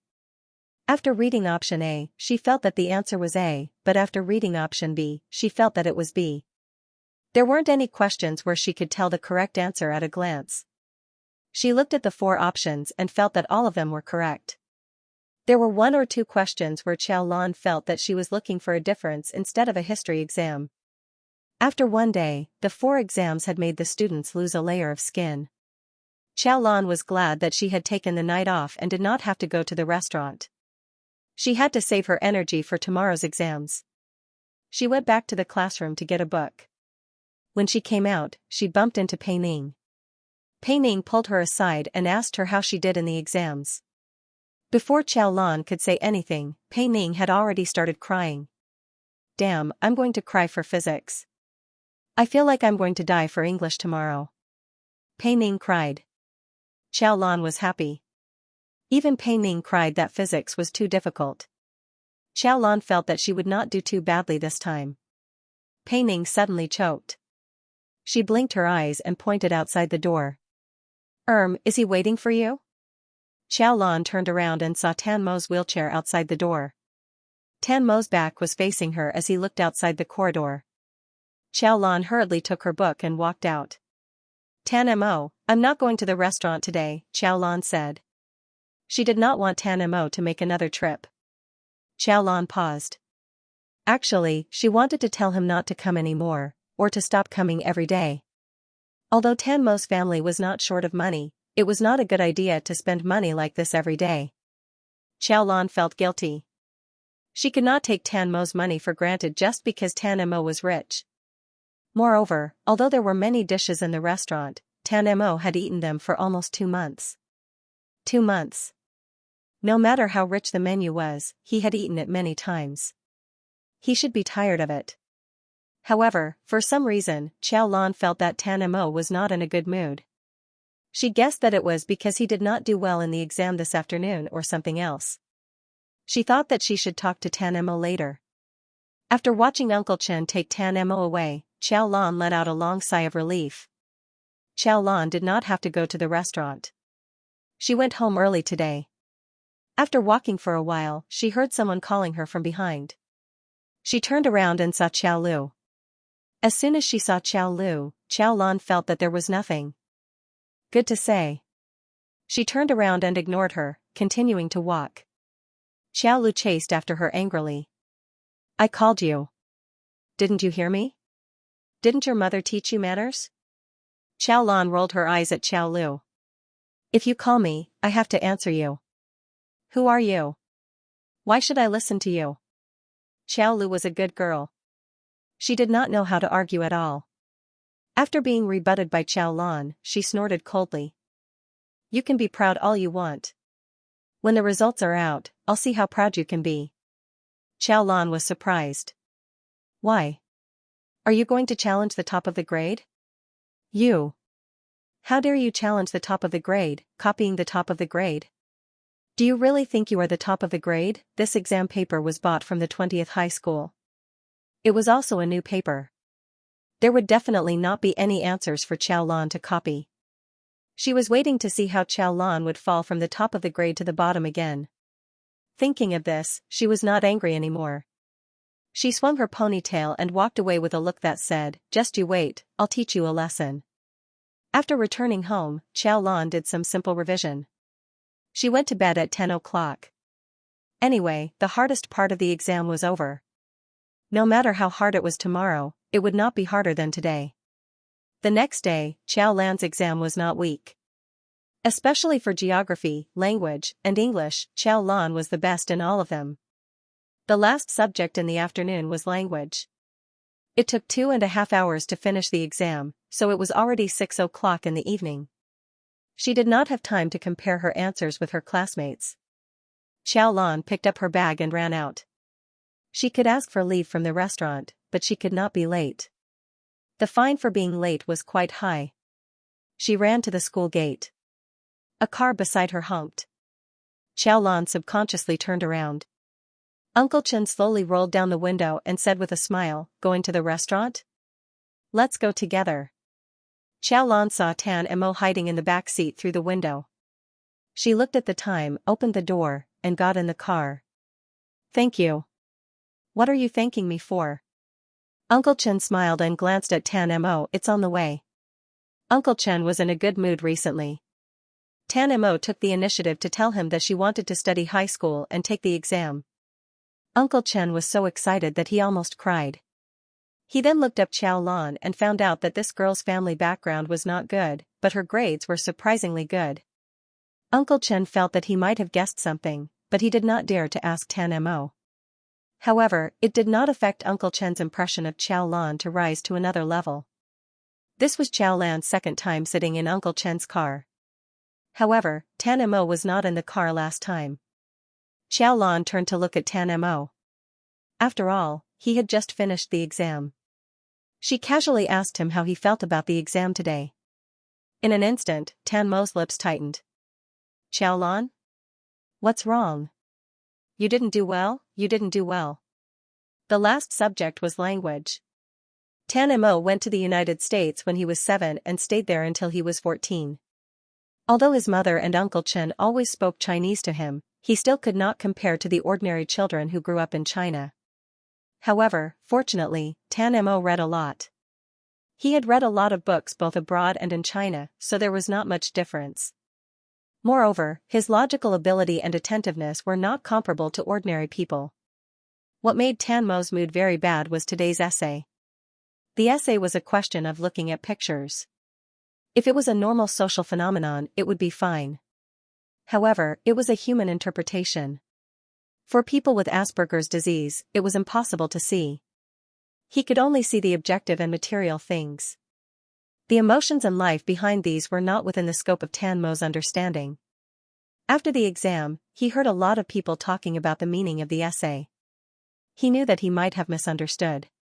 Now that Xiaolan asked, Tan Mo asked her what she wrote in the end. Xiaolan thought about it and said, "Compassion." Tan Mo became more silent. It was the same as what the other students said, but it was completely different from what he wrote. Tan Mo had not taken the exam, but he knew that if the essay went off topic, half of the marks would be deducted. However, he could not do anything about it. He could not see it at all. Even if he could, he did not understand what compassion was. When he was young, the little girl next door fell off the swing and cried. He stood next to her and did not move. The adults who rushed over comforted the little girl while pointing at him and saying that he did not have any compassion. That was the first time he had heard the word compassion. However, he did not understand it and did not have such emotions. The little girl kept crying, but he did not feel anything in his heart. Tan Mo, who was already in a bad mood, did not say a word after Xiaolan said those two words. Xiaolan looked at Tan Mo with a confused face. Suddenly, Tan Mo became depressed and ignored her. She could only look at Uncle Chen for help. Uncle Chen sighed and shook his head after a while. There was no other way. Tan Mo could not control his emotions at all. It was already a big improvement for him to not get angry and not be irritable. Xiaolan did not understand what was wrong with Tan Mo until she went to the office to order food for Tan Mo. However, she could guess that it probably had something to do with her. Uncle Chen saw the awkwardness between the two children. After dinner, he found an excuse and left for a while. Xiaolan looked back. There were not many people at the moment, and the head waiter was not there. So she squatted down and whispered to Tan Mo, "Do you feel that you did not do well in the exam?" "No, you are so smart." Tan Mo looked down. It definitely would not be good. 30 points were gone. Xiaolan saw that Tan Mo was not moved, so she could only continue, "And even if you did not do well in the exam, it's okay. The first exam, if I did not do well in the exam, I would not be able to sit at the same table with you. How could it not be okay? Xiao Lan was at her wit's end. She sighed and looked up at the young man's pale face. Looking from the bottom up, people usually would not be good-looking from this angle. However, Tan Mo was still excessively good-looking. Tan Mo's facial features were very outstanding. Every one of his facial features was just right. Although it was not accurate to use the word exquisite to describe a boy, Tan Mo's facial features were very exquisite. It was a pity that he was usually too gloomy and did not know how to cut his hair. It was getting longer and longer until it completely covered his eyes. People would only think that he was sick and scary. The orange soft light shone on Tan Mo's pale face, softening his facial features. His long and thick eyelashes left a small shadow under his eyelids. His eyes, which were originally slightly lighter in color, looked even more beautiful under the light. Xiao Lan sighed from the bottom of her heart, Tan Mo, your eyes are so beautiful. His beautiful eyes trembled slightly. It's just that they are covered by your hair. Only from this angle can I see them so clearly, Xiao Lan said. She stood up again and looked down from above. His eyes were covered again. Such beautiful eyes. It's a pity that they are covered. Tan Mo raised his head and looked up at her. His lips moved. He wanted to say that from the beginning, when he saw Xiao Lan's black and bright eyes, he felt that they were very beautiful. But in the end, he did not say it. However, after Xiao Lan left, Tan Mo realized that the annoyance brought to him by going off topic in Chinese had lessened a lot. He stared at Xiao Lan's back until Uncle Chen came back. Uncle Chen carefully observed Tan Mo's expression. Suddenly, he heard Tan Mo say, tomorrow. He paused and then continued, I want to get a haircut. Tan Mo made a big decision. Because cutting hair was really painful for him. When someone touched his hair, the feeling of his scalp tightening made him restless. Uncle Chen was stunned for a moment, then he smiled happily, okay. This weekend was unbearable and exciting for the first-year students of affiliated high school. The last exam was on Monday and Tuesday, so everyone had 2 days to prepare. But this time, the exam was on Thursday and Friday. They would know the results as soon as they came back from the holidays. It was too exciting. So on Monday morning, many students came to school earlier than usual.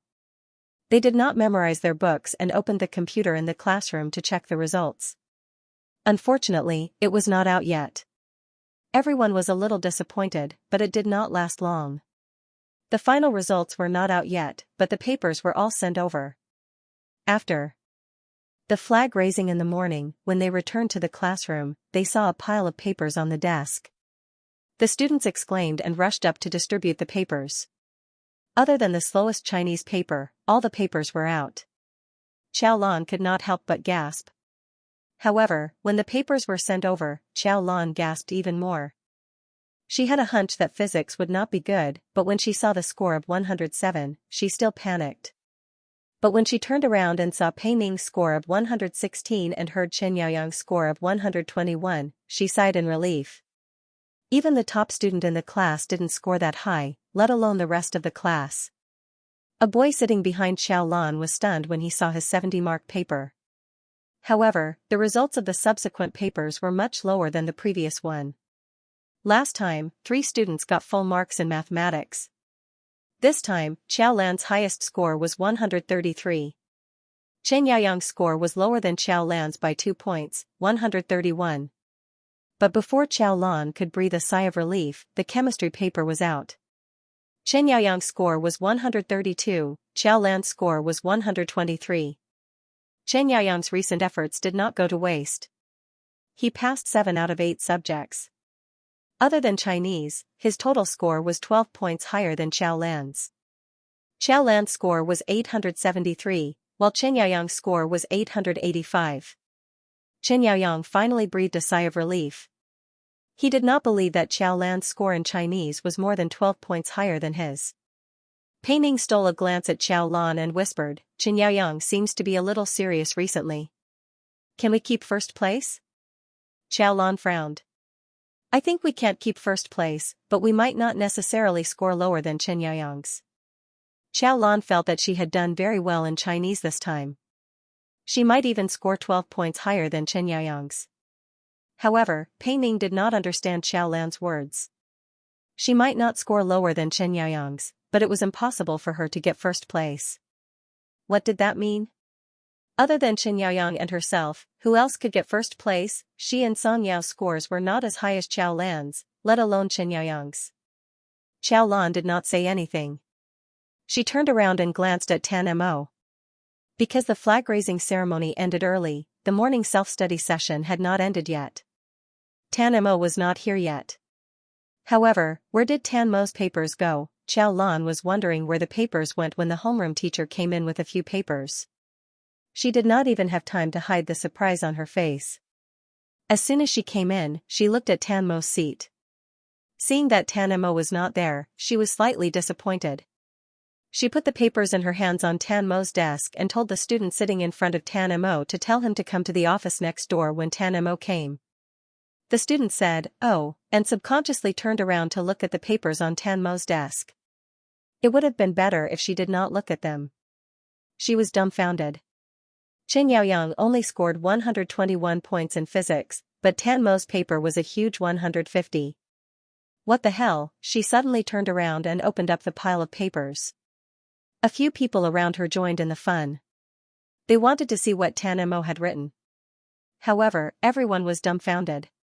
Mathematics, 150, Chemistry, 150, Physics, 150, English, 148, Geography, 147, one after another, only size and what the hell were left. Some students quickly took out their calculators and added the 7 papers. They thought that they had added the wrong number, so they added it again. In the end, they looked at the numbers on the calculator in a daze. 999, rounded up to 1,000. 7 papers, added up to 999, and the total score was only 1,200. The most frightening thing was that Chen Yaoyang, who had scored the highest, scored 885 points. Tan Mo's 7 papers were almost 120 points higher than Chen Yaoyang's 7 papers. If they had not confirmed that there were only 7 papers, everyone would have thought that one paper was missing. Dumbfounded, everyone was dumbfounded. Chen Yaoyang, who had scored the highest, scored a total of 1020 points in literature.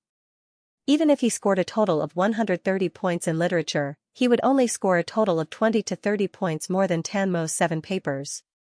What's more, Chen Yaoyang might not have scored so high.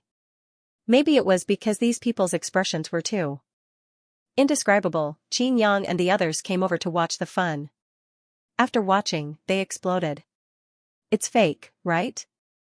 Tan Mo scored 1,000 points in 7 papers? Xiao Lan's eyes lit up. He was so shocked that he almost jumped up from his seat. He rushed out of his seat and was about to run over to see, but the class suddenly became quiet. Xiao Lan suddenly turned around as if he had felt something. The familiar young man, still pushing the wheelchair, appeared at the door of the classroom. However, he was different from usual. His irksome hair no longer covered his eyes. His skin was still pale, and his delicate facial features were exposed in front of everyone. He sat quietly in the wheelchair, looking at the shocked students in the classroom with his light brown eyes. Finally, his gaze fell on Xiao Lan's face. He looked at her. Maybe it was because his whole face was exposed that he was a little shy and embarrassed. His long eyelashes unconsciously trembled slightly. Not to mention the others, even Xiao Lan was dumbfounded for a while. She had imagined how Tan Mo would look like after getting a haircut, but now that she had seen Tan Mo in person, she realized that he looked better than she had imagined. The students who had been fighting to see Tan Mo's paper were suddenly shocked. They put Tan Mo's paper on the table and made way for him. They were all dumbfounded as they watched Tan Mo return to his seat. That's Tan Mo, right? Yeah, that paper just now, it was Tan Mo's, right? Yeah, Pei Ning sat in her seat and glanced at the paper. After a while, she looked back again. Finally, she looked at Xiao Lan and fell into self-doubt. Does a hairstyle really affect one's appearance that much? Xiao Lan looked at Pei Ning's buzz cut and the freckles on her face. She didn't have the heart to tell Pei Ning that it shouldn't affect her too much. The next moment, Xiao Lan had already left her seat and went to Tan Mo's side. She was really surprised and pleasantly surprised. In the past, Xiaolan always came to Tan Mo's side. The girl sitting in front of Tan Mo was always annoyed. Today, Xiaolan came. The girl looked at Xiaolan and then looked at Tan Mo. She didn't say a word and moved to the side. She just couldn't help but look at the two of them like the other students. Tan Mo's paper was messed up by the students. Tan Mo looked at the paper on the table and didn't want to touch it anymore. Xiaolan sat down and tidied up the papers. Tan Mo looked at the paper in Xiaolan's hand and reached out to take it. He flipped through the paper. When he saw that there were only 121 points in history, he stared at the 121 for a long time. Xiaolan already knew that Tan Mo was smart, but when she found out that Tan Mo was able to beat her by more than 100 points, she was still shocked from the bottom of her heart. The word genius was just a joke before, but at this moment, it became real and dazzling. Tan Mo had very few facial expressions. Until now, Xiaolan had only seen Tan Mo's slightly strange smile, let alone other expressions. Xiaolan saw that he was staring at the paper, so he leaned forward and looked at the history paper. Among the 140 plus full marks, this 121 was really a bit eye-catching. But this was based on the fact that the paper was very difficult. Tan Mo, Xiaolan called out to Tan Mo. When he raised his head, she continued, "Did you know that just now, I scored the highest in the class for history? But after you came, I didn't." Tan Mo looked at the paper, then looked at Xiaolan. It seemed like he was comforted, but it also seemed like he wasn't. He didn't stare at the paper anymore. Instead, he placed the paper at the bottom of the stack. Xiaolan, okay, she understood. Tan Mo's high standards for himself wouldn't change because of other people, even if it was her. He was just not satisfied with this 121 history paper. He was very stubborn. Xiaolan could guarantee that if Tan Mo took another exam next time, he would definitely pay special attention to history. If it was said that Xiaolan overtook Xianxia to become the first in the class last time, it was already shocking enough. But today, Tan Mo, who had changed completely and got such an abnormal high score, was even more shocking. Almost everyone in the class was staring at Tan Mo. They saw that Tan Mo was still expressionless, but his mouth was moving as he talked to Xiaolan. No one dared to laugh at Tan Mo and say that he didn't understand what they were talking about. No one dared to say that he was an idiot or a lunatic. If Tan Mo was an idiot, then what were they? Retarded, she suddenly thought of a saying, geniuses and lunatics are neighbors. From a genius to a lunatic, there was only one step. The price of a genius brain was that they would have some flaws in other aspects. It was as if at this moment, Tan Mo's weird, gloomy, and scary from before all had an explanation. The homeroom teacher came to the classroom again. After seeing Tan Mo, his eyes lit up and he asked Tan Mo to follow him to the office. Tan Mo glanced at Xiaolan, then left the classroom and followed the homeroom teacher to the office next door. It was as if a bubble gum had been put into water. After a moment of silence, the class suddenly became restless. So Xiaolan already knew that Tan Mo didn't have a problem with his brain? How did she know? Tan Mo already scored 999 points. Then the first place this time definitely won't be Xianxia. Isn't there still Chinese? Chinese is so difficult this time. Xianxia isn't strong in Chinese. Even if Tan Mo scored 20 points in Chinese, his total score would be higher than Xianxia's. Besides, do you think it's possible for him to only score 20 points in Chinese? This is simply not in the same dimension as us. This is 2F** King Scary. Don't talk about it anymore. Xianxia's face is already green. It was normal for the first place to score 10 or 20 points higher than the second place. However, it was unprecedented for Tan Mo to score more than 100 points higher than the second place. At this moment, Tan Mo, who had achieved unprecedented results, looked at the homeroom teacher expressionlessly. After the homeroom teacher finished exclaiming, he said coldly, "Can I go back now?" Wait, the homeroom teacher finally finished exclaiming. He thought for a while and said, "Oh right, there's one more thing. When you first came to school, your father said that you don't like to interact with people, so he arranged for you to sit in the last row. However, this time, we still arrange the seats according to the exam ranking. I also hope that you can interact more with the other students, so this time, the seats. According to the ranking, Tan Mo finished the homeroom teacher's words.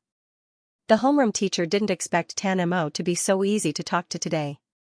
He was stunned for a moment and then laughed happily. It should have been like this a long time ago.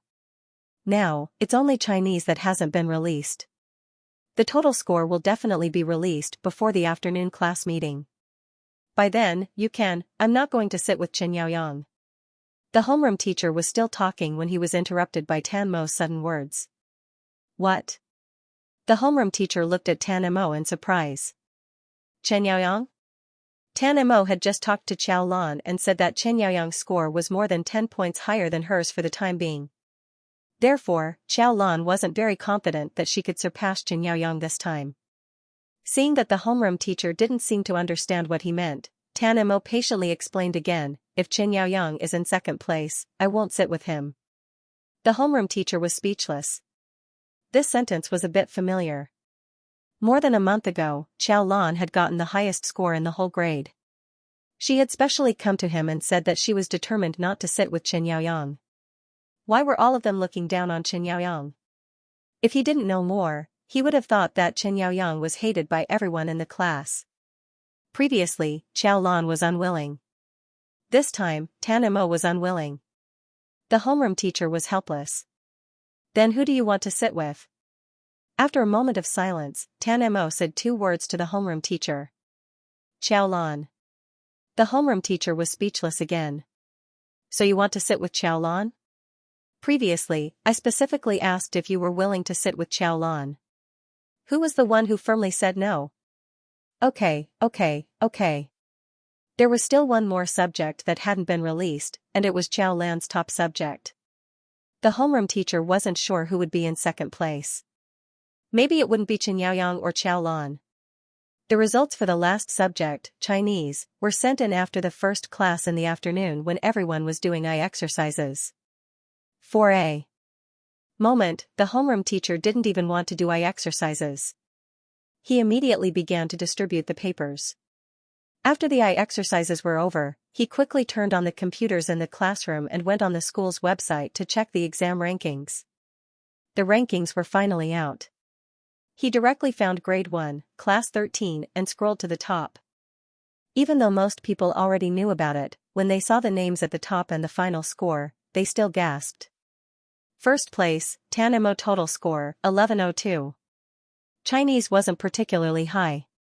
It was only 102 points, but the total score was still shockingly high. 1,102 points. The full score was only 1,200 points. Just now, someone secretly looked at Tan Mo's Chinese paper. His essay was seriously off topic, so he only got 28 points. What if he didn't go off topic next time? What the F***ck? Wouldn't it be 20 points higher? Then he continued to look down. Second place, 1,005 points. 97 points less than first place. There was a gap. Then he looked at the name of second place. Chen Yaoyang. Chen Yaoyang surpassed Xiao Lan this time. He hurriedly looked down. Xiao Lan was still in second place with a total score of 1,005 points. He was tied with Chen Yaoyang for second place. Chen Yaoyang's results in 7 papers were 12 points lower than Xiao Lan's. In the end, Xiao Lan used Chinese to catch up. Xiao Lan was first in Chinese with 132 points. Chen Yaoyang had 120 points. Although it wasn't low, it was coincidentally 12 points lower than Xiao Lan. Therefore, it was a tie. It was just a coincidence. Was Chen Yaoyang angry? Further down, there was a small gap. Pei Ning was in 4th place, almost 30 points lower than Chen Yaoyang and Xiao Lan. Everyone was not interested in the rest of the rankings. At first, everyone thought it would be a competition between Xiao Lan and Chen Yaoyang. They didn't expect Tan Mo to suddenly appear and steal all the attention. Chen Yaoyang didn't say a word. Xiao Lan was in a good mood.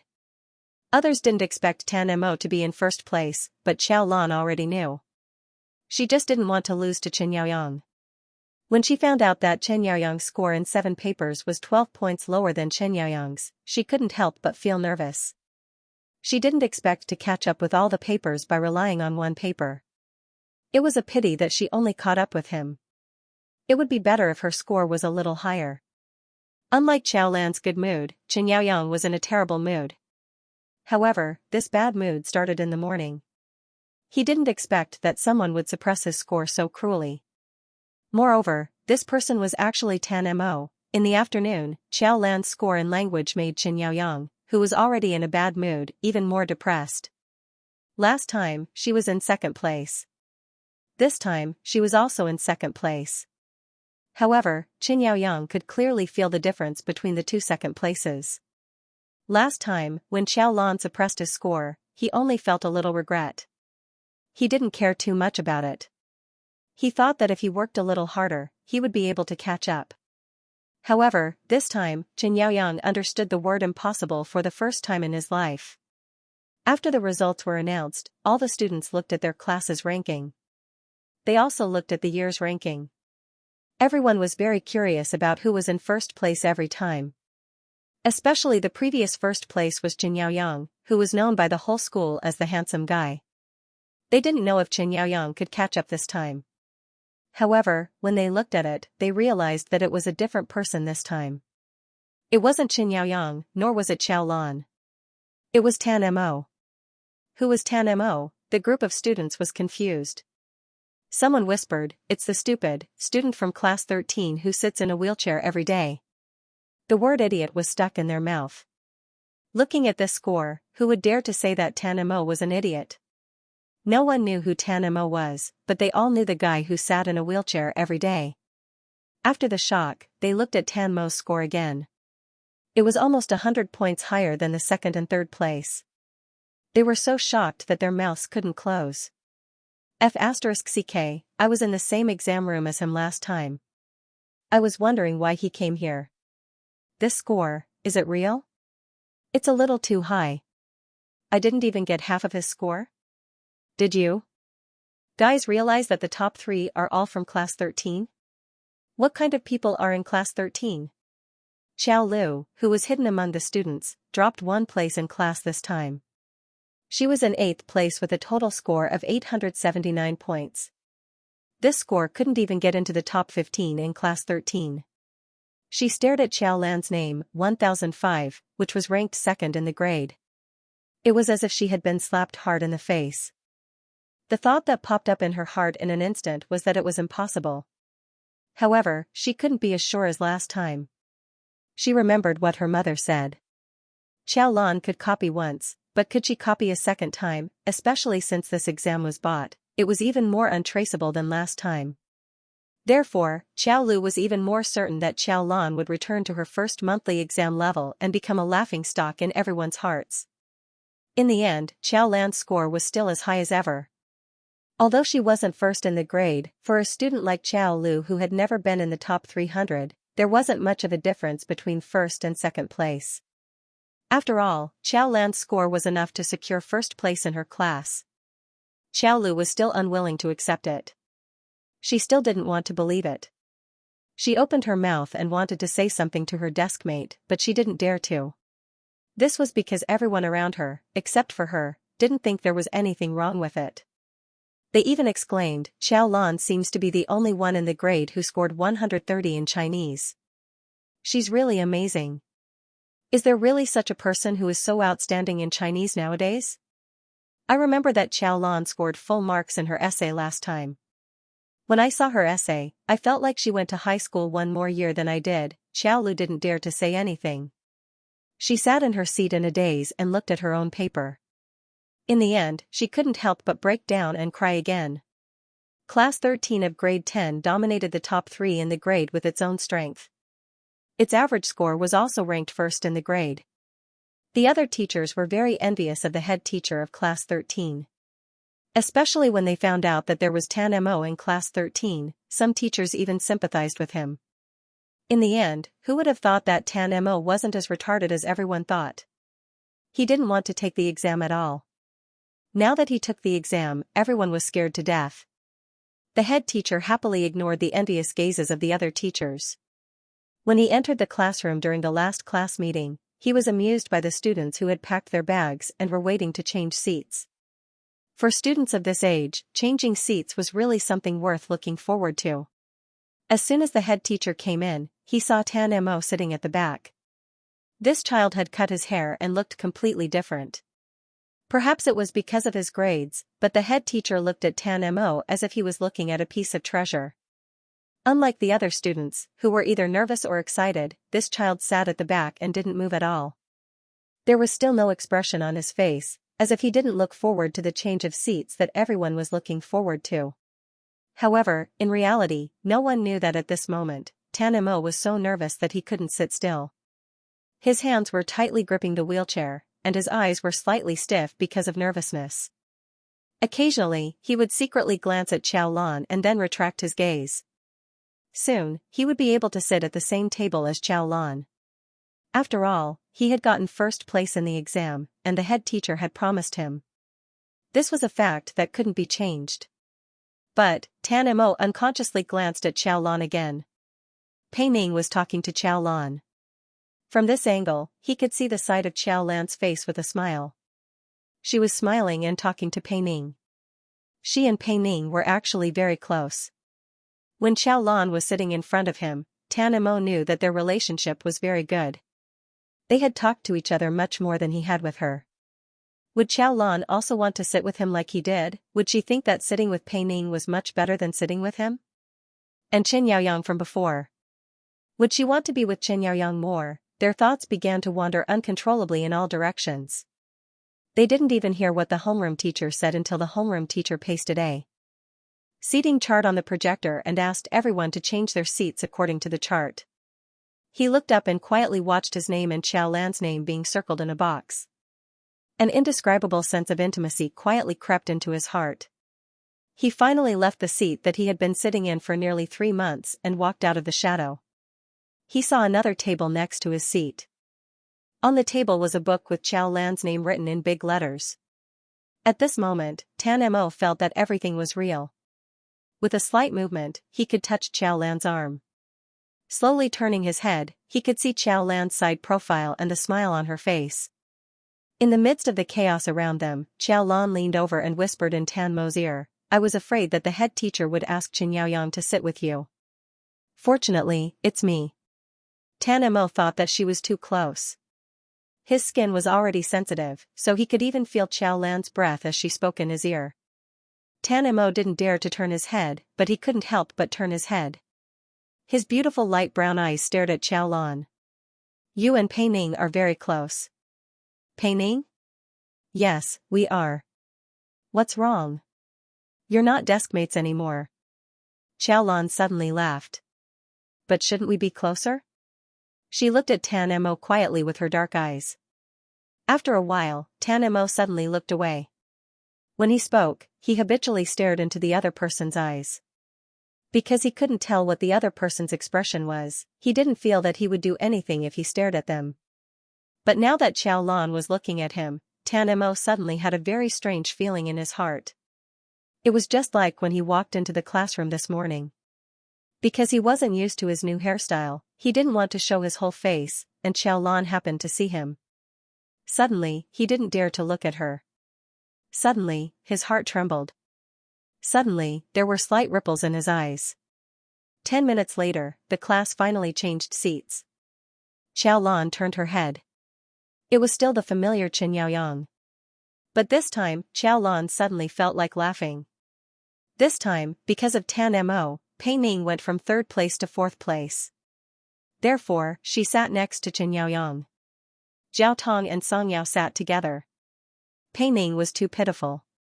She originally wanted to sit next to Song Yao. But in the end, she was the one who sat next to her the first time, and Qin Yaoyang the second time. Zhao Tong and Song Yao also wanted to sit next to Qin Yaoyang. They didn't expect that the two of them would sit next to each other. When the seats were finally changed, the homeroom teacher slowly continued with the rest of the class meeting. Xiaolan and Tan Mo asked for Tan Mo's physics paper. Looking at her own score of 107 and then looking at Tan Mo's beautiful full score, she felt such a big gap and didn't know what to say for a moment. Tan Mo looked at Xiaolan and sighed twice. After thinking for a long time, he said, "It's not difficult." Xiaolan said, "It's very difficult for me." Tan Mo pursed his lips and said, "I'll teach you." Xiaolan instantly became happy and said, "Really?" Of course it's true, Tan Mo thought. In the past, every time he saw Pei Ning teaching Xiaolan physics and chemistry, he wanted to say that he could teach it too. However, Xiaolan rarely asked him. Even if she asked him later, she would ask Pei Ning first. Pei Ning didn't know how to teach it. Now that he was Xiaolan's deskmate, as long as he told Xiaolan first, Xiaolan wouldn't have to ask anyone else, right? Xiaolan didn't know how many schemes Tan Mo had in his mind. Physics was her weakest subject. Although she had been asking Pei Ning for advice before, Pei Ning's physics wasn't as good as Xianxia's, let alone Tan Mo's. Now that Tan Mo had agreed to teach her physics, Xiaolan was suddenly filled with fighting spirit for the final exam of the semester. With Tan Mo teaching her, maybe she wouldn't be so far behind Xianxia in physics in the next final exam. As long as her physics scores weren't lower, she wouldn't have to worry about Xianxia lowering her scores at all. Therefore, the new deskmates reached the goal of studying hard and helping each other on the first day of becoming deskmates.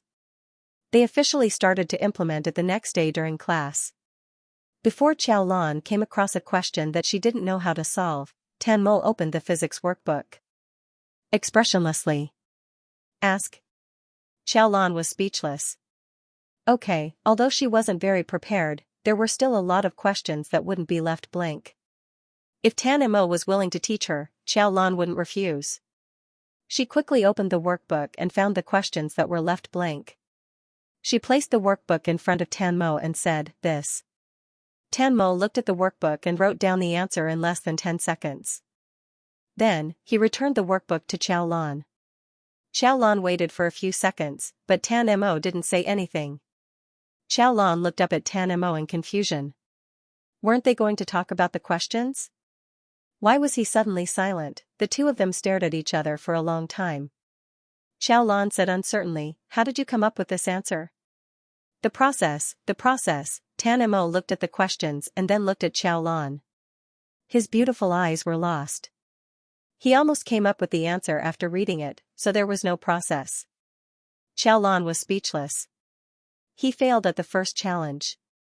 Xiaolan was afraid that Tan Mo would be discouraged, so she quickly flipped to another workbook. It's okay. Try to write down the process that you can think of." Tan Mo started writing again. After a while, he returned the workbook to Xiaolan. Xiaolan looked at it. This time, there was a process. In the end, she didn't understand it. It was like a high school student teaching a math problem to a primary school student. A problem could be solved in a short time by setting an unknown number. However, because the primary school student didn't know what an unknown number was, he didn't know where to start. He couldn't continue. No matter how slow Tan Mo was, he knew that it was his fault that he couldn't continue. Because there was nothing he could do, he suddenly became a little anxious. He was dissatisfied with himself and was afraid that Xiaolan would be disappointed. All kinds of emotions squeezed into his mind. His emotions started to get out of control again. "I'm not going to talk about it."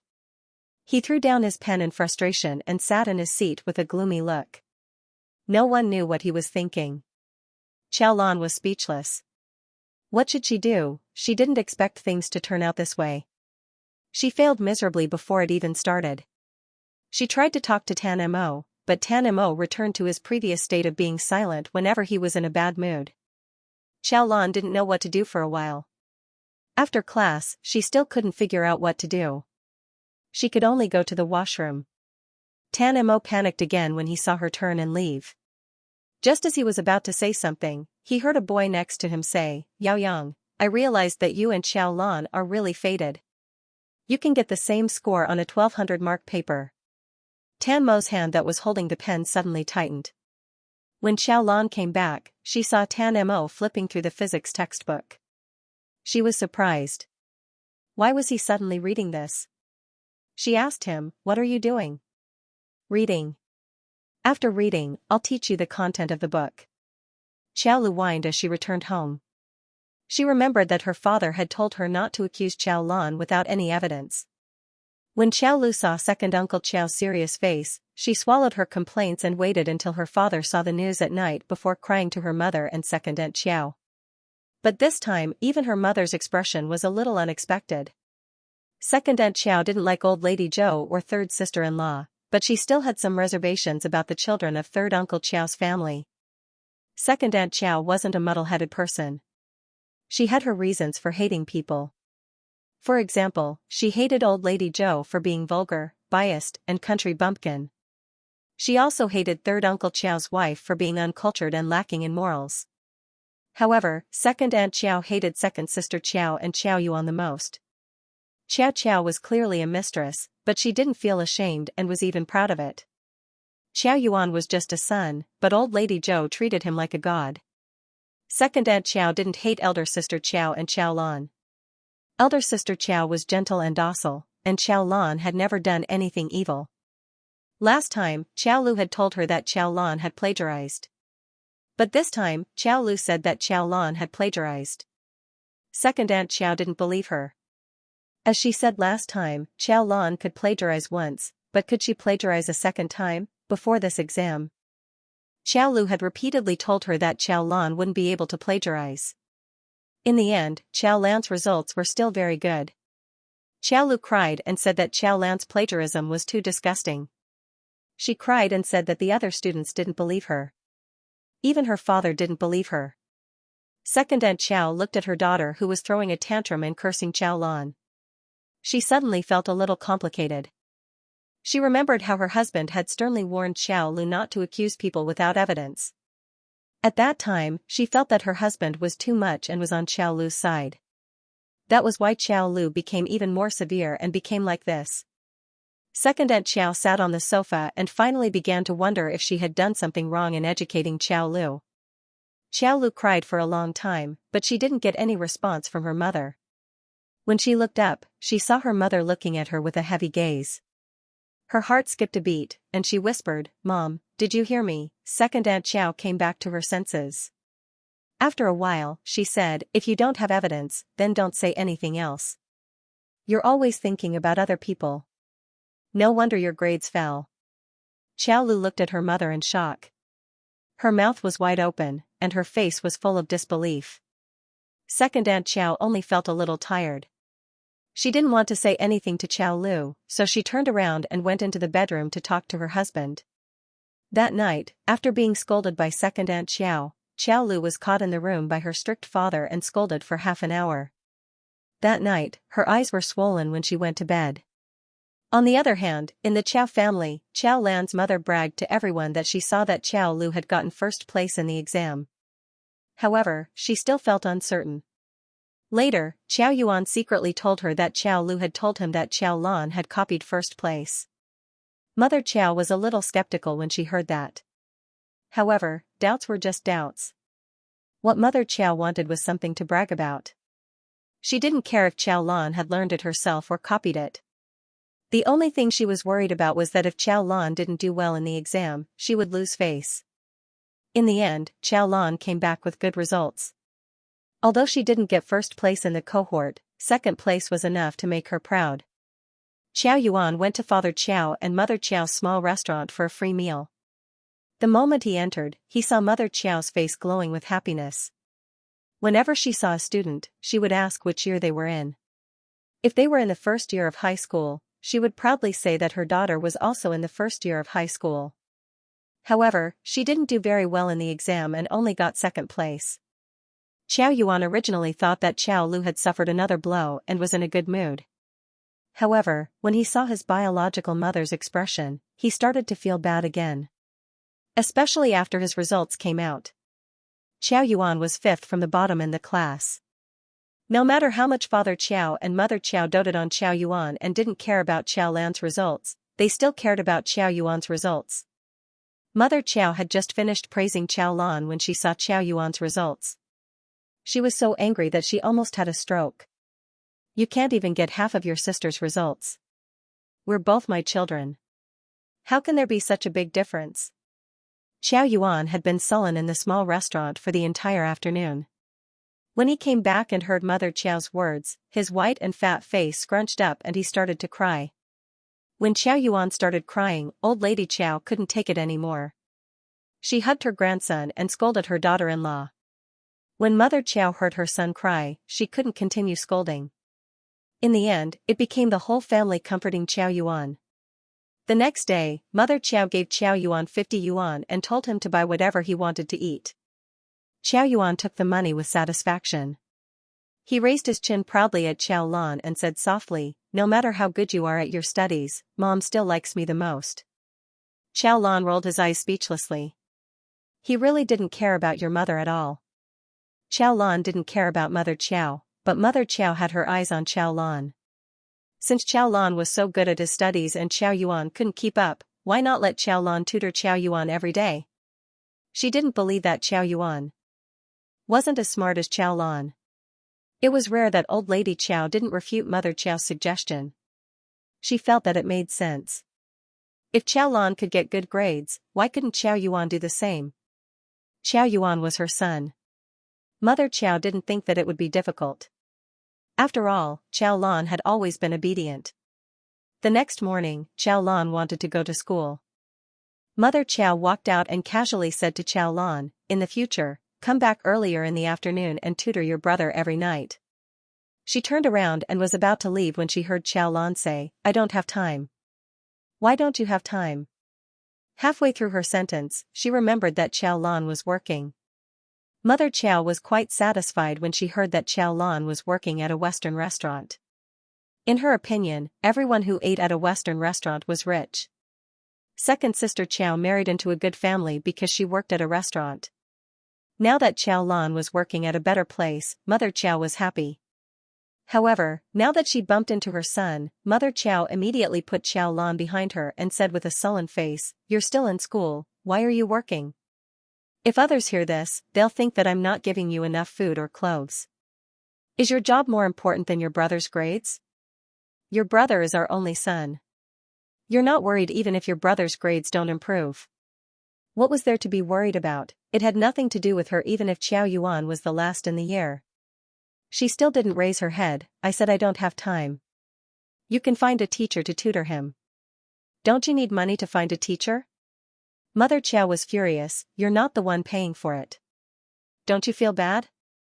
Xiao Lan wanted to laugh.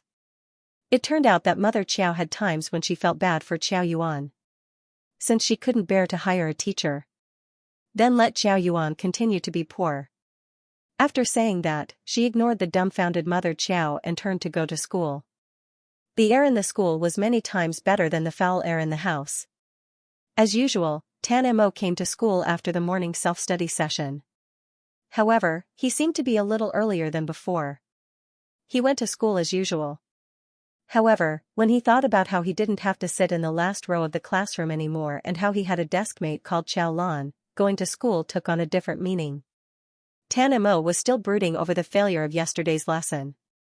He revised the textbook and the set of exercises according to the current teaching schedule. After sitting down, he thought for a while and turned to Xiao Lan to ask for her physics exercise book. Xiao Lan didn't know what Tan Mo wanted to do, but she still gave him the exercise book. Tan Mo opened the book and wrote down every question that Xiao Lan left blank. Then, he returned the book to Xiao Lan. He could prepare in advance and do all the questions according to the current teaching schedule. That way, he would be able to teach Xiao Lan without any hindrance. Xiao Lan looked at Tan Mo's beautiful handwriting and hurriedly said, "You don't have to go through so much trouble." She would feel guilty if she wasted his time and caused him trouble. Tan Mo stared straight at her and waited for her to finish. "That's too troublesome. You have your own things to do every day. If you really can't do it." Xiao Lan thought for a while and said, "I can ask Pei Ning." Tan Mo snatched the book back. He pressed the book down firmly and pursed his lips into a straight line. "It's no trouble." Xiao Lan looked at the young man's stubborn side profile for a long time and sat back down. She didn't want to fight with Tan Mo anymore. A few days later, Xiao Lan clearly felt that Tan Mo's teaching was better than Pei Ning's. Tan Mo was already prepared, so he was able to teach without any hindrance. Pei Ning was a high school freshman after all. What he learned wouldn't be much more advanced than Xiao Lan's. However, Tan Mo was different. Tan Mo knew a lot, so when he was teaching, he would often talk about other things when he understood a question. This was very helpful to Xiaolan. There was another big difference. Normal people would always talk nonsense when they were teaching, but Tan Mo didn't. In his world, there was no need to talk nonsense. Since it was a topic, there wouldn't be any nonsense when he was teaching. His teaching speed was much faster than Pei Ning's, and he was also much more thorough than Pei Ning's. Sometimes, when Tan Mo finished and Xiaolan still didn't understand, Tan Mo would stare at her silently with those beautiful eyes that Xiaolan had praised. Xiaolan wanted to cry but had no tears. She said pitifully, "I'm sorry.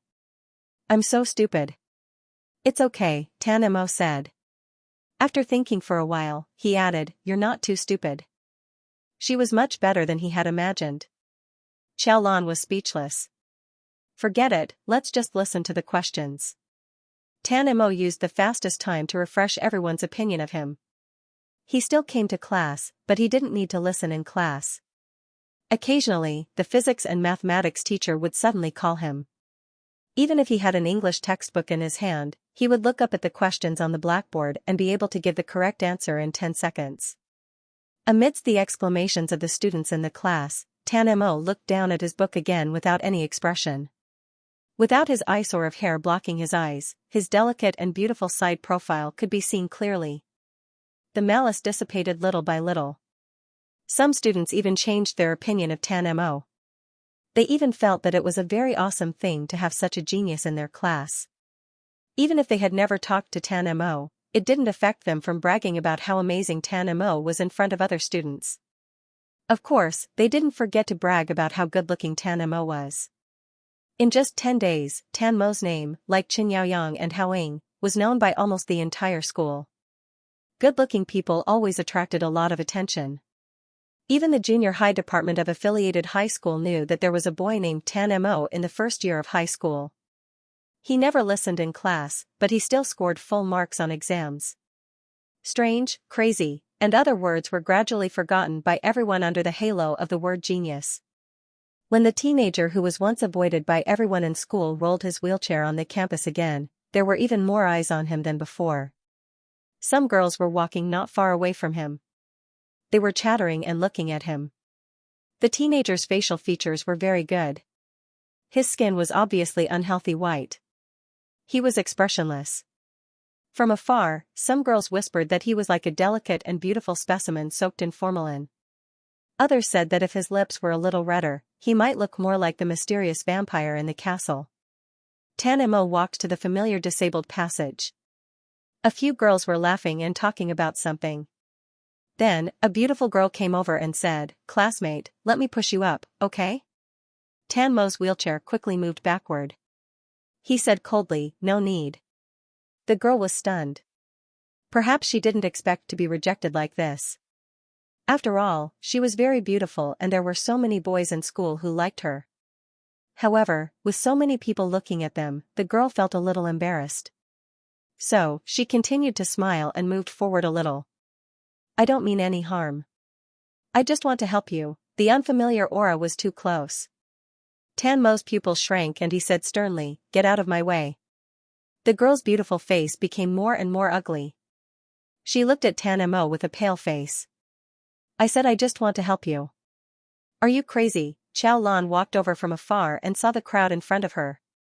She didn't have the habit of joining in the crowd.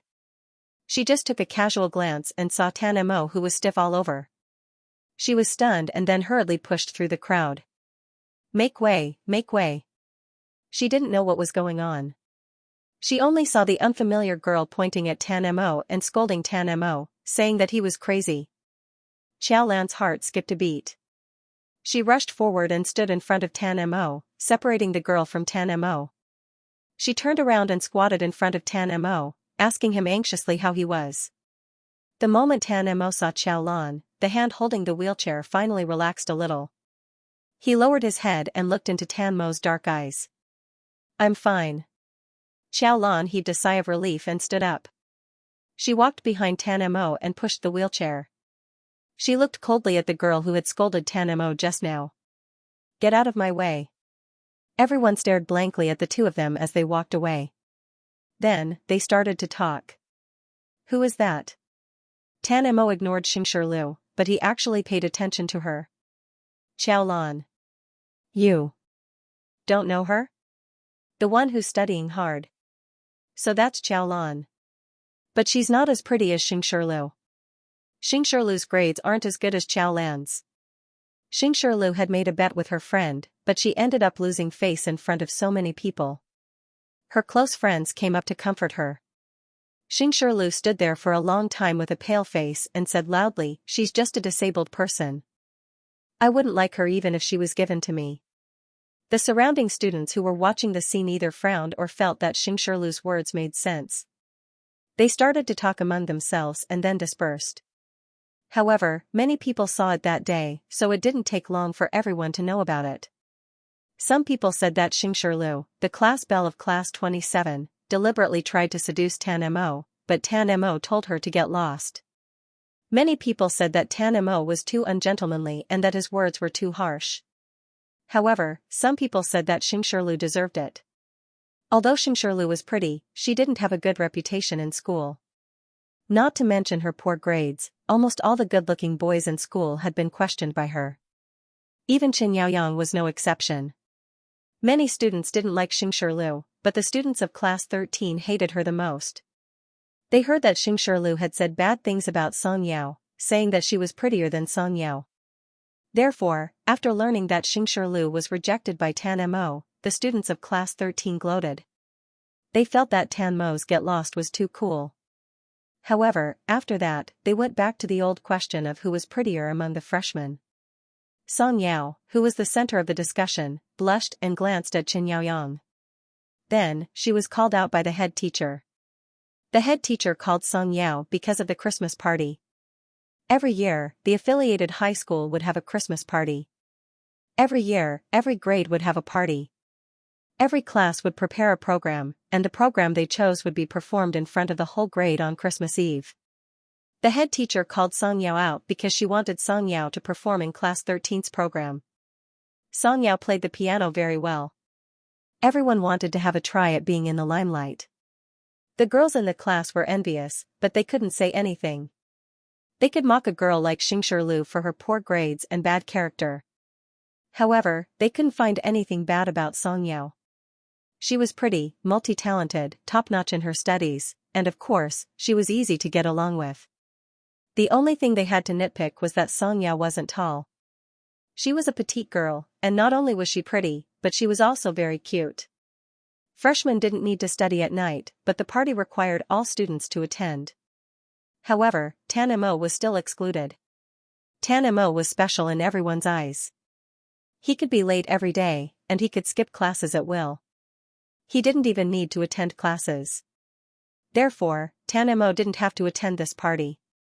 Xiaolan turned to ask Tan Mo what his plans were for Christmas.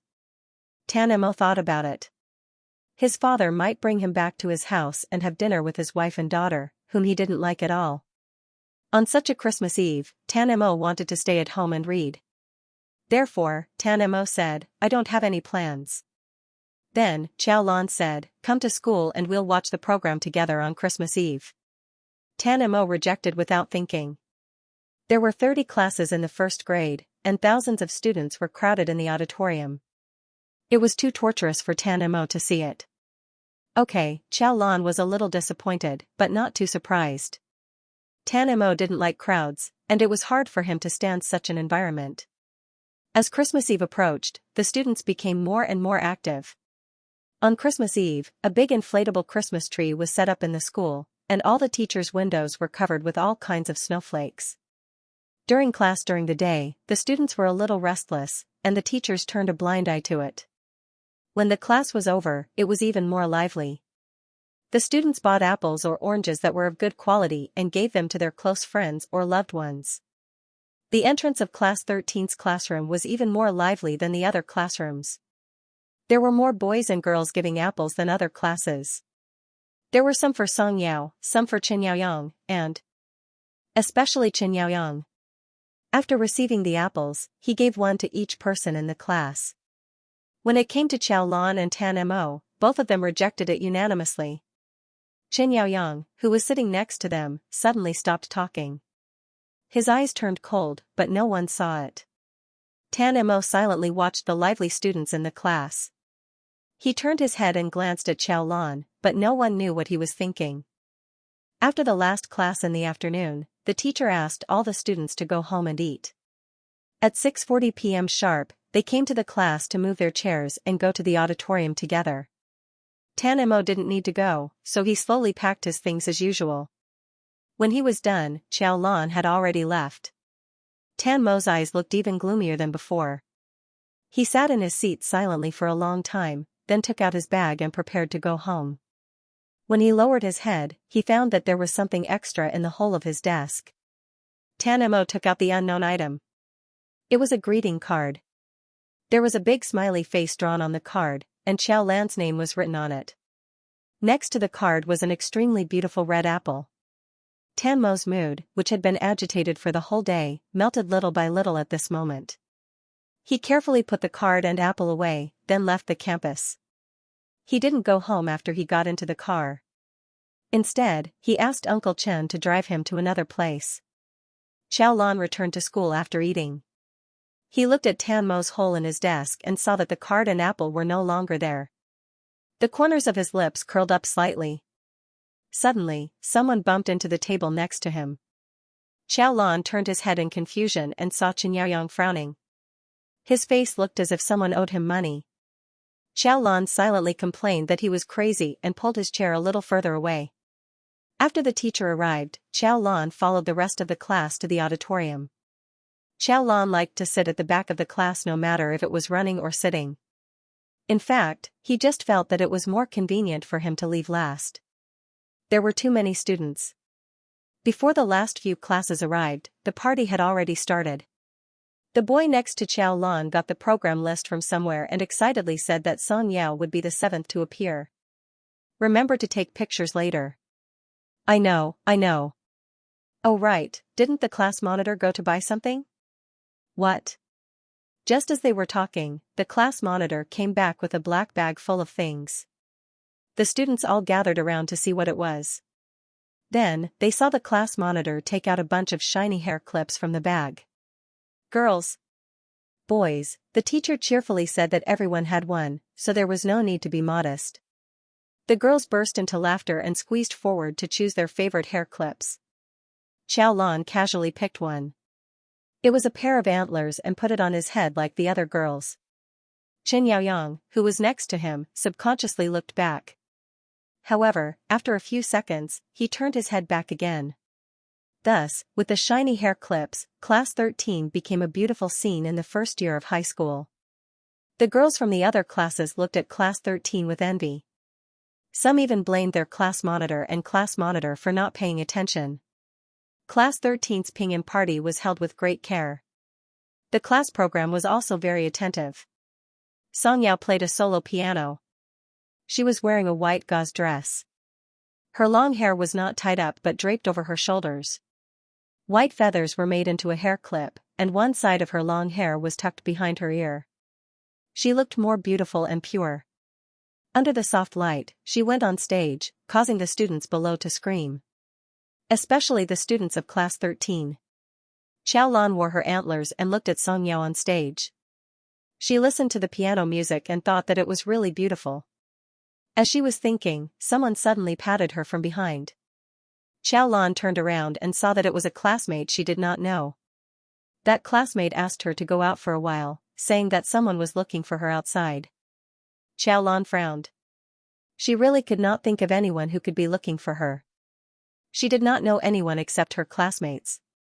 But in the end, she still went out. She quietly left her seat and walked towards the entrance of the auditorium. As she got closer and closer, she saw a familiar young man sitting in a wheelchair under the purple-blue light of the auditorium. Xiaolan was stunned. Then, she quickened her pace and ran over. Didn't you say you weren't coming? Xiaolan was very surprised. Because she ran over, her breathing was still a little unstable. Why are you suddenly here? Did Uncle Chen send you here? After she finished speaking, she looked up. Uncle Chen was standing 10 meters away, looking at her with a smile. Xiao Lan returned Uncle Chen's smile. She looked at Tan Mo again and asked him tentatively, "Is there something you need?" Uncle Chen was also here, so Tan Mo was definitely not here to watch the show. He probably had something urgent to talk to her about. Tan Mo did not say anything. He looked up at Xiao Lan and then looked at the shining elk antlers in her hair. Under the purple-blue light in the distance, Tan Mo suddenly felt that the shining antlers were very cute. And Xiao Lan, who was right in front of him, was looking at him with eyes that were especially beautiful. Tan Mo rarely paid attention to other people's appearance.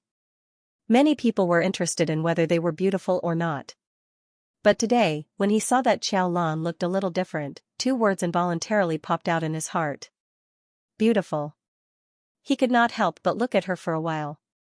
After a while, he took out a small box from his pocket and handed it to Xiao Lan. "Your present." Xiao Lan was stunned. "You could have just given it to me tomorrow. Why did you specially come again? It's not Christmas Eve tomorrow." Tan Mo was still looking at her. Xiao Lan smiled. Then, she took the small box and said softly, "Thank you." "You're welcome." The young man looked at the antlers on her head again and then retracted his gaze. Xiao Lan walked out of the auditorium and watched as Uncle Chen came up and pushed Tan Mo's wheelchair further and further away. When they finally could not be seen, she opened the small box in her hand. It was an exquisite apple pendant carved from jade. It was the young man's belated Christmas Eve blessing. "Xiao Lan, I wish you peace and happiness." The Christmas party slightly dispelled the tension brought about by the final exam of the semester. The party ended at 10 o'clock in the evening. Everyone carried their chairs back to the classroom, talking about the students who had made a big splash in the performance tonight. Xiao Lan felt around in her pocket and carefully avoided the crowd. She gave Tan Mo an apple, and Tan Mo gave her an apple in return. The apple was so hot that Xiao Lan felt hot in her hand. As Xiao Lan carried the chair back to her room, she thought about what she owed Tan Mo. It was getting harder and harder to repay him.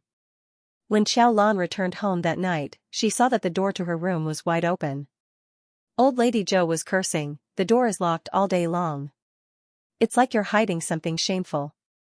Xiao Lan originally wanted to hide the jade pendant in her room, but when she saw the messy room, she immediately changed her mind. She carefully put the small box in the most secret place at the bottom of her bag, zipped up her bag, and put it on the bedside table. The next day, she went to school. Today was the official Christmas. The students seemed to have not come out of the joy of the holiday yet. This atmosphere would only subside after the New Year's Day holiday. Especially the first year of high school. The morning self-study session was another language self-study session for the head teacher.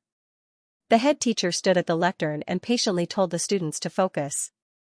There were only 10 days left until the final exams of the semester. The students answered that they understood. After the head teacher left, some of them were still talking, and some of them were secretly playing with their phones. Affiliated high school did not allow students to use their phones during school hours, but there were rules and countermeasures. More than half of the students in the class still carried their phones with them and played hide-and-seek with the head teacher and the head teacher every day. After Christmas Eve yesterday, it snowed all night. Walking on the campus in the morning, it was a vast expanse of white. After the morning self-study session, the students who could no longer hold it and rushed out of the classroom to have a snowball fight. Class 13, in particular, was on the first floor, so they were in a unique position. Most of the students in the classroom ran out, leaving only a few sitting in their seats. Some were reading books, and some were secretly playing with their phones. Xiao Lan also took out her exercise book and started studying as usual. Only when Tan Mo came did she open her eyes to greet him. It was winter in the north, so it was very cold outside the classroom. Xiao Lan was wearing thick clothes, but Tan Mo looked very thin. When he came in and sat down, Xiao Lan's body was cold. Xiao Lan looked down at his hands on the wheelchair. He was not wearing any gloves as his way, SSSSSSSSS. When Tan Mo looked up, he saw Xiao Lan staring at his hands. He subconsciously wanted to withdraw his hands, but then he heard Xiao Lan ask him, "You're wearing so little. Aren't you cold?" Tan Mo shook his head honestly. No, I'm not cold. He really wasn't cold. He was very sensitive to the sun and the wind, but he was not sensitive to heat or cold. Uncle Chen always wanted him to wear thicker clothes, but when the clothes were wrapped around his body, the dense fabric pressed against his skin, and this feeling was hard for him to accept. But his fingers were indeed frozen stiff. When he spoke, he always stared at her out of habit. A lot of people used to think it was weird, but Xiao Lan never thought anything of it. Tan Mo looked at her as he spoke to Xiao Lan. His gaze involuntarily fell on Xiao Lan's neck. It was empty. There was nothing there. Tan Mo suddenly stopped talking. Xiao Lan was stunned by his gaze. She followed Tan Mo's gaze and realized that Tan Mo was looking at her neck. She reacted for 2 seconds before she hurriedly explained, I was afraid I'd break it, so I didn't wear it. After she finished speaking, she opened her bag and carefully took out a small box from the bottom. When she opened the box, a moist and delicate jade pendant was neatly embedded in the small velvet box. Tan Mo watched as Xiao Lan took the box out of her bag and stared at the jade pendant for a long time. Suddenly, he reached out and took the box. He took the jade pendant out of the box and used the red string from the bottom of the box to string the jade pendant together. After stringing the jade pendant together, he handed it to Xiao Lan. Xiao Lan was stunned and hurriedly explained, I have to work every day. If I'm not careful, I'll really break it. It's okay. Tan Mo maintained his hand gesture and slightly pushed it forward. Put it on. Xiao Lan stared at the jade pendant in the young man's hand for a long time. Then, she stared at the young man's face for a long time. She reached out and took the jade pendant and tied the red string around her neck. The young man, who had been nervous and stubborn, finally calmed down. He wanted to laugh, but he didn't know how to. The corners of his lips curled up into a slightly strange smile. Xiao Lan didn't wear it. Tan Mo couldn't help but worry that Xiao Lan didn't like it. Xiao Lan put her hands behind her back and tied the red string. Her hands were a little weak. She was worried that if she didn't tie it properly, it would fall off. She raised her head and looked around. There were only 5 or 6 people in the classroom. The closest one was Pei Ning, who was introverted and didn't go out to play. After hesitating for a while, she said, Why don't I wear it when I get home? Tan Mo still looked at her and didn't say anything. Xiao Lan had no choice but to turn to Tan Mo and say, Can you help me? I can't tie it myself. Tan Mo's heart, which had just calmed down, suddenly jumped up again. He was stunned for a moment and didn't react. Help! Help! Help Xiao Lan tie the red string, his fingers couldn't help but tremble. He stretched his hand forward and hesitantly retracted it. He didn't dare to. Everyone was playing outside. The 5 or 6 people in the classroom were also doing their own things. Only Pei Ning, who was sitting very close to them, seemed to have felt something. She subconsciously glanced at Xiao Lan and Tan Mo. After being stunned for a long time, she asked tentatively, Do you need my help? Tan Mo suddenly reached out and held the red string tightly with his fingers. No need. Xiao Lan hurriedly pressed her body down so that Tan Mo could use more strength. Pei Ning, who was sitting at the side, turned back with a dumbfounded expression. However, she couldn't help but take another look. However, Tan Mo's solemn expression made people nervous when he helped her tie the pendant. She was afraid that he would accidentally drop the pendant. Tan Mo was indeed very nervous. During the time when he sat at the same table with Xiao Lan, they had talked about problems close to each other. Xiao Lan also asked Tan Mo to wake her up when she was sleepy. Tan Mo always felt that this was close enough. However, now, they could be even closer. Tan Mo's cold fingers were a little unsteady when holding the red string. When his fingertips accidentally touched Xiao Lan's warm skin, they subconsciously trembled. From time to time, Xiao Lan could feel the young man's cold fingers on her neck. She wanted to ask Tan Mo if he was really not cold, but she seemed to feel the young man's nervousness. Therefore, she quietly lay down and didn't say a word. She didn't want to disturb Tan Mo. After a long time, Tan Mo finally spoke, as if relieved of a heavy burden. I'm done. He quickly sat up straight again. However, after a while, he couldn't help but glance at Xiao Lan again. Seeing her smile and the jade pendant swaying gently around her neck, his cold eyes had a faint layer of warmth. This feeling was very subtle.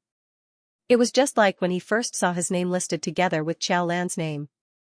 It was an indescribable sense of satisfaction and happiness. After the second class, the sun finally came out from the gloomy sky. The snow finally started to melt little by little. The students had been playing with snow all morning, so they slowly lost interest. When they returned to the classroom, they all talked at once and brought the topic back to yesterday's gala. There were nearly 20 performances in the gala, and there was no lack of handsome guys and pretty girls. For example, Xianxia from class 13, Chu Jing from class 1, and all kinds of pretty girls. There was also the celebrity student from class 5, Haoying, who was caught by the homeroom teacher to act in a skit. Haoying played the role of a hooligan rich second generation. She used the classic line, "My father is Li Gang," to make a deep impression on the students that night. The 15 and 16-year-old boys and girls were always very interested in pretty girls and handsome guys. The gala was already over, but they still didn't get tired of discussing who looked the best yesterday. In the end, it gradually spread to counting the handsome guys and pretty girls in the school. Song Yao's dreamy dress yesterday had touched the hearts of many boys, so she was at the top of the list. Xiao Lan wasn't interested in these things. When everyone was counting Song Yao's beauty, Xiao Lan also agreed. She was indeed beautiful and outstanding. When she heard the discussion in class, she blushed quite cute. Tan Mo also heard it. He wasn't interested in these things either, but Xiao Lan would always be interested in him. When he heard the other students' discussion, he glanced at Xiao Lan's face. Suddenly, he remembered the way Xiao Lan walked out of the auditorium on Christmas Eve, wearing shiny antlers. The purple-blue light shone on her face. Tan Mo, who had never had any opinions about beauty, felt that Xiao Lan was very beautiful for the first time. Wasn't she beautiful? He stared fixedly at Xiao Lan's side profile. The contours of her face were very beautiful. Her nose bridge was very high and beautiful. The curve of her eyes was also very beautiful. Xiao Lan felt a little uncomfortable being stared at by Tan Mo, so she turned her head. Tan Mo met Xiao Lan's dark and bright eyes. He looked away again, thinking that this pair of eyes was the most beautiful.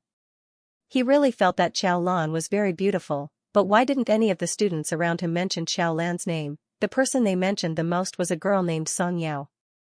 Tan Mo finally found out who Song Yao was after 2 classes. He looked at Song Yao for a while before his gaze fell back on Xiao Lan's face. A girl sitting behind Song Yao gently tapped Song Yao and whispered to her, "Song Yao, I noticed that Tan Mo has been looking at you for the past 2 days." Song Yao was stunned and hurriedly glanced at Qin Yaoyang. "You must be mistaken." "I'm sure I'm not mistaken. He's really been looking at you." Tan Mo, who had been looking at Song Yao, didn't know anything. The more he compared Xiao Lan and Song Yao, the more he felt that Xiao Lan was superior. Her nose bridge wasn't as high as Xiao Lan's, and the contours of her eyes weren't as unique as Xiao Lan's. Song Yao's face was too round, and her height was far less than Xiao Lan's. He really felt that Xiao Lan was better than Song Yao in many aspects. However, when everyone talked about the good-looking girls, they never mentioned Xiao Lan's name. After school in the afternoon, Tan Mo sat in the car while Uncle Chen turned on the radio to listen to the news. Tan Mo was silent for a long time before he suddenly spoke. "Is Xiao Lan good-looking?" Uncle Chen, who was listening to the radio, was stunned for a long time. "What?" Tan Mo was still expressionless, but his words shocked Uncle Chen. He repeated himself, "Do you think Xiao Lan is good-looking?" Uncle Chen was so shocked that he didn't even hear what the radio said. Why did he suddenly ask this kind of question? Why did he suddenly ask about Xiao Lan's appearance? What could he say that would make Tan Mo happier? A lot of thoughts flashed through Uncle Chen's mind, but in the end, he decided to answer Tan Mo's question from an objective point of view. Actually, Miss Xiao's facial features are very outstanding.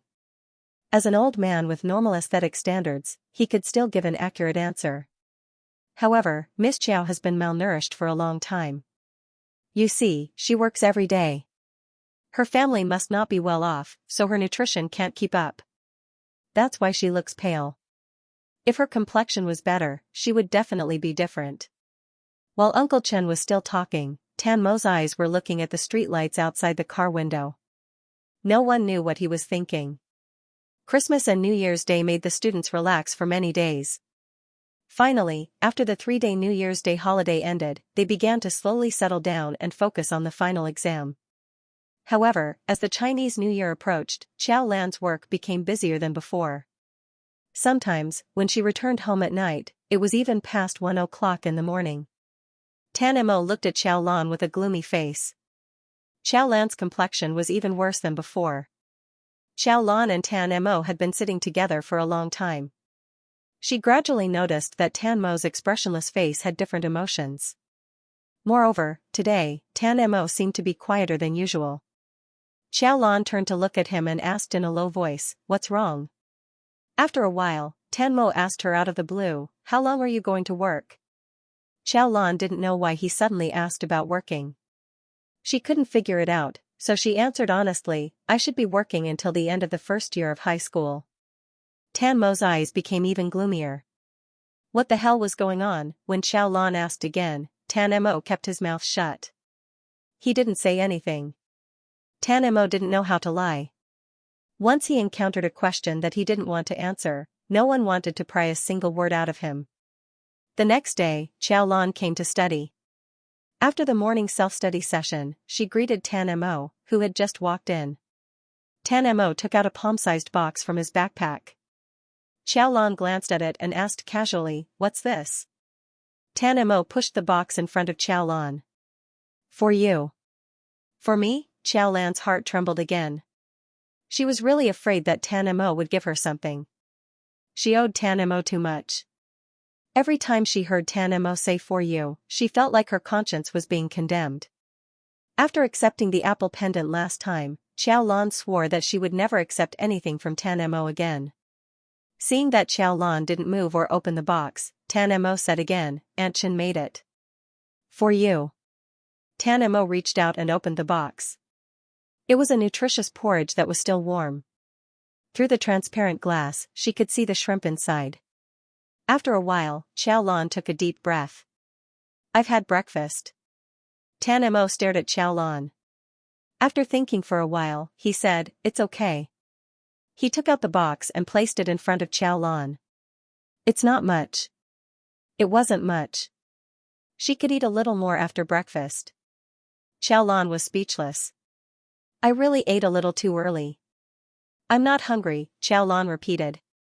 Not only did he give her money at night, but he also gave her breakfast in the morning. Even though she knew that Tan Mo had good intentions, Xiao Lan really couldn't accept it. Tan Mo's body stiffened. His good mood in the morning disappeared in an instant. Uncle Chen said that Xiao Lan was malnourished, so Tan Mo asked the nutritionist to prepare a special menu. Because it wasn't convenient to bring large portions of nutritious food in school, he asked Aunt Chen to make nutritious porridge in the end. He had seen many of his classmates eating porridge in the classroom before. No one knew that when he brought the nutritious porridge out in the morning, he was secretly happy and expectant. But now, Xiao Lan didn't want it no matter what. Tan Mo couldn't describe his feelings at the moment. He didn't understand the complicated feelings of irritation and anger, which were mixed with disappointment, grievance, and sadness. He looked at the nutritious porridge expressionlessly. After a while, he turned his head coldly. "If you don't like it, then throw it away." Tan Mo said that he would throw it away if he didn't like it. Other people might have said it as a threat, but he didn't. He just thought that way. "I brought it especially for you. Since you don't like it, just throw it away." Xiao Lan looked at the motionless young man in front of her and suddenly felt powerless. It wasn't that she didn't like it, she just couldn't accept it. It was because she understood Tan Mo's good intentions that she rejected it. However, Tan Mo didn't understand Xiao Lan's intention behind her rejection. Rejection meant that she didn't like it, it meant that they were estranged, and it was proof that their relationship wasn't good. Xiao Lan looked at the young man's stubborn side profile, sighed silently, and opened the box. The ingredients of the porridge were prepared by the nutritionist. It tasted good because it was made by Aunt Chen, who had always taken care of Tan Mo. Although almost everyone in the class was eating breakfast during the morning self-study session, the moment the box was opened, the smell still attracted the attention of the students sitting behind Xiaolan and Tan Mo. They all looked over curiously. When Tan Mo saw that Xiaolan had finally opened the box, his cold face finally calmed down and he turned around again. "Is it good?" Tan Mo asked Xiaolan. Xiaolan took another bite and answered sincerely, "It's really good." Tan Mo was in a good mood. It was as if all his anger was forgotten in an instant. Xiaolan washed the small lunch box after she finished eating and returned to the classroom to put the box away. After thanking Tan Mo, she thought for a while and said to Tan Mo, "I eat breakfast every morning, so you really don't have to bring me breakfast." Tan Mo stared at the small pendant that was moving around her neck. He seemed to be obedient and said, Xiaolan was relieved. The next day, as promised by Mingming, Tan Mo didn't bring breakfast. Instead, he brought fresh fruits in a glass box and a carton of milk that was still warm. Xiaolan was speechless. On the third day, it was breakfast again. This time, it was no longer seafood porridge. Instead, it was lean meat porridge and a carton of milk. "I really ate a little too early," Xiaolan said seriously, then added, "and I ate a lot." Tan Mo thought for a moment. "Then tomorrow morning, eat less." All the food he brought was high protein, which was much better than what Xiaolan ate himself. If she ate less breakfast, she could eat more of the nutritious meals he brought. The food that Xiaolan ate was not nutritious at all. Uncle Chen said that Xiaolan had a good foundation, but she was severely malnourished. Xiaolan, who couldn't persuade him, really couldn't think of a way. If he didn't succeed the first time, he wouldn't be able to do so again. Just like that, Xiaolan inexplicably started his daily feeding routine. Tan Mo even found pleasure in feeding him every day. Later on, it became even more intense. For example, one day, in addition to the nutritious meals, there would be a few more slices of lemon in his cup, 2 more beautiful oranges in the whole of the table, a box of neatly arranged small tomatoes or peeled walnuts, and even some nutritious food that he didn't recognize in English. Tan Mo never got tired of it. Because every day went by like this, he slowly discovered Xiaolan's preferences. What she liked to eat and what she disliked to eat were all very interesting to him. However, Xiaolan still insisted on not accepting some of the food. For example, the nutritious food that he asked someone to buy from abroad. Xiaolan didn't want it no matter what, but Uncle Chen gave him an idea. Xiaolan went downstairs to get a pot of water. Other than the untouched breakfast on the table, there was also a bottle of nutrient solution with a small straw. Xiaolan was speechless. He gave a whole box to Xiaolan, but Xiaolan didn't want it. Uncle Chen asked him to give her 1 bottle of nutrient solution with a straw every day. Although Tan Mo didn't really understand the difference, it turned out that Uncle Chen's method was indeed very effective. After a long time, not to mention the 2 classmates sitting behind Xiaolan, even Pei Ning and Qin Yang, who sat a little further away but often looked at Xiaolan, inevitably noticed something. Tan Mo didn't even care about Xiaolan in the past. Now, he seems to be treating Xiaolan quite well. How is this quite well? He's so good that you can't say anything about it. Tan Mo occasionally heard people talking about how well he treated Xiaolan from other people's mouths. He felt even better when he heard them say that he treated her better than he treated her personally. In the beginning, Xiaolan was determined to resist, but in the end, her resistance was futile. She gradually became numb to it. The temperature outside had already dropped to several degrees below zero. When she went out to fetch hot water, it was so cold that it made people shiver. After the morning self-study session, Xiaolan carried the kettle back to the classroom. She didn't know if she was faster than Tan Mo today, but Tan Mo had just entered the classroom. He hadn't even put down his bag. After Xiaolan returned to her seat, she saw Tan Mo take out the familiar bottle. His pale fingers were holding the straw. It was too cold outside. He never wore gloves. Although he didn't feel cold, his fingers were already frozen. Xiaolan put down the kettle and said, "Let me do it." She reached out and took the bottle from Tan Mo's hand. However, she accidentally touched Tan Mo's fingers.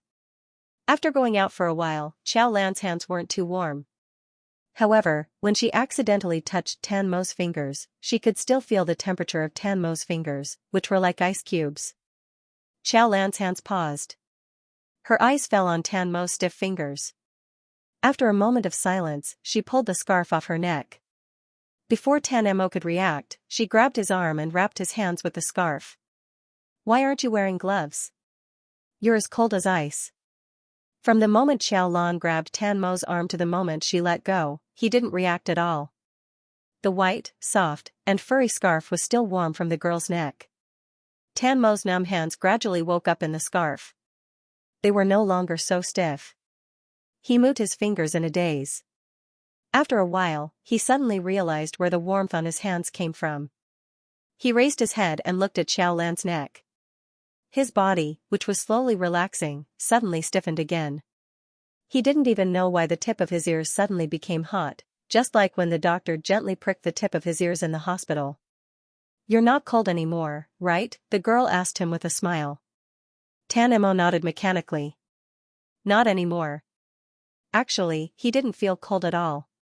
"Although you're not very sensitive to temperature, you should still wear thicker clothes." Xiao Lan was still talking. Tan Mo couldn't help but look at the girl. The scarf had been returned to Xiao Lan, but there was still some warmth on his hands. After class, even the mathematics teacher standing on the podium noticed it. The blackboard was here, not Xiao Lan's face. Even if Tan Mo didn't pay attention in class every day and didn't look at the blackboard, it would still cause trouble for others, right? With a roll call, all the students' attention was focused on Tan Mo. Tan Mo also retracted his gaze and instantly became the expressionless and cold teenager. The teenager was sitting in a wheelchair, so he didn't have to stand up like the other students. He looked at the math teacher coldly. He didn't feel that he had done anything wrong. He even felt that the math teacher was annoying and disturbing him.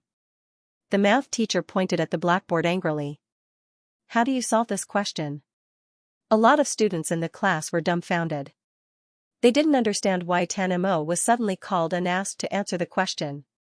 However, this question was indeed very difficult. It was a question that the math teacher had written on the blackboard to specially teach. With a cold face, Tan Mo picked up a pen and wrote in his notebook. Half a minute later, he opened his mouth.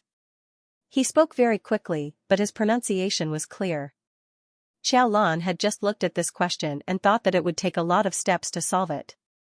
However, Tan Mo only said a few words and said the answer with formulas that didn't belong to high school knowledge.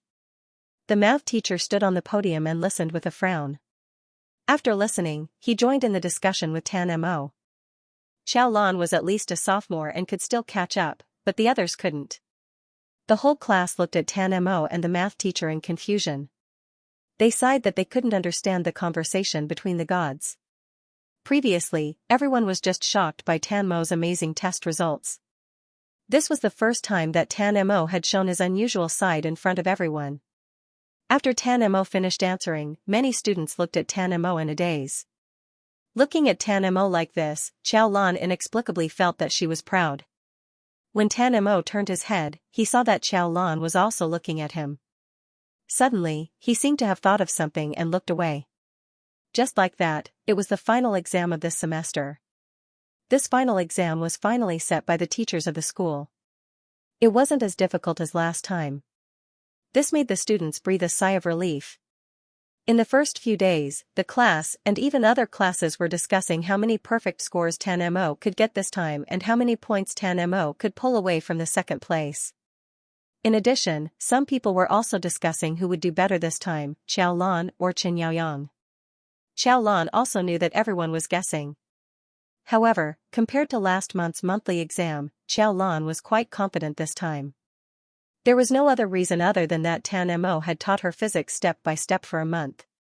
Before Xiao Lan had transmigrated, she didn't really like math in her first year of high school. Her math grades were only average. After the second year of high school, she changed her math teacher. Not only was the teacher good at teaching, but he was also very humorous. Xiao Lan started to like math from then on. A good teacher could completely change a student. Xiao Lan started to like math from then on. Because she liked math, she spent more time on it. Gradually, she discovered the fun in math. Later on, her math grades were always top-notch. In the past, it was math. Now, it was physics. When it came to physics, Xiao Lan had always been obsessed with it.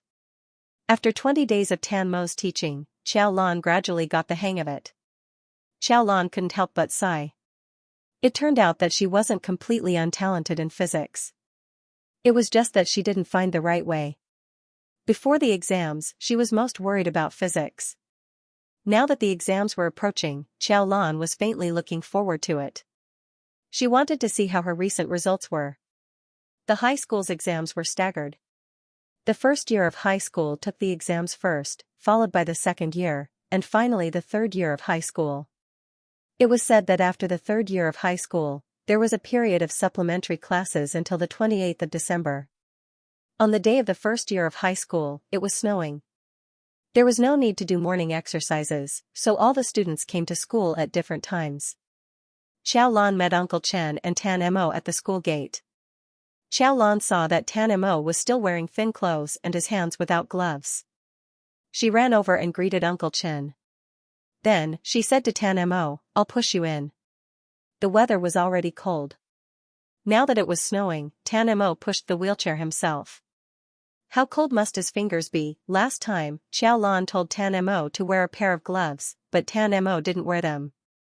Tan Mo glanced at Xiao Lan and didn't refuse. Uncle Chen smiled and watched Xiao Lan and Tan Mo walk away. When he turned around, his phone rang, so he hurried back to answer it. Xiao Lan pushed Tan Mo in the direction of the school building. The students passing by couldn't help but glance at them.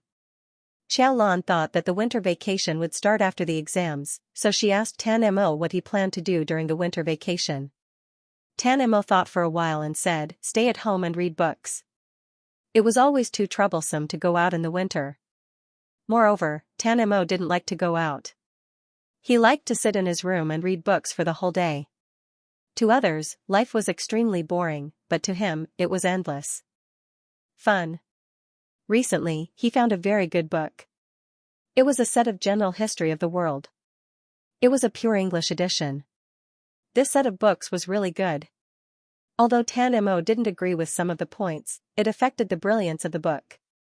Tan Mo suddenly wanted Xiao Lan to read this set of books.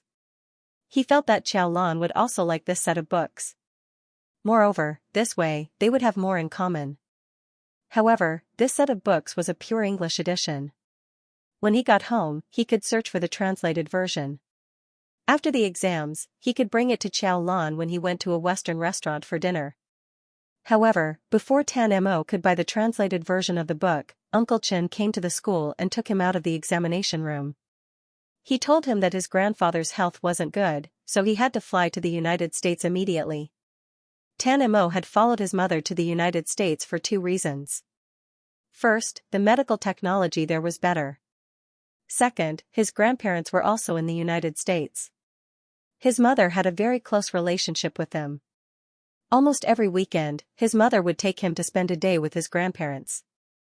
The two elders loved their daughter who had divorced at a young age, but they didn't treat Tan Mo very well.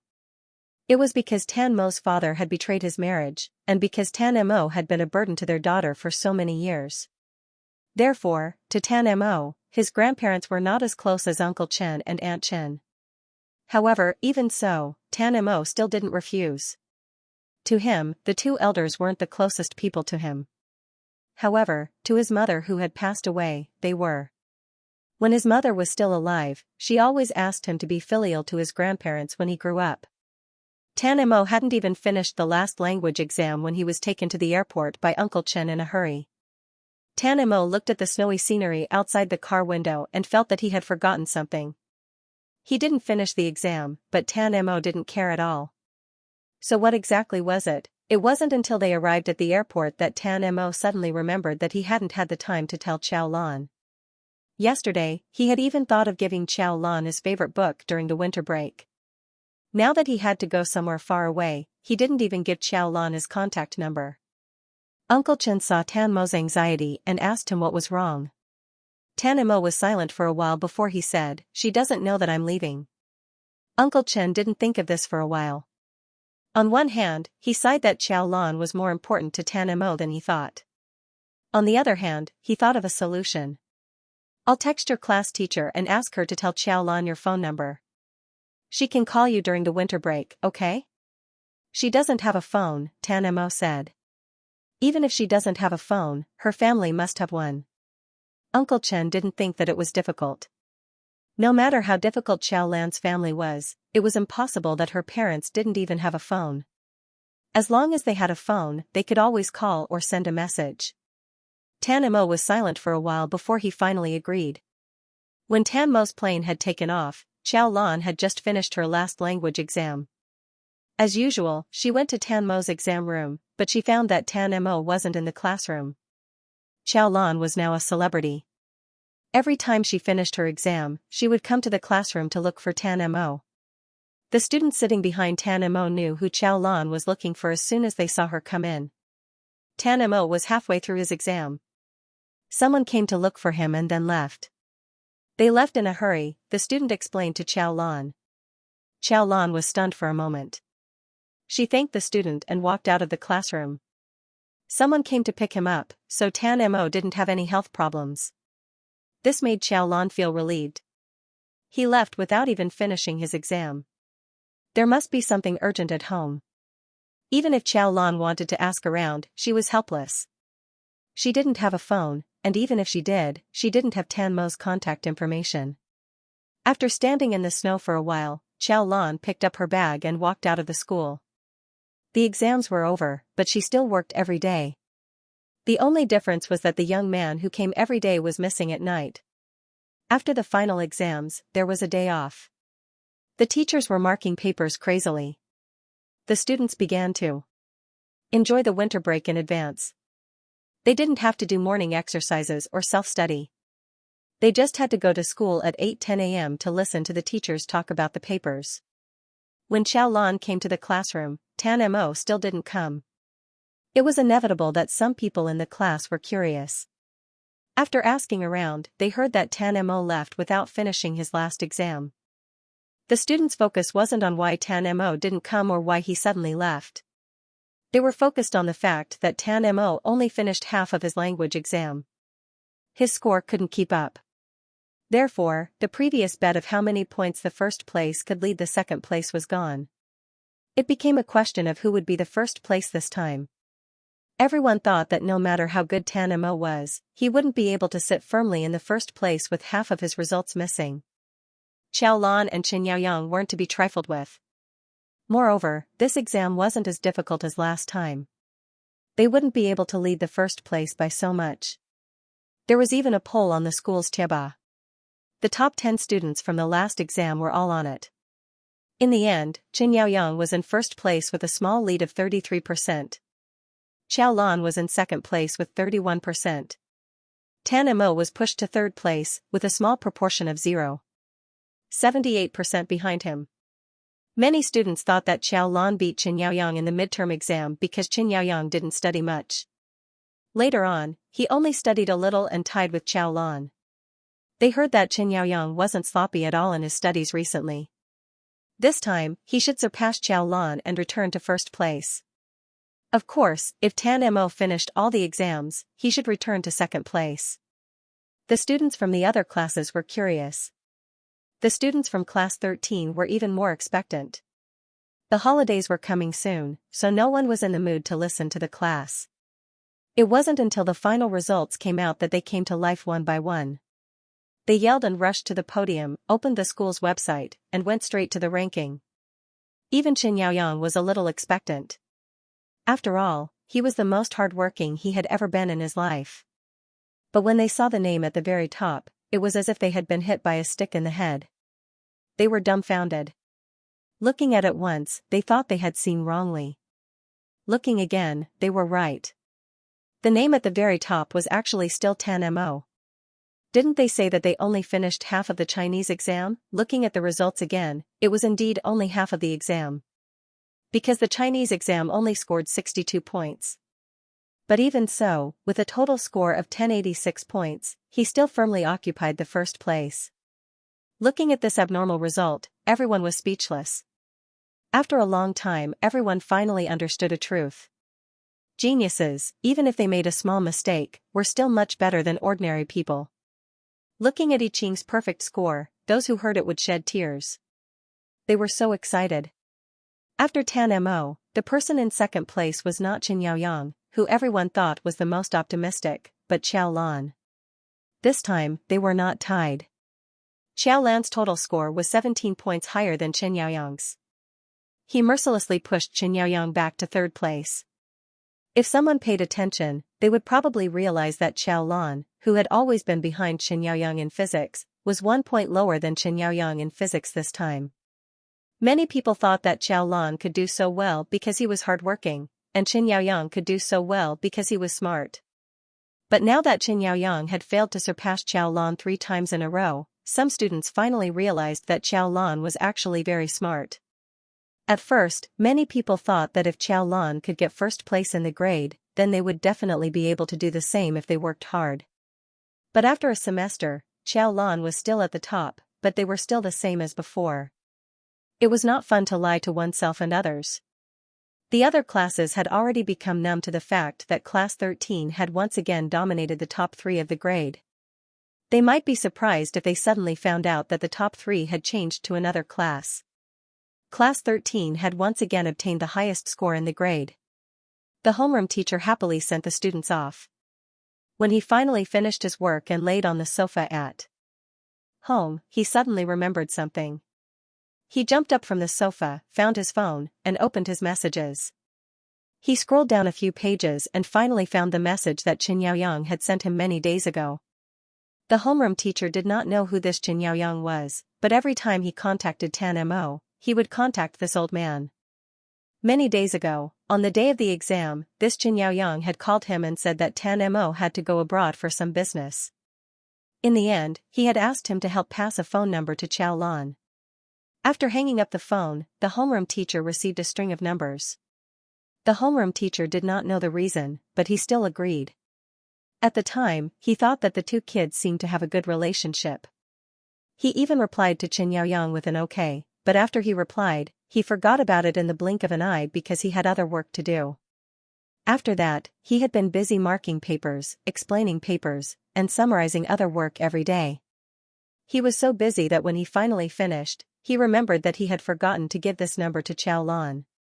Now, even if he wanted to find Qiao Lan, he could not find anyone from Qiao Lan.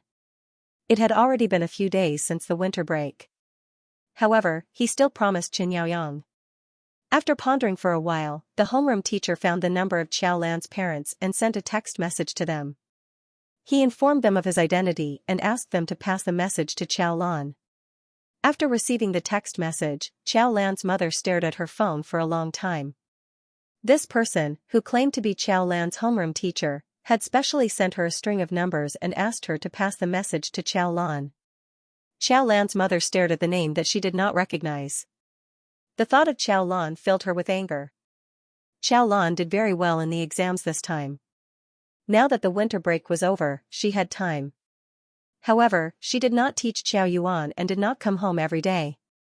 Qiao Lan did not care about Qiao Yuan, and she was too lazy to care about Qiao Lan. The homeroom teacher had sent her a text message, but she did not reply. At first, she did not want to talk about it.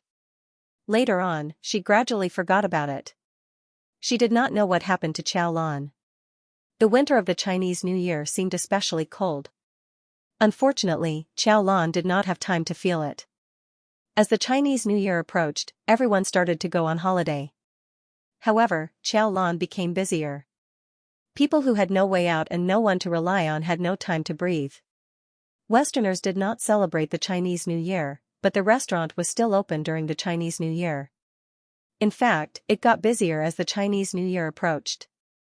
On the 27th day of the 12th lunar month, the restaurant was booked in advance from Chinese New Year's Eve to the 3rd day of the Chinese New Year. Some people in the restaurant continued to work during the Chinese New Year, while others went home to reunite with their families. As a result, the restaurant, which was already busy, became even more understaffed. The lady boss tried to persuade some waiters to stay by offering a salary that was several times higher than usual. Qiao Lan calculated the amount of money she could earn during the Chinese New Year and thought about the atmosphere of the Qiao family gathering together. In less than 3 seconds, she decided to continue working in the restaurant. Instead of looking at old lady Zhou, Mother Qiao, second sister Qiao, and even Qiao Lu's faces that ruined her mood, she would rather earn more money. After all, she would be in her second year of high school in one semester. When she started studying at night in her second year of high school, she would not be able to continue working. She had to do her best to prepare for the next 2 years. She could not guarantee that Mother Qiao would not let her study or provide her with tuition fees. On the day of the Chinese New Year, Qiao Lan finally had a moment of rest after 2 o'clock in the morning. The lady boss treated her to a steak that she had personally grilled and wished her a happy Chinese New Year. Then, she told her to come back to work the next afternoon.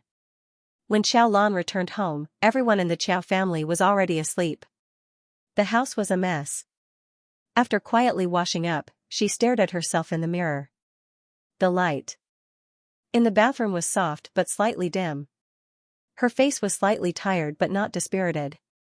The jade pendant on her neck seeped with a clear luster under the light. Qiao Lan suddenly thought of Tan Mo. She did not know where Tan Mo was now and what he was doing. Half of the winter break had already passed, and she had not seen this young man for many days. As her best friend since she had transmigrated, on a Chinese New Year's Eve like this, she should have sent Tan Mo a text message to send him her blessings. Unfortunately, Tan Mo had left in a hurry and did not get Tan Mo's contact information. Tan Mo's contact information. Qiao Lan was lying down when she suddenly thought of something and flipped out of bed. She vaguely remembered that for the next 3 days, Tan Mo's father seemed to have made an appointment at the Western restaurant. After a busy day, Qiao Lan was quite sleepy. When she suddenly thought of this, most of her sleepiness disappeared. She was energized and could not wait to run to the Western restaurant to confirm if Tan Mo's father really had made an appointment at dawn. Qiao Lan worked the night shift last night and could have gone the next afternoon. However, just after noon, Qiao Lan came over. There were not many customers in the Western restaurant at noon. Qiao Lan went to the cashier and found the restaurant's reservation list for the next few days. She looked down one by one and finally saw the name Mr. Tan. Qiao Lan sighed. Luckily, Tan Mo's surname was Tan. If his surname was Zhang, Li, Wang, or other common surnames, she really did not know where to find him. The surname Tan was too rare. If she did not know Tan Mo, Qiao Lan would not have known there was such a surname. Tan Mo's father made an appointment at 7:30 p.m. the day after tomorrow. Tan Mo and Tan Mo's father had come to the Western restaurant a few times before, and it was always Qiao Lan who helped them order. Tan Mo also told Tan Mo's father that she was Tan Mo's classmate. When the time came, she could ask Tan Mo's father for Tan Mo's phone number. Tan Mo's father would probably tell her. Tan Mo, who was 12 hours away from the city where Qiao Lan lived, had been waiting for the new year since he left that day. In the beginning, he thought that Qiao Lan would message him immediately after she got his number. However, as the days passed, Uncle Chen comforted him and said that maybe Qiao Lan was too busy to take care of it. When the new year came, Uncle Chen would definitely wish him a happy new year. In the beginning, he was unhappy, but later, he became more and more gloomy. Tan Mo used only 10 days to learn a word that he had never understood before. Disappointment. Until the last bell of the new year had passed.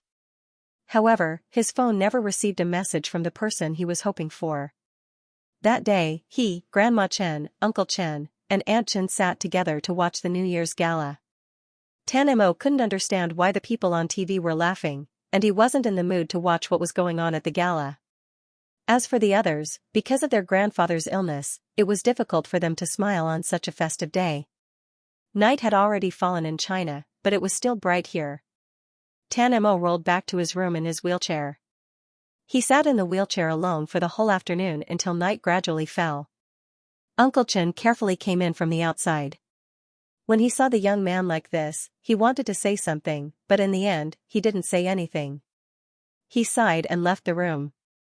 He called the class teacher to confirm that she had already told Qiao Lan's family the phone number, but Qiao Lan didn't reply at all. Uncle Chen had lived for so many years, but he still felt that he didn't misjudge people. Qiao Lan's kindness to Tan Mo was definitely not fake. So maybe Qiao Lan was delayed by something? Or Xiao Lan's family didn't tell Xiao Lan the phone number? Uncle Chen couldn't figure it out. This new year, to Tan Mo's family, there was no joy. On the second day of the new year, Tan Mo's grandfather passed away. It was as if his grandmother's last nerve had suddenly snapped. She fainted and was sent to the emergency room. Tan Mo sat in the hospital. In his eyes, his grandfather's fingers were already starting to turn white. In his ears, there was a noisy crying that he couldn't hear clearly. Many people came. His mother, an older brother, an older sister, and a younger brother. Tan Mo didn't have much of an impression of him. He only remembered that when he was very young, his cousin from his uncle's family pushed him to the stairs. He cried and rolled down from the second floor to the first floor. If it was a normal child, perhaps he wouldn't have fallen so badly. However, because of Asperger's disease, Tan Mo's limbs weren't as agile as normal children. He cried in pain. His cousin, who was standing on the second floor, was so scared that he cried. But that was a long, long time ago. Everyone had grown up. There were more than a dozen people standing in the room. Tan Mo only knew a few of them. Everyone was crying, except for him. Tan Mo was like a different person. He didn't fit in with this sad atmosphere. The crying drilled into his ears. Even his nerves were inexplicably tense. Tan Mo quietly looked at his grandfather's body. After a while, he said to Uncle Chen, "Let's go. Hospital, doctors, dead people." He didn't want to see anything that would make him collapse. He pushed the wheelchair out of the ward expressionlessly. After he left, he heard someone in the ward say, "It's as if this child doesn't have a heart." Tan Mo silently touched his chest. He could feel his heart beating. But he didn't feel anything. He couldn't feel sadness. Uncle Chen's eyes darkened. He quietly followed them out. Looking at Tan Mo's thin and weak back, he couldn't help but wipe away his tears again. Uncle Chen lowered his head and prepared to push Tan Mo away. However, someone ran out behind him and questioned, "You can't even bear this for a little while?" He couldn't remember who it was. He couldn't remember which cousin it was. Tan Mo turned his head. He probably wanted to frown, but he didn't know how to move his face. So, he maintained his usual expressionless face. "Is there anything else?" The young man looked at Tan Mo. He only felt that he was unreasonable. His aunt said that Tan Mo didn't have a heart. It was completely true. From the beginning to the end, he didn't even see Tan Mo cry. "The one inside is your grandfather. He's been taking care of you since you were young. Don't you feel sad that he's gone? You don't even have the most basic etiquette now, do you?" Uncle Chen hurriedly said, "Our young master just finds it hard to accept this kind of environment." Everyone knew that he was pitiful, but no one was willing to understand why he was pitiful. Tan Mo's biological father kept saying that he wanted to make it up to his son, so he took Tan Mo back to China. However, he didn't have time to understand. He only thought that Tan Mo was simply autistic. These relatives who didn't contact often said that Tan Mo was cold and heartless. However, no one was willing to understand why he was like this. Did Tan Mo like this? Did he want to be born a cold-blooded person who couldn't feel emotions? He also wanted to be a normal person, didn't he? Tan Mo couldn't feel it, but Uncle Chen could. He tried his best to make Tan Mo not seem so cold. He wanted him to appear in front of everyone more often after his grandfather's death. However, it seemed to be useless. The older people didn't like him, and the younger cousins were all afraid of him. Uncle Chen wanted to say too much, but Tan Mo said lightly, "He didn't take care of me." The young man was stunned. "What? My grandfather is inside, but he didn't take care of me." Tan Mo looked at Chen Lang. "Can I go now?" Chen Lang looked at him blankly. He watched as Tan Mo's figure gradually disappeared into the distance. He started to curse again. Cold-blooded, heartless, crazy, and the like. He was already used to hearing these words. Tan Mo lowered his eyelids. It didn't matter. He was already used to it. "They actually said that you were pitiful." "Pitiful? What's pitiful?" "Even if you're pitiful, there must be something hateful about you. People like you are cold, selfish, and weird. No one can stand you." No one will love you. You can just live the rest of your life pitifully by yourself. Tan Mo's hand, which was resting on the wheelchair, suddenly clenched. It was as if someone had suddenly punched his brain. His brain was buzzing. He hit people. We don't want to play with him. He's a lunatic. You guys should stay away from him. Your father didn't want you since you were young. Your mother was also dragged to death by you. No one wants you. People like you are cold, selfish, and weird. No one can stand you. No one will love you. You can just live the rest of your life pitifully by yourself. There was a roar in his brain, and he couldn't hear what the others were saying. Everything in front of him turned black, and he couldn't see anything. Only the vicious words that he didn't want to think about in the past occupied all his thoughts for a moment. His father didn't love him when he was young.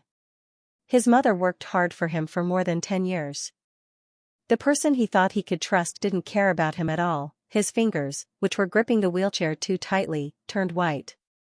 His phone rang at this untimely moment. Tan Mo lowered his head and breathed unsteadily. He looked at the unfamiliar number on the screen and answered the call. Hello. The noise was still going on, but the girl's clear voice was like a sudden clap of thunder that split his eardrums. Hello. Xiao Lan's voice didn't sound very clear on the other end of the phone. Tan Mo, is that you? What's wrong with you? Do you have a cold? Why is your voice a little hoarse?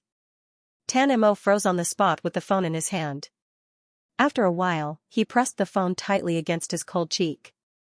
Before reading, please read the previous chapter. The previous chapter has been greatly revised and the plot has changed a lot. Please read it again. It was 12:30 in the afternoon in Boston. It was 12 hours away from home, which meant that it was 12:30 in the morning over at Xiao Lan's place. Xiao Lan finally got Tan Mo's phone number tonight. After she finished her work, she used the lady boss's phone to call Tan Mo. It was a little noisy on the other end. Tan Mo's voice was a little hoarse. She didn't know if it was because he had a cold or something. Tan Mo, do you have a cold? Why is your voice a little hoarse? Xiao Lan asked him. After a while, he replied with 2 words, no. Then, there was silence again. If it wasn't for the fact that Xiao Lan already knew what kind of person Tan Mo was and knew that he was usually this quiet, she wouldn't have been able to continue the conversation. Usually, when she talked to Tan Mo, other than when Tan Mo was talking about a topic or a book that he was particularly interested in, Tan Mo wouldn't talk if he could. If you didn't ask him, he definitely wouldn't take the initiative to talk. Xiao Lan had looked into it and found that this was a common problem with Asperger's disease. It was because they felt that there was no need to talk about daily things. Xiao Lan thought that when school started, she must try her best to change Tan Mo's habit of not talking. Otherwise, how would he interact with others in the future? She had the patience, but others might not. Did you go to America for something important? Xiao Lan looked at the snowflakes floating outside. You left in a hurry before, so I didn't have time to ask. The noise on the other end of the phone gradually disappeared.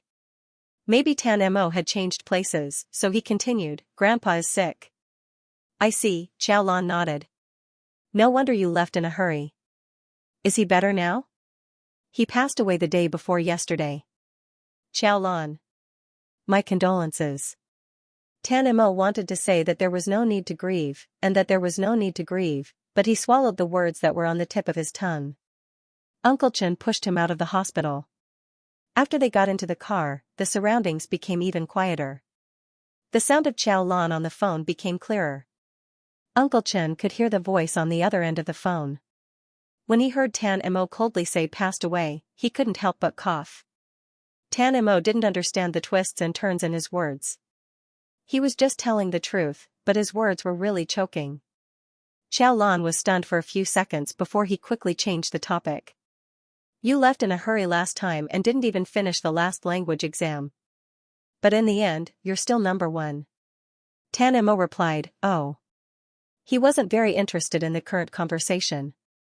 He actually wanted to ask why Xiao Lan was calling him now, but Xiao Lan was talking now, so Tan Mo decided to talk to Xiao Lan obediently for the time being. Are you in second place? Yes, Xiao Lan was very happy. When the results were out, I wanted to tell you, but I didn't have your contact information.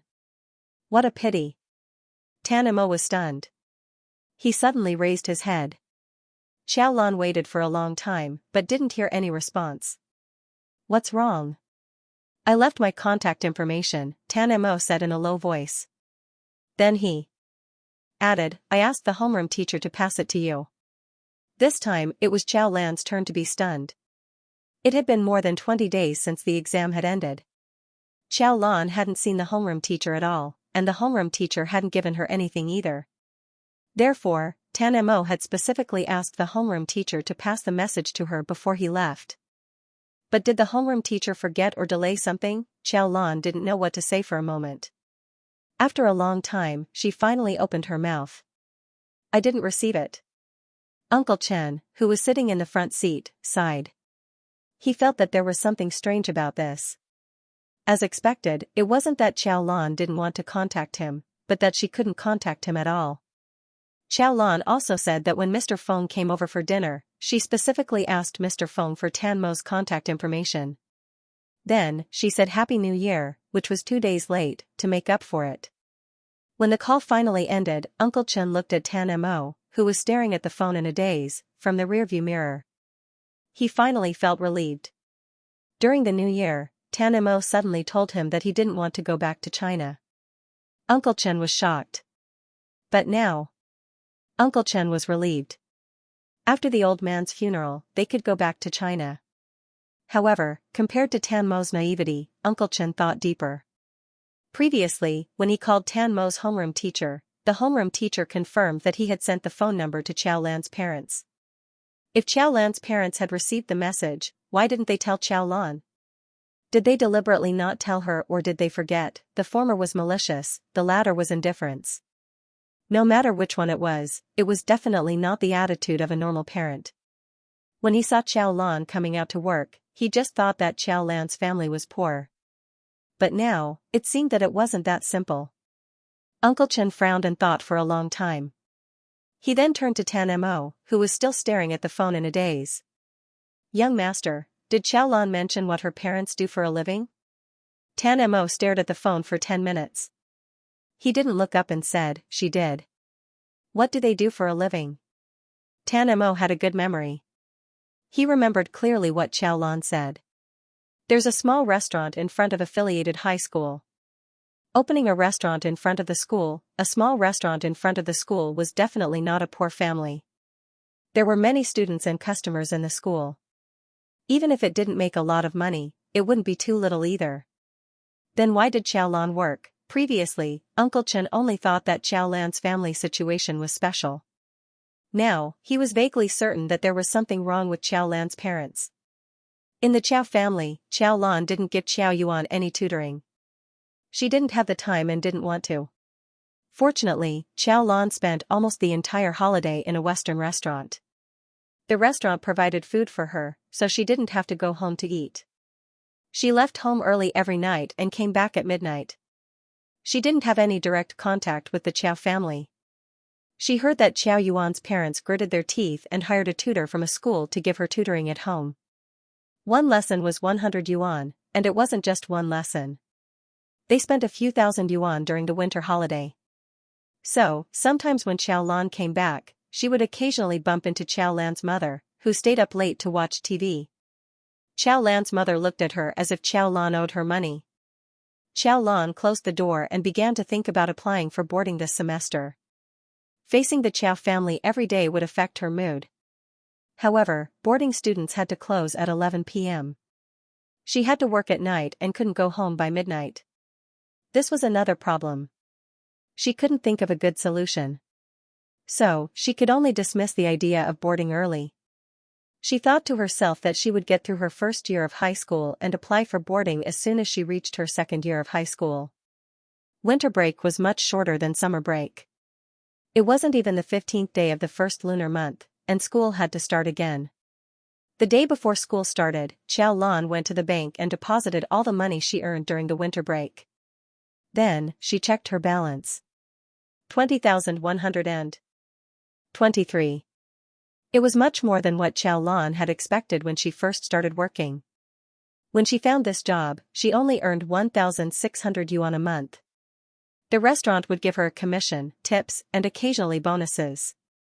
Xiao Lan calculated that she would earn 2,000 yuan a month. She didn't need to support herself for the time being, so she didn't have any expenses. She saved all the money. By the end of her first year of high school, she should have 20,000 yuan. The boarding and tuition fees of high school were less than 3,000 yuan a year. She had 200 yuan in her meal card every month. In the future, when the Chow family stopped supporting her, she would have an extra 300 yuan a month for living expenses. After all, school meals were very cheap. In this way, if she could earn 20,000 yuan, she would be able to go through her second and third year of high school without any worries. But now, only half a year had passed, and the money in her card had reached the expected amount. It was reasonable to say that Xiao Lan should be happy when she saw the money in her card. However, she couldn't be happy. When she thought about where more than half of the money in her card came from, Xiao Lan felt that she couldn't sit still. Most of the money on this side was the commission and tip that Tan Mo gave her for eating at the Western restaurant. She was a waitress who earned 2,000 yuan a month, but Tan Mo's commission made her a middle-income person who earned 5,000 yuan a month. Xiao Lan felt that it was hot to hold this card. Xiao Lan felt that she had to find a chance to talk to Tan Mo about this matter. She didn't want him to come to the Western restaurant again. What was the point of being a child of wealth every day? She put the card away. She didn't dare to leave it at home, so she put it in the small pocket in her school bag. After she finished the handover with the Western restaurant, she resumed her daily life of working late at night. After she went to bed early at night, she went to school early the next day. School started. The registration started at 9 o'clock in the morning. However, there weren't many students who came on time. Maybe they didn't get enough sleep, or maybe they stayed up all night to finish their homework. After Xiao Lan entered the classroom, there were only a few people in the classroom. The homeroom teacher wasn't there either. Xiao Lan wanted to ask the homeroom teacher about Tan Mo's phone number. While she was thinking about how to ask without being too rude, the homeroom teacher, who had just finished a meeting, saw her and spoke first. During the final exam last semester, Tan Mo asked me to pass a message for you. I was too busy and forgot. I sent a message to your mother later. Did your mother tell you? Xiao Lan, no, Mother Qiao didn't tell her anything. She didn't need to ask any more. She already knew everything. The homeroom teacher was still talking to herself happily. Oh, I really didn't expect Tan Mo to improve so much. When he first opened the school, he didn't say a word and ignored everyone. Now, he actually took the initiative to contact people. Xiao Lan couldn't listen. For a moment, she had the urge to run out of the school gate and rush into the small restaurant to ask Mother Qiao why she didn't tell the homeroom teacher about the message. However, she stopped herself in the end. She had to reason with normal people. People like Mother Qiao couldn't be reasoned with at all. Besides, there was no need to ask why. Mother Qiao either forgot about it or deliberately didn't tell her because she didn't tutor Qiao Yuan. After signing up, Xiao Lan went to the mobile phone store in the afternoon. When Xingjin was in high school, Xiao Lan had never used a mobile phone. She didn't have many contacts anyway, so a mobile phone wasn't too important to her. Therefore, in this life, Xiao Lan didn't feel that it was inconvenient to not have a mobile phone. However, after this incident, Xiao Lan still felt that it was better to buy a mobile phone. The middle-aged man selling mobile phones welcomed her warmly. What brand and model do you want? Xiao Lan didn't want a brand or a specific model. At this stage, she didn't have many requirements for a mobile phone. She thought for a while and said, as long as it can make calls and send messages. The middle-aged man, people who buy mobile phones like this are old ladies and old men. Why are you, a little girl, joining in the fun? Just as he was about to say something, Xiao Lan hurriedly said, let's buy a slightly better one. In the past, she had to wait for the weekly information class to look up information. It was really inconvenient. It was good to buy a mobile phone to look up information. Previously, she had read a book about Asperger's disease on the internet. Buying a mobile phone was just nice. After buying the mobile phone and getting the card, Xiao Lan went to the Western restaurant. At night, Xiao Lan was busy serving the dishes. A girl pulled her and pointed at the door. Xiao Lan turned around and saw the young man she hadn't seen for a month appear in the Western restaurant again.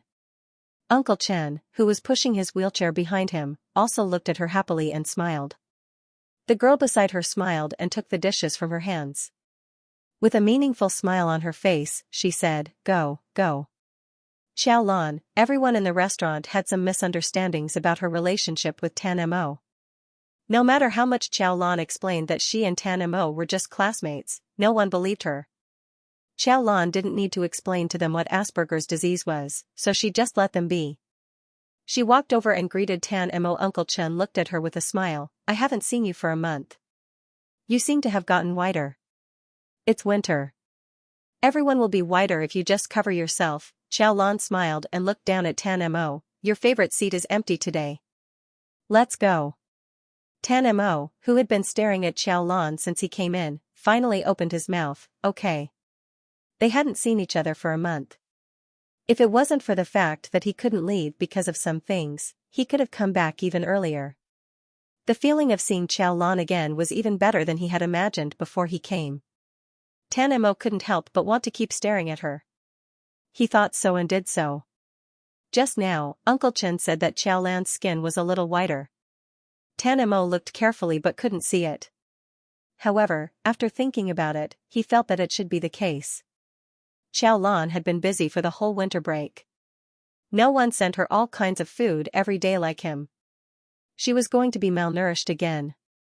However, her eyes were still as beautiful as before, just like the obsidian pearls he had specially bought. He had seen the obsidian pearls occasionally. They were black and transparent. When Tan Mo saw them, he thought of Xiao Lan's eyes, so he bought them. Xiao Lan skillfully ordered for the two of them.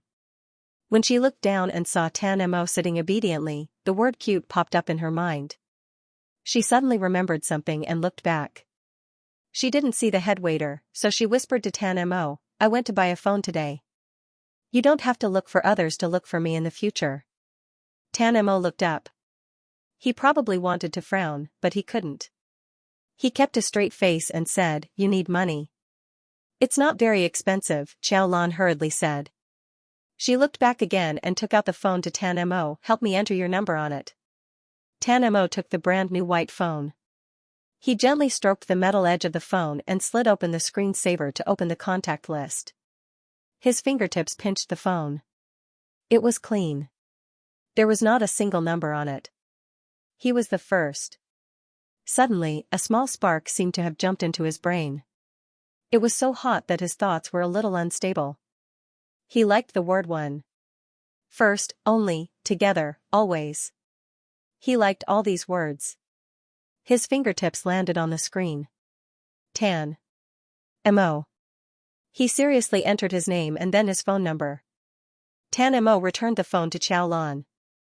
Xiao Lan dialed Tan Mo's number. "This is my number. Remember to save it." Of course, he would save it. However, he had already memorized it in his heart after just a glance. Xiao Lan still wanted to say something, but the head waiter came over.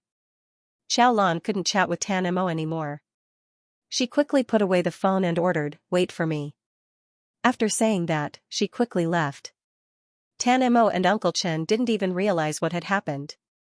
After a while, after the head waiter left, Xiao Lan jumped back. She took out a small box from her pocket and handed it to Tan Mo. "New Year's gift. It's a little late, but it's not the 15th yet. It still counts.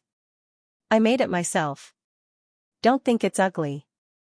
After saying that, she didn't dare to delay anymore and quickly ran away. Uncle Chen smiled and said, "This kid is in a hurry." He turned his head and said with a smile, "Open it and see what it is."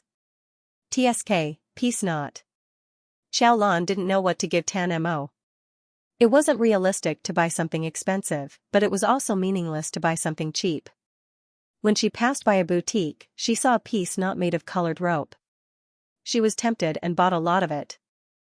After making a bunch of knots, she finally made one that she was satisfied with. For Tan Mo, what he lacked the most was health and safety. Before Tan Mo left, Qiao Lan was busy again. Uncle Chen saw this and smiled. I'll see you in class tomorrow. Let's go home first. Tan Mo glanced at Uncle Chen, then looked away and got into the car. When he got home, Tan Mo took out the obsidian beads that he bought from outside from the cabinet. The round black beads had an excellent color under the light. Tan Mo picked one out and gave it and the piece knot to Aunt Chen. He wanted to string the bead onto the piece knot. Don't take the front apart. If it was taken apart, it wouldn't be made by Qiao Lan. Then put the bead on and make it into a bracelet. Aunt Chen stared at the bead and piece knot for a long time and sighed.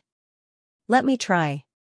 Aunt Chen wore her reading glasses and sat under the light with Tan Mo for almost 2 hours. Finally, she finished the difficult manual modification and put the bracelet on Tan Mo's wrist. His pale skin contrasted with the black bead and colored rope. It was very fitting and beautiful. Tan Mo looked left and right. Finally, he pushed his wheelchair back to his room with satisfaction. Qiao Lan felt that she might really be a little fairer. After Uncle Chen said that she had become fairer, her classmates also said that she had become fairer when they greeted her. Sure enough, she had been too hungry in the past. Now that she was slowly recuperating, her body was slowly getting better. Her complexion was also much better than before. However, when she thought about her second sister Qiao, who had become more plump and fairer after marrying into a rich family, and her chubby little fatty Qiao Yuan, Qiao Lan felt that she still had a lot of room for improvement. Thinking about the novel's description of Qiao Lan's return, Qiao Lan was really looking forward to seeing what her face would look like when she was stunned. Could skin color really have such a big impact on a person's appearance? However, that was all in the future. Right now, she should focus on her studies. In the class other than Tan Mo, Pei Ning was the closest to Qiao Lan. After this semester, the homeroom teacher did not arrange the seats according to the seating order anymore. Because some students reported that the homeroom teacher's behavior was unfair to students with poor grades, the homeroom teacher could only give up. Therefore, the homeroom teacher changed the seating order to students with good grades. Students with good grades could choose their own desk mates. If the students with poor grades were popular enough, they could also sit with students with good grades. High school students were still a little shy. There were so many people in the class who liked Chen Yaoyang and Song Yao. However, in the end, Chen Yaoyang and his best friend, Li Fan, sat together. Song Yao also sat together with her best friend. Pei Ning also ran to sit with her roommates. After this change, the number of male and female desk mates in the class instantly decreased by 90%. Qiao Lan and Tan Mo were 10% of them. When the homeroom teacher had said the new seating order, Tan Mo had been nervous for a while. He was not stupid. He had long realized that Qiao Lan was not popular in the class. Other than the students who usually greeted her, the only one she could really talk to was Pei Ning. Therefore, Qiao Lan didn't want to sit with other people, but he might sit with Pei Ning. He carefully glanced at Qiao Lan. Qiao Lan sat steadily in her seat, as if changing seats had nothing to do with her. Later, Pei Ning sat at the same table with another boy. However, even if Pei Ning sat far away, she would still come to Qiao Lan whenever she was free, even though she usually came to ask questions. It was the end of class. Qiao Lan took out his mobile phone to search for words that he did not know. Pei Ning appeared out of nowhere. Before she could ask any questions, she saw Qiao Lan's mobile phone and exclaimed, "Oh, you bought a mobile phone? Then save my number." Qiao Lan made an okay gesture, and Pei Ning reported a string of numbers. Qiao Lan recorded it on his phone. Tan Mo stared at the name Pei Ning on Qiao Lan's mobile phone. His eyes darkened, and he didn't say anything. A few days later, Qiao Lan happened to pass the mobile phone to Tan Mo for safekeeping. Tan Mo stared at the white mobile phone in his hand for a long time. Then, he opened the screensaver and found the contact list. Qiao Lan's mobile phone didn't only have his number. In addition to Pei Ning, there were also many people that Qiao Lan knew when she was working.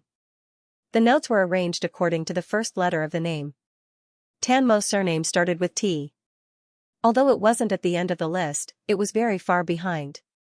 At least, Pei Ning's name was in front of his. Tan Mo pursed his lips, opened his contact list, and added a 1 in front of Tan Mo's number. Tan Mo became 1 Tan Mo. Then, he opened the contact list again. Tan Mo saw that his name was instantly at the top of the list, and below it was Xiao Lan's phone number. Xiao Lan always couldn't remember his number, so she especially added my phone number. Tan Mo was at the top, and my phone was at the bottom. After looking at it for a while, Tan Mo suddenly felt the tips of his ears burning. He hurriedly locked the mobile phone and pretended that nothing had happened. When Xiao Lan came back, she returned the mobile phone to Xiao Lan. Xiao Lan didn't find out Tan Mo's little secret.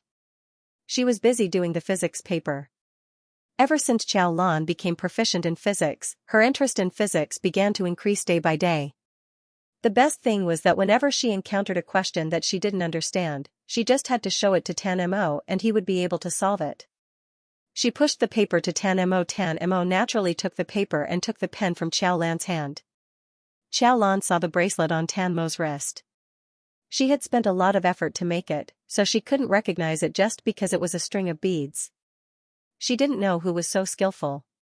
When Xiao Lan was making the peace knot, it didn't look right. But now that it was made into a bracelet, she didn't know how the ending was made, but it looked very neat. At the end of the bracelet, there was a small silver pendant on the hanging tassel. In an instant, Xiao Lan's peace knot was upgraded by more than one level. Xiao Lan stared at the black beads on the bracelet. Is this bead agate? No, it's obsidian. Tan Mo put down his pen and took out his phone to turn on the flashlight. He pointed it at the black bead. When the light shines on it, the agate is still pure black, but the obsidian isn't. Xiao Lan looked down for a long time. Under the strong light, the black bead actually had a little rainbow glow. It's very beautiful, Xiao Lan said. Tan Mo thought for a while. There's still more than half a box at home. I'll bring it to you tomorrow. No need, no need. Xiao Lan quickly shut her mouth. She was just saying it casually. If this continued, Xiao Lan wouldn't dare to say anything in front of Tan Mo. She was afraid that Tan Mo would bring it over the next day. Tan Mo's daily fixed feeding made her feel pressured. For the past 2 days, Xiao Lan had been thinking about how to tell Tan Mo not to come to the Western restaurant and be a sucker, but she hadn't found the right opportunity. Xiao Lan had a feeling that Tan Mo would be unhappy if she said this, but she had to say it. This was a matter of principle. After school in the afternoon, when Xiao Lan went to the Western restaurant, she passed by a street full of barbecue shops. The students of the affiliated high school joked that this was the barbecue street. As Xiao Lan walked past the barbecue street, she saw a familiar figure. She squinted her eyes and looked over again. She wasn't mistaken. A group of junior high school students in the affiliated high school's uniform were crowding around an outdoor table. There were both boys and girls, and a group of children were yelling and drinking.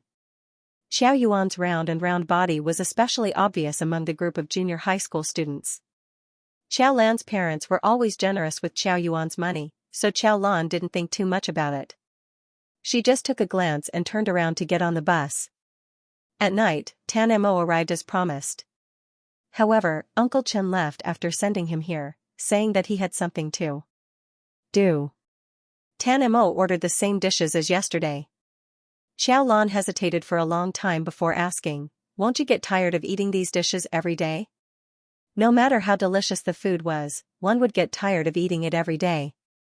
Tan Mo had eaten at this restaurant for 3 months in a row. He had eaten all the dishes countless times. Was he really not tired of it? Recently, Uncle Chen had been ordering less and less. He had even started ordering red wine. Xiao Lan was sure that Uncle Chen would definitely get tired of it. However, Tan Mo was cutting his steak seriously. He answered Xiao Lan quite seriously, not at all. He wasn't lying. Tan Mo wouldn't lie either. He really wasn't tired of it. He liked the same rhythm of life, including the place he lived, the people around him, the things in his room, and the food that filled his stomach. As long as he could fill his stomach. Xiao Lan's probing failed. She silently stared at Tan Mo for a long time. Suddenly, she said, "Tan Mo, do you know how much money you've spent on this restaurant?" Tan Mo's hand that was cutting his steak paused. He didn't know why Qiao Lan suddenly asked this question. Since Qiao Lan was talking, Tan Mo politely looked up at her and answered honestly, I don't know. Uncle Chen paid every day. Moreover, Tan Mo didn't care about it. There weren't many people in the restaurant today. Uncle Chen wasn't here either. Qiao Lan simply sat where Uncle Chen always sat. She showed Tan Mo the number 7. Tan Mo, in 3 months, you've spent a total of 70,000 yuan at this restaurant. In both Qiao Lan's previous and current lives, other than the fact that she was ranked 9th in her province for her college entrance examination and received a reward of 50,000 yuan from the government, she had always been poor. She didn't do the math previously, but after doing the math, she realized that Tan Mo had already spent so much on this restaurant. Qiao Lan couldn't sit still. Tan Mo still didn't understand what Qiao Lan meant. What's wrong with spending 70,000 yuan in 3 months? Qiao Lan frowned. Don't you think it's too much? Tan Mo didn't even think about it and shook his head. Not at all. Qiao Lan was speechless. She didn't want to discuss with Tan Mo the concept of 70,000 yuan to the rich and ordinary people. She took a deep breath and said, but to me, it's too much. There's no need to waste it like this. It's not a waste. Tan Mo put down his knife and fork. His light brown eyes focused on Qiao Lan. I'm here to eat. You can get a commission and a tip, so it's not a waste. If this wasn't a waste, then what was? This was the first time Tan Mo had said that he came here for Qiao Lan. It would be a lie to say that she wasn't touched, but she also felt guilty. It's a waste to spend money on something you don't like every day, Qiao Lan tried to explain to Tan Mo. Tan Mo was silent for a while. He lowered his head and said softly, it's not that I don't like it. It's not that I don't like it, but I can't say that I like it either. Am I right? Before coming to this restaurant, Tan Mo, you had a professional nutritionist to prepare everything for you every day. You need to get a balanced amount of nutrition. Your body doesn't allow you to eat such greasy and unhealthy food for a long time. Tan Mo didn't refute. He finally felt that something was wrong from Qiao Lan's words. What do you want to say? He looked at Qiao Lan. What I want to say is, Tan Mo, after today, just eat at home like before. Don't come here anymore. Tan Mo looked at her without saying a word. After a long time, he said in a muffled voice, then I won't come here anymore. Without waiting for Qiao Lan to breathe a sigh of relief, he continued, I'll ask Uncle Chen to bring it back every day. Qiao Lan became angry again. No. Qiao Lan finally realized that she couldn't beat around the bush with Tan Mo. She had to tell him directly and clearly what she wanted to say. Don't come here to eat, and don't ask Uncle Chen to bring. Tan Mo couldn't control himself and started to become irritable. He couldn't understand. You don't want money, and you don't want me to come here. Then what do you want me to do? You don't have to do anything, Tan Mo. Qiao Lan repeated. You don't have to do anything. You don't have to help me, you don't have to give me money. I can do it myself, what can you do? If you can do it, why are you working here? Tan Mo was stubborn. He couldn't understand why. Qiao Lan kept thinking about this problem. She was in need of money, and he was rich.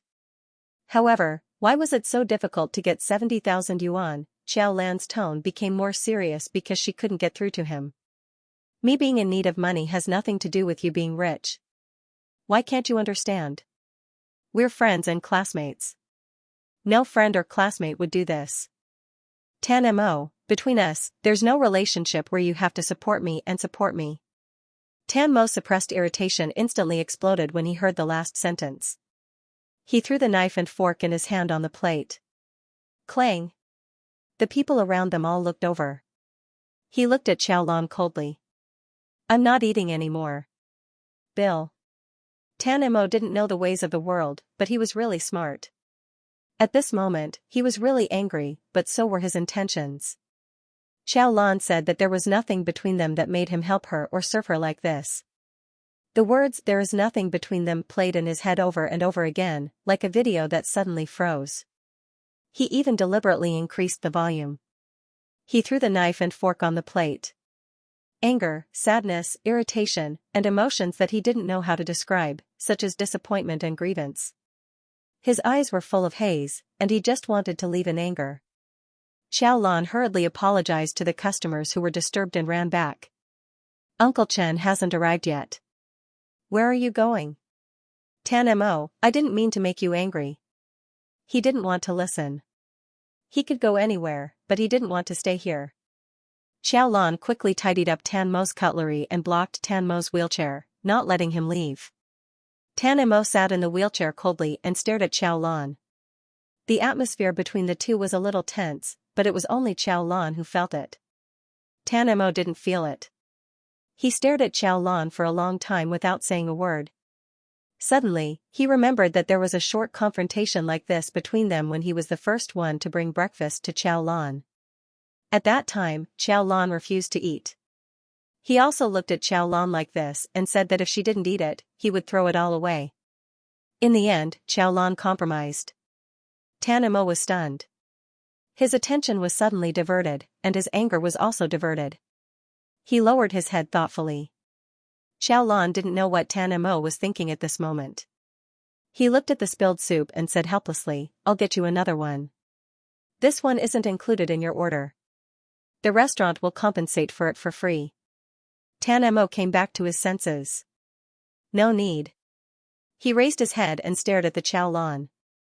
"I don't want to eat." Xiaolan lowered his head and glanced at the barely touched steak. Tan Mo had only eaten so little today. He would definitely be hungry when he got back. Then I'll pack it up and ask Uncle Chen to bring it back. Tan Mo's eyes flashed. I'll make Uncle Chen throw it away. Xiaolan was speechless. Tan Mo looked at Xiaolan's speechless expression and finally felt a little better. He thought that Xiaolan was finally going to compromise like last time. However, Xiaolan also stopped smiling and looked away with a condescending and expressionless face. Throw it away if you want to. He really felt that at this moment, Tan Mo was like a spoiled brat. Xiaolan turned around and left. Tan Mo's eyes were filled with confusion and astonishment. After the confusion faded away, there was only the impending storm. Not long after, Uncle Chen hurried over. As soon as he arrived, he realized that the atmosphere today was not quite right. He carefully glanced at Tan Mo's face. Although he was still expressionless as usual, the impending storm was already blowing in his face. What's going on? Uncle Chen was baffled as he brought Tan Mo into the car. After driving for a long time, he asked Tan Mo, "What's wrong? Did you have a fight?"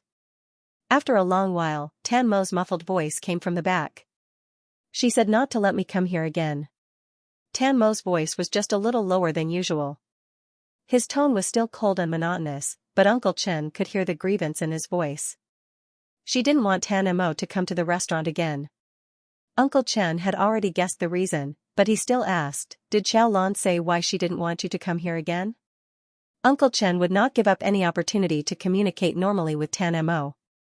Every emotional communication was helpful to Tan Mo. Tan Mo was silent for a moment. Then he raised his head and looked at the street lamp in the distance with an expressionless face. Xiaolan said that I spent a total of 70,000 yuan in 3 months. The amount was too high. I said it was not high, but she said it was very high. Also, it was a waste. The food in the Western restaurant was not good for my body. She also said that we were friends and classmates. Friends would not do this kind of thing. So, I don't need to give her money or help her. Although Uncle Chen had always felt sorry for Tan Mo's Asperger's disease, sometimes he also felt that this disease was convenient. For example, he could not lie, and he could not lie when answering questions. Also, he could describe the whole thing in a complete manner without any nonsense. Although the order of the words and the emotions might not be right. After listening to Uncle Chen's description, it seemed that Xiaolan's reason for not letting Tan Mo come was similar to what he thought. As a normal person, Uncle Chen could not only understand how Xiaolan felt, but he also admired Xiaolan's way of doing things. However, if it was Tan Mo, he would not feel Xiaolan's difficulties, nor would he feel that Xiaolan was making things difficult for him. His mind was like a computer program. He had his own set of established logic. As long as the logic in his heart was reasonable, no matter what others said, it would be useless. When he was still very young, probably 3 or 4 years old or younger, Tan Mo once made a snowman in his room. For normal children, they might not understand the principle of how snow would melt when heated, but they knew that snow should not be moved into the room. At that time, Tan Mo's mother was still alive. She held Tan Mo's little hands, which were red from the cold, and asked him why he made a snowman in his room. Tan Mo's little face did not have any expression at all. He said that it was because it was windy outside and he was not comfortable. Because it was windy outside and he was not comfortable, but he also wanted to play with snow. Therefore, he moved the snow into his room and made a snowman in his room. This was little Tan Mo's own logical thinking. In the eyes of others, it was simply unreasonable and extremely stupid. Later, Tan Mo's mother accompanied him to wait for the snow to melt. She told him that after the snow melted, it would turn into water, dirty the floor, and wet the sofa. Only then was Tan Mo persuaded. It was very difficult for Tan Mo to change his mind, unless you could persuade him with more correct logic. At that time, Tan Mo's mother was able to persuade Tan Mo with the snow melting. It was a natural phenomenon, intuitive and clear. But now, Xiao Lan did not allow him to come to the restaurant because Xiao Lan's heart could not accept it. If her heart could not accept it, how could she persuade Tan Mo? In Tan Mo's opinion, being helped by others was a very pleasant thing. He could not understand why Xiao Lan would be embarrassed and unhappy when he helped Xiao Lan. And if Xiao Lan was unhappy because he helped her, Tan Mo might think that it was because she did not like him and did not want his help. If Xiao Lan did not accept his money, it was no different from not accepting his person. Uncle Chen had a headache. In the past, he really wanted Tan Mo to have a good friend who could communicate with him and be good to him. Now that he had one, a new problem arose. Tan Mo's behavior towards his friends was different from ordinary people. Even his definition of friendship was different from ordinary people. The next day, Uncle Chen sent Tan Mo to school with trepidation. He was so worried that he sent Xiao Lan a text message, asking Xiao Lan not to deliberately give Tan Mo the cold shoulder. This would make Tan Mo's heart very uncomfortable. Even if Uncle Chen did not ask Xiao Lan, she would not do that. Last night, she read books about Asperger's disease until 2 in the morning. Now, she was so sleepy that she could barely open her eyes. However, when Xiao Lan talked to Tan Mo kept his mouth shut and did not talk to Xiao Lan. Xiao Lan tried to reason with Tan Mo, rejecting you and rejecting your help are not the same thing. You have already helped me for a semester. I don't need it anymore. Tan Mo finally opened his mouth. You need it. You are still working. Xiao Lan was speechless. Xiao Lan finally understood a sentence in the book. For people with Asperger's disease, as long as they were logical, they believed that they were right. No matter what others said, it was useless. If they said too much, it might even have the opposite effect. Tan Mo pursed his lips. He wanted to say something, but in the end, he did not say it. When he left the Western restaurant that day, for a moment, Tan Mo was so sad that he did not want to see Xiao Lan again. He did not want to go to school. However, he still came to school the next day. Not only did he come, but he also continued to sit next to Xiao Lan. On one hand, he was still angry at Xiao Lan's words and actions. On the other hand, he was secretly worried that if he really did not go, Xiao Lan would not talk to him anymore. Even if Xiao Lan did not accept that he had cheated on his feelings and made him so sad, he still did not want to cut off all ties with Xiao Lan. Pei Ning did not have any discernment at all. He even came to Xiao Lan to ask English questions. After he finished asking, he looked up and met Tan Mo's malicious gaze. He was so scared that he trembled. Then he quickly looked away and whispered in Xiao Lan's ear, "What's wrong with Tan Mo?" "I didn't do anything to him," Xiao Lan said. "My question. You can even make Tan Mo angry?" Pei Ning expressed his surprise. He really felt that Xiao Lan was so nice to Tan Mo that he could not be angry at all. Pei Ning's voice was very soft. Tan Mo could not hear what they were saying. He could only see that they were very close to each other and that their hands were suddenly moving. There was a soft sound of something breaking. Tan Mo looked down and saw that the tempered film had broken. The small fragments had cut a small wound on his fingertip. Blood suddenly oozed out and dripped onto his white school uniform. Xiaolan turned around and saw the bloodstain on Tan Mo's school uniform. She was so scared that she anxiously asked him what happened. She quickly took out a band-aid from her bag. "Give me your hand," Xiaolan said helplessly as she looked at Tan Mo, who did not want to cooperate. Tan Mo stared at her without moving. Xiaolan really had no other choice. She reached out and grabbed Tan Mo's wrist. She wiped the blood on his fingertip with a tissue and wrapped it carefully with a band-aid. "The monthly exam is coming soon. I don't know if it will affect you." Tan Mo silently pulled his finger out and said coldly, "It won't." On the way home in the afternoon, he stared at his finger wrapped with a band-aid for almost half an hour. The first monthly exam of this semester was in 2 days. When the results came out, although Tan Mo was still ranked first in the grade, no one knew why he did not get 140 points in English this time. A lot of people were surprised, but they did not dare to ask. Tan Mo stuffed the English answer sheet into his bag and did not say a word.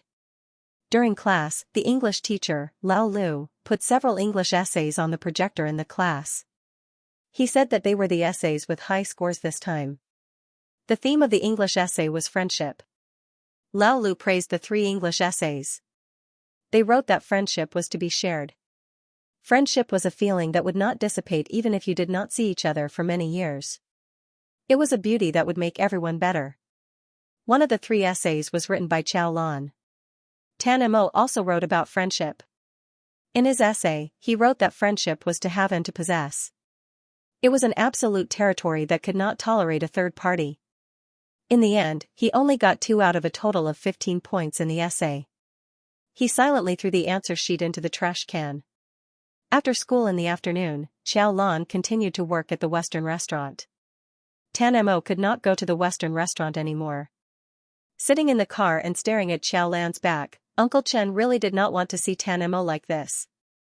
He turned on the radio in the car, trying to attract Tan Mo's attention. In the end, it really attracted Tan Mo's attention. Even Uncle Chen was shocked when he heard the news. Uncle Chen was listening to the city's news. There were all kinds of things, such as where there was a traffic jam, where there was a car accident. As he listened, he heard the radio say that there was a robbery in the early hours of last night. 2 men robbed a woman and injured her.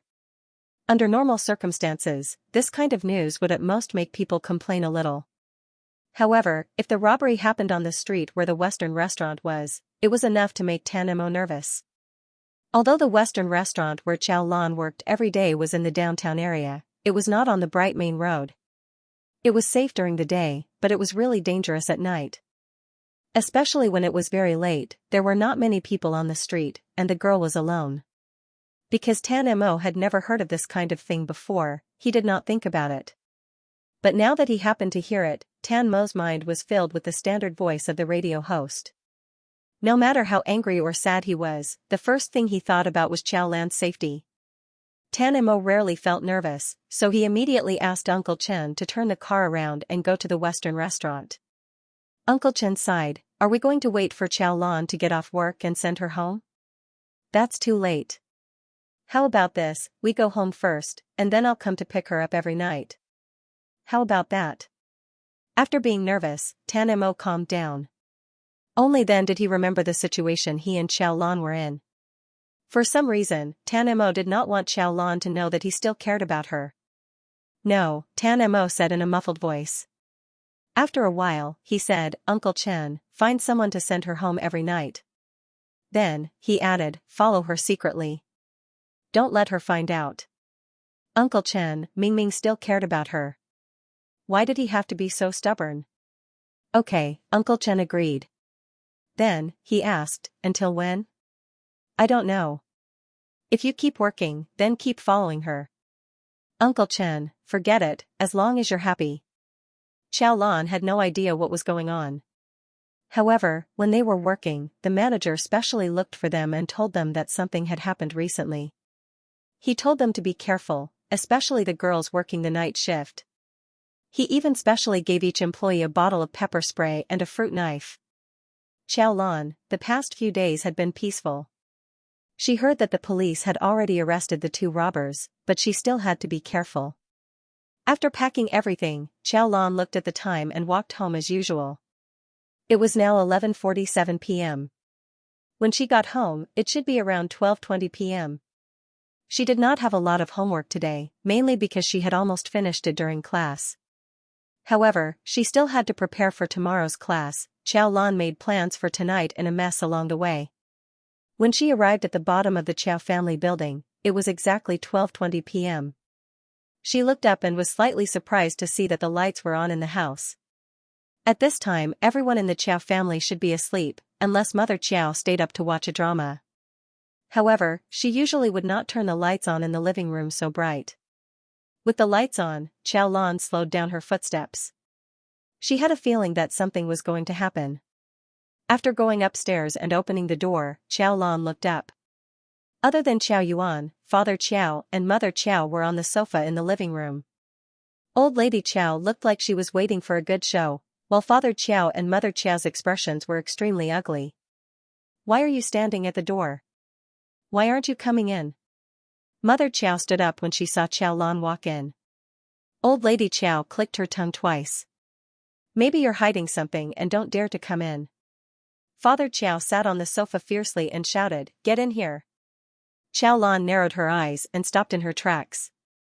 When she came up, she guessed that something might have happened. For example, second sister Qiao came back crying and said that her husband had found a mistress, or Old Lady Qiao and Mother Qiao quarreled again. However, she definitely did not think that it was her. After all, she didn't do anything. However, the way the three people in front of her acted made it seem like she had done something unforgivable. Mother Qiao got even angrier when she saw her standing there motionless. "Can't you hear? I told you to come in and close the door. Even if you don't find it embarrassing, I'm afraid that others will hear it and embarrass us." Xiao Lan frowned. "How am I embarrassing? Io, you still don't admit it?" Old Lady Qiao raised her eyebrows. "I told you that you must have learned bad things from going out every day. Who knows what you're doing if you don't come back at night? Not only did you steal our money, but you also don't admit it." Xiao Lan finally understood what was going on. Were they suspecting that she had stolen the Qiao family's money? "I didn't steal it," Xiao Lan said. "Your second sister came to give me 20,000 yuan a while ago. I put it in the drawer under the coffee table. I didn't notice it until today.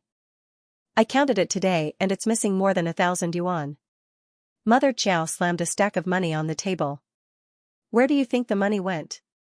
"I don't know, it wasn't me," Xiao Lan said expressionlessly. "Go ask someone else." "Who else could it be?" "Ah, you said that your grandma couldn't bear to spend money at all. Your dad and I wouldn't take it. I just gave you yuan a few days ago. I have enough money on me. Your eldest sister and second sister haven't been here recently. Did you steal it? Then maybe it really was stolen by a ghost." Xiao Lan lowered her eyes and sneered. Xiao Lan's mother couldn't sit still anymore. "You don't want to admit it, right? You think you can do whatever you want just because you're good at studying?" She stood up and walked around a few times. Then, she took a broom from the toilet and came out. "I'll ask you again, did you steal it? Who else could it be? She even bought a phone. If she didn't take it, where did she get the money to buy a phone? She even said that she worked for it." Old Lady Zhou rolled her eyes at Mother Qiao. Her pair of small eyes stared at Xiao Lan. Suddenly, she stood up. Look, I told you she stole it. Look at what's hanging around her neck." As she spoke, she ran over to grab the apple jade pendant on Xiao Lan's neck. Xiao Lan slapped Old Lady Zhou's hand away and covered her neck. Old Lady Zhou's voice became sharper. "This shameless person should just be beaten to death." Father Qiao, who had been silent all this while, finally jumped up when Xiao Lan pushed Old Lady Zhou to the side. His fat face shook as he grabbed the broom from Mother Qiao's hand and shouted, "Get over here." Xiao Lan pushed the door open and ran downstairs. Father Qiao ran out with the broom and chased after her. Xiao Lan was younger and more agile. Father Qiao was fat and wore slippers. He probably didn't expect that the timid and introverted Xiao Lan would dare to run away. He chased after her and scolded her in the staircase. By the time he reached the bottom of the stairs, Xiao Lan was already gone. He looked left and right but couldn't find her. He was so angry that he cursed for a long time before he went upstairs. He didn't believe that Xiaolan wouldn't come back. If she did, he would beat her to death. Xiaolan ran out of the neighborhood. Only when she reached the main road did she heave a sigh of relief. She squatted down under the streetlight to calm herself down. If Father Chow had caught her today, she might have been beaten to death.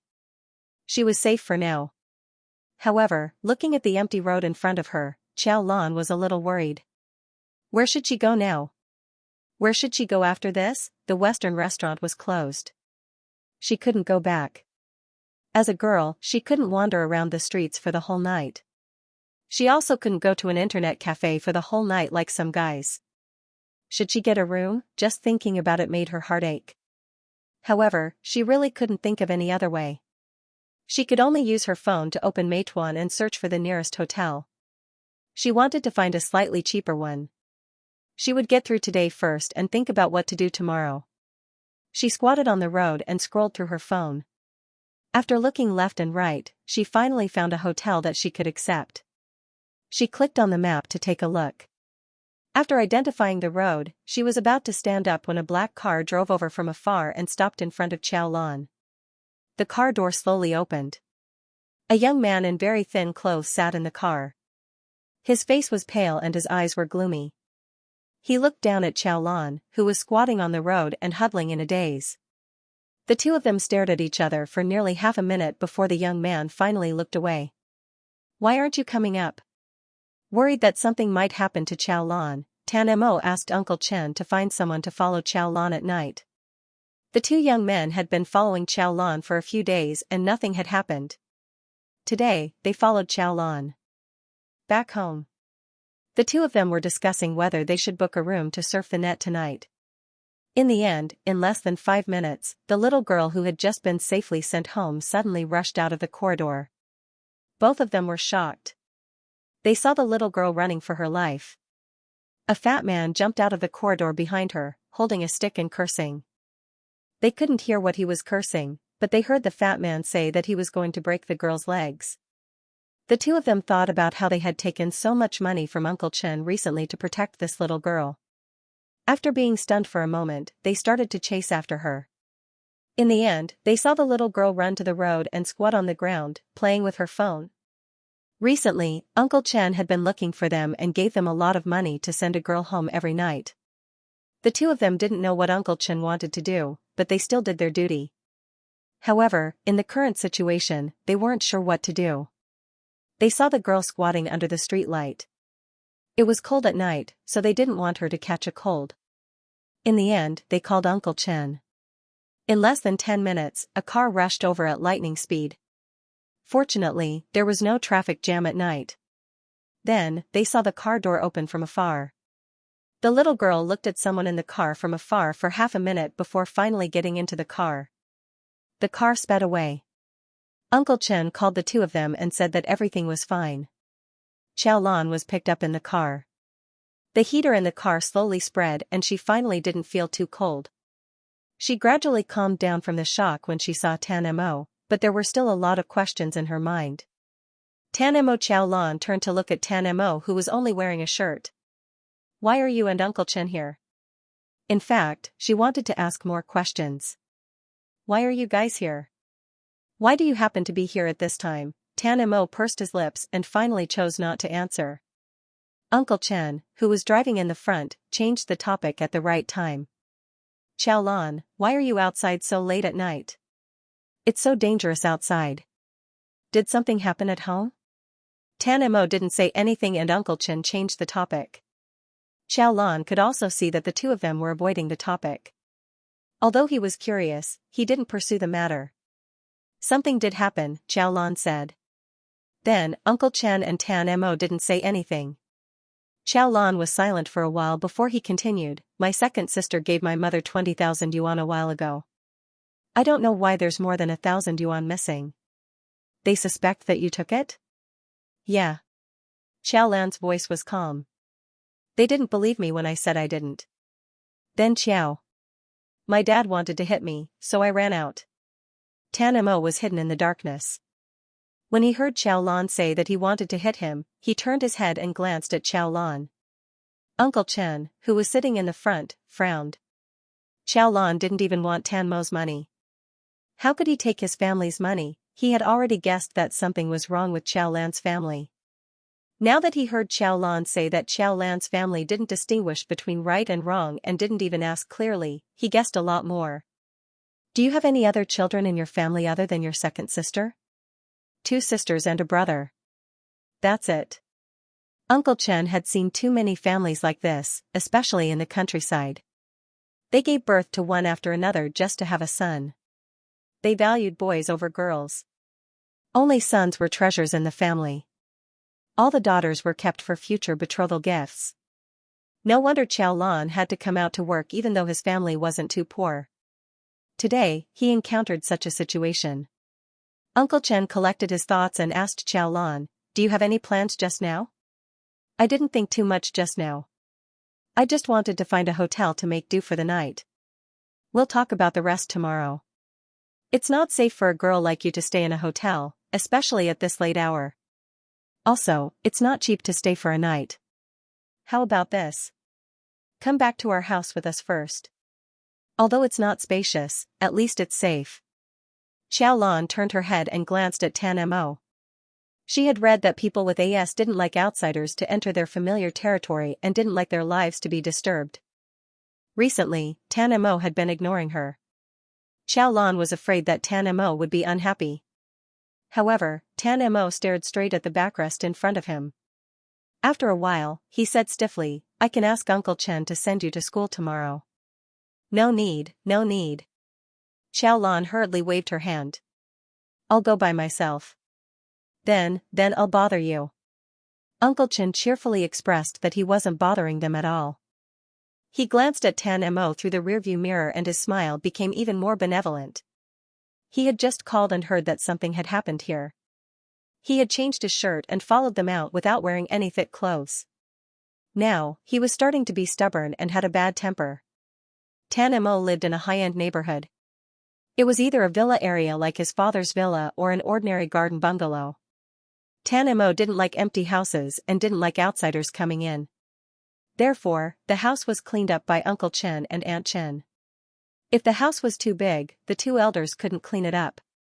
Xiao Lan followed Uncle Chen and Tan Mo out of the car. Uncle Chen turned on the light in front. Xiao Lan conveniently held Tan Mo's wheelchair. Tan Mo's body stiffened. He wanted to say no, but he swallowed his words. Tan Mo's house was on the 1st floor. For the sake of convenience, Aunt Chen also didn't sleep and came out to take a look when she heard the noise. Xiao Lan was a little embarrassed. She was so tired that the old lady couldn't even rest in the middle of the night. Aunt Chen didn't feel disturbed at all. Ever since she heard that Uncle Chen was going to bring Xiao Lan back, Aunt Chen was so excited that she couldn't sleep. She heard her husband talk about this girl every day and knew that this girl was good to Tan Mo. Aunt Chen always wanted to see her, but unfortunately, she didn't get to. She didn't expect to see her now. The overly enthusiastic Auntie Chen brought Xiao Lan in. She looked at her from head to toe for a long time. Tan Mo sat in his wheelchair and watched Auntie Chen and Xiao Lan talk. Uncle Chen had no choice but to interrupt Auntie Chen's excitement. "It's 1 o'clock. This child has to wake up at 6 o'clock tomorrow morning." Only then did Uncle Chen realize that Xiao Lan and Tan Mo would arrive at school at different times. Thus, he hurriedly pulled Xiao Lan into another bedroom. "Lan, this is my room. You can sleep here tonight." Oh, Xiao Lan was stunned for a moment when she was suddenly called Lan. She took the pajamas that Aunt Chen gave her and asked, "Then where will you sleep?" "I'll sleep with my husband," Aunt Chen said with a smile. Usually, she and Uncle Chen lived separately because Uncle Chen snored at night. However, it wasn't like they couldn't sleep together. After arranging Xiao Lan, she saw Tan Mo, who was still in a daze in the living room, and said, Mo, go to sleep too." Xiao Lan, who had just followed them out, heard Aunt Chen call out Mo. She suddenly felt that her Lan was nothing. Xiao Lan suddenly felt that the old woman's Mo sounded a little cute when she heard it. Looking at the expressionless Tan Mo in front of her, Xiao Lan suddenly had the idea of teasing him. Her lips curled up into a smile as she walked over. Suddenly, she lowered her head and whispered in Tan Mo's ear. "Mo." Before Tan Mo could react to this unusual way of addressing him, he suddenly felt a warm breath. This was a feeling that he had never felt in his 15 years of life. He suddenly felt a warmth on the tip of his ear that was much clearer than normal people's. It even made Tan Mo wonder if Xiao Lan had really touched him. He quickly turned his head. The girl behind him said with a smile, "Mo, go to sleep." Tan Mo was speechless. Tan Mo sat stiffly in his wheelchair. No one saw that Tan Mo was so nervous that he didn't even know where to place his fingers. The house returned to silence. Tan Mo hesitantly reached out and touched the tip of his ear. His fingers trembled slightly. It was so hot. The next day, Xiao Lan woke up very early. She carefully tidied up her blanket, washed up, and left Tan Mo's house. After identifying the direction, she hurriedly rushed towards the school. When she got back to school, Xiao Lan began to think carefully about the current situation. She couldn't stay at the Qiao family's house anymore. Even if the Qiao family found out that she didn't take the money, Xiao Lan didn't want to go back at all. Since she couldn't stay at the Qiao family's house, she couldn't rent a place outside. There was only one way. Accommodation. The accommodation was pretty good. Xiao Lan had always stayed there and had a good relationship with her friends in the dormitory. However, there was a problem with the accommodation. She couldn't continue working. After all, the dormitory closed at 11 p.m. sharp. She heard that the dormitory management at affiliated high school was quite strict. As long as she didn't spend the money recklessly, she could go out and work during the summer and winter holidays, so she didn't have to worry too much. Since she had made up her mind, Xiao Lan went to find the homeroom teacher after the morning self-study session. She didn't say that it was because of the problems at home, but because it was more convenient for her to study. The homeroom teacher was very happy to hear that. He trusted Xiao Lan a lot and said that he would do it immediately. However, she definitely couldn't stay with her classmates, and it definitely couldn't be done in a day or two. The former was exactly what Xiao Lan wanted. Xiao Lan didn't like her classmates, so it was better. As for the latter, Xiao Lan could only ask the homeroom teacher to hurry up. When she returned to the classroom, Tan Mo was already there. The young man looked a little sleepy because he slept too late last night. He took out a steaming hot breakfast from his bag and handed it to Xiao Lan. "Thank you," Xiao Lan said as she took the breakfast. Even though they were in a cold war, Tan Mo still insisted on bringing her breakfast and nutrient solution every day. Xiao Lan turned her head and wanted to say something to Tan Mo, but when their eyes met, Tan Mo suddenly looked away. Xiao Lan was dumbfounded. Were they still in a cold war? Xiao Lan sighed. Luckily, she finally thought of a solution. When school was about to end in the afternoon, Tan Mo suddenly became nervous again. He stared at the obsidian bead on his wrist for a long time before he said to Xiao Lan, "Are you going home today?" "No," Xiao Lan said. She thought for a while and added, "Can you take me in for another day?" Tan Mo pursed his lips, "I'll ask Uncle Chen to pick you up." Xiao Lan stared at the young man in front of her and smiled, "Okay, but it might be earlier today. Maybe around 7 o'clock. 7 o'clock? Why 7 o'clock? Tan Mo was stunned, but he still nodded. He looked at the time every once in a while. It was 6:30, 6:30, 7 o'clock, 7 o'clock, 7 o'clock, 7 o'clock. The sound of the door opening came from outside. Uncle Chen came back with Xiao Lan. Tan Mo finally moved his gaze away from the clock. Just as he was wondering if he should go out, someone knocked on the door. "Tan Mo, can I come in?" The girl asked him outside the door. Tan Mo moved away from the table and rolled his wheelchair over to open the door. After Xiao Lan came in and closed the door, only Xiao Lan and Tan Mo were left in the room. Tan Mo's body stiffened uncontrollably. Xiao Lan squatted down in front of him and took out a bank card from her pocket. Tan Mo, the girl, raised her head to look at him with a smile on her lips. She handed the card to him. "Help me keep this card." Tan Mo was slightly mute, especially in the face of things that he couldn't predict, so he usually wouldn't speak. Even though he was nervous and confused, he still wanted to ask why. Xiaolan smiled. I just quit my job at the Western restaurant today. Tan Mo was stunned, expressionless. Then he opened his mouth. Why? I didn't lie to you when I told you that I didn't need your help. You've helped me a lot, so much so that I can go to school and live a good life without having to work. But in the end, I decided to quit because of other reasons. You should be able to guess that it's because of my family. I don't plan to go home. This morning, I submitted a boarding application to my homeroom teacher. It should be done in a day or two. Xiaolan spoke slower than usual, but she was also very specific and detailed. This card contains the money I saved in the first half of the year. It's a little more than 20,000 yuan. If nothing goes wrong, this will be my reserve fund for the next 2.5 years of high school.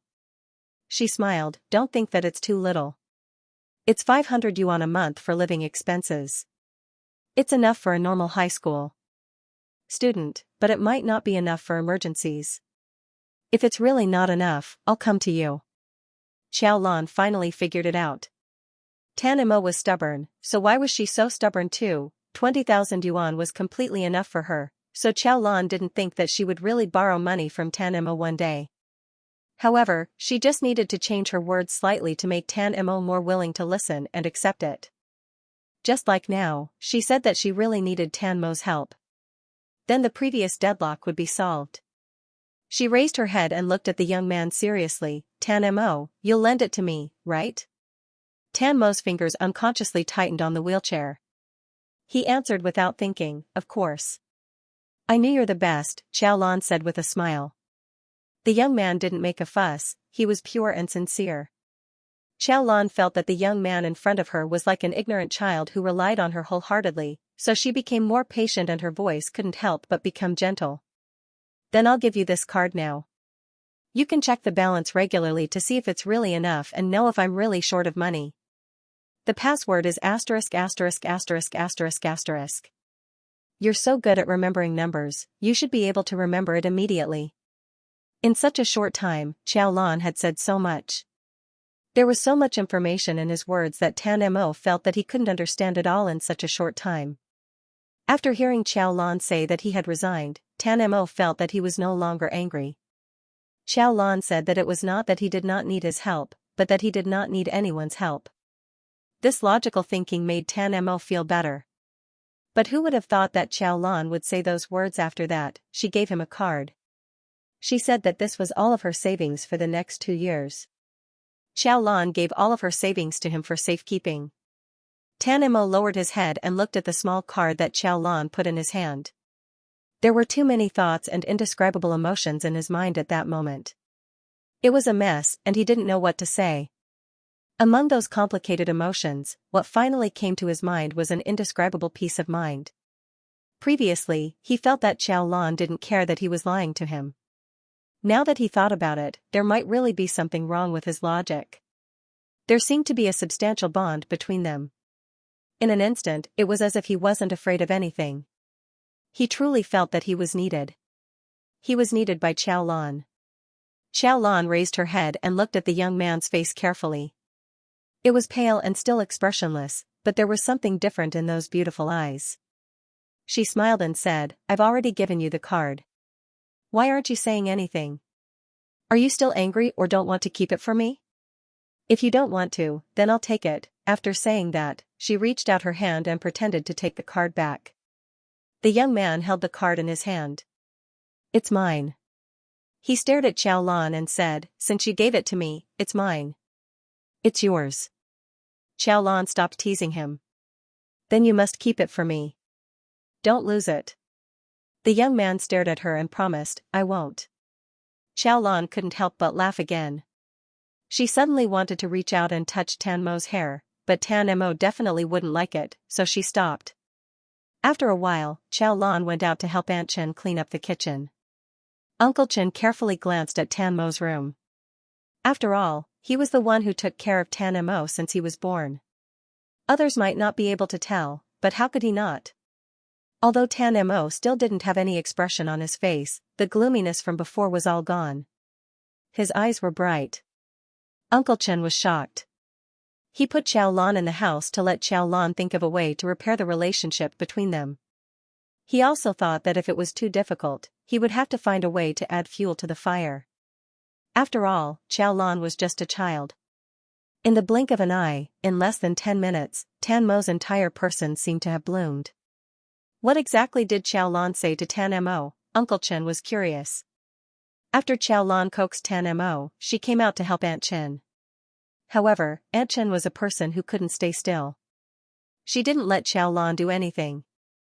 Instead, she was busy asking around. She asked how Xiao Lan and Tan Mo knew each other, how Tan Mo was at school, and so on. Xiao Lan told her everything. Aunt Chen still didn't know that Tan Mo actually had another side to him at school. She also heard from Xiao Lan that Tan Mo was very smart and couldn't stump him at all. Aunt Chen laughed happily. Uncle Chen was speechless. Let the two kids talk. What's there to talk about with an old woman like you holding on to a little girl? Xiao Lan smiled and said it was nothing. However, she still went to talk to Tan Mo. Tan Mo was reading a book in pure English. When he heard Xiao Lan come in, Tan Mo suddenly became nervous. Xiao Lan didn't notice. She looked left and right at Tan Mo's room. It was the largest bedroom in the house. It was very spacious, including a balcony and a separate bathroom. Other than the bed, there was a desk in the bedroom. Then, there was a custom-made bookcase against the wall. There were no doors, just small compartments. From the wall to the balcony, there were books everywhere. No matter how many books Tan Mo had read, this collection of books was shocking enough. Xiao Lan was busy talking to Tan Mo just now and didn't have time to look at it. She was only surprised now. After being surprised, she looked at the book Tan Mo was reading. What's this? Xiao Lan asked. The Silk Roads. Tan Mo closed the book and passed it to Xiao Lan. After thinking for a while, he added, it's a brand new history of the world by Oxford University's history professor, Peter Frankopan. From Xianxia to the western regions, Alexander's Eastern expedition, the rise of the Roman Empire, the glory of the Persian Empire, the Crusades, the Cold War between the United States and the Soviet Union, the war in the Middle East, and the war in Iraq. Because it's a brand new history of the Silk Road that extended from China, it's called the Silk Road. Do you want to read it? Xiao Lan was quite interested in history. However, even if she could pass CET 6 in English, it was still too difficult for her to read this kind of book unimpeded. Especially since there were too many unfamiliar terms in the book, Xiao Lan knew her place and backed off after reading a few paragraphs. I don't understand, Xiao Lan answered honestly. Wait until my English is better. Before she could finish her sentence, Tan Mo suddenly turned his wheelchair and walked to the bookshelf behind him. Xiao Lan was about to ask him what was wrong when Tan Mo took a book from the bookshelf and passed it to her. It was the same cover drawing as the one in Tan Mo's hand. However, there were more Chinese characters that she was familiar with. It was an English translation. Xiao Lan was stunned. She thought to herself, could it be that Tan Mo also has things that he doesn't understand, so he's reading it by comparison? But that's not right. Tan Mo has been in the United States for a longer time. His English is better than his Chinese. If he can understand English, why would he buy the Chinese version? Tan Mo passed the book to her. This is for you. For me. Xiao Lan held the heavy book. Aren't you going to read it? I bought it for you. Tan Mo said in his heart. At first, he thought that this book was good, so he also wanted to let Xiao Lan read it. Therefore, he bought the English translation. However, he didn't expect that so many things would happen in the middle of it, so the book wasn't sent out. Now, it was just the right time to let Xiao Lan read it. When Uncle Chen came in, he saw Tan Mo sitting in front of the table. Xiao Lan was sitting on the edge of the bed, reading a book on the side of the table. The lighting was just right. It wasn't too bright or too dark. Although the two children didn't talk, the way they sat together and read quietly made Uncle Chen, who had lived for almost 60 years, tear up. Only they knew that Tan Mo was always alone in the past. How sad it was. Xiao Lan didn't have to work at a Western restaurant anymore. Her pace of life suddenly slowed down, and she suddenly had more time. It made her feel a little extravagant. The homeroom teacher said that they could officially move to the dormitory the day after tomorrow, so Qiao Lan stayed at Tan Mo's house to disturb him for the whole night. In the evening, Aunt Chen cooked. The old lady was very good at cooking. Qiao Lan ate while listening to the old lady talk. Tan Mo didn't eat much. He used his chopsticks to draw circles in his bowl. Aunt Chen suddenly looked at Tan Mo and laughed. She turned to Qiao Lan and said, "Lan Lan, let me tell you a little secret about Mo. What is it?" Qiao Lan was curious. "Mo. When he's nervous, he uses his chopsticks to draw circles at the bottom of his bowl." Tan Mo, who was drawing circles in his bowl, was stunned. He immediately put down his chopsticks. Qiao Lan, Aunt Chen, and the others, who happened to witness the whole scene, laughed when they saw this. Qiao Lan spent half the night reading the history of the world. Her mind was filled with maps at night. When she went to school the next day, Tan Mo brought Aunt Chen to Qiao Lan for breakfast. There was nutritious porridge, fried dumplings, milk, and a box of fruits. Qiao Lan was speechless. She ate her breakfast with mixed feelings. She asked Tan Mo softly, "Don't you feel heavy carrying so much?" Tan Mo shook his head honestly. He had placed his bag on his lap. He couldn't feel his legs, so he didn't feel heavy. Qiao Lan didn't relax at all after hearing Tan Mo's words. Her feelings became even more complicated. She lowered her head and looked at Tan Mo's legs. She didn't expose his shortcomings. This was basic courtesy. Tan Mo didn't like people saying that he had mental problems, and he definitely didn't like people talking about his legs. Therefore, Qiao Lan never took the initiative to mention these problems. However, now that Tan Mo took the initiative to mention it, Qiao Lan hesitated for a moment and asked carefully, "Tan Mo, it's been almost a year since your leg was injured, right?" Tan Mo didn't feel offended at all. He thought about it seriously and said, 1 year, 2 months, and 14 days. "Did the doctor say anything?" "I don't know," Tan Mo said. He didn't want to talk about this, so he changed the topic. "Is it delicious?" "If it's delicious, I'll ask Aunt Chen to make more tomorrow," Qiao Lan said. "No need." Pei Ning followed the good advice and squeezed over. She had a bunch of choices and was about to ask Qiao Lan when she saw Qiao Lan and Tan Mo talking when she walked over. Pei Ning was an introverted person. She was introverted only to people she didn't know. Towards her roommates and her old deskmate Qiao Lan, Pei Ning wasn't introverted at all. She even joked. She smiled and teased Qiao Lan and Tan Mo, "The Cold War between the two of you is over. Are you back to your honeymoon period?" Qiao Lan, Tan Mo, who was unhappy because Pei Ning came again. Pei Ning was joking, but Tan Mo, who didn't understand jokes, was a little dizzy from this overly intimate word. He even felt that his ears were starting to heat up. He wanted to say that this word wasn't right, but he didn't say it. He looked up at Pei Ning and suddenly felt that Pei Ning wasn't that annoying anymore. Pei Ning didn't know that his words had made Tan Mo think so much. After he finished asking the questions, he saw that the chair behind Qiao Lan was empty, so he casually sat down and talked to Qiao Lan. "I heard that you're going to live on campus." "Yes." "Why are you suddenly living on campus?" Qiao Lan didn't need to explain to Pei Ning so clearly. She just used the same words to dismiss Pei Ning. "It's convenient for studying." Pei Ning nodded in agreement. "It's much more convenient if I live on campus. I can sleep in more every day. I sleep until 6:20 every day." Tan Mo, who was sitting on the side without saying a word, heard everything. Only then did he remember that Pei Ning was also living on campus. Pei Ning was quite happy. "You'll probably be assigned to the girls' first apartment. Our boys' first apartment is just next door." "It's quite close." Tan Mo's body that had just relaxed suddenly stiffened again. Just now, he felt that Pei Ning was finally more pleasing to the eye. Now, when he looked at Pei Ning again, he felt that Pei Ning was even more annoying than before. After waiting for Pei Ning to finally leave, Tan Mo sat in his seat for a long time. Suddenly, he turned his head and said to Qiao Lan, "You don't have to live on campus." Qiao Lan didn't understand why he suddenly said this. "What? You can always live in my house." Qiao Lan chuckled. I'm not your family. What's the point of living in your house?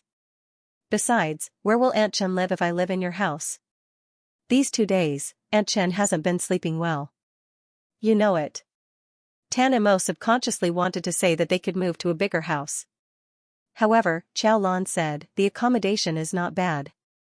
I heard that the accommodation in our school is very good. There are also convenient places to live on campus.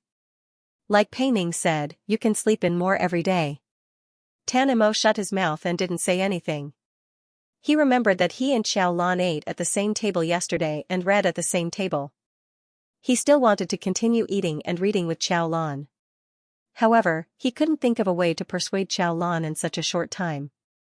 Before Tan Mo could think of a way to persuade Chow Lan had already moved into the dormitory. Because more than half of the first year of high school had passed, Chow Lan definitely couldn't live with her classmates at this time. Therefore, Chow Lan's roommates were all from different classes. They had to make do for 2 or 3 months. When the second year of high school came, they would have to move again. A dormitory had 8 people. When Chow Lan moved into the dormitory, there were only 3 people and it was still very empty. When Chow Lan moved in, there would be 4 people. Chow Lan didn't go back to the house to get her things. She wouldn't leave anything that was slightly valuable at home. There were only some clothes and a few books at home. High school students didn't need to wear clothes. Now that it was getting warmer, they didn't need to wear thick clothes. They just needed to buy a few shirts and short sleeves online. The day she moved in was a weekend. The girls in the dormitory were all there. They were all first-year students. Even if some of them hadn't seen Chow Lan in person, they had heard of Chow Lan's name.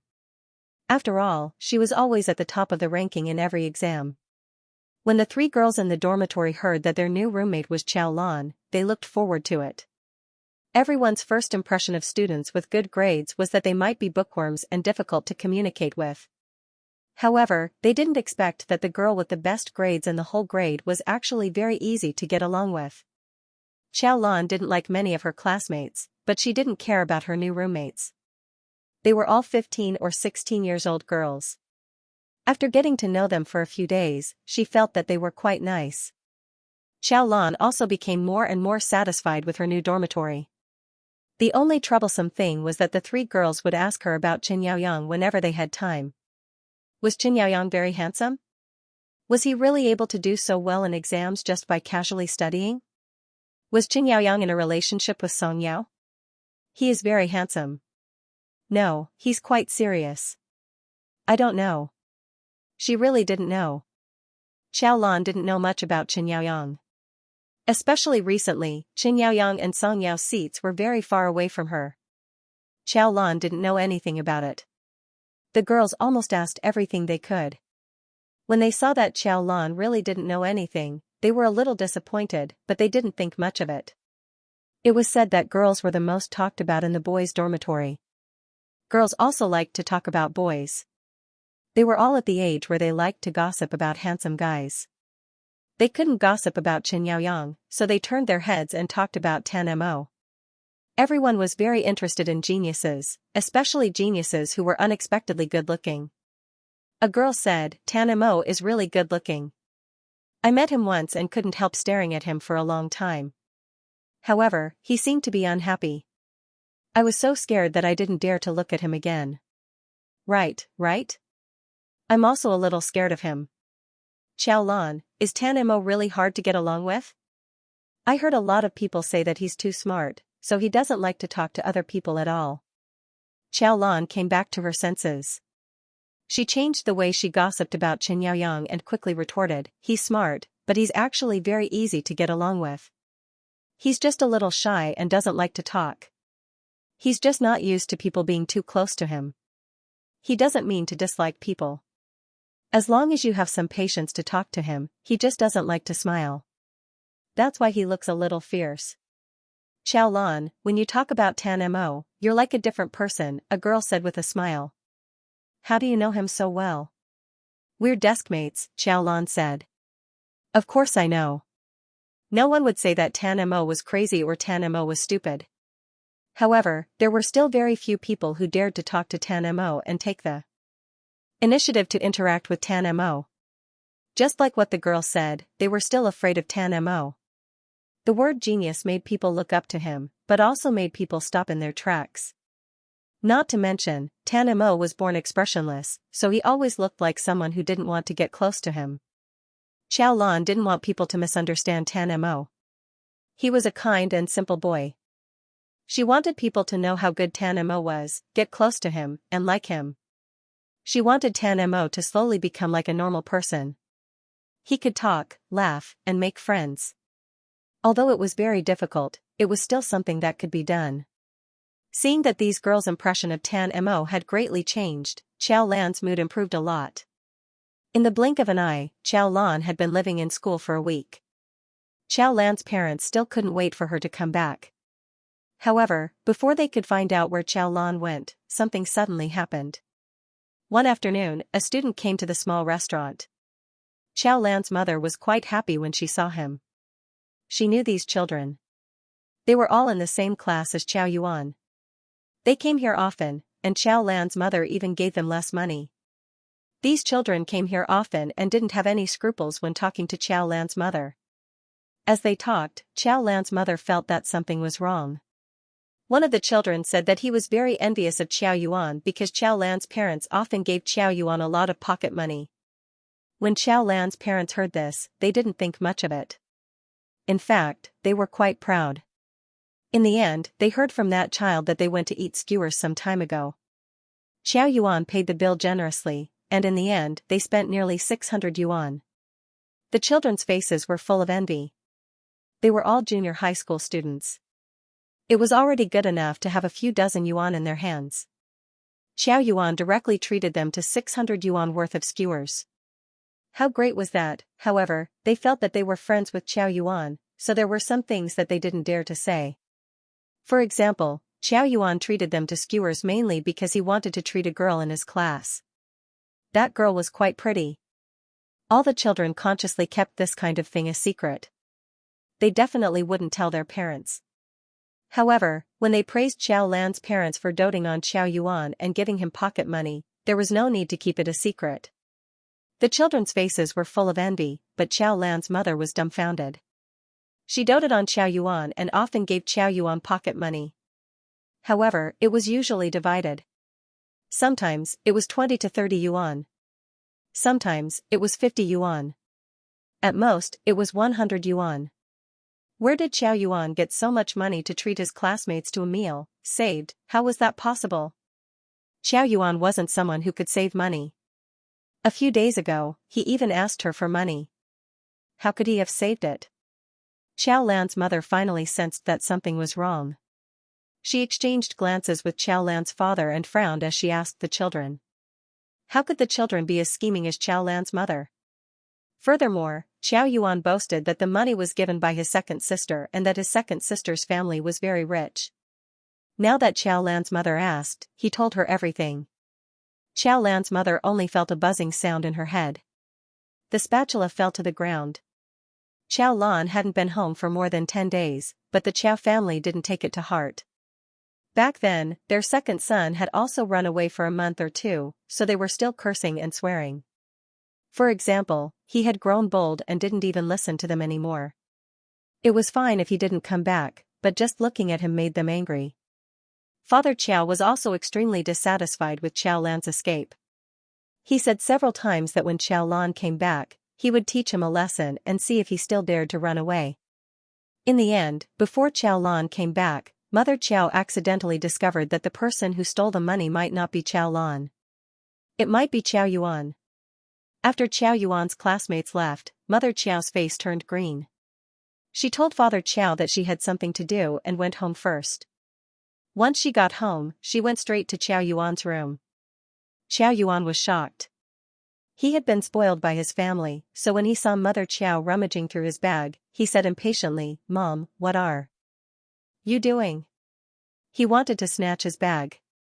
There was something in his bag that Mother Qiao couldn't see. In the end, Mother Qiao, who usually couldn't bear to say a harsh word to him, slapped his hand and yelled at him to sit down. Xiao Yuan's heart skipped a beat, and a bad premonition suddenly surged in his heart. Then he saw Mother Chow take out 3 fantasy novels that he had just bought and an unopened hair clip from his bag. This was the birthday present he had bought for Yao Ximeng 2 days ago. Little Fatty was very vain. Recently, he had been showing off his wealth in front of his classmates, so when he bought the present, he purposely left the price tag on the hair clip. 218 yuan. At their age, a present would at most cost a dozen yuan. Sometimes, they would even give 2 one-time celebrity posters. Xiao Yuan purposely left the price tag on so that Yao Ximeng would think that he was richer and more considerate. It would also make the other boys envious. Who would have thought that his mother would suddenly find out? There was only one thought left in his mind. If he had known, he would have torn the price tag off. If he couldn't see the price tag, he could have made up something that cost a dozen yuan. Xiao Yuan shrunk his neck. Mom, what are you doing?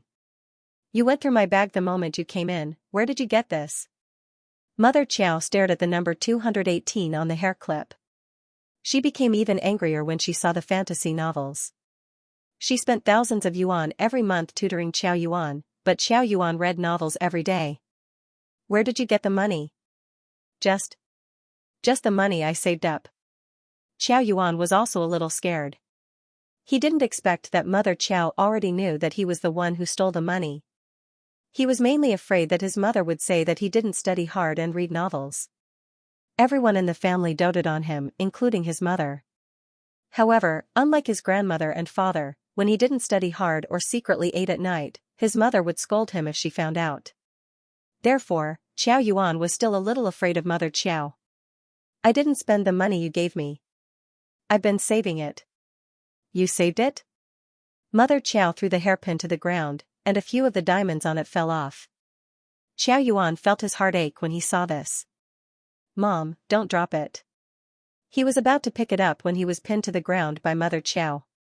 If you only saved money to buy it, then where did you get the money to treat your classmates to skewers?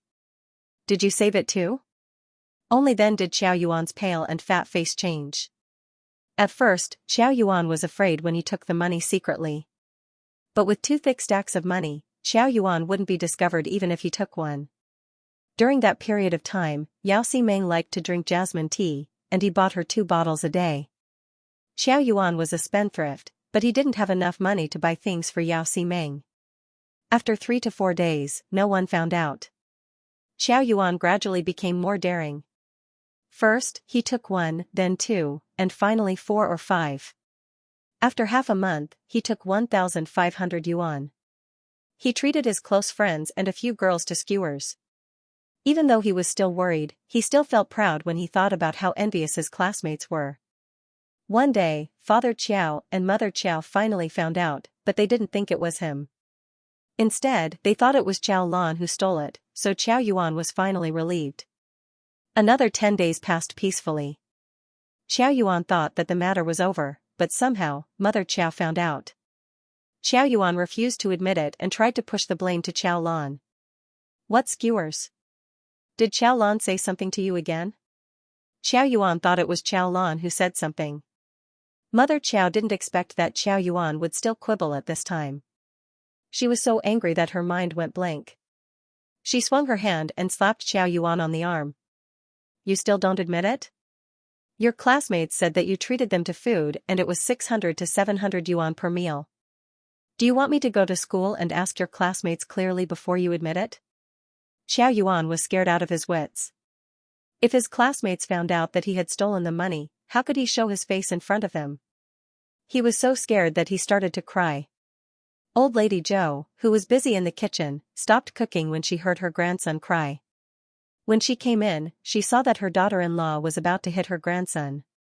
She shielded Xiao Yuan behind her and yelled at her daughter-in-law, "What's wrong with you? Why are you hitting him? Look at how he's crying.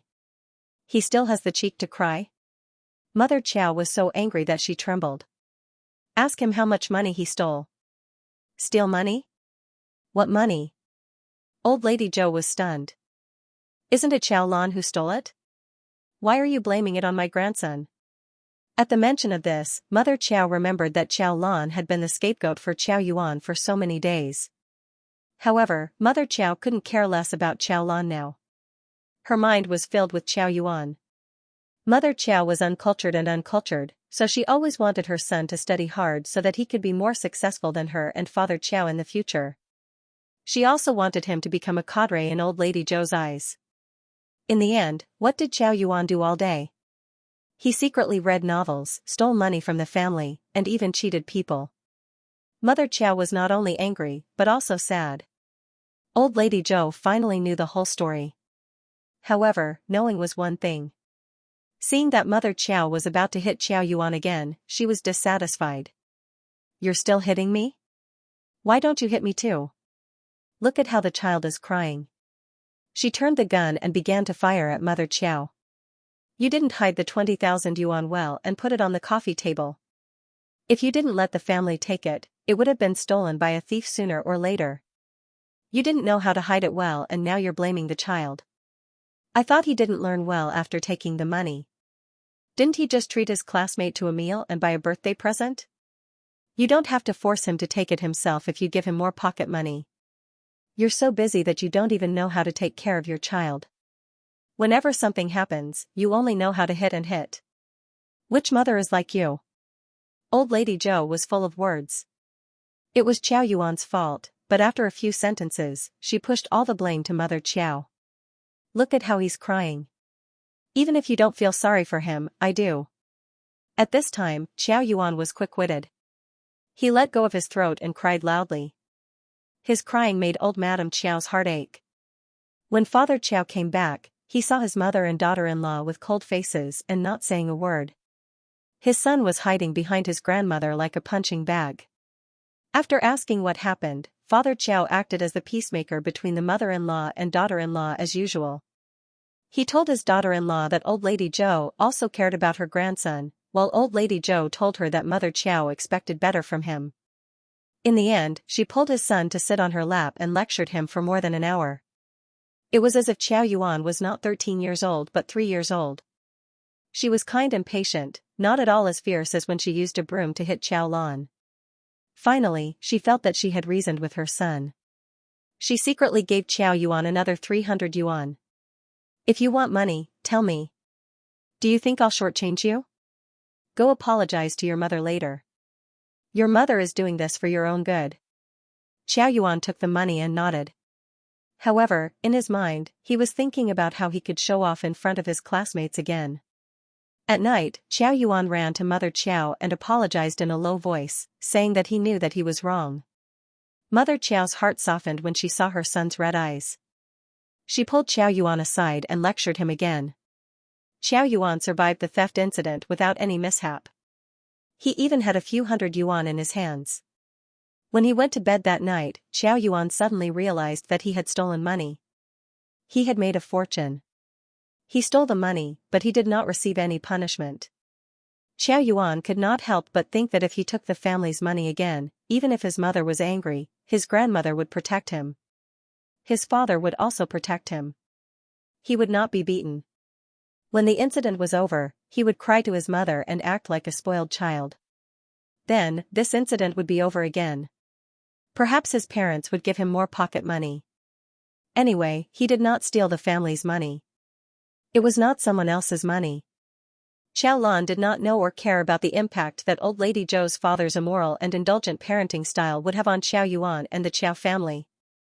Everyone was busy studying as they had to pass the general entrance exam. In his free time, Qiao Lan was even watching the Silk Road that Tan Mo gave him. He was not in the mood to care about what happened to the Qiao family. However, one day, the homeroom teacher suddenly came looking for her. He said that Mother Qiao had called him and asked Qiao Lan to call her back when he was free. Qiao Lan did not tell Mother Qiao his phone number, so Mother Qiao called the homeroom teacher. Qiao Lan agreed verbally and threw the matter to the back of her mind. She did not want to have anything to do with the Qiao family anymore. After the college entrance exam, she would definitely go to a university far away from here. At first, Mother Qiao wanted to talk to Qiao Lan. However, after 2 attempts, Qiao Lan ignored her completely. Mother Qiao became angry. It was as if she loved to meddle in Qiao Lan's business. If she had the ability, she would never come back and ask her for money. Without Mother Qiao's harassment, Qiao Lan's days were very comfortable. Recently, she did not have to work. When she was free from studying, she could read other books. At night, she could even go jogging in the field. Her complexion was much better than before. Xiao Lan's facial features, which were originally very outstanding, were finally starting to show. She ate well and was in a good mood, so she continued to exercise. Gradually, after exam, Tan Mo and Xiao Lan sat firmly in second place. Chen Yaoyang became the unchanging third place. Everyone gradually became numb to this reality. After every exam, they sighed and glanced at Xiao Lan and Tan Mo. However, as they looked, they gradually discovered something new.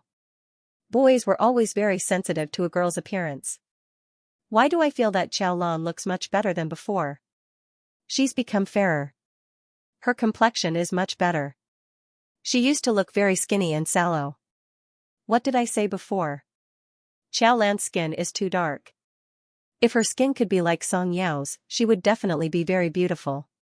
Tan Mo's sharp ears heard these words. Suddenly, a sense of superiority rose from the bottom of his heart. You've finally discovered it. He had long since discovered that Xiao Lan was very beautiful. After thinking of ways to feed her for nearly half a year, there was finally an effect. Tan Mo felt that he had to continue to work hard. The boys who were discussing animatedly in the distance did not know what Tan Mo was thinking. They continued to talk enthusiastically.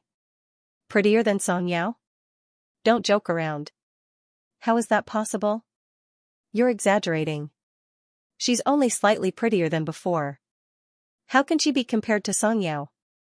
Actually, I don't really get Song Yao. I like the mature type. Song Yao looks like a doll and is a bit too small. When it came to this, no one refuted it. Apart from the boy who said that he did not like Song Yao's type, Song Yao's biggest flaw was her height.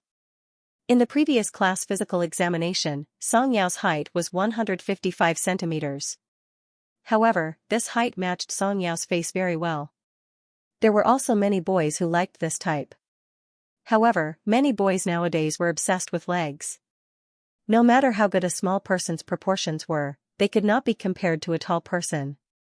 When the boys talked about girls, they instantly became excited. They talked about who was taller in the class, but the proportions were not good. It was 50-50. They also talked about who had better proportions and better legs. As they talked about Xiao Lan.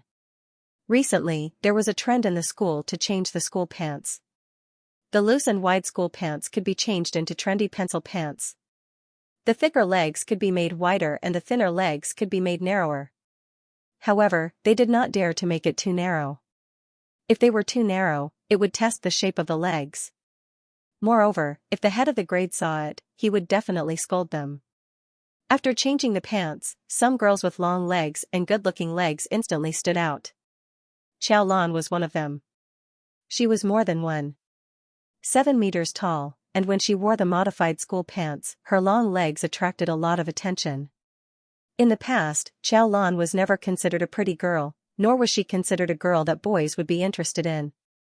Hence, many boys were shocked when they saw her good figure. Why didn't I realize that Xiao Lan's legs were so long before? Hasn't she always been quite tall? I think she's almost 172 centimeters. Her legs are indeed long. Long legs don't equate to good-looking legs. Some people were dissatisfied. Xiao Lan is too skinny. The shape of her legs must not be good. Xiao Lan did not have good hearing like Tan Mo. She could not hear them and did not purposely listen. She opened the fruit box that Tan Mo had brought and used a toothpick to pick up a piece of cantaloupe for Tan Mo. Xiao Lan realized that Tan Mo liked very sweet fruits, such as lychee, cantaloupe, and so on. Sure enough, Tan Mo took it and ate it obediently. Xiao Lan chuckled. Recently, Xiao Lan had been quite idle. Sometimes, she would think about Tan Mo's matters. She remembered the name of this book. However, this book could not be found in this world. Xiao Lan could only rely on her memory to recall the original content of the book. In the end, Tan Mo was a supporting character. Moreover, he was not the second supporting character. Therefore, there were not many chapters in the book. However, every time he appeared, he would leave a deep impression on Xiao Lan.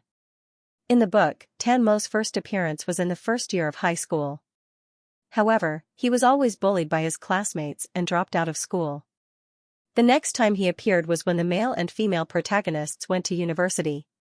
During that period of time, Tan Mo attracted the most fans of the book.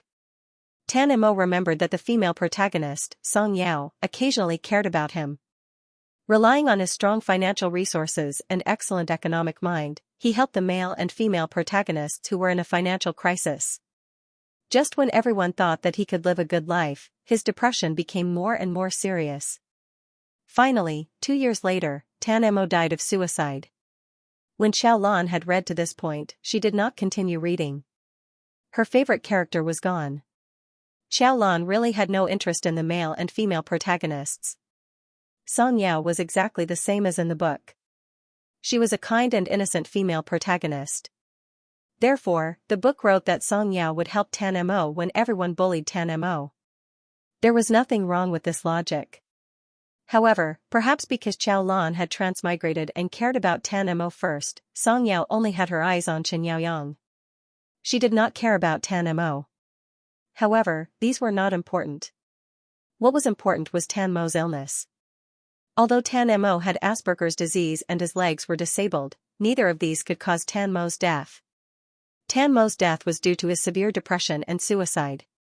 At first, Xiaolan cared about Tan Mo because she liked this character and felt pity for Tan Mo. However, now that she thought about it, Xiaolan did not know when, but she had spontaneously taken care of Tan Mo as her own responsibility. Because when she helped this young man, he gave her too much in return. People always had feelings. Tan Mo did not want to talk about his legs. Sometimes, when they talked about the hospital and treatment, he would awkwardly and deliberately change the topic. Xiaolan really did not have the heart to force him to talk about these things. However, she could not do anything about Asperger's disease and Xiaolan's legs for the time being. As for depression, there were no traces of depression on Tan Mo's body. However, he had severe paranoia. Paranoia was also very likely to accompany depression. There was not much she could do, but she could still help, accompany, be friendly, be kind, and so on. After the second monthly exam, the physics paper this time was very difficult. However, Tan Mo once again got full marks in physics. Several physics teachers held Tan Mo's paper and praised it. Finally, they found Tan Mo's class teacher. The class teacher happily entered the classroom and found Tan Mo. The students in the class saw that the class teacher was happy and asked him curiously what had happened. Anyway, it's a good thing. The class teacher was quite mysterious. When he was happy, he forgot how to behave. He was anxious to help Tan Mo push the wheelchair. Tan Mo hurriedly moved the wheelchair half a meter away, his face full of vigilance. The class teacher remembered that a few days ago, he saw Xiaolan helping Tan Mo push the wheelchair. He thought that Tan Mo had improved again. However, today, when he went up to help, Tan Mo was still very resistant. The class teacher took back his hand a little embarrassedly. There was an indescribable feeling in his heart, but he still hurriedly talked about business. Tan Mo, come with me to the office. I have something to tell you. Once Tan Mo left the Xiaolan, he returned to his usual quiet self. He silently operated the wheelchair and left the classroom. Everyone looked left and right but could not find anything, so they went back to their own conversations. Xiaolan stared at Tan Mo's back until he left. The two girls sitting behind Xiaolan casually asked Xiaolan, "Xiaolan, are you going to study liberal arts or science?" The first year of high school would end in a month. The liberal arts and science subjects became the topic that everyone was most concerned about. Liberal arts or science, Xiaolan subconsciously wanted to say liberal arts. After all, she used to study liberal arts. It would be relatively easier for her to study it again. However, when the words were about to come out of her mouth, she swallowed them back and said, "I haven't decided yet." "You should study liberal arts," the girl sitting behind said for Xiaolan, "you're so good at politics, history, and science." Not only is she good at politics, history, and science, but she's also good at chemistry and physics. This time, her physics score was lower than Tan Mo's. She also got full marks in mathematics. I said relative. Xiao Lan is also good at science, but she's better at liberal arts. Her mathematics score is too low. If she studies liberal arts in the future, she'll have a huge advantage. Xiao Lan did not say anything, but the two girls started arguing because of her. Xiao Lan stopped chatting with them. She lowered her head and stared at her results, thinking about it. On the other side, Tan Mo was brought into the office by the cheerful homeroom teacher. As soon as he entered, he saw the physics teacher sitting in the office drinking tea. When he raised his head and saw Tan Mo, his eyes narrowed into slits. "You're here." The physics teacher was only responsible for teaching. He did not know Tan Mo's specific situation. His overly friendly attitude made Tan Mo subconsciously take a step back. The physics teacher was stunned for a moment. The homeroom teacher hurriedly said something in his ear. Only then did the physics teacher hurriedly reply with an "oh" a few times.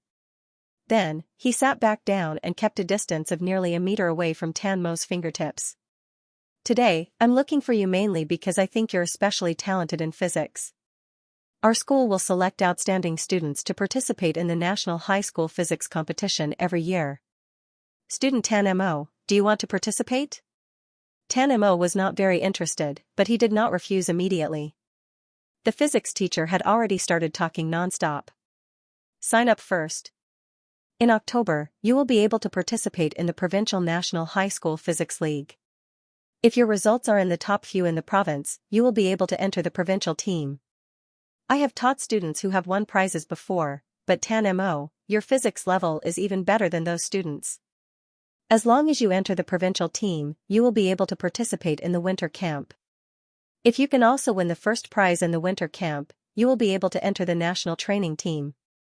The national training team will be taught by the best competition teachers in the country. After 2 months of training, the best will be selected to represent the country in the International Physics Olympiad."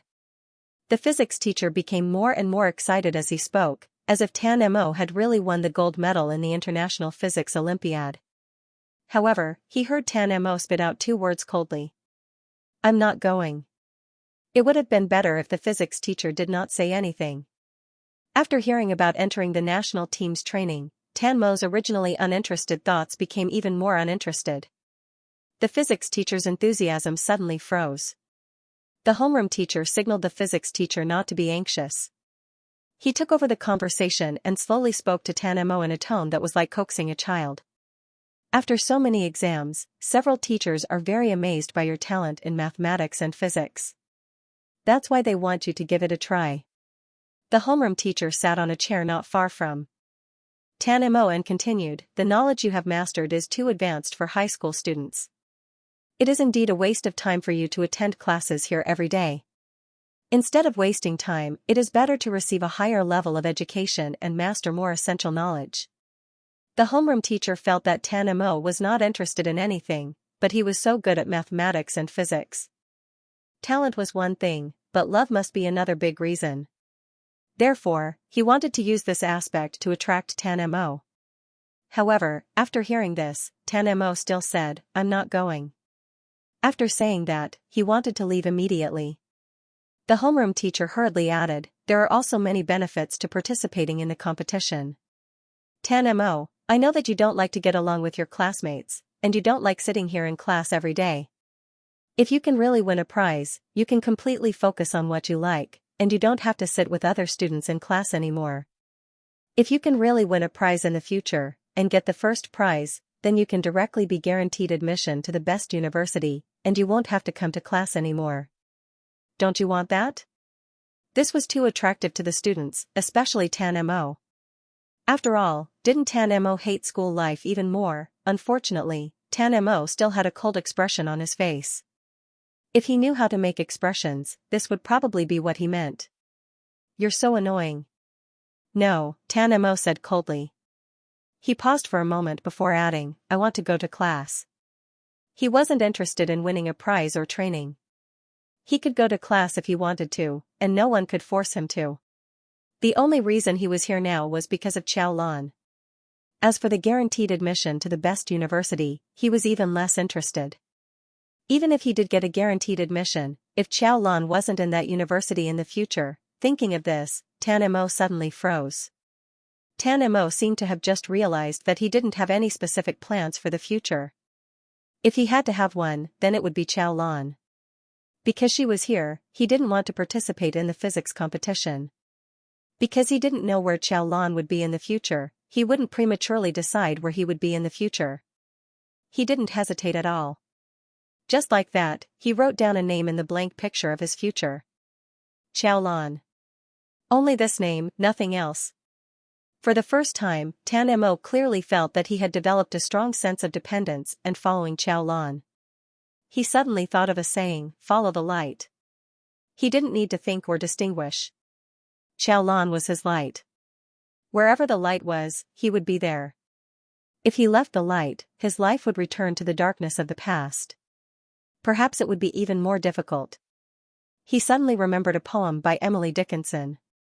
Had an Xianxia and I called Haberheshe die could have endured the darkness if I had never seen the sun. However, Tan Mo couldn't help but think of the last two lines of the poem. Bootlighting were wilderness my wilderness shazmade but the sunlight that illuminated meth creation of a new wilderness. Tan Mo couldn't figure out the meaning of this sentence. He only knew that he couldn't leave this light. This sunlight was like a blade of grass that couldn't leave the sunlight. Without the light, he would die. The homeroom teacher was surprised. Didn't Tan Mo used to hate going to class and liking school life the most? What was wrong with him? He even thought that participating in the competition was like a tailor-made life for Tan Mo. In the end, Tan Mo rejected him so decisively. Tan Mo didn't need to satisfy the homeroom teacher's curiosity. After confirming again that he wouldn't go, he turned around and left. The physics teacher and homeroom teacher looked at each other and finally sighed. The homeroom teacher picked up the book on the table and hurriedly ran in Tan Mo's direction. The next class was the language class of class 14. He also had to go to class. The homeroom teacher walked very fast. In just a few steps, he was not far from Tan Mo. He didn't give up and tried to persuade Tan Mo a few more times. In the end, he even said things like winning glory for the school and himself. However, Tan Mo didn't even turn his head. The homeroom teacher finally gave up. Forget it, forget it. The homeroom teacher shook his head. Oh right, there's one more thing. I forgot to tell you. Our school has set up a scholarship system. Do you know about it? I don't know. I knew you definitely didn't know about it. The homeroom teacher laughed happily. In order to encourage students to study, our school has set up a scholarship system. 1 first prize, 3 second prizes, and 6 third prizes. The awards are based on the last 2 final exams of each semester. The first prize is 5,000 yuan, the second prize is 3,000 yuan, and the third prize is 1,000 yuan. If there are no accidents, the first prize should be yours. The student who won the first prize would get a bonus. The homeroom teacher who taught the student who won the first prize would also be proud. The homeroom teacher felt that it was too easy for Tan Mo to win the first prize. After all, his grades were ridiculously high every time. As he was talking, he turned his head and suddenly found Tan Mo sitting on the chair. What's wrong? Did he lose something? Tan Mo looked up thoughtfully. What are the conditions for winning the first prize? You're still worried about this? You definitely won't have any problems. The homeroom teacher was happy. It depends on the results of the last final exams of the 2 semesters. Whoever has the highest score after adding up the results of the 2 semesters will get the first prize. Tan Mo would get the first prize, while Xiao Lan and Xianxia would get the second prize. If they were lucky and Pei Ning or Song Yao could do better at the end of the semester, they might even get the third prize. Then he would be so proud. The homeroom teacher became happier the more he thought about it. He subconsciously wanted to reach out and pat Tan Mo's shoulder, but he retracted his hand. The bell is going to ring soon. Hurry up and go back to class. Tan Mo returned to the classroom. Xiao Lan looked at the time. It was almost time for class. Tan Mo had been out for a long time this time. Is there anything important that the homeroom teacher wants to talk to you about? Xiao Lan asked Tan Mo. No, Tan Mo said. He thought about it and decided to explain it to Xiao Lan. In just a few sentences, he summarized the physics teacher's words and his attitude. Xiaolan nodded. No wonder the homeroom teacher was so happy. However, Tan Mo's rejection was completely within her expectations. In fact, she didn't really want Tan Mo to go. Xiaolan thought about how Tan Mo had been away for 2 years and became severely depressed. She felt that it was better to let Tan Mo be safe under her watch. She heard that students who participated in the competition usually had to undergo intensive training. Tan Mo's physical condition wasn't suitable for intensive training. Who could guarantee that there wouldn't be any problems? Winning the prize was glorious, but safety was more important. Tan Mo couldn't figure out Xiaolan's attitude. He sat in silence for a long time. He wanted to ask Xiaolan something, but this class was English. The English teacher absolutely didn't allow anyone to talk in class. Tan Mo turned his head and looked at Xiaolan, who was secretly doing math in the English class. He took out a piece of paper from his bag, wrote a few words, and silently pushed it to Xiaolan. Xiaolan was surprised when she saw the small piece of paper. Then, she took the paper. Tan Mo asked her if she wanted him to participate in the competition. Xiaolan quickly put down the pen and pushed the piece of paper back. No. Tan Mo stared at the 2 neat words on the paper. After a long time, he solemnly put the paper between the books. Then, he leaned on the table and secretly couldn't stop his face from twitching. It was still a slightly weird smile, but it came from the bottom of his heart. The subjects were assigned after the end of the semester, but that didn't affect the students' enthusiasm. Being assigned subjects was definitely a good thing for students who were partial to subjects, but there were also people who were particularly troubled by it, such as students who were similar in liberal arts and science. There were also some special reasons, such as Xianxia. Her liberal arts grades were obviously better than her science grades, but applying for liberal arts meant that she definitely couldn't be in the same class as Xianxia. When she entered the class in the first year of high school, she could ask her family to think of a way to find a way to be in the same class as Xianxia, but after the subjects were assigned, no matter how powerful her family was, it was impossible unless she studied science, because Xianxia had never thought of studying liberal arts. But if he really studied science, it was very likely that she wouldn't be able to catch up. After all, Xianxia was very likely to enter the elite class. After the subjects were assigned in the second year of high school, there were 36 classes in total. Classes 1 to 10 were liberal arts classes, and classes 11 to 36 were science classes. Among the 36 classes, there were 3 elite classes, 1 liberal arts class, and 2 science classes. They were Class 8, Class 18, and Class 28.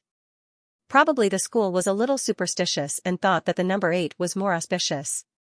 The best students in each class in the first year of high school formed the elite class, and the best students had the best teachers to ensure that more than 99% of the students in the college entrance examination were online.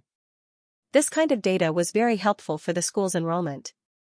When Xianxia was in her first year of high school, she could rely on her liberal arts grades to enter the top 50 of her grade. However, without her liberal arts grades, if she really entered the top science class, she had no idea where she would end up. Therefore, no matter how much Xianxia liked Xianxia, she still didn't dare to be so lovey-dovey. There were some bald people in the class who were worried about being assigned subjects. Every day after class, they ran to the bathroom to discuss with their parents. Everyone was talking about being assigned subjects. After Xiaolan had almost made up his mind, he asked Tan Mo what he wanted to study. Tan Mo actually didn't care about liberal arts or science. He never paid attention in class, but if he had to choose one, he would lean towards science. Now that Xiaolan asked him, Tan Mo didn't answer. He was smart enough to think that this question should be answered by Xiaolan first. What should he do if he said that he wanted to study theory, Xiaolan? Although he could change his mind, Tan Mo didn't think it was a good idea. Although Tan Mo didn't understand why it wasn't a good idea. He did not answer. Instead, Xiaolan asked, "What about you?" Xiaolan held a pen in his hand and swiped it twice in the book. "Let's learn the theory." "Then I'll choose logic too," Tan Mo answered very quickly this time. Xiaolan put down the pen in his hand and smiled. "I also think you're suitable for studying theory." Although Tan Mo was excellent in both liberal arts and science, his most outstanding feature was his sharp logical thinking ability. Because he read a lot, he was slightly better than others in liberal arts. However, in science, he could rely on his IQ to be much better than others. Moreover, Xiaolan had studied literature before. Later on, he also knew that liberal arts wasn't the so-called rote memorization. The further one went, the more questions one would have to express one's subjective thinking. This was especially true for history. Tan Mo didn't have an advantage in expressing his subjective views. As for Xiaolan originally wanted to study literature. After all, she had studied literature before. If she continued to study literature, her second and third years of high school would be easier. However, she didn't have that kind of personality. In the past, Xiaolan majored in finance in university.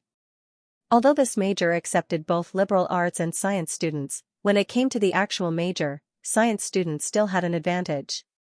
In the 2 years of high school, science students were not only more difficult than liberal arts students in mathematics, but also in the long-term improvement of their logical thinking ability. Xiaolan studied finance for more than a year and liked this major. If there were no accidents, she might still apply for finance in university. Now that she had a chance to do it all over again, it wasn't a bad thing to study science. Moreover, physics, which worried her the most in the past, was not enough to scare her anymore. With her and Tan Mo's grades, it shouldn't be a problem for them to enter the elite class.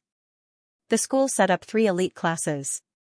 Xiaolan could now confirm that the probability of Tan Mo entering class 18 was more than 95%. The reason was very simple. The teaching building of the affiliated high school had 5 floors, and each floor had 4 classes. Therefore, Class 18's classroom was on the first floor, and Class 28's classroom was on the 4th floor. The school still took the students' specialties into consideration. Xiaolan wrote a big 18 in her notebook. She hoped that she could also be assigned to Class 18. In the blink of an eye, the busy first year of high school came to an end.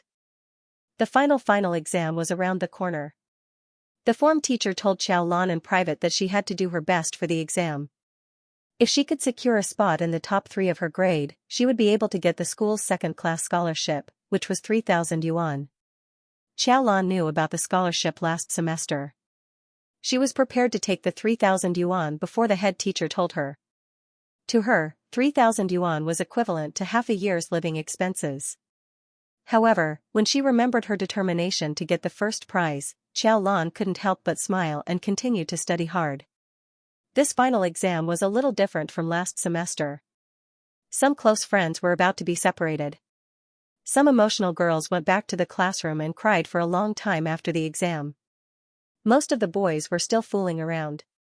When the results came out, everyone was less curious about the results than before. Xiaolan raised her head and took a casual look. However, when she saw the ranking, she was stunned. She suddenly raised her head and took a second look. She didn't see wrong.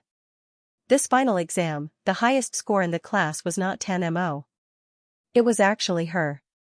Xiaolan hurriedly opened the school website with her phone and pulled out the report card. She stared at the name on the card several times to make sure that it was her. She was the first in the class. As she scrolled down, Tan Mo actually dropped to the 3rd place. How could it be? Tan Mo got full marks in all the subjects he was good at, such as mathematics. He also got higher marks in history and geography. However, when she looked at the end, Xiaolan understood everything. Chinese, 0. Xiaolan didn't have time to marvel at the fact that Tan Mo could get 3rd place even though he got a 0 in Chinese. She clearly remembered that Tan Mo entered the exam room on the day of the Chinese exam, so he didn't miss the exam. Xiaolan held her phone tightly and turned her head to look at Tan Mo's face. The young man's delicate and beautiful face was looking at her. When he saw Xiaolan looking over, he didn't expect to be caught off guard. His expressionless face was slightly broken by panic. Xiaolan took a deep breath. Tan Mo, did you hand in a blank paper? The young man's light brown eyes trembled. He turned his face. I wasn't feeling well that day. He clearly didn't have any expression, but the traces of lying were too obvious. He was like a child who thought his performance was perfect. Then Xiaolan stopped talking. Tan Mo was most afraid of this kind of atmosphere. He couldn't understand her expression or her body language. As long as she didn't talk, he would fall into a daze. He thought of this idea when his homeroom teacher told him about it. Although he still didn't understand why Xiaolan didn't want him to spend money, he vaguely understood that he could use other methods to add more money to the card that Xiaolan gave him. However, he was also worried that Xiaolan would be as angry as before. Although these two things were not the same, they had some similarities. Xiaolan stopped talking. Tan Mo couldn't guess what she was thinking. Xiaolan stopped talking. Tan Mo suddenly thought of a lot of things. Was she going to be angry again? Was she going to ignore him again? Before he could think of a reason, Xiao Lan's familiar voice entered Tan Mo's ears. Xiao Lan said to him, "Thank you." Since Xiao Lan could see that Tan Mo was lying clumsily, she wasn't so stupid that she couldn't figure out why Tan Mo was doing this. Should she explain it clearly to Tan Mo like last time and make both of them unhappy? Xiao Lan felt that people should always know what's good for them. If there were people in this world who were good to you and were willing to do all they could to treat you well, then there was no need to care about some random things that would ruin the atmosphere. Tan Mo didn't do all this for her to blame him. What Xiao Lan needed to do was not to blame Tan Mo for doing what he did wrong. She needed to know how to be grateful and then think about what she could do to better Tan Mo. She didn't want the young man's good intentions to not be reciprocated. Xiao Lan opened the grade ranking. Because of Tan Mo's demotion, she returned to the first place of the grade. At the end of the last semester, Tan Mo rushed to the United States, so he missed half of the language exam. Although Tan Mo got first place that time, his total score was less than Xiao Lan's by less than 10 points. This time, Tan Mo got a 0 in language, so Xiao Lan scored much higher than Tan Mo. In total, Xiao Lan's score was higher than Tan Mo's. The first grade scholarship for the first year of high school had already landed in Xiao Lan's hands. Tan Mo, Xiao Lan suddenly turned her head and said to Tan Mo, "The first grade scholarship costs 5,000 yuan. When I get the money, let's go out for a meal. I'll think about what I want to eat. Do you have anything you want to eat but haven't eaten yet? I'll go find you after the holidays. We'll go without telling Uncle Chen. You like sweet things, we can go." Xiao Lan listed a lot of places and a lot of things in one breath. Tan Mo looked at her quietly from the side and said after a while, "Can we go to all of them?" It was too difficult to choose, Tan Mo thought. If Xiao Lan was with him, he would want to try every place and every delicious thing. All of them? Xiao Lan pretended to think for a while. "It's not a problem. I'm a rich woman now." The two of them excitedly talked about their plans for the summer vacation. Tan Mo asked Xiao Lan what she was going to do during the summer vacation. Xiao Lan said that she was probably going to find a job and earn more money. Tan Mo was silent for a while. He probably wanted to say something, but in the end, he didn't say anything. He just told Xiao Lan that they had agreed to go out for a meal together. However, he was afraid that she would forget his home address, so he wrote it down and sent it to Xiao Lan. The students in the class who didn't know what was going on looked at the two of them and whispered. "I saw Tan Mo take the exam the other day. How come he got a 0 in Chinese?" "I don't know. We don't understand the thoughts of geniuses. Our school has a scholarship, right? Doesn't that mean Tan Mo has no chance of getting the scholarship? Haven't you seen the car that picks up Tan Mo every day? Do you think Tan Mo is someone who cares about that little money? It's 5,000. Okay, I want it too." No one could guess the truth. Only Pei Ning, who had a good relationship with Xiao Lan, and Qin Yaoyang, who was very smart and liked to pay attention to Xiao Lan recently, seemed to have guessed something, but they didn't say anything. The first year of high school came to an end with the students reluctantly saying goodbye to each other and ushering in the 50-day-long summer vacation. Xiao Lan started to think about how she was going to spend the summer vacation. During the summer vacation, the school didn't allow students to live on campus. Xiao Lan also didn't want to go back to the Qiao family. Xiao Lan was thinking about whether she should rent a house or find a job that provided food and accommodation to earn some money. Suddenly, Uncle Chen called Xiao Lan. If Tan Mo was looking for Xiao Lan, he would usually use his own phone number to contact her. Since Uncle Chen was calling Xiao Lan, it meant that Uncle Chen was looking for her. This was the first day of the summer vacation. The school allowed students to stay in the dormitory for 3 more days. Xiaolan was browsing 58 on her phone in the dormitory. After Uncle Chen called, Xiaolan quickly went downstairs. She didn't know how Uncle Chen got in. Uncle Chen smiled and asked her to get in the car. Xiaolan glanced into the car and didn't see Tan Mo normally. People wouldn't think that the relationship between parents and children would be so stiff. Xiaolan didn't tell Tan Mo that she wouldn't be going home during the summer vacation. There was no need to let Tan Mo know about this. It would make him feel bad. However, even though Xiaolan could hide it from Tan Mo, she couldn't hide it from Uncle Chen. Uncle Chen had lived half his life and could see through people and things. Xiaolan could be so heartless as to move out of the house and live on campus. It was obvious that the relationship between Xiaolan and her parents was irreparable. The first year of high school was over. Uncle Chen sometimes asked Tan Mo indirectly. From Tan Mo's words, he found out that Xiaolan's parents didn't seem to care about Xiaolan after Xiaolan lived on campus. Therefore, Uncle Chen guessed that Xiaolan probably wouldn't go home during the summer vacation. He called Xiaolan's homeroom teacher. After confirming that Xiaolan hadn't left the school, he was even more sure of this idea. Therefore, he called Xiaolan the next day. Xiaolan had known Uncle Chen for more than half a year. She was very familiar with Uncle Chen and was very grateful to him. After chatting for a while, Xiaolan asked Uncle Chen why he was looking for her. Uncle Chen frowned and thought for a long time. Then, he said awkwardly, "Yes, there is such a thing." Uncle Chen said that Aunt Chen suddenly went back to her mother's house. He didn't know when she would be back. Uncle Chen originally wanted to find someone to take care of Tan Mo. However, Tan Mo was very resistant to outsiders. Therefore, it was difficult to do. Therefore, he thought of Xiaolan.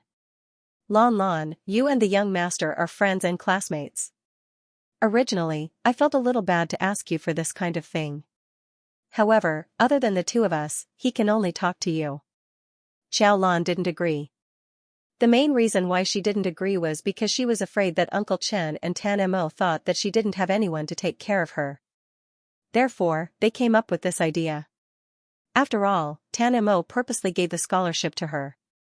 Uncle Chen's level was much higher than Tan Mo's. Xiaolan really didn't know if Uncle Chen was telling the truth. While Xiaolan was hesitating, Uncle Chen continued, "I'll take care of the young master's daily life. The nutritionist will send him everything he eats every day. There won't be any heavy work and he won't be too tired. You don't have to worry at all. As for the salary, it will be according to—" No, Xiaolan hurriedly said, "I'm not thinking about this. I'm thinking." She paused, probably hesitating about what to say, but in the end, she still told the truth. "I was wondering if Uncle Chen wanted to help me. That's why you came looking for me." Uncle Chen smiled. "It's true that I want to help you. However, it's also true that my wife is home and the young master needs someone to take care of him." Then, he added, "It's also true that the young master wants to see you." Xiaolan knew that Tan Mo was very dependent on her now, but Xiaolan didn't think too much about it since Uncle Chen's words sounded a bit weird. Uncle Chen admitted frankly that he did want to help her, but he did need Xiaolan's help. Xiaolan felt that she had been convinced. Xiaolan went upstairs to pack her things inside. Food and accommodation were provided. The food was good, and the accommodation was good. Why wouldn't she go? Alas, she was too realistic. Xiaolan didn't bring many things. She only brought some clothes and books.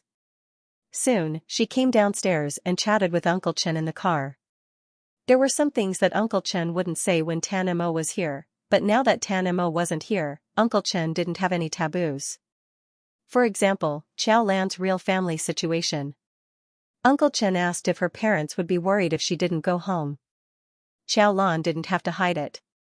She felt that she had a good attitude when she talked about the Qiao family from an outsider's point of view. Uncle Chen looked at the girl's indifferent expression through the rearview mirror. He thought that this child was indeed more mature than other children her age. Tan Mo had a hard time making friends with people his age because of his illness. Back then, Uncle Chen thought that if Tan Mo had a close friend one day, that friend would be a bit older than Tan Mo. If it was someone his age, he would be more mature. That way, he would have more patience to tolerate Tan Mo's temper. He would take the trouble to resolve his indifference and slowly understand him. Uncle Chen had watched Tan Mo grow up. He had changed from being cold and distant a few years ago to now. No one knew the joy in Uncle Chen's heart. Although Tan Mo was still expressionless, he slowly learned how to take the initiative and how to care for others. He learned how to have more emotions. He was happy, angry, disappointed, and even wronged. He was slowly experiencing all of them. The young man's world had always been black and white. He was slowly adding new colors. Although it was slow, it was already a progress that made him very surprised. Uncle Chen knew how difficult it was for Tan Mo to meet such a person. That was why Uncle Chen tried to seize every opportunity to make Tan Mo and Xiaolan closer. For example, today's speech. He had specifically talked to the head of the school's grade group, hoping that Xiaolan and Tan Mo would be in the same class. Fortunately, Xiaolan's grades were very good. Otherwise, it would be a bit more difficult. Tan Mo didn't have much interest in the upcoming summer break. Even though he had Xiaolan's phone number now and she said that she would look for him when she was free and even wanted to treat him to a meal, Tan Mo didn't really care. However, he didn't mention a specific time. Even if he did, it would only happen once or twice. The summer vacation was so long. It was almost 2 months long. Once or twice was really pitiful. Why was it so long? Couldn't it be a little shorter like the winter holidays? He took out another book from the bookshelf. Only then did he clear his mind of all the messy thoughts. In an instant, all that was left in his mind were symbols and words that his peers couldn't understand. When Tan Mo put his heart and soul into something, it was very difficult to disturb him. After he finished reading everything he wanted to read, he felt a bit thirsty. He opened the door of his room and prepared to go to the kitchen to drink some water. Then, he saw the person in his room that made him stare blankly for a long time. Xiaolan was sitting on the sofa in front of the coffee table. He was also holding a book in his hand. It was the history of the world that Tan Mo gave to Xiaolan. When he entered Tan Mo's room, there was no movement. Uncle Chen said that Tan Mo was reading, so Xiaolan didn't go in to disturb him. Xiaolan smiled and looked at the dazed Tan Mo. He pointed at the cut oranges on the table and said, "You finished reading. Take a break and eat something?" Tan Mo didn't react until Uncle Chen came out of his room and briefly explained to Tan Mo. After listening, Tan Mo turned to Xiaolan and said, "You don't have to take care of me." Xiaolan looked up. "Aunt Chen isn't here. You can stay here. You don't have to take care of him or do anything." Tan Mo felt that it was good enough that Xiaolan could come. Uncle Chen looked at Tan Mo's honest face and was happy for a long time. He knew that it would be good to coax Xiaolan to come to his house. Tan Mo was unhappy at first, but after being stunned, he seemed to become happy. But then, he couldn't suppress his nervousness.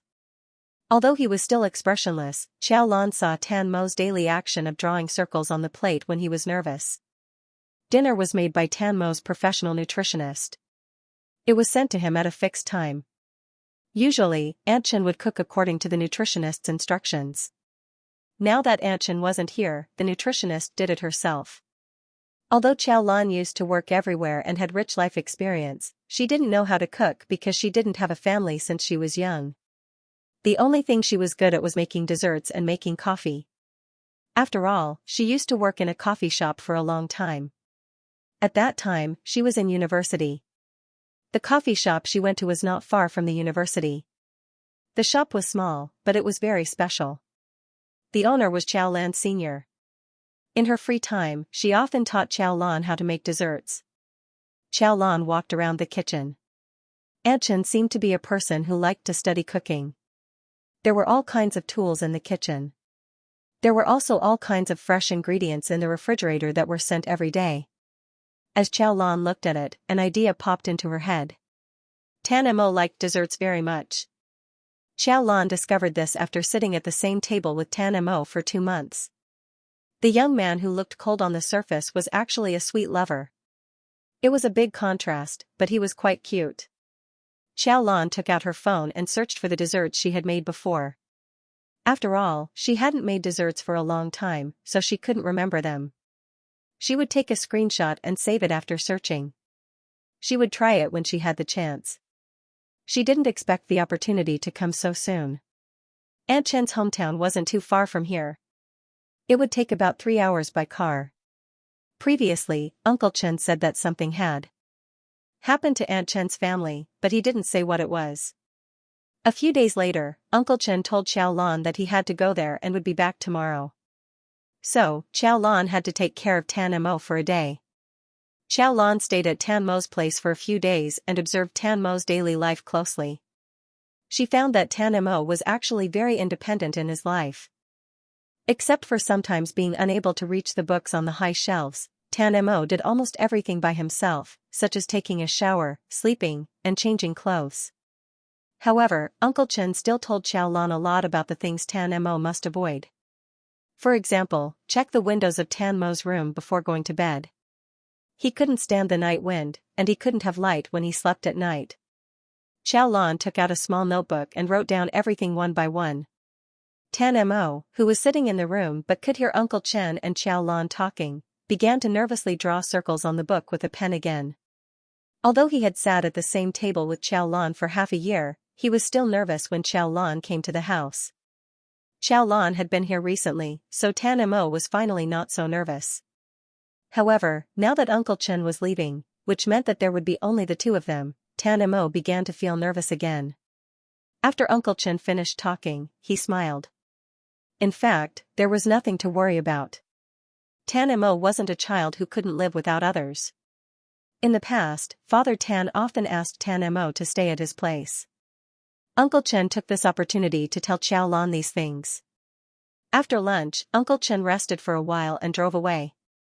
In the afternoon, Xiaolan took a look at Tan Mo's quiet room and found a bunch of screenshots he took that day.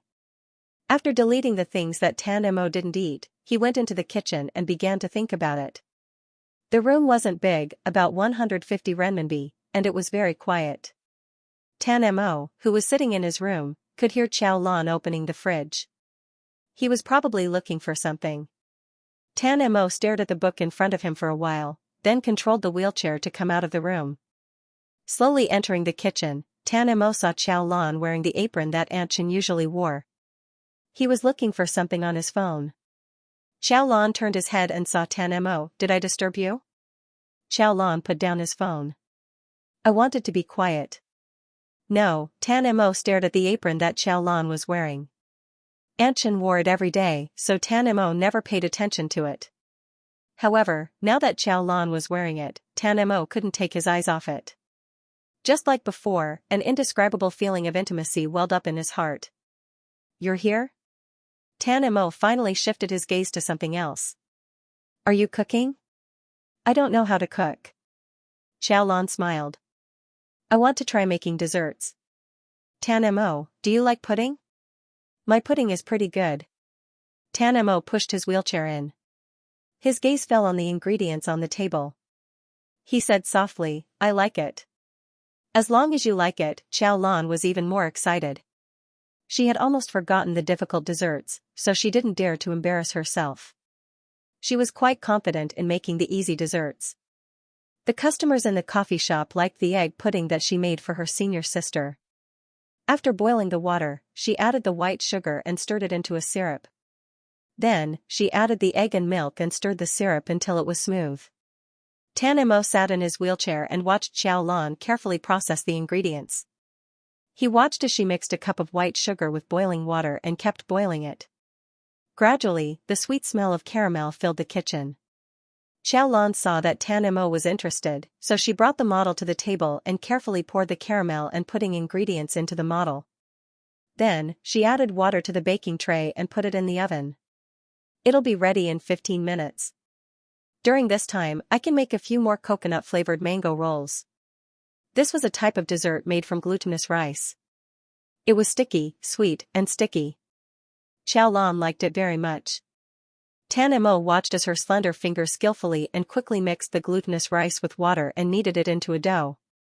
Tan Mo's gaze followed Xiaolan's fingers and finally landed on Xiaolan's face. His deskmate was really amazing. She was about the same age as him, but she was so amazing. Her fingers were stained. with glutinous rice flour, and she accidentally rubbed it on her face. Tan Mo stared at the white glutinous rice flour on Xiao Lan's face and suddenly wanted to reach out and wipe it clean. After making a few desserts, Xiao Lan added a fresh fruit scoop. All of them were fruits that Tan Mo liked. Tan Mo especially liked coconut-flavored mango rolls, but Xiao Lan didn't dare to let Tan Mo eat too much. It was glutinous rice, and eating too much would make his stomach uncomfortable. After dinner, Uncle Chen called and asked if they were okay. Xiao Lan told Uncle Chen that Tan Mo had already gone to take a shower. Only then did Uncle Chen feel relieved. After the call, Tan Mo came out of the shower. The young man changed his clothes and came out in a wheelchair. Xiao Lan didn't know if it was because of the shower or her illusion, but she felt that Tan Mo's face was paler than usual. Xiao Lan suddenly felt a little worried. She hurriedly asked Tan Mo if he was feeling uncomfortable. Thinking of the food he had for dinner, she asked, "Is your stomach hurting?" No. Tan Mo's hair wasn't completely dry yet. His hair was soft and he looked very obedient and trustworthy. "I'm not feeling uncomfortable." Xiao Lan frowned and looked at Tan Mo. Tan Mo was used to looking into the other person's eyes when he spoke, but now he didn't look at her at all. Xiao Lan suddenly remembered that Tan Mo lied to her last time and said that he didn't want to take the language test because he wasn't feeling well. Xiao Lan still felt uneasy, but Tan Mo insisted that he was fine. He said goodnight to Xiao Lan as usual and turned to go back to his room. Xiao Lan looked at the young man's thin back for a while before returning to her room. No matter how she thought about it, she was still a little worried. So she opened the door and continued to read the book about Asperger's disease that she had downloaded before. She slept enough during the day, so she wasn't too sleepy at night. As the clock slowly passed midnight, Xiao Lan suddenly heard something in Tan Mo's room fall to the ground. Xiao Lan suddenly jumped out of bed. But after the sound, it was quiet again, as if something had accidentally fallen. Xiao Lan frowned. She got out of bed and carefully walked towards Tan Mo's room. Tan Mo's room was very quiet. Everything seemed to be her illusion until she suddenly heard a very low, but very clear, painful sound in the night. Xiao Lan anxiously knocked on Tan Mo's door. "Tan Mo, what's wrong?" The room was quiet again, but then there was a clang. Xiao Lan's face suddenly changed. "Tan Mo, I'm coming in." She opened the door and walked in to turn on the light. Under the light, Tan Mo was half sitting on the bed. His face was pale. The drawer that had been pulled open in shock had fallen to the ground, and he was holding a small medicine bottle in his right hand. Xiao Lan was stunned. Then she quickly walked over. Just as she was about to ask him what was wrong, her gaze suddenly fell on the young man's right leg that had been pulled up by the blanket because he had panicked. There was a 7 to 8 centimeters long scar on his dazzling white skin. Xiao Lan felt her heart skip a beat. Why? Why is there a scar? She knew that Tan Mo had it since he was a child, and his legs were crippled after a car accident. But why is there such a hideous scar?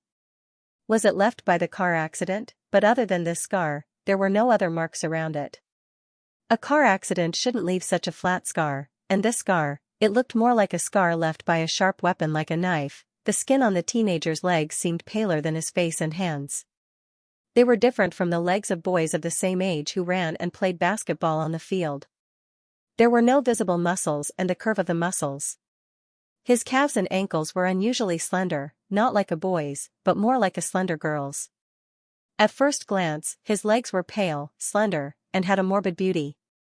But behind his back, it was the initial sign of muscle atrophy. His muscles began to shrink, and the muscle fiber tissue began to thin little by little, and eventually disappeared. At this moment, Tan Mo's legs were marked with a glaring scar. His calves were trembling slightly. He bent down in a panic and hurriedly pulled up the quilt to cover his legs. Xiao Lan saw that his pale face was still expressionless, but his hands were holding the quilt too tightly. He didn't want her to see it. He didn't want her to see his morbid and terrifying legs. But he was in pain, because Xiao Lan saw the medicine bottle on his bed. It was used to relieve nerve pain, neuropathy, and other symptoms. Xiao Lan suddenly realized that Tan Mo wasn't suffering from stomach pain, but from his legs and nerves. "Do you need to take medicine?" Xiao Lan hurriedly ran out to get some water. She took out the pills according to the instructions on the bottle and handed them to Tan Mo. Xiao Lan didn't know how painful it was when the nerves hurt. She could only see that Tan Mo's eyes were unfocused from the pain. She hurriedly took out her phone and called Uncle Chen, ignoring the fact that it was already so late. When Uncle Chen received a call from Xiao Lan in the middle of the night, he was so shocked that he hurriedly asked what had happened. When Xiao Lan finished speaking, he heaved a sigh of relief. However, he was still very anxious. It hurts once or twice a month. There's no fixed time and he doesn't go to the hospital. When he's in pain, he can only take medicine and endure it. The medicine is in his bedside drawer. After Xiao Lan hung up the phone, he hurriedly put away the medicine bottle and went to the bathroom to soak the towel in hot water. He wrung the towel until it was half dry before he came back and pulled the blanket away. Tan Mo, who had taken painkillers but was still in so much pain that his whole body was in a daze, was suddenly triggered when the quilt was lifted up on the Xiao Lan. He grabbed the quilt tightly and refused to let her see. Tan Mo, let go. Xiao Lan grabbed his hand. Your leg needs a hot compress. No. Tan Mo couldn't listen to her and didn't want to listen. He knew what Xiao Lan was going to do. Every time his leg hurt, Uncle Chen would also give him a hot compress and massage. Tan Mo never thought that Uncle Chen's actions were anything special. However, when Xiao Lan lifted up the quilt, there was only one thought in Tan Mo's mind. He couldn't let Xiao Lan see it. He didn't want Xiao Lan to see such an ugly scar and abnormal leg. He wanted to push away Xiao Lan's hand, but when he raised his head and looked at Xiao Lan's eyes, his gaze was both dazed and pleading. Don't look. The young man's usually calm voice couldn't help but tremble because of the pain and embarrassment. Don't look. It's ugly. It's not ugly. Tan Mo. Xiao Lan grabbed the young man's trembling hand. Her voice was unprecedentedly soft, as if a little louder would scare this fragile young man. Really, it's not ugly at all. Let go, okay? Mo, listen to me and take your hand away. She pried open Tan Mo's fingers bit by bit and removed his hand that was tightly holding the quilt. When the quilt was lifted up again, the pale skin and hideous scar were exposed in front of her eyes again. Xiao Lan covered Tan Mo's trembling leg with a warm towel.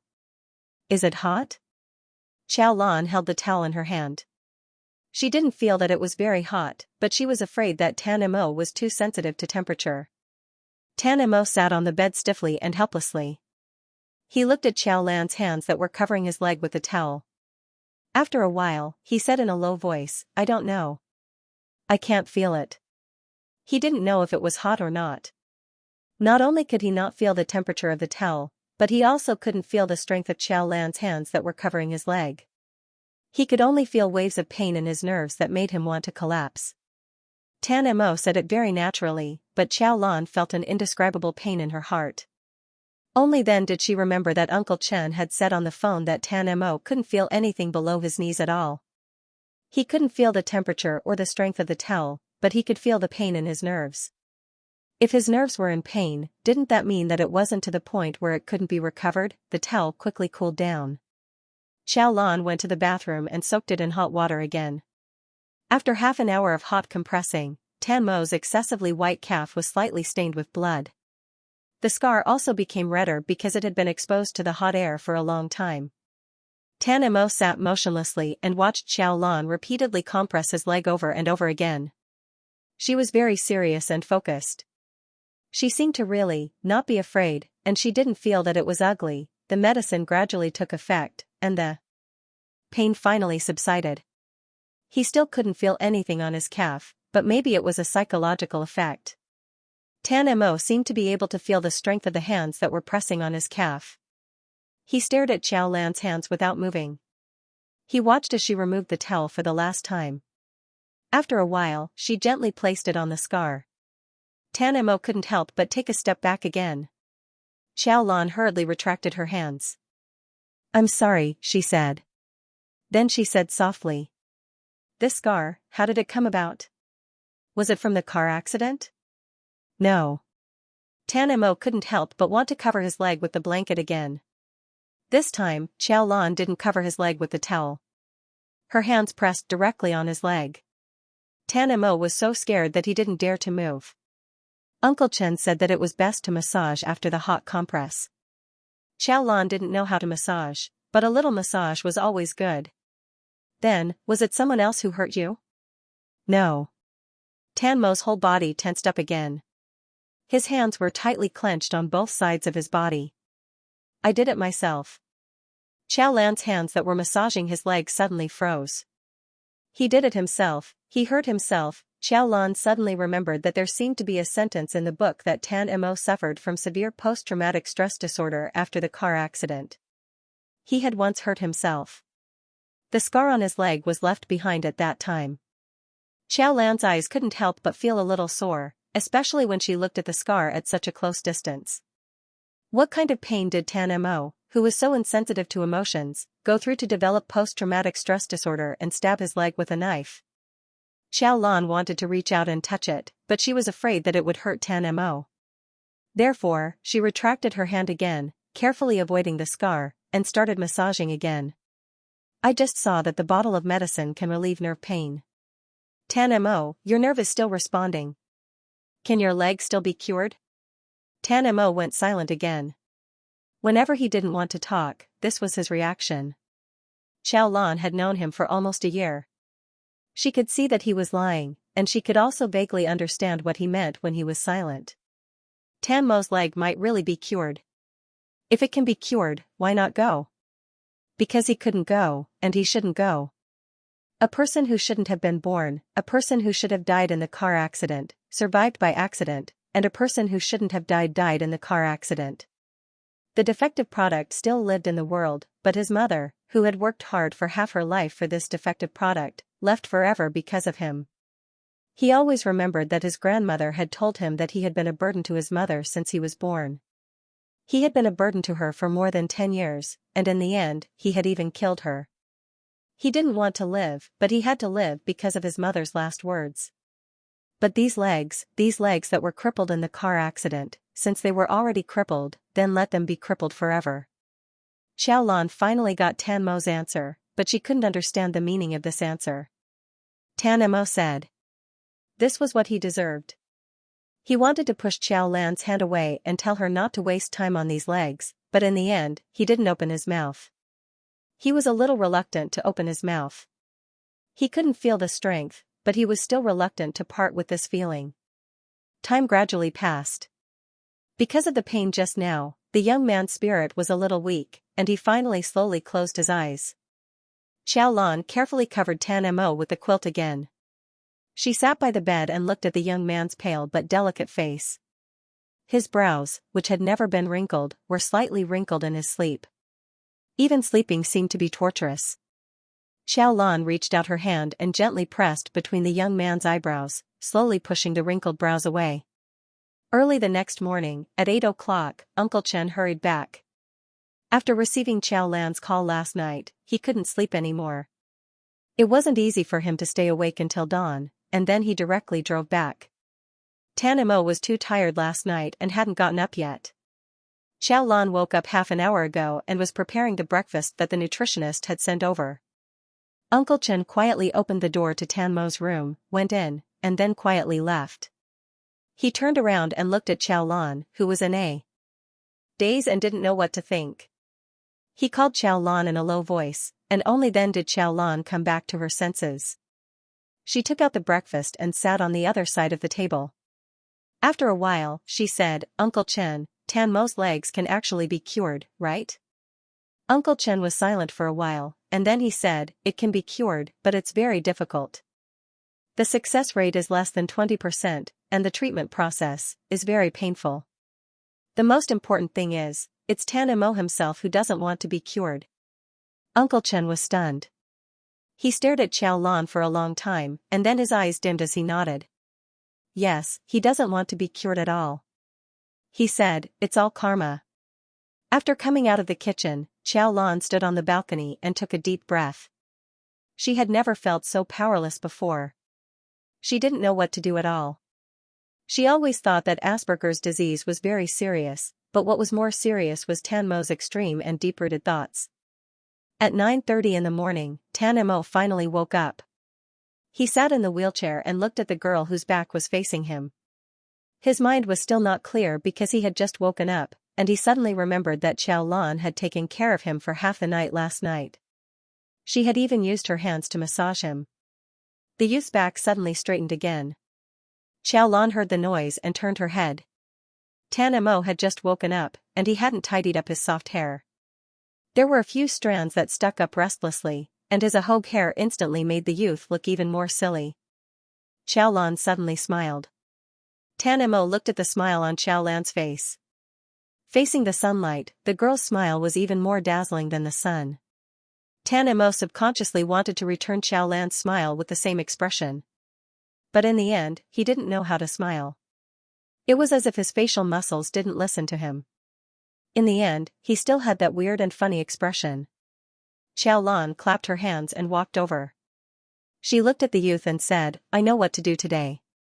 Tan Mo, I'll teach you how to recognize expressions and how to smile." After Tan Mo finished washing up, he had already changed his clothes. The ahog on his head was also gone, and he had returned to his usual cold and delicate appearance. Xiaolan looked at Tan Mo's neat and tidy hair, and for a moment, she was a little disappointed. Putting that aside, Xiaolan had been reading a book about Asperger's disease recently. In the book, it mentioned that this disease could never be cured, but there were other ways to make people with Asperger's disease closer to normal people. They could slowly understand other people's facial expressions and body movements. If this disease was only seen as a disease, it would make people unable to communicate with others normally. Thinking like this would undoubtedly be very heavy, but if you changed your way of thinking, for example, if you treated communicating with others as a course, you could treat other people's expressions and body movements as a language that you had never spoken before. It didn't seem too difficult to understand this way. Because you had never come into contact with it, you couldn't understand it. But if you slowly learned it, you might be able to communicate normally. Tan Mo didn't know how Xiaolan was going to teach him. He looked like he was obediently sitting in front of the table, but in fact, his mind was in a mess. Because Xiaolan had left her phone on the table when she went out, Tan Mo immediately saw the large letters of AS on the book that Xiaolan was reading. Then, his whole body froze on the spot. He didn't know that Xiaolan already knew that he had AS, and he didn't want Xiaolan to know, just like how he didn't want Xiaolan to see his weird legs and embarrassing scars. But now, he suddenly realized that Xiaolan already knew. Not only did she know, but she also secretly learned about it. When did she find out? How did she find out? What did she think after finding out? Did she think that he was weird?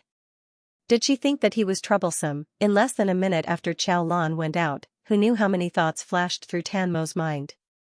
After a while, Xiaolan found a mirror from somewhere and moved a chair to sit next to Tan Mo. Her arm brushed against his arm from time to time.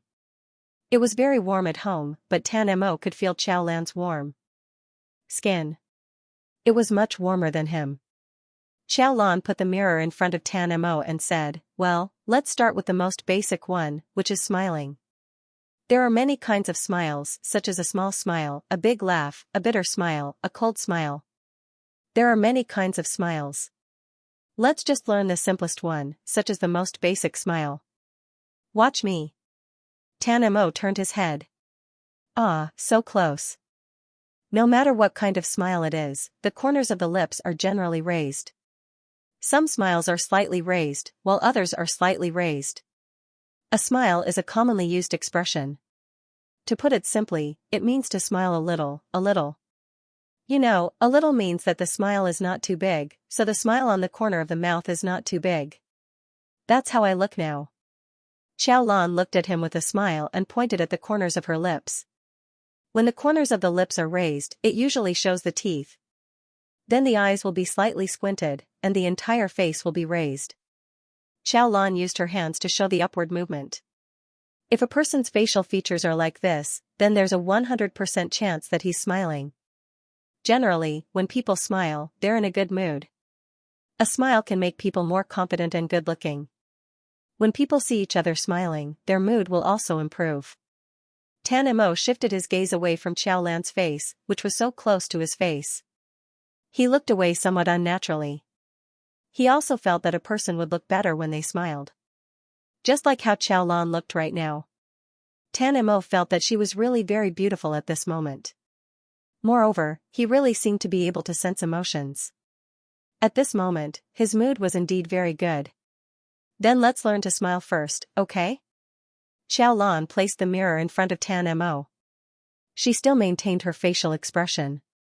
Like me, when the corners of your lips are raised, Tan Mo finally understood why Xiaolan was looking for a mirror. He moved his stiff facial muscles and turned his head to look at Xiaolan. He felt that he had already imprinted Xiaolan's face deep in his heart. However, when he tried to do it, it was far from that simple. Normal people didn't need to learn this at all. Their feelings, eyes, mouth, and so on would all spontaneously make corresponding changes. However, for Tan Mo, the feelings in his heart and facial expressions seemed to be different hubs. He needed to issue a second command to control his facial features to make corresponding changes. It wasn't from the heart, but from imitation. Just like what Xiaolan said at the beginning, this process could be compared to learning a new foreign language. Memorizing the facial expression corresponding to an emotion was like memorizing a new word, but thinking about it again and finding a way to express it. In other words, it was like forming new words into sentences. Tan Mo remembered when they were taking pictures together in school when he was young. The cameraman shouted at him to smile, but he didn't know what a smile was. If the cameraman had looked at him like Xiaolan and told him what to do when he smiled, he might have been able to leave a smiling expression in his childhood. The corners of his lips should be raised, and his eyes should be slightly narrowed. Xiaolan sat beside him, tilting her head and looking at him seriously. Tan Mo was very serious, but he had never learned like this before, so it was always difficult at the beginning. The corners of his lips were raised, but one was high and the other was low. It didn't look like a smile, but more like a sneer. His eyes were narrowed, and it looked more like he was sizing up someone with a purpose instead of a smile. Something's not right, Xiaolan said. She leaned forward a little and suddenly put her finger on Tan Mo's lips. Tan Mo's weird smile froze on his face, and he turned his head to look at her mechanically. Xiaolan looked at Tan Mo carefully, then raised her left hand on his chin and pointed at the right corner of his lips with her right hand. Raise it a little here. Yes, just like that. Don't be nervous, don't be afraid to show your teeth. Mo's teeth are so beautiful. Is that orange toothpaste? Tan Mo felt Xiaolan's warm finger on his cheek, and he was so nervous that he didn't know what to do. When he heard Xiaolan's words, he subconsciously said, orange. I like orange too, Xiaolan laughed. Let's make orange juice later. Okay? Tan Mo's eyes curved slightly, and he hurriedly said, okay. Don't move, Xiaolan suddenly said anxiously. Just stay like this. Xiaolan hurriedly took out her phone. Tan Mo's smile always looked a little weird, but at that moment, his eyes curved into crescents, and the curve of his lips was especially beautiful. Because he had never smiled before, his facial features were incomparably cold, but at this moment, they slowly melted under his smile. Facing the sunlight, Xiaolan recorded this moment of Tan Mo sunshine, youth, smile. Xiaolan handed the phone to Tan Mo. Don't you look good when you smile?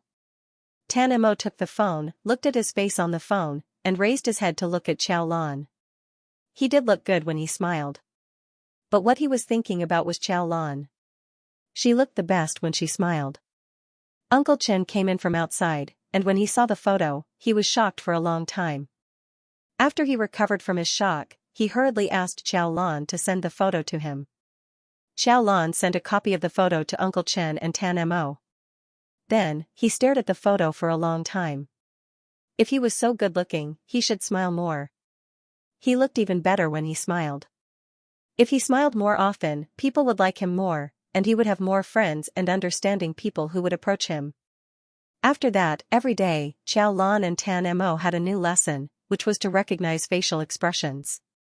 They had to recognize them first, and then slowly learn how to imitate them. When Xiaolan was reading a book, he saw that there was a recommended software in the book. This software invited the actor who played Harry Potter to show specific facial expressions, body language, and speech characteristics related to emotions. In order to make it easier for people to understand emotions, they also wrote corresponding small events for each emotion. For example, if you expected to get a gift from your parents on your birthday, but your parents forgot your birthday, you would feel disappointed. For example, if you didn't do anything wrong, but everyone thought you did, you would feel wronged.